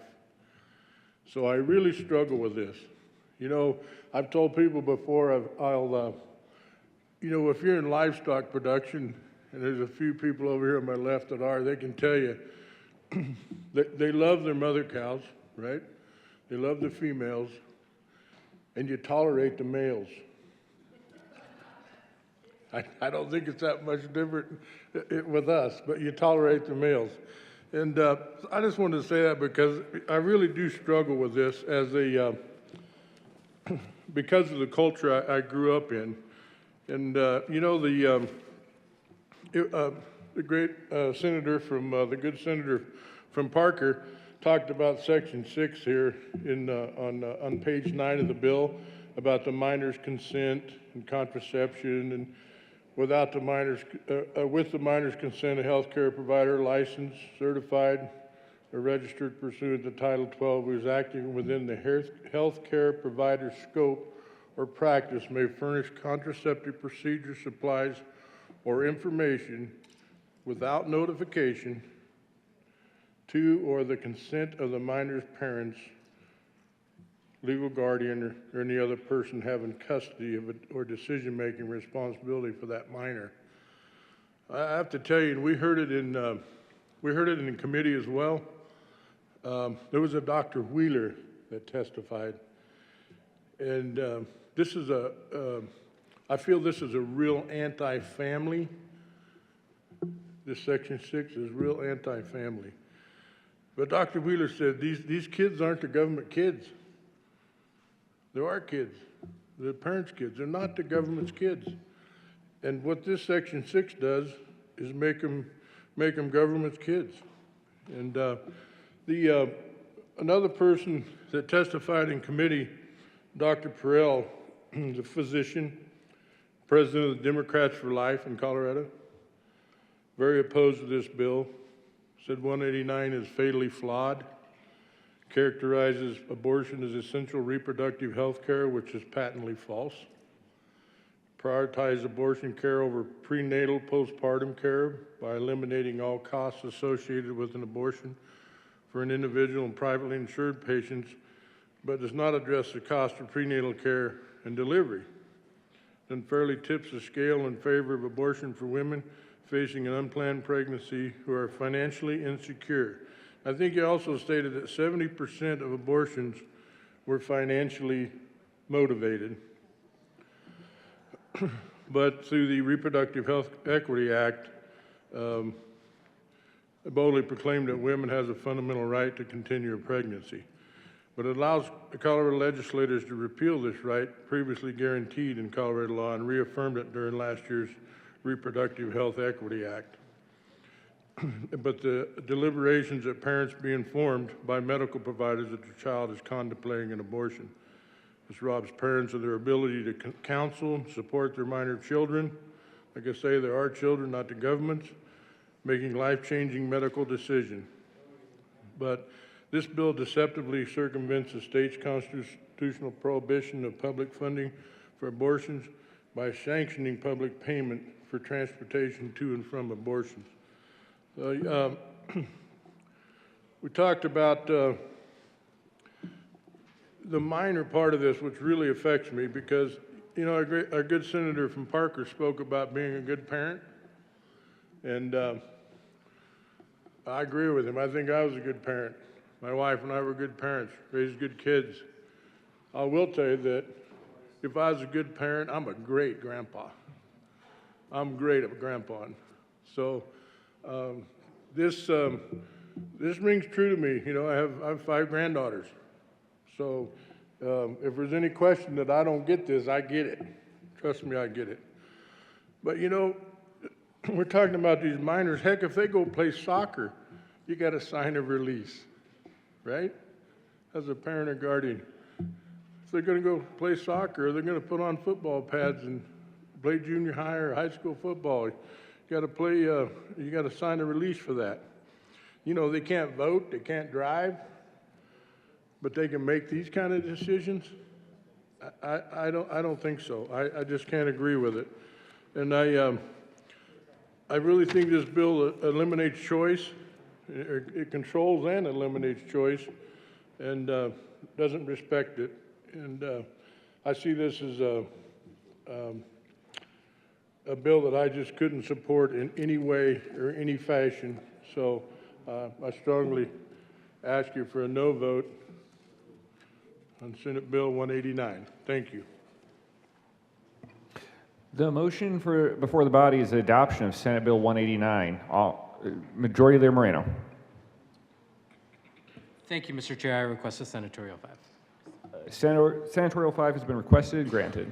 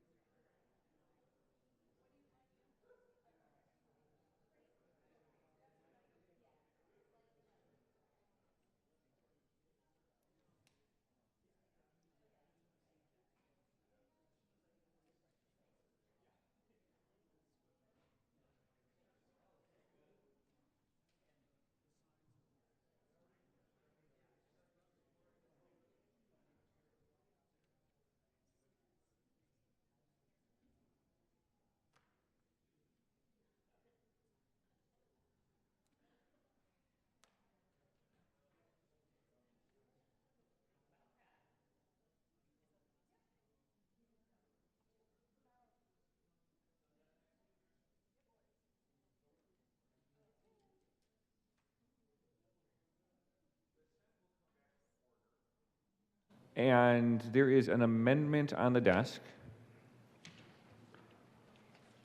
Will the clerk please read Amendment L026?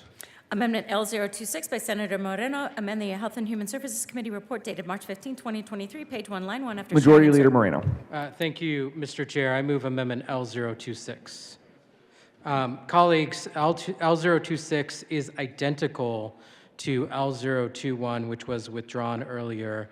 There are still conversations happening around this amendment and getting the language exactly right. And so it may be necessary to revisit this on third reading or later in the process.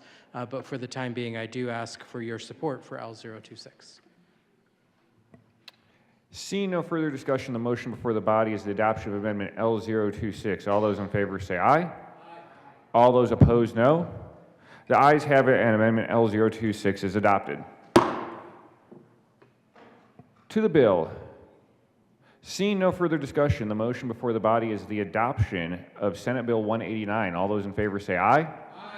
All those opposed, no. No. The ayes have it, and Senate Bill 189 is adopted.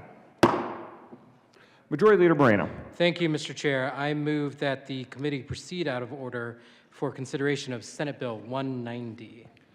The motion is for the Senate to proceed out of order for consideration of Senate Bill 190. All those in favor say aye. Aye. All those opposed, no. The ayes have it, and the Senate will proceed out of order for consideration of Senate Bill 190. Is that Marchman? Senator Marchman. Is that? Thank you, Mr. Chair. I move SB 190. The motion before the body is the adoption of Senate Bill 190. Is there any discussion? Oh, will the clerk please read the title to Senate Bill 190? Senate Bill 190, Senators Winter F. and Marchman, Representatives McCormick and Epps, concerning policies to make punishable deceptive actions regarding pregnancy-related services. There has been a motion to move Senate Bill 190. Is there any discussion? Senator Marchman. There is an amendment on the desk. Will the clerk please read Amendment L001? Amendment L001 by Senator Marchman, amend printed bill page 4, strike line 24. Senator Marchman. Thank you, Mr. Chair. We were going to speak to the bill and then move the amendments. Can we do that? Go ahead and proceed. To the bill and then move the amendments. Okay, is that cool? Okay, we're going to withdraw. Oh, we're good. Okay. Senator Marchman. Thank you, Mr. Chair. In Colorado, there are 50-plus pregnancy resource or medical centers. 2 national organizations provide training and support for these centers. Over 40 are affiliated with Care-Net, and the rest are affiliated with Heartbeat International. These clinics sprung up in the 60s and 70s and now are located near college campuses and in low-income neighborhoods across Colorado. Of the 50-plus centers, about half are considered medical, meaning they have insurance and operate under the license of a physician. These pregnancy medical centers are the only ones that can prescribe abortion pill reversal. These clinics provide first trimester care. Some provide prenatal care. None provide birth control or contraceptives. There are 3 choices for pregnant people: parenting, adoption, or abortion. These pregnancy medical centers do not refer for abortion services, but some refer for adoption and prenatal care.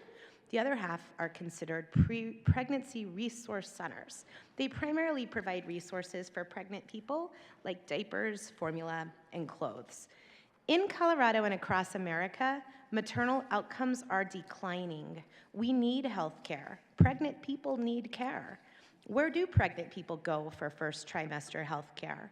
OBGYNs, family physicians, ERs, and some go to these clinics. We welcome quality, safe, effective, comprehensive first trimester care. Please hear me. This bill does not shut down these clinics. This bill does not regulate goods and most services offered by these clinics. This bill does not quiet the pro-life backers who operate these clinics or infringe on their free speech rights. But in any segment, there are some bad actors. This bill addresses the deceptive practices used by some of these bad actors. Across the nation, the majority of abortions that are being done are medication abortions, a two-step process with 3 days in between the first dose of mifepristone and the second dose of misoprostol. These abortions are done in the first 10 weeks of pregnancy and require no surgery. I'm sure you, like me, have seen anti-abortion activists lined up outside clinics that provide surgical abortions. Well, now with well over half of the abortions being done by medication rather than surgery, these anti-abortion activists don't have as much access to pregnant people seeking abortions. Enter the pregnancy medical centers and pregnancy resource centers. Since the Supreme Court overturned a federal right to abortion last summer, states across the nation have developed a patchwork of laws to restrict or expand abortion access. As other states have restricted abortion access, Colorado has become a destination for pregnant people and people of childbearing age to seek abortion access. Coloradans and Americans are choosing to live and go to college in Colorado because we protect full access to reproductive health care. But some of these pregnancy medical centers are deceiving pregnant people who live in and seek health care in Colorado. This bill will make it a deceptive trade practice for these clinics to advertise about abortion and emergency contraceptives since they don't provide them. What's happening is this: pregnant people are searching for abortion care in Colorado, and websites and coupons and flyers are luring them into these clinics with the offer of free ultrasounds and pregnancy tests. In 2021, 8 in 10 people who looked at these clinic websites couldn't tell the difference between these limited service clinics and clinics that provide abortions. Coupons for free pregnancy tests, qualifying ultrasounds, providing information about abortions and emergency contraceptives on the website as if they offer them. We're here to help you with all your options, pre-abortion screening, etc. This has to end. Please stop trying to get in between pregnant people and their options by lying to them and misrepresenting yourselves. Time is of the essence in the event of an unplanned pregnancy. Don't slow them down. Don't interfere with them, all while shaming them and projecting your stigma on them. Now, do all pregnancy medical centers deceive consumers? No. In fact, I toured and met with a doctor and nurse at a local pregnancy medical center in Loveland on Sunday. Their website is clear. Abortion information is provided, but there is a disclaimer directly in that section that says they do not provide abortions or referrals. The doctor doesn't work at the clinic, but he reads all the ultrasounds and the clinic operates under his license. These are good actors. We have lots of them in Colorado, and we thank them for their honesty, welcome them to provide limited services first trimester care to our pregnant folks. The doctor I met with on Sunday sent me an email, and I'm going to read a small excerpt from. I do think people of goodwill on both sides of this debate can agree on wording that prohibits lying and substandard medical care by any pregnancy resource or pregnancy medical center while allowing continuation of safe practices. The second part of this bill deals with a protocol called abortion pill reversal. Let me explain it. Currently in medical abortions, there are 3 protocols that are followed. One is the one I've already mentioned. It's about half of the medical abortions: mifepristone, wait for hours or days, misoprostol. Another is methotrexate and misoprostol. That's only for ectopic pregnancies, very rare. The third is misoprostol alone. All 3 have the following side effects: bleeding, abdominal cramping, nausea, vomiting, fever, chills. In its current state, the abortion pill reversal, or APR for short, deals with the mifepristone, misoprostol medical abortion only. Mifepristone reduces the pregnancy-sustaining hormone progesterone. Misoprostol initiates uterine cramping and bleeding to empty the uterus. The goal of the APR is to provide an antidote to the mifepristone by providing the pregnant person with high levels of progesterone in between pills 1 and 2. The problem is this: there is no data to show that this is effective, so doctors are actually experimenting on their patients when they prescribe APR. There's no safe scientific medical abortion reversal that is accepted by the American Medical Association or the American College of Obstetricians and Gynecologists. So the second part of this bill makes it unprofessional conduct for licensed healthcare providers to prescribe, administer, or attempt medication abortion reversal in Colorado unless there is evidence that it's safe.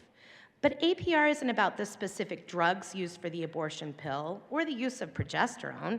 It's about the unethical practice of suggesting there is a reversal to patients, effectively experimenting on.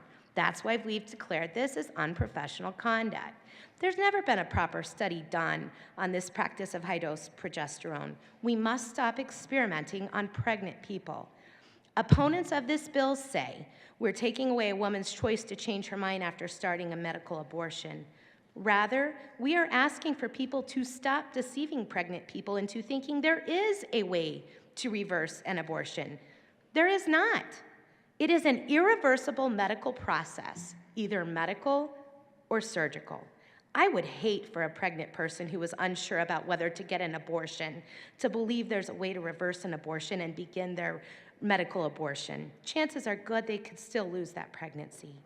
No abortion provider can force a patient to complete a medication abortion if they don't want to, and this bill does not require that of anyone. An ethical provider would counsel the patient on their options, present unbiased information on all possible outcomes and any associated risks. They would not administer an unproven experimental treatment for which there is no information on risks, dosage, or side effects, and which is denounced by the American Medical Association. So what is the ethical response to a pregnant person who changes their mind after starting the medical abortion? Counsel the pregnant person about their options. Talk to them about whether they want to take the second pill. Refer them to prenatal care. But don't tell that person you have an antidote. Pregnant people deserve safe, ethical, comprehensive health care. They do not deserve to be deceived, slowed down, or stigmatized. I urge an aye vote on SB 190 to protect pregnant people. Senator Winter. Thank you, Mr. Chair. This, at the heart of it, is a consumer protection bill. This isn't about limiting choice. It's about giving clear and honest information to consumers and patients. We protect consumers from predatory payday loans. We require honest disclosure for student loans and debt collectors. And we have numerous protections within our laws in place to make sure our people have clear and honest information at their disposal so they can make decisions for themselves. This legislation is about deceptive practices and should be and can be enforced by the Attorney General's office. This is not about shutting down anti-abortion centers. This is about truth in advertising and the care that is provided from these centers. Everyone should seek the care and counseling they choose when pregnant, including faith-based organizations, as long as they are making informed decisions. Unfortunately, many anti-abortion centers purposely mislead people who are seeking abortions or emergency contraceptives. These centers have sophisticated range of tactics that include digital targeting through social media such as YouTube and search engine optimization, and public marketing through radio ads, billboards, and posters in public transportation locations to draw people who are seeking abortions onto their websites and into their clinics. These centers not only target Coloradans, but they put their privacy at risk. There is a real concern that when people seek abortion care, their information will be used against them, especially in states across the country that continue to pass laws that ban abortion. Anti-abortion centers collect people's information, including sexually transmitted infections, past pregnancies, and how many partners they've had. But most abortion centers are not medical providers, many are not medical providers, and are not governed by the privacy protections afforded under the Health Insurance Portability and Accountability Act, better known as HIPAA. When someone is making a decision about continuing or ending a pregnancy, they should be able to get accurate information about all their options so they can decide what's best for their health and well-being, including how they can provide for a child should they choose to have one. A study done in 2021 found that 85% of participants could not correctly identify even one anti-abortion center looking at their websites. These centers use language in their advertising that imply they provide abortion or emergency contraception when they do not, such as offering all options, counseling, and services, offering pre-abortion ultrasounds, pre-abortion screening services, and misinformation about emergency contraception and abortion, with an ask to schedule an appointment for more information. This misinformation isn't just inaccurate and inconvenient for the consumer and patient. Trying to persuade people to change their minds about their healthcare decision is a violation of autonomy, and it can be downright dangerous. Oftentimes, if ultrasounds are offered in these centers, it's not performed by someone that's certified to perform or interpret ultrasounds. In one instance, an ultrasound missed an ectopic pregnancy, putting the patient in danger. Many times, anti-abortion centers delay consumers from receiving very time-sensitive, pregnancy-related care from medical providers that do offer a full range of medically accepted and accurate treatment. Just recently, I heard of a woman who realized that she'd been going to a center for 2 weeks, assuming that it was a medical center. She began to miscarry this week and went to the center to ask for advice. The center told her that she'd be safe and didn't need to seek further medical care. She didn't realize that the center was not a medical provider. Another patient from outside of Colorado paid for a plane ticket, food, and lodging to travel here in order to seek abortion care, only to find herself at an anti-abortion center keeping her from time-sensitive health care. These centers are oftentimes untruthful in their mission, their goals, and what they offer and do not offer. They also purposely target young people, low-income communities, rural communities, and communities of color. They're taking advantage of vulnerable populations that already are having a hard time accessing health care. Put simply, anti-abortion centers should not be able to deceive people through their advertising by implying they provide abortion or emergency contraception when they do not. They should be required to be transparent about who they are and what services they do and do not provide. In addition to deceptive advertising, many places are advertising the abortion reversal treatment. The American College of Obstetrician and Gynecologists and other medical experts have rejected the abortion pill reversal because it's not professional conduct for a licensed healthcare provider to offer patients an experimental treatment which there's no rigorous scientific evidence outside of a regulated study setting. In a case in North Dakota, a brief from the American Medical Association said, the fact that there are physicians experimenting with using progesterone to counteract mifepristone does not constitute credible medically accepted evidence that the experiment is effective or safe. Because there's no credible scientific evidence that medicated abortion can be reversed, physicians cannot, without misleading them, tell their patients that may be possible to do so, nor can they tell their patients that information and assistance is available to reverse a medication without misleading them. This bill does not limit the use of progesterone for medical use that's been proven for medical treatment, including for pregnant individuals. It limits the telling of patients that it can be used to reverse an abortion. ADCOG has stated that the so-called abortion reversal procedures are unproven and unethical.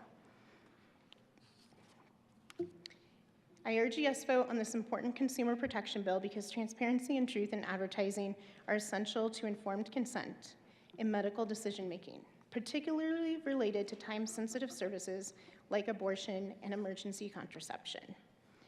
And with that, I would like to move L001. L001 has been moved to the amendment. Senator Winter. As the clerk read. Senator Winter. Thank you, Mr. Chair.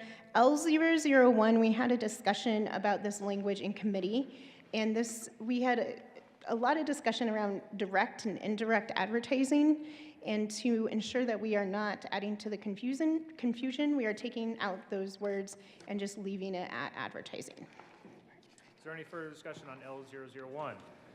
Senator Marchman. I urge an aye vote. Any further discussion? Seeing none, the motion before the body is the adoption of L001. All those in favor say aye. Aye. Those opposed, no. The ayes have it, and L001 is adopted. Senator Winter. Thank you, Mr. Chair. I move L010. Not yet. Now there is an amendment at the desk. Will the clerk please read the title of L010? Amendment L010 by Senators Winter, F. and Marchman, amend printed bill Senator page Winter. 5. Thank you, Mr. Chair. I move L010. To the amendment, Senator Winter. Also during committee, there was discussion about our medical boards and including medical boards within the discussion about abortion reversal.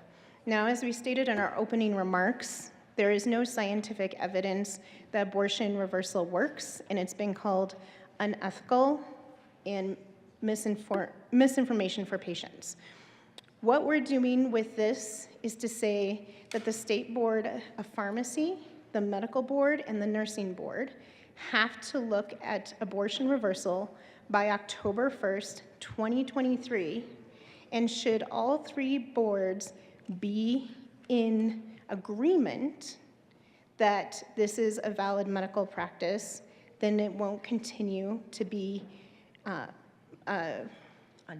unprofessional conduct. However, if these boards are not in agreement by October 1st, 2023, it will continue to be unprofessional conduct. And we encourage a yes vote. Is there any further discussion on L010? Senator Van Winkle. Thank you, Mr. Chair. I just wanted a chance to read the amendment before we voted on it, frankly. So could we have a senatorial 5? Yes, the Senate will be in a senatorial 5. Thank you.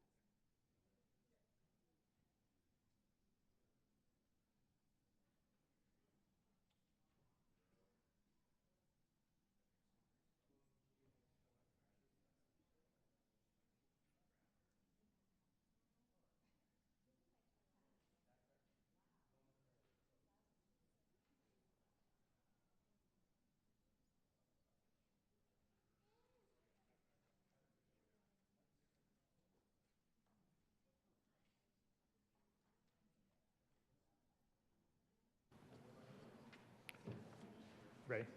Senate will come back to order. Senator Van Winkle. Thank you, Mr. Chair, and I appreciate that pause so I had the chance to read it.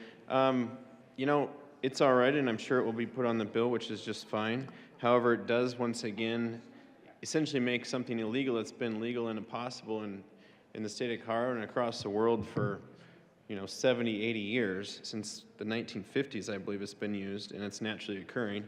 It's us politicians here in the state capitol who are not experts saying this shall be illegal unless the medical professionals at these three boards are able to have unanimous consent, which I think that's probably a long shot because you take these three boards, the medical board, the pharmacy board, and the nursing board.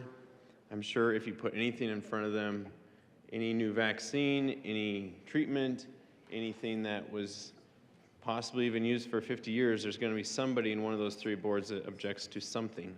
So it's a fine amendment. I'm sure it will go on. But again, it's us, the politicians, saying this shall be illegal unless the medical professionals can come up with a better reason. Senator Kirkmeyer. Thank you, Mr. Chairman.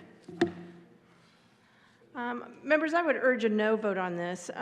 Pretty clever here. That says we're going to send it to a Colorado Medical Board. I haven't had time to look up what the pharmacy board is made up of, but I'm assuming there might be some pharmacists on there. And then there is the State Board of Nursing. Again, don't know who's on that board, but here's who's on the Colorado Medical Board. It does say 11 physicians, including 8 members who have the degree of being a doctor of medicine, 3 members having a degree of, where'd he go? Osteopathy, is that how you say that word? Thank you. Which is basically bones. So that doesn't have anything to do with this. 2 members licensed under this as physician assistants. We've had plenty of discussion talking about the ability of physician assistants versus physicians and their schooling. Then there are 4 members from the public at large who have no financial or professional association with the medical profession. So they have no link to the medical profession, yet they're the ones who are going to decide. That's crazy. And then it talks about the terms of the membership. So again, I don't think these are the right boards to be making these decisions, especially when there are studies out there that show from the Association of, what is it? Let me see that, please.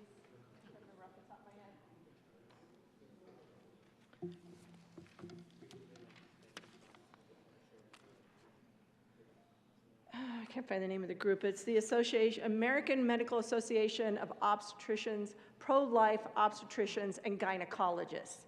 So they have a study out that basically says, and there are other groups as well, or a couple of doctors who have said, and we're going to probably be talking about this, that have said also that it is shown that it works. So the pill works. So again, I would urge a no vote on this.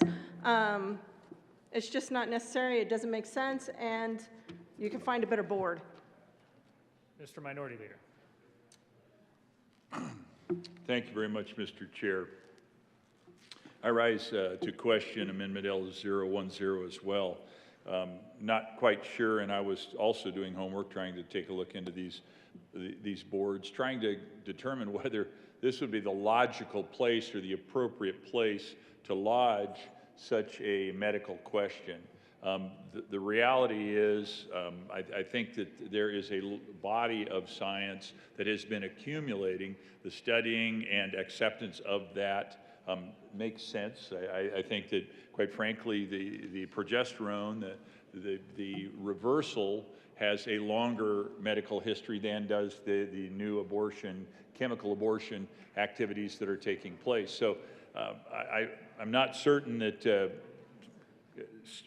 that trying to mollify individuals by saying we'll have a medical board, a pharmacy board, and a nursing board engage on this incredibly interesting pharmacological question is the appropriate way to approach. So if the intent is political mollification, it certainly doesn't mollify this politician.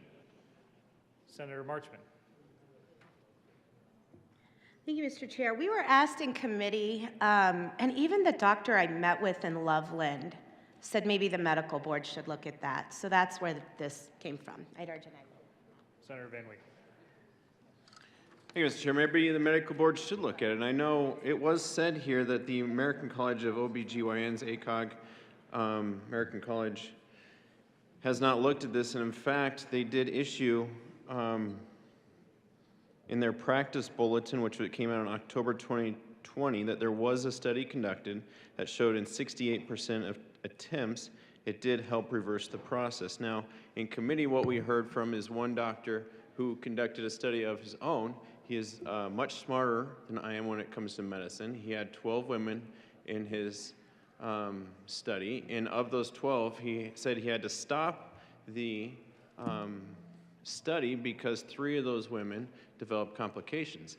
And it wasn't until about 30 minutes later, and again, it's scary because I know he's way smarter than me when it comes to medicine, but I, with just my basic college degree, sitting in committee, was able to ask even the simple question of how many were in the placebo group of those 3 women that developed complications, and it turns out that 2 of the 3 actually were in the placebo group, so they didn't even receive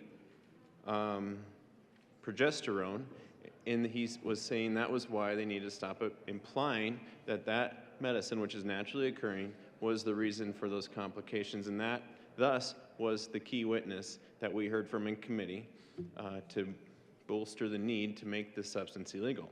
Now, again, there are smarter people than me, and one of them is a licensed OBGYN physician, and he wrote us actually, and he tried to testify. And I'll read what he said. I'm a licensed OBGYN physician practicing since 1996. I and my partners operate the largest OBGYN group in Southern Colorado. Collectively, we have delivered over 40,000 babies in our state. I've been prescribing progesterone to pregnant women since day one of residency in 1992. Apologies to the millions watching at home. We've been here for, I believe, almost 12 hours now, so I may mumble from time to time. Progesterone, as this OBGYN physician says, is prescribed to women with a history of recurring pregnancy loss, shortened cervix, history of risk of preterm labor, and as hormonal maintenance in IVF pregnancies.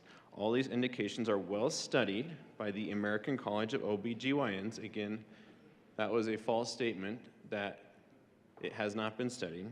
The FDA and others. Progesterone does not harm a pregnant patient or a baby in any manner whatsoever. to prohibit physicians, again, us politicians prohibiting physicians from prescribing progesterone in an attempt to override the effects of mifepristone for a woman who has regretted taking this abortion pill and is now seeking a means to potentially reverse the pill's effect is not about medicine, and it is not about patient safety. Progesterone is a proven safe medication. Nor is this prohibition about respecting patient choice. Why deny the patient this choice if she chooses to try a safe medication in hopes of reversing a decision she has previously made? The studies on progesterone reversal of mifepristone are mixed in regards to its success in stopping an abortion, yet prescribing progesterone for this cause is safe and may in fact work to what the patient chooses and is hoping to achieve, more times than not when it's taken. Why would the Colorado State Legislature deny the patient this choice? Why would the Colorado Legislature decide it is now their role to interfere with the patient-physician relationship in regard to this issue when Colorado is a world leader in patient autonomy and preservation of physician-patient relationship in regard to the abortion rights at any gestational stage for any reason? This bill enters the Colorado Legislature on a very slippery slope of allowing medical care to be controlled by non-medical personnel, aka us, politicians. This is not what Colorado law has fought against in regard to abortion rights altogether. If Colorado truly believes that reproductive rights are to be left to the choices of the patient and her physician, then you must vote against this bill. And this amendment that is before us now, still again, it makes it illegal to administer this substance that has been used since the 1950s, is naturally occurring in the body, and then says by October, these three groups, which are huge organizations, all have to come to perfect agreement between now or between the time the bill is passed in October, which I don't think we could get the Board of Architects and Engineers in a room together and say, what is a safe beam? I think it would take a long discussion for them to come up with the guidelines for that. But anyhow, I ask for a no vote on this amendment because while it lends a little bit of credibility to ask for investigation into this substance, which I think needs to be done, it does it on a timeline that is unacceptable, and it still makes it illegal. I urge a no vote. Is there any further discussion on L010? Seeing none, the motion is the adoption of L010. All those in favor say aye. Aye. Those opposed, no. No. The ayes have it. L010 is adopted. To the bill, Senator Baisley. Thank you, Mr. Chairman.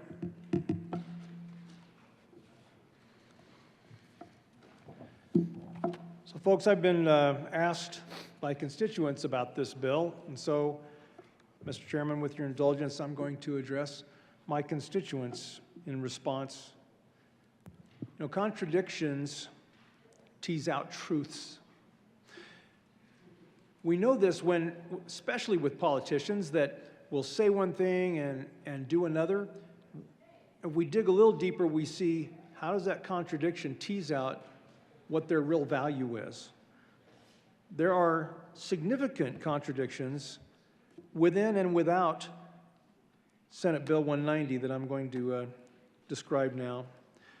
Constituents asked me, hey, did not we see the Reproductive Health Equity Act just in the past year, about this time last year in the last assembly? We certainly did. That bill eliminated all rights for unborn. The wording includes the description that a fertilized egg, an embryo, a fetus has no rights. So it's a late-term abortion bill.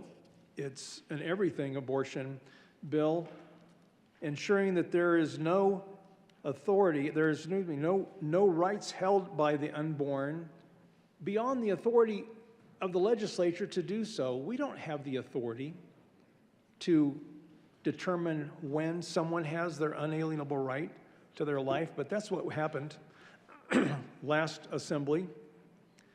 So my constituents ask, what more could you guys possibly do with regards to abortion? Well, this bill is one of those examples. How do we extend even beyond no rights whatsoever for the unborn?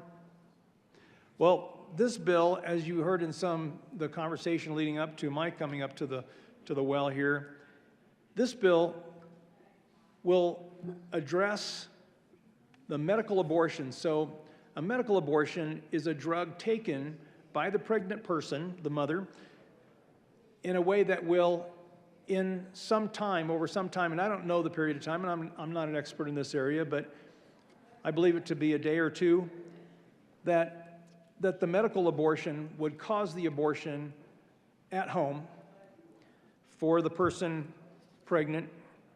And this bill prevents the reversal of that because there is a medical procedure, as was described by the senator from Highlands Ranch earlier, that this is an administration by a physician of progesterone in large quantities so that it would reverse. And the only reason I know that is because I was called by one of my constituents, a constituent within my district who is a medical doctor who's been practicing this for years. I had not heard of it until just a couple of weeks ago, and he said, boy, this bill would prevent a very important piece of our practice, a very important service that we provide to the women in our district. And he educated me on it briefly. I asked him, well, I hadn't heard of this before. How often does this happen? He says he's performed successfully hundreds, I believe he said it was over 700 successful reversals. So let me get into the bill itself. The legislative declaration says that the General Assembly finds and declares that in Colorado, a pregnant individual has a fundamental right to continue a pregnancy or to terminate a pregnancy by abortion. Pregnant individuals need timely and accurate information from qualified medical professionals to make informed decisions about their health and well-being. I'm going to come back to this, but I'll repeat it real quickly that a pregnant individual has a fundamental right to continue a pregnancy and also has the right to make an informed decision from a qualified medical professional. Now listen how the tone of this bill changes at this point, and I'm on page 2, line 9, and it takes an embarrassing tone change that I believe is unworthy not only of Colorado state statute, but of this body. Listen to this language. According to the American Medical Association's Journal of Ethics, anti-abortion centers, also known as crisis pregnancy centers, or fake clinics, aim to prevent abortions by persuading people that adoption or parenting is a better option. Anti-abortion centers are the ground-level presence of a well-coordinated anti-choice movement. How emotionally charged are those words in a declaration, a legislative declaration of a potential law? This would end up in those law books, this incendiary language. In fact, the word anti-abortion centers, those words occur 4 times on this page of the bill. Now, the contradiction, this first contradiction within this bill comes in those last words I wrote. The anti-abortion centers are the ground-level presence of a well-coordinated anti-choice movement, when this bill is all about anti-choice. It is removing the primary choice that is addressed in this bill, and that is the reversal procedure that is outlawed by this bill. So, going on, this bill goes on to attack those crisis pregnancy centers that they use derogatorily with the words anti-abortion center. Some anti-abortion centers use deceptive advertising tactics to target and acquire clients from historically marginalized groups, including Black, Indigenous, and other people of color, those who live in rural areas, LGBTQ+ communities, students, people with lower incomes, and people for whom English is not their first language. So it's the insult against those, the attack against those organizations, those crisis pregnancy centers, who do indeed locate themselves in areas where they can be most effective. There is no mention of what they're countering. What they're countering is Margaret Sanger's organizations that are placed in those same areas. I have 20 very offensive quotes from Margaret Sanger, who established that organization, who intentionally placed them within those neighborhoods. I'll read one and I'll clean it up a little so that it's not too offensive. We don't want the world to go out, we don't want the word to go out that we want to exterminate the black population. And I cleaned that up so that it wouldn't be as offensive as it actually is. These crisis pregnancy centers are there to counter what really is an attack on the historically marginalized groups. I'll move on. Some anti-abortion centers go so far as to advertise medication abortion reversal, a dangerous and deceptive practice that is not supported by science or clinical standards, according to the American College of Obstetricians and Gynecologists, or by the United States Food and Drug Administration. The American Medical Association states, physicians do not and cannot, without misleading them, tell their patients that it may be possible to reverse a medication abortion. Although the physician I'd be happy to introduce anyone to who lives in my district will tell you about all the successes that he has had, hundreds of those. I'll go on in reading. Time is a critical factor for individuals seeking abortion care.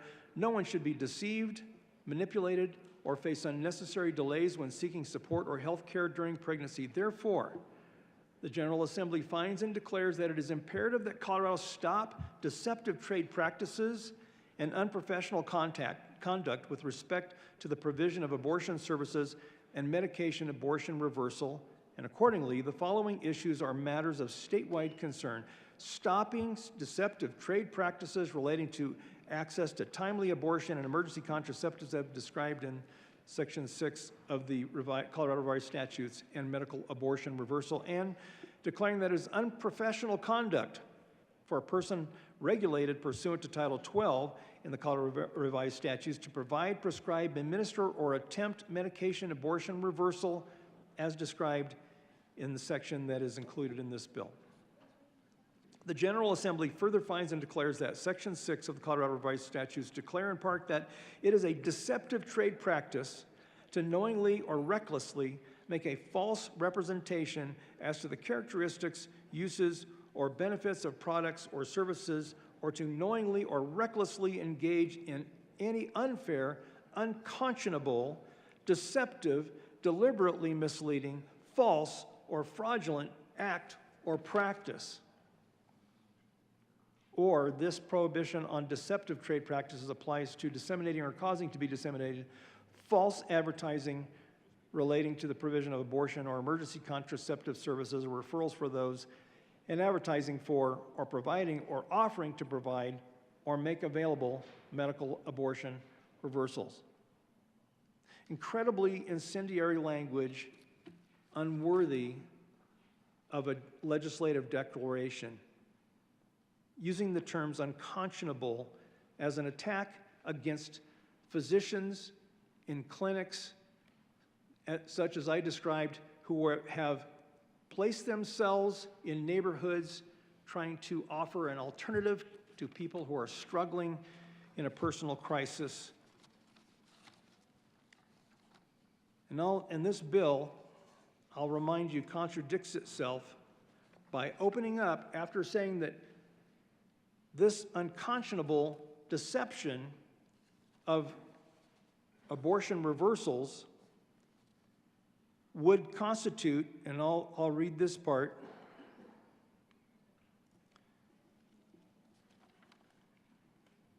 would constitute a deceptive trade practice.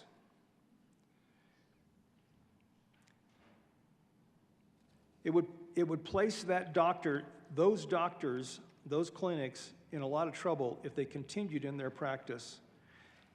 And remember that the whole legislative declaration started out with this statement. In Colorado, a pregnant individual has a fundamental right to continue a pregnancy, perhaps through a medical abortion reversal. That would be a fundamental right. And to make an informed decision from a qualified medical professional. But here, would turn that into a deceptive practice that would put that physician's license in jeopardy.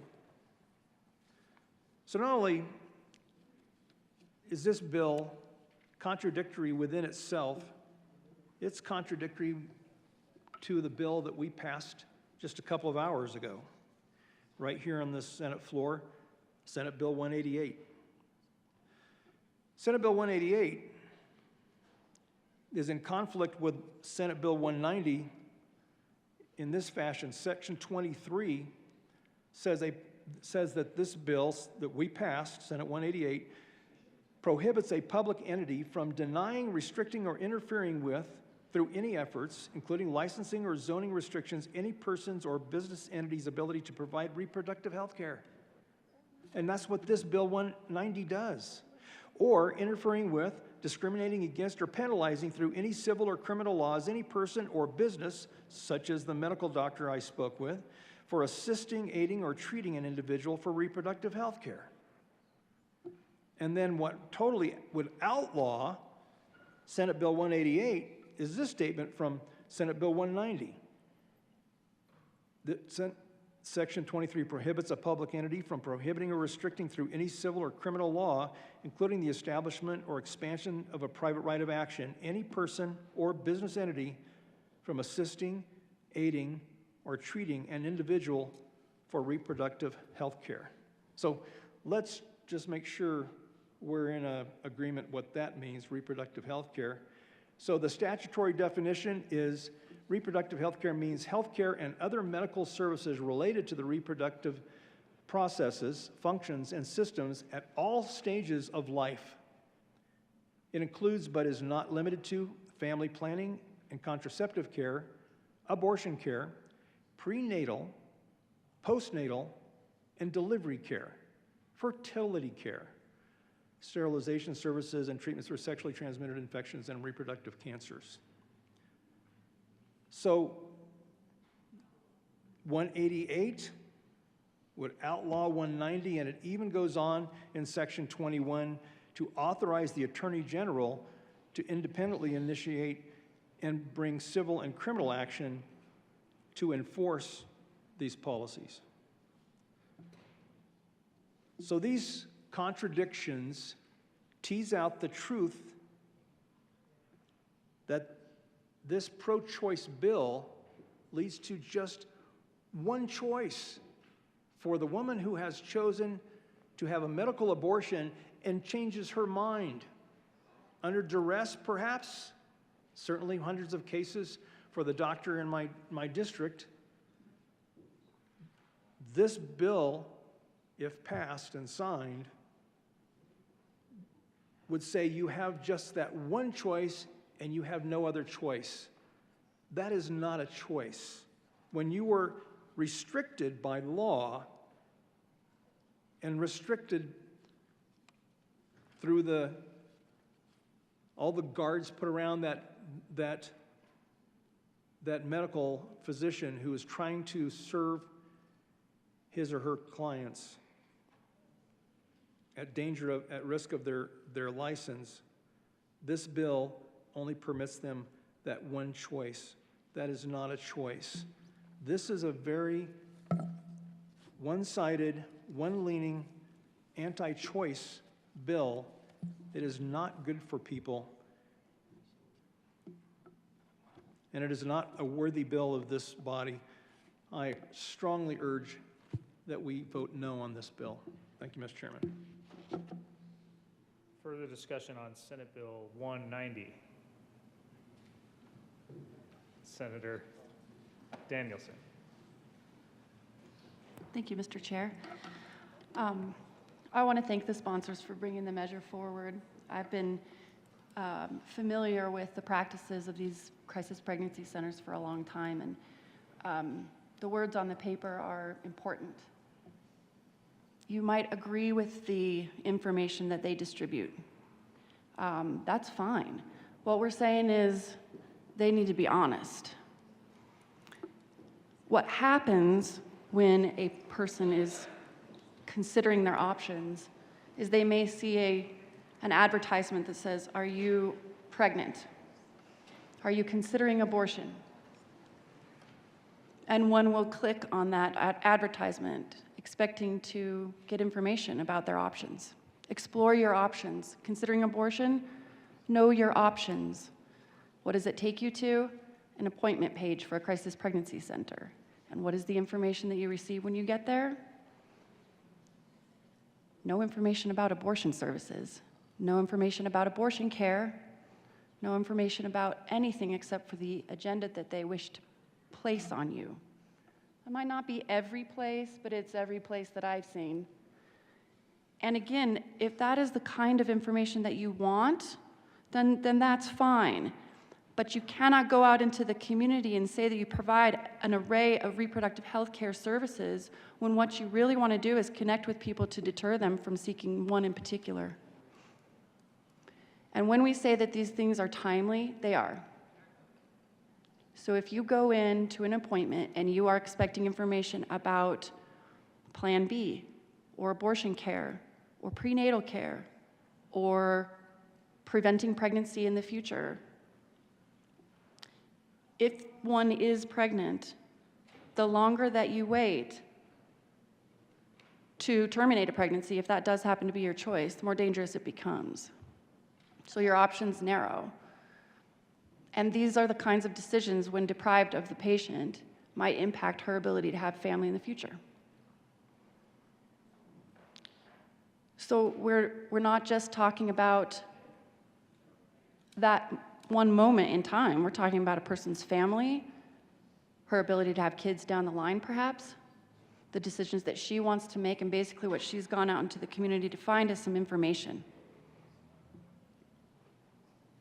So what this bill is saying is, if that is the kind of place that you wish to operate, perhaps it's a certain religious point of view, perhaps it's a certain political point of view, perhaps it's a narrow set of medical options that you see fit and would like to discuss with more women, that's fine. But don't go out and pretend to be a medical facility providing the full range of reproductive health care. It is dangerous, it is deceptive, and it is high time that the legislature doesn't condone that. What the bill is saying is be honest in what you're doing. They do go out and target people. They do offer this type of information that I described. And again, if that is what you're comfortable with, then that's fine. The problem becomes when those crisis pregnancy centers deceive and intentionally lure in people into their clinics to offer them a narrow set of information at the best. Some of them go far further. They shame women for the decisions that they've already made. They shame women for the decisions that they are considering.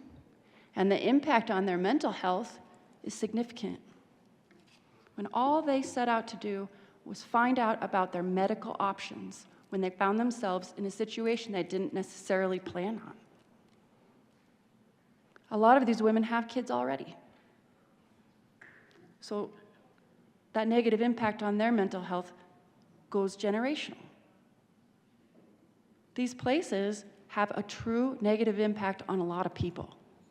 And it is because the deceptive nature of how they go out into the community. So again, if what you're doing is providing truthful, complete array of reproductive health care options and information, treatment, and medical advice, medical provision, then you can say that. If what you are offering is something quite different, you need to go and say that. And if that is what people choose, as like was mentioned, an alternative to a different medical facility, that's fine. That's fine. That's what this bill does. Further discussion?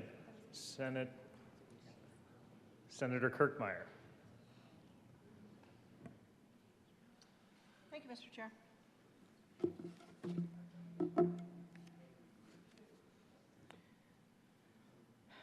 So I read this bill for the first time last night at about 10 o'clock after a full day at the Joint Budget Committee. And when I read it, I thought, wow, it just felt like there was a lot of hate coming from the bill. And I thought, well, maybe I'm just tired, you know, because it was a long day. And it's just, maybe it just hit me wrong, and I was just kind of being tired. And then I started reading through the bill. This bill starts off with concerning policies to make punishable deceptive actions regarding pregnancy-related services.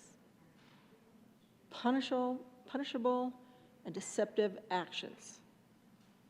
Maybe that's what I was feeling when I first started reading it, because then it goes in to say the bill makes it a deceptive trade practice for a person to make or disseminate to the public any advertisement that indicates directly or indirectly that the person provides abortions, emergency contraceptives, or referrals for abortions, or emergency contraceptives when the person knows or reasonably should have known that the person does not provide those specific services.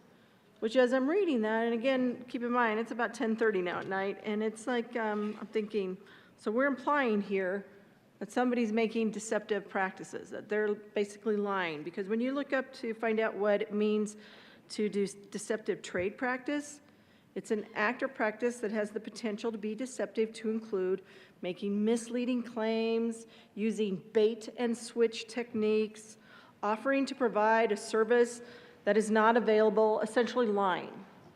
So that's maybe why I felt like the bill was just totally negative, and that's just the first page. And then you move to the second page, and right at the top it says, a healthcare provider engages in unprofessional conduct or is subject to discipline. So this is the punishment part.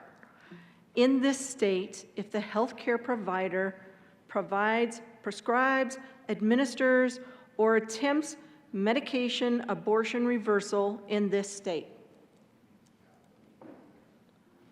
So you keep reading. Section 1 starts off with saying in Colorado, a pregnant individual, should be a woman, a pregnant individual has a fundamental right to continue pregnancy or to terminate a pregnancy by abortion. I think we all know what the law is right now. And as you keep reading, it talks about how pregnant individuals need timely and accurate information. Having been pregnant a few times myself, I would agree with that. And they need that information from qualified medical professionals. I need that, I would agree with that too, to make informed decisions about their health and their well-being. Absolutely. Then it says, this bill says, according to the American Medical Association's Journal of Ethics, anti-abortion centers, also known as crisis pregnancy centers, are fake clinics. That puts a pretty big judgment on crisis pregnancy centers. Anti-abortion centers, also known as crisis pregnancy centers, or fake clinics, aim to prevent abortions by persuading people that adoption or parenting is a better option.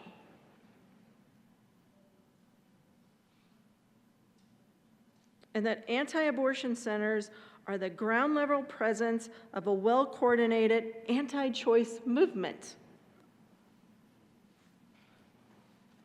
So then I went and read about crisis centers. Because again, I haven't had the need to be in a crisis center, crisis pregnancy center. As I was reading through it, it just felt like that this bill just didn't want women to know about the options that are out there. As you read through this bill, read through all the stuff that's out there on the internet and start looking at it, it feels like we don't want people to know. We don't want women to know that they have options. To me, this bill is about stopping choice. It's about eliminating choice. The bill is about putting up barriers to choice. It's about putting up a roadblock to getting information and counseling before a woman chooses. This bill is clearly an anti-crisis pregnancy center bill. The legislative declaration rails against the trying to prevent abortions by persuading people that adoption or parenting is a better option. We heard about that there isn't truth in advertising and there's digital targeting. As you go on to read the bill, it talks about how some abortion centers use deceptive advertising tactics. And they're talking about crisis pregnancy centers.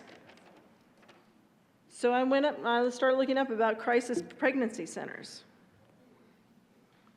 And when you go and you go in and you type in crisis pregnancy center, you know which one pops up first after you get through all the ads and all the stuff that, people just want to say, but the one in Colorado Springs. And it's very clear that this crisis pregnancy center and the other ones that I found, and even the information you find about crisis pregnancy center on Planned Parenthood is very clear that they are pro-life or anti-abortion centers, and they don't hide it. In fact, here's what it says on the Crisis Pregnancy Center for Colorado Springs. What makes crisis pregnancy centers different? There are 4 primary distinctions that set crisis pregnancy centers apart from other pregnancy clinics such as Planned Parenthood. First bullet, a crisis pregnancy center's priority is you and your baby. Counseling that is offered is based on you, your baby, and nothing else. It says some other things about counselors being great listeners. Then it goes on, next bullet. Crisis pregnancy centers do not provide abortions. I think that's pretty clear. It's right there. It says crisis pregnancy centers do not provide abortions. They're not being deceptive. They're telling you they don't provide abortions.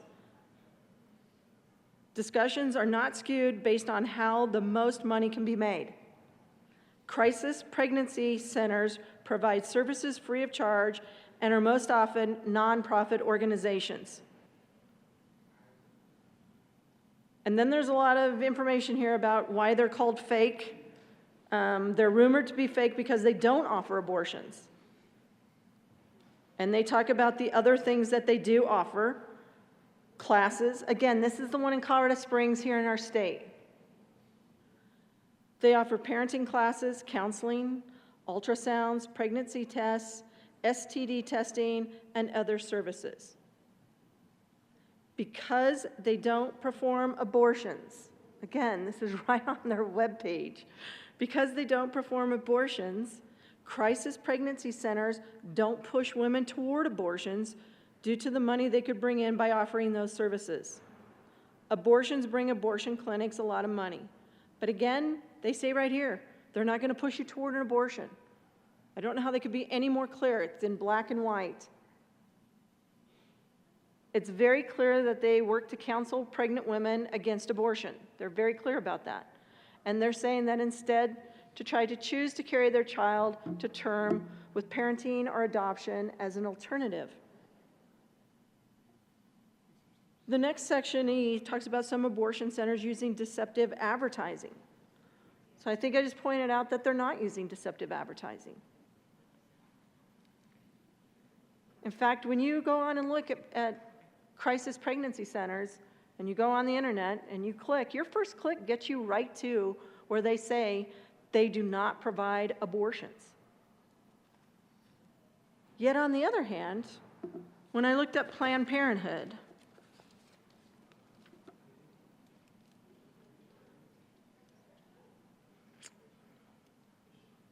it took me 3 clicks on Planned Parenthood before I even got to the word abortion. And when you go on to Planned Parenthood, what it says on their opening page is maybe you want the facts on how pregnancy happens, or you're pregnant and want to know about your options, or you want to know how to have a healthy pregnancy. This is Planned Parenthood. Maybe you want the facts on how pregnancy happens, or you're pregnant, want to know about your options, or you want to know how to have a healthy pregnancy. Yet when you go on their page, you have to go to 3 clicks. You go to a page that says explore related topics. There's this list. That list doesn't say abortion. Number 11 on that list says pregnancy options. And when you tap on pregnancy options, then you finally, for the first time, read the word abortion on the Planned Parenthood website. But again, nowhere on that list, when it says explore related topics, after it says it's about how to have a healthy pregnancy, does it say abortion? It doesn't show up. So if we're talking about deceptive practices, this is an agency, Planned Parenthood, who in their 2021 report provided evidence that it continues to prioritize abortion. In fact, so this is, again, this bill wants to imply that crisis pregnancy centers are deceptive. And what I'm saying is Planned Parenthood is deceptive. This is an agency, Planned Parenthood performed a record 383,460 abortions, and that was in 2021. That represents approximately 41% of the abortions performed in the United States. Yet, takes you 3 clicks before you even find the word abortion on their webpage. That's deceptive. Especially when they say on their opening page, or you want to know how to have a healthy pregnancy. But at the same time, they're saying how, and you have to go dig. Even when you go to the report, you've got to start digging in. The report also shows that Planned Parenthood performed more abortions in 2021 while providing fewer health services. The number of abortions performed by Planned Parenthood increased by 8.5% over 2020, and at the same time, cancer screenings fell by over 30%. Well women tests fell by 39%. STI tests fell by 17.4 per test, and pregnancy tests fell by over 14%. So this is the organization that's being deceptive. They're the ones that are saying, hey, wait, we want to help you have a healthy pregnancy, while 41% of our services, where we're doing 41% of the abortions in the United States, and our pregnancy tests have fell by over 14%.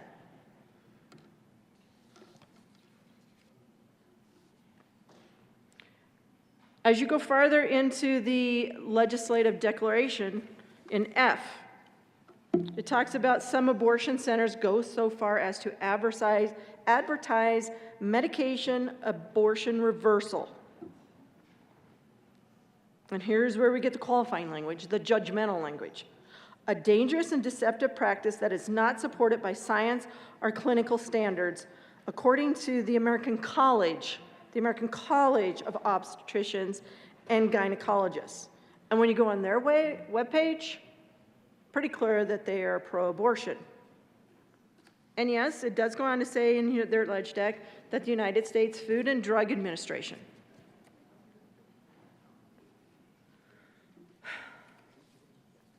also says in their ledge deck under G, the American Medical Association states, they do not and cannot, without misleading them, tell their patients that it may be possible to reverse a medication abortion. Well, here's what the pro-life OBGYN say. These are doctors. The American Association of Pro-Life Obstetrician and Gynecologists. Here's what they say. And in fact, this is their position statement on the abortion pill reversal. Some women change their mind about abortion after taking the first drug of the abortion regimen. I don't know if you all know what happens in a chemical-induced abortion, but apparently you've got to take more than one pill. You've got to take 2 pills.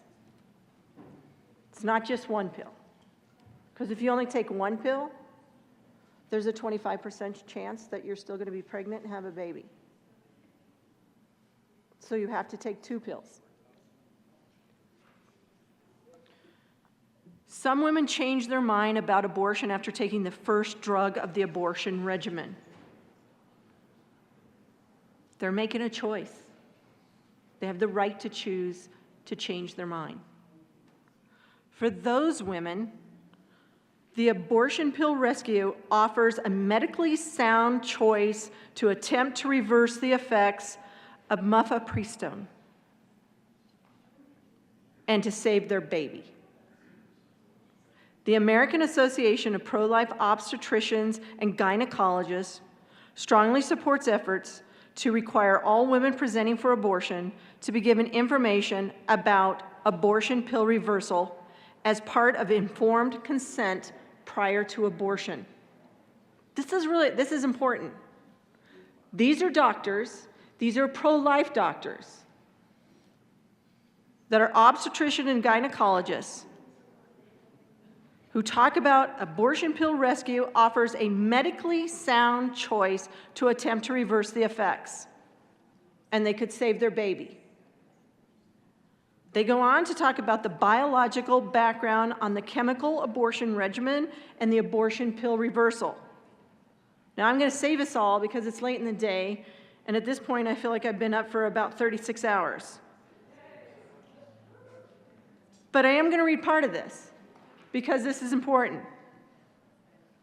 The chemical abortion regimen consists of 2 drugs, mifeprex, and if I'm saying that wrong, sorry, but I tried to listen to how you pronounce these words. It's mifeprex and Syntotec. I don't know. There's 2 pills that you have to take. It does say, however, that mifeprex by itself is only effective at accomplishing embryo demise about 75% of the time. In other words, it's only effective, this first pill is only effective at accomplishing embryo demise 75% of the time. 1 out of 4 women who take just the first pill alone will have an unborn child in utero who continues to live. So in order to increase the number of women who can complete the abortion, a second drug is needed, another pill.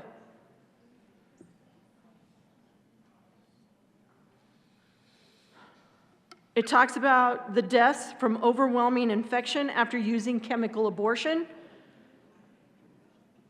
and how if it's not done correctly, or if it depends on 4 things: the age of the woman, the dose of the mifeprex, the dose of the second pill, the way in which the woman takes the second pill, whether it's by swallowing or placing it in her vagina or by placing it in her cheek or letting it dissolve, makes a difference. But the most accurate study of a chemical abortion after you've taken both doses, the most accurate study to date of 42,000 women who underwent surgical or chemical abortion demonstrated a 4 times higher rate of serious complications from chemical abortions as compared to surgical abortions. So these chemical abortions that we heard about here just a little bit ago, not such a great idea. But anyways, still about choice. It goes on to talk about why the abortion reversal pill works. Because it's basically progesterone, a natural progesterone, which blocks the mifeprex. It can be blocked. That first pill can be blocked and can be overcome by administering more natural progesterone. Again, these are doctors, obstetricians and gynecologists who have gone through and they've done studies. And for those of you heard that, God, they don't have any information on this over the years? It's about natural progesterone. Here's what they know about it. Natural hormone progesterone has been used for over 40 years in the IVF industry to help women carry pregnancies after the embryo is transferred into her womb. There is a very long and solid history of safety of the use of natural progesterone in pregnancy. And it goes on to say even more, talks about birth defects, ends up with this: thus to date, there does not appear to be any risk of birth defects to the unborn child from the abortion pill reversal. An abortion pill reversal offers another reproductive choice for women facing the abortion decision. The abortion pill reversal offers another reproductive choice. A choice.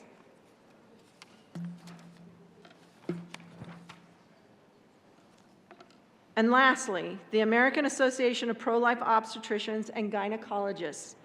They say they strongly support laws which require women to be informed of their option of abortion pill rescue as part of a woman's right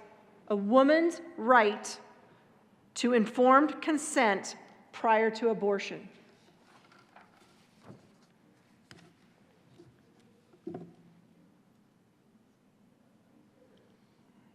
This legislative declaration goes on to say no one should be deceived, manipulated, or face unnecessary delays when seeking support or health care during pregnancy. I couldn't agree more. I have 2 daughters. I have 6 grandsons. Between the 3 of us, we've had 5 C-sections. I think I understand about this. I had daughters with high-risk pregnancies. I agree. No one should be deceived.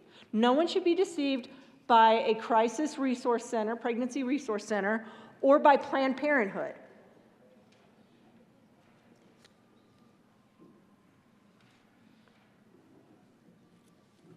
And to accuse pregnancy centers of not offering legitimate care to a woman is false. It's doing a disservice to women. And this bill does what it claims crisis pregnancy centers do. It misinforms women. And women deserve better. And in case the American Association of Pro-Life Obstetricians and Gynecologists position paper wasn't enough for you, in the National Library of Medicine, the National Legal Center, their conclusion with regard to the abortion reversal pill, the reversal of the effects of mifepristone using progesterone is safe and effective.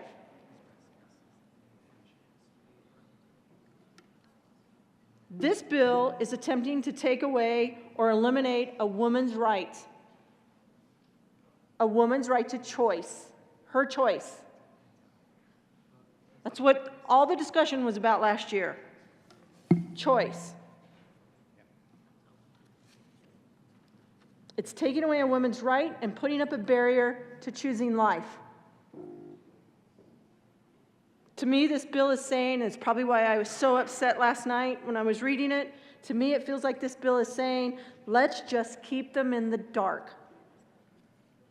We don't respect women enough to let them make an informed decision, and we are undermining a woman's well-being.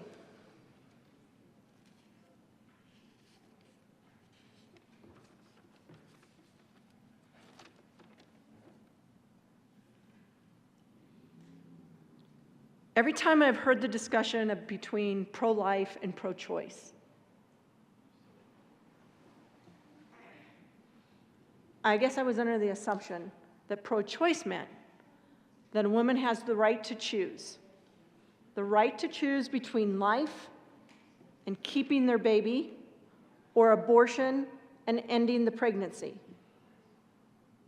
Apparently, what it really means is pro-abortion, that you should only have the right to choose abortion.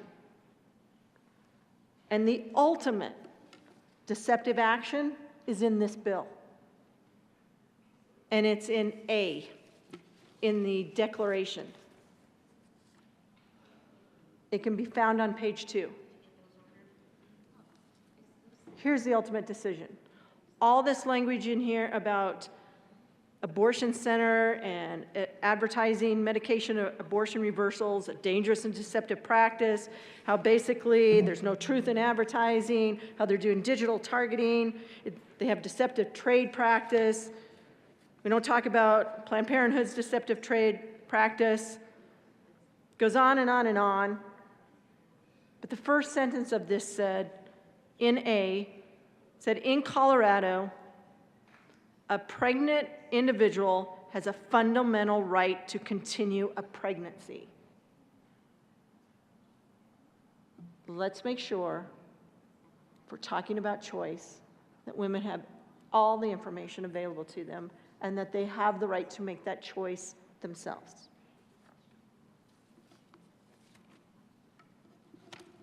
I would urge a no vote on this bill.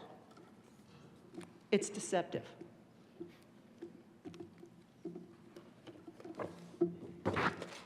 Senator Winter. Thank you, Mr. Chair. Just two quick points, and thank you to the good senator from Weld County. For those pregnancy centers that have those disclaimers and those disclosures on their websites, they're in compliance with this bill, right? Again, this is not about shutting down those pregnancy centers. And so if they are being truthful and clear about their mission, about what services they offer and do not offer, and we do know that within the past couple weeks, many of these centers have changed their websites just by having this conversation around transparency. And we welcome that transparency. That's what we're asking for, is that transparency, that honesty in what you serve, what your mission is, and what you're offering. And again, this is not about progesterone. This is about saying abortion reversal is unethical and experimental. This is not about progesterone. We know that progesterone has many valid medical uses. This is about the unethical and experimental use of saying that it can reverse an abortion, which is not possible. And deceiving patients to tell them that's possible is unethical and experimental. Senator Kirkmeyer. Senator Kirkmeyer. Thank you, Mr. Chairman. Anyway.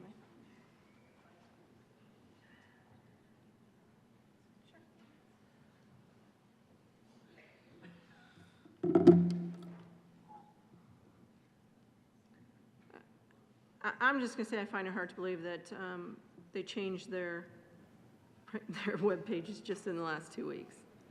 But apparently Planned Parenthood didn't change their web page because they talk about crisis pregnancy centers and also called CPCs or fake clinics. And they go on to basically talk about what specifically you put in your legislative declaration, what was put in the legislative declaration. But again, I find it difficult to understand how when the American Association of Pro-Life Obstetricians and Gynecologists talk about in their position paper from 2019 that the abortion pill rescue offers a medically sound choice to attempt to reverse the effects of mifepristone, and they could save their baby. And there are 40 years of history to show that by using a natural hormone, progesterone, would help the women to carry their pregnancy So there are doctors who disagree with the senator from Westminster, who I'm pretty sure is not a doctor.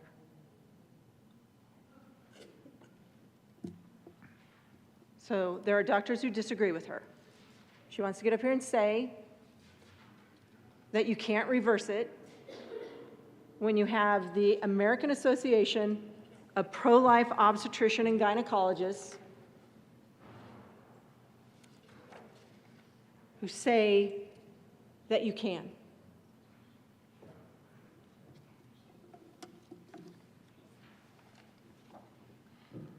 Senator Buckner. Hi, thank you, Mr. Chair. I've been wanting to do this for a long time. I am so short, I have been wanting to do this. And it looks different up here.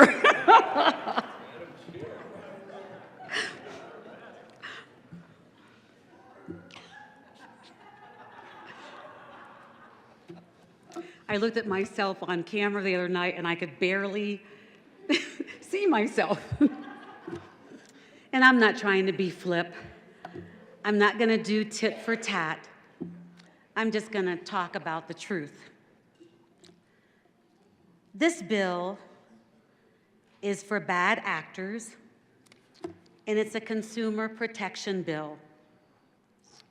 It's about women making their decisions for themselves, options for themselves. And I want to compliment Senator Baisley. And I'm sorry, oh, where are you from? Okay, the good senator from Woodland Park.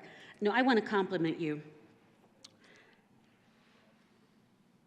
Thank you for hearing me last year when I went on my tirade about eugenics. I appreciate what you said today. You said eugenics takes away choice, and it does. So thank you for understanding me and being a Black woman, because what happened way before I was born in the 1930s was eugenics. Eugenics has no place today in our society or in our world. Thank you. Unfortunately, Margaret Sanger ruined generations, and it was just generations of harm. And what my mother used to tell me is, when you know better, you do better. So like I said, thank you for hearing me last year so much. That's why we're friends. The next thing I want to talk about is access. Let's talk about access. Abortion access, no matter how you feel about abortion access is a racial justice issue. Latina, Black, and Indigenous women earn about half the wages of white men on average, and are therefore less likely to be able to overcome the web of barriers to abortion care. People of color are more likely to lack health insurance, creating additional barriers to abortion and reproductive health care. 23% of Latinas and 13% of Black women aged 15 to 49 have no health insurance, compared with 8% of white women in the same age group. People of color experience higher maternal mortality rates than their white counterparts. Black pregnant people are 3 times more likely to die from complications while pregnant or giving birth compared to white women. American Indian and Alaska Native mothers were 4.5 times more likely to die from pregnancy and childbirth-related causes than non-Hispanic white mothers. Abortion access is an economic justice issue. Inability to access abortion care in the United States reflects long-standing economic inequities. While laws that restrict or deny abortion harm anyone who needs abortion care, those harms fall mostly on people living with low income and people of color. 8 million women aged 19 to 64 do not have health insurance, and 11 million women have inadequate insurance coverage with high out-of-pocket costs. I used to work with learning disabled people, and those individuals with disabilities have long been denied control over their barriers and face multiple barriers to reproductive health care. All the factors I've just talked about, including LGBTQ justice issues, all of these factors combine to make sexual minority individuals among the most vulnerable who rely on abortion rights. Let me tell you some of the impacts on Black Americans. Black pregnant people are 3 times more likely to die from complications while pregnant or giving birth compared to white women. Studies have shown that a nationwide abortion ban would increase maternal mortality by 21% overall and by 33% among Black Americans. Abortion legalization reduced maternal mortality among Black women by 30 to 40%, with very little impact on white women, offering this explanation that where abortion is legal, Black women were less likely to be able to access safe abortions. Black women account for 28% of abortion patients, but only 14% of all United States women aged 15 to 44. Why am I telling you this? Is because you all know that I have run a package of bills for maternal mortality. We all know, all of us in the Black community and the Latina communities know about maternal mortality. The percentage of women of color who die during childbirth because they're Black, because they're Latina, is outrageous. So those numbers I just quoted you really hit close to home.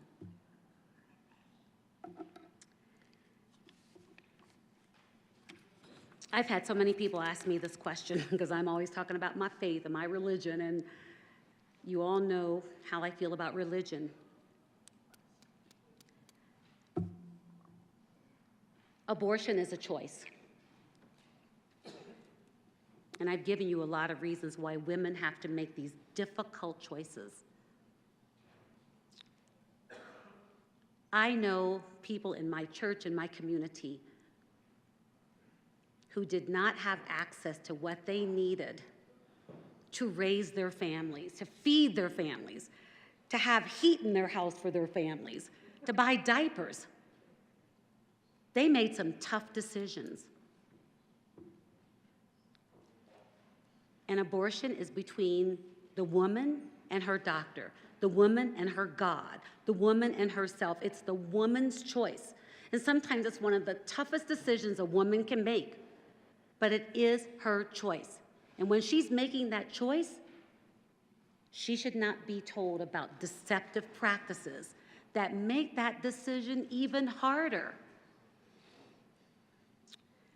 So my favorite phrase is, judge not, lest ye be judged.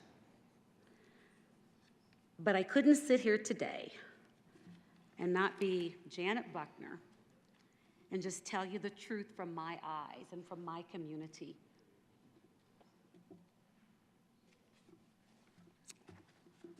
So I really appreciate all the conversations we've had today.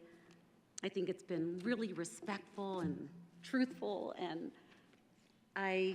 this is the way it should be. And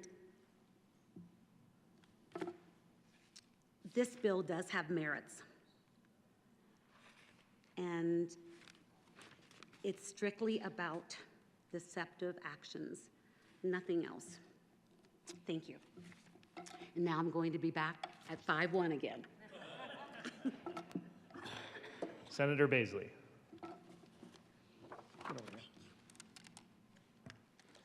Thank you, Mr. Chairman.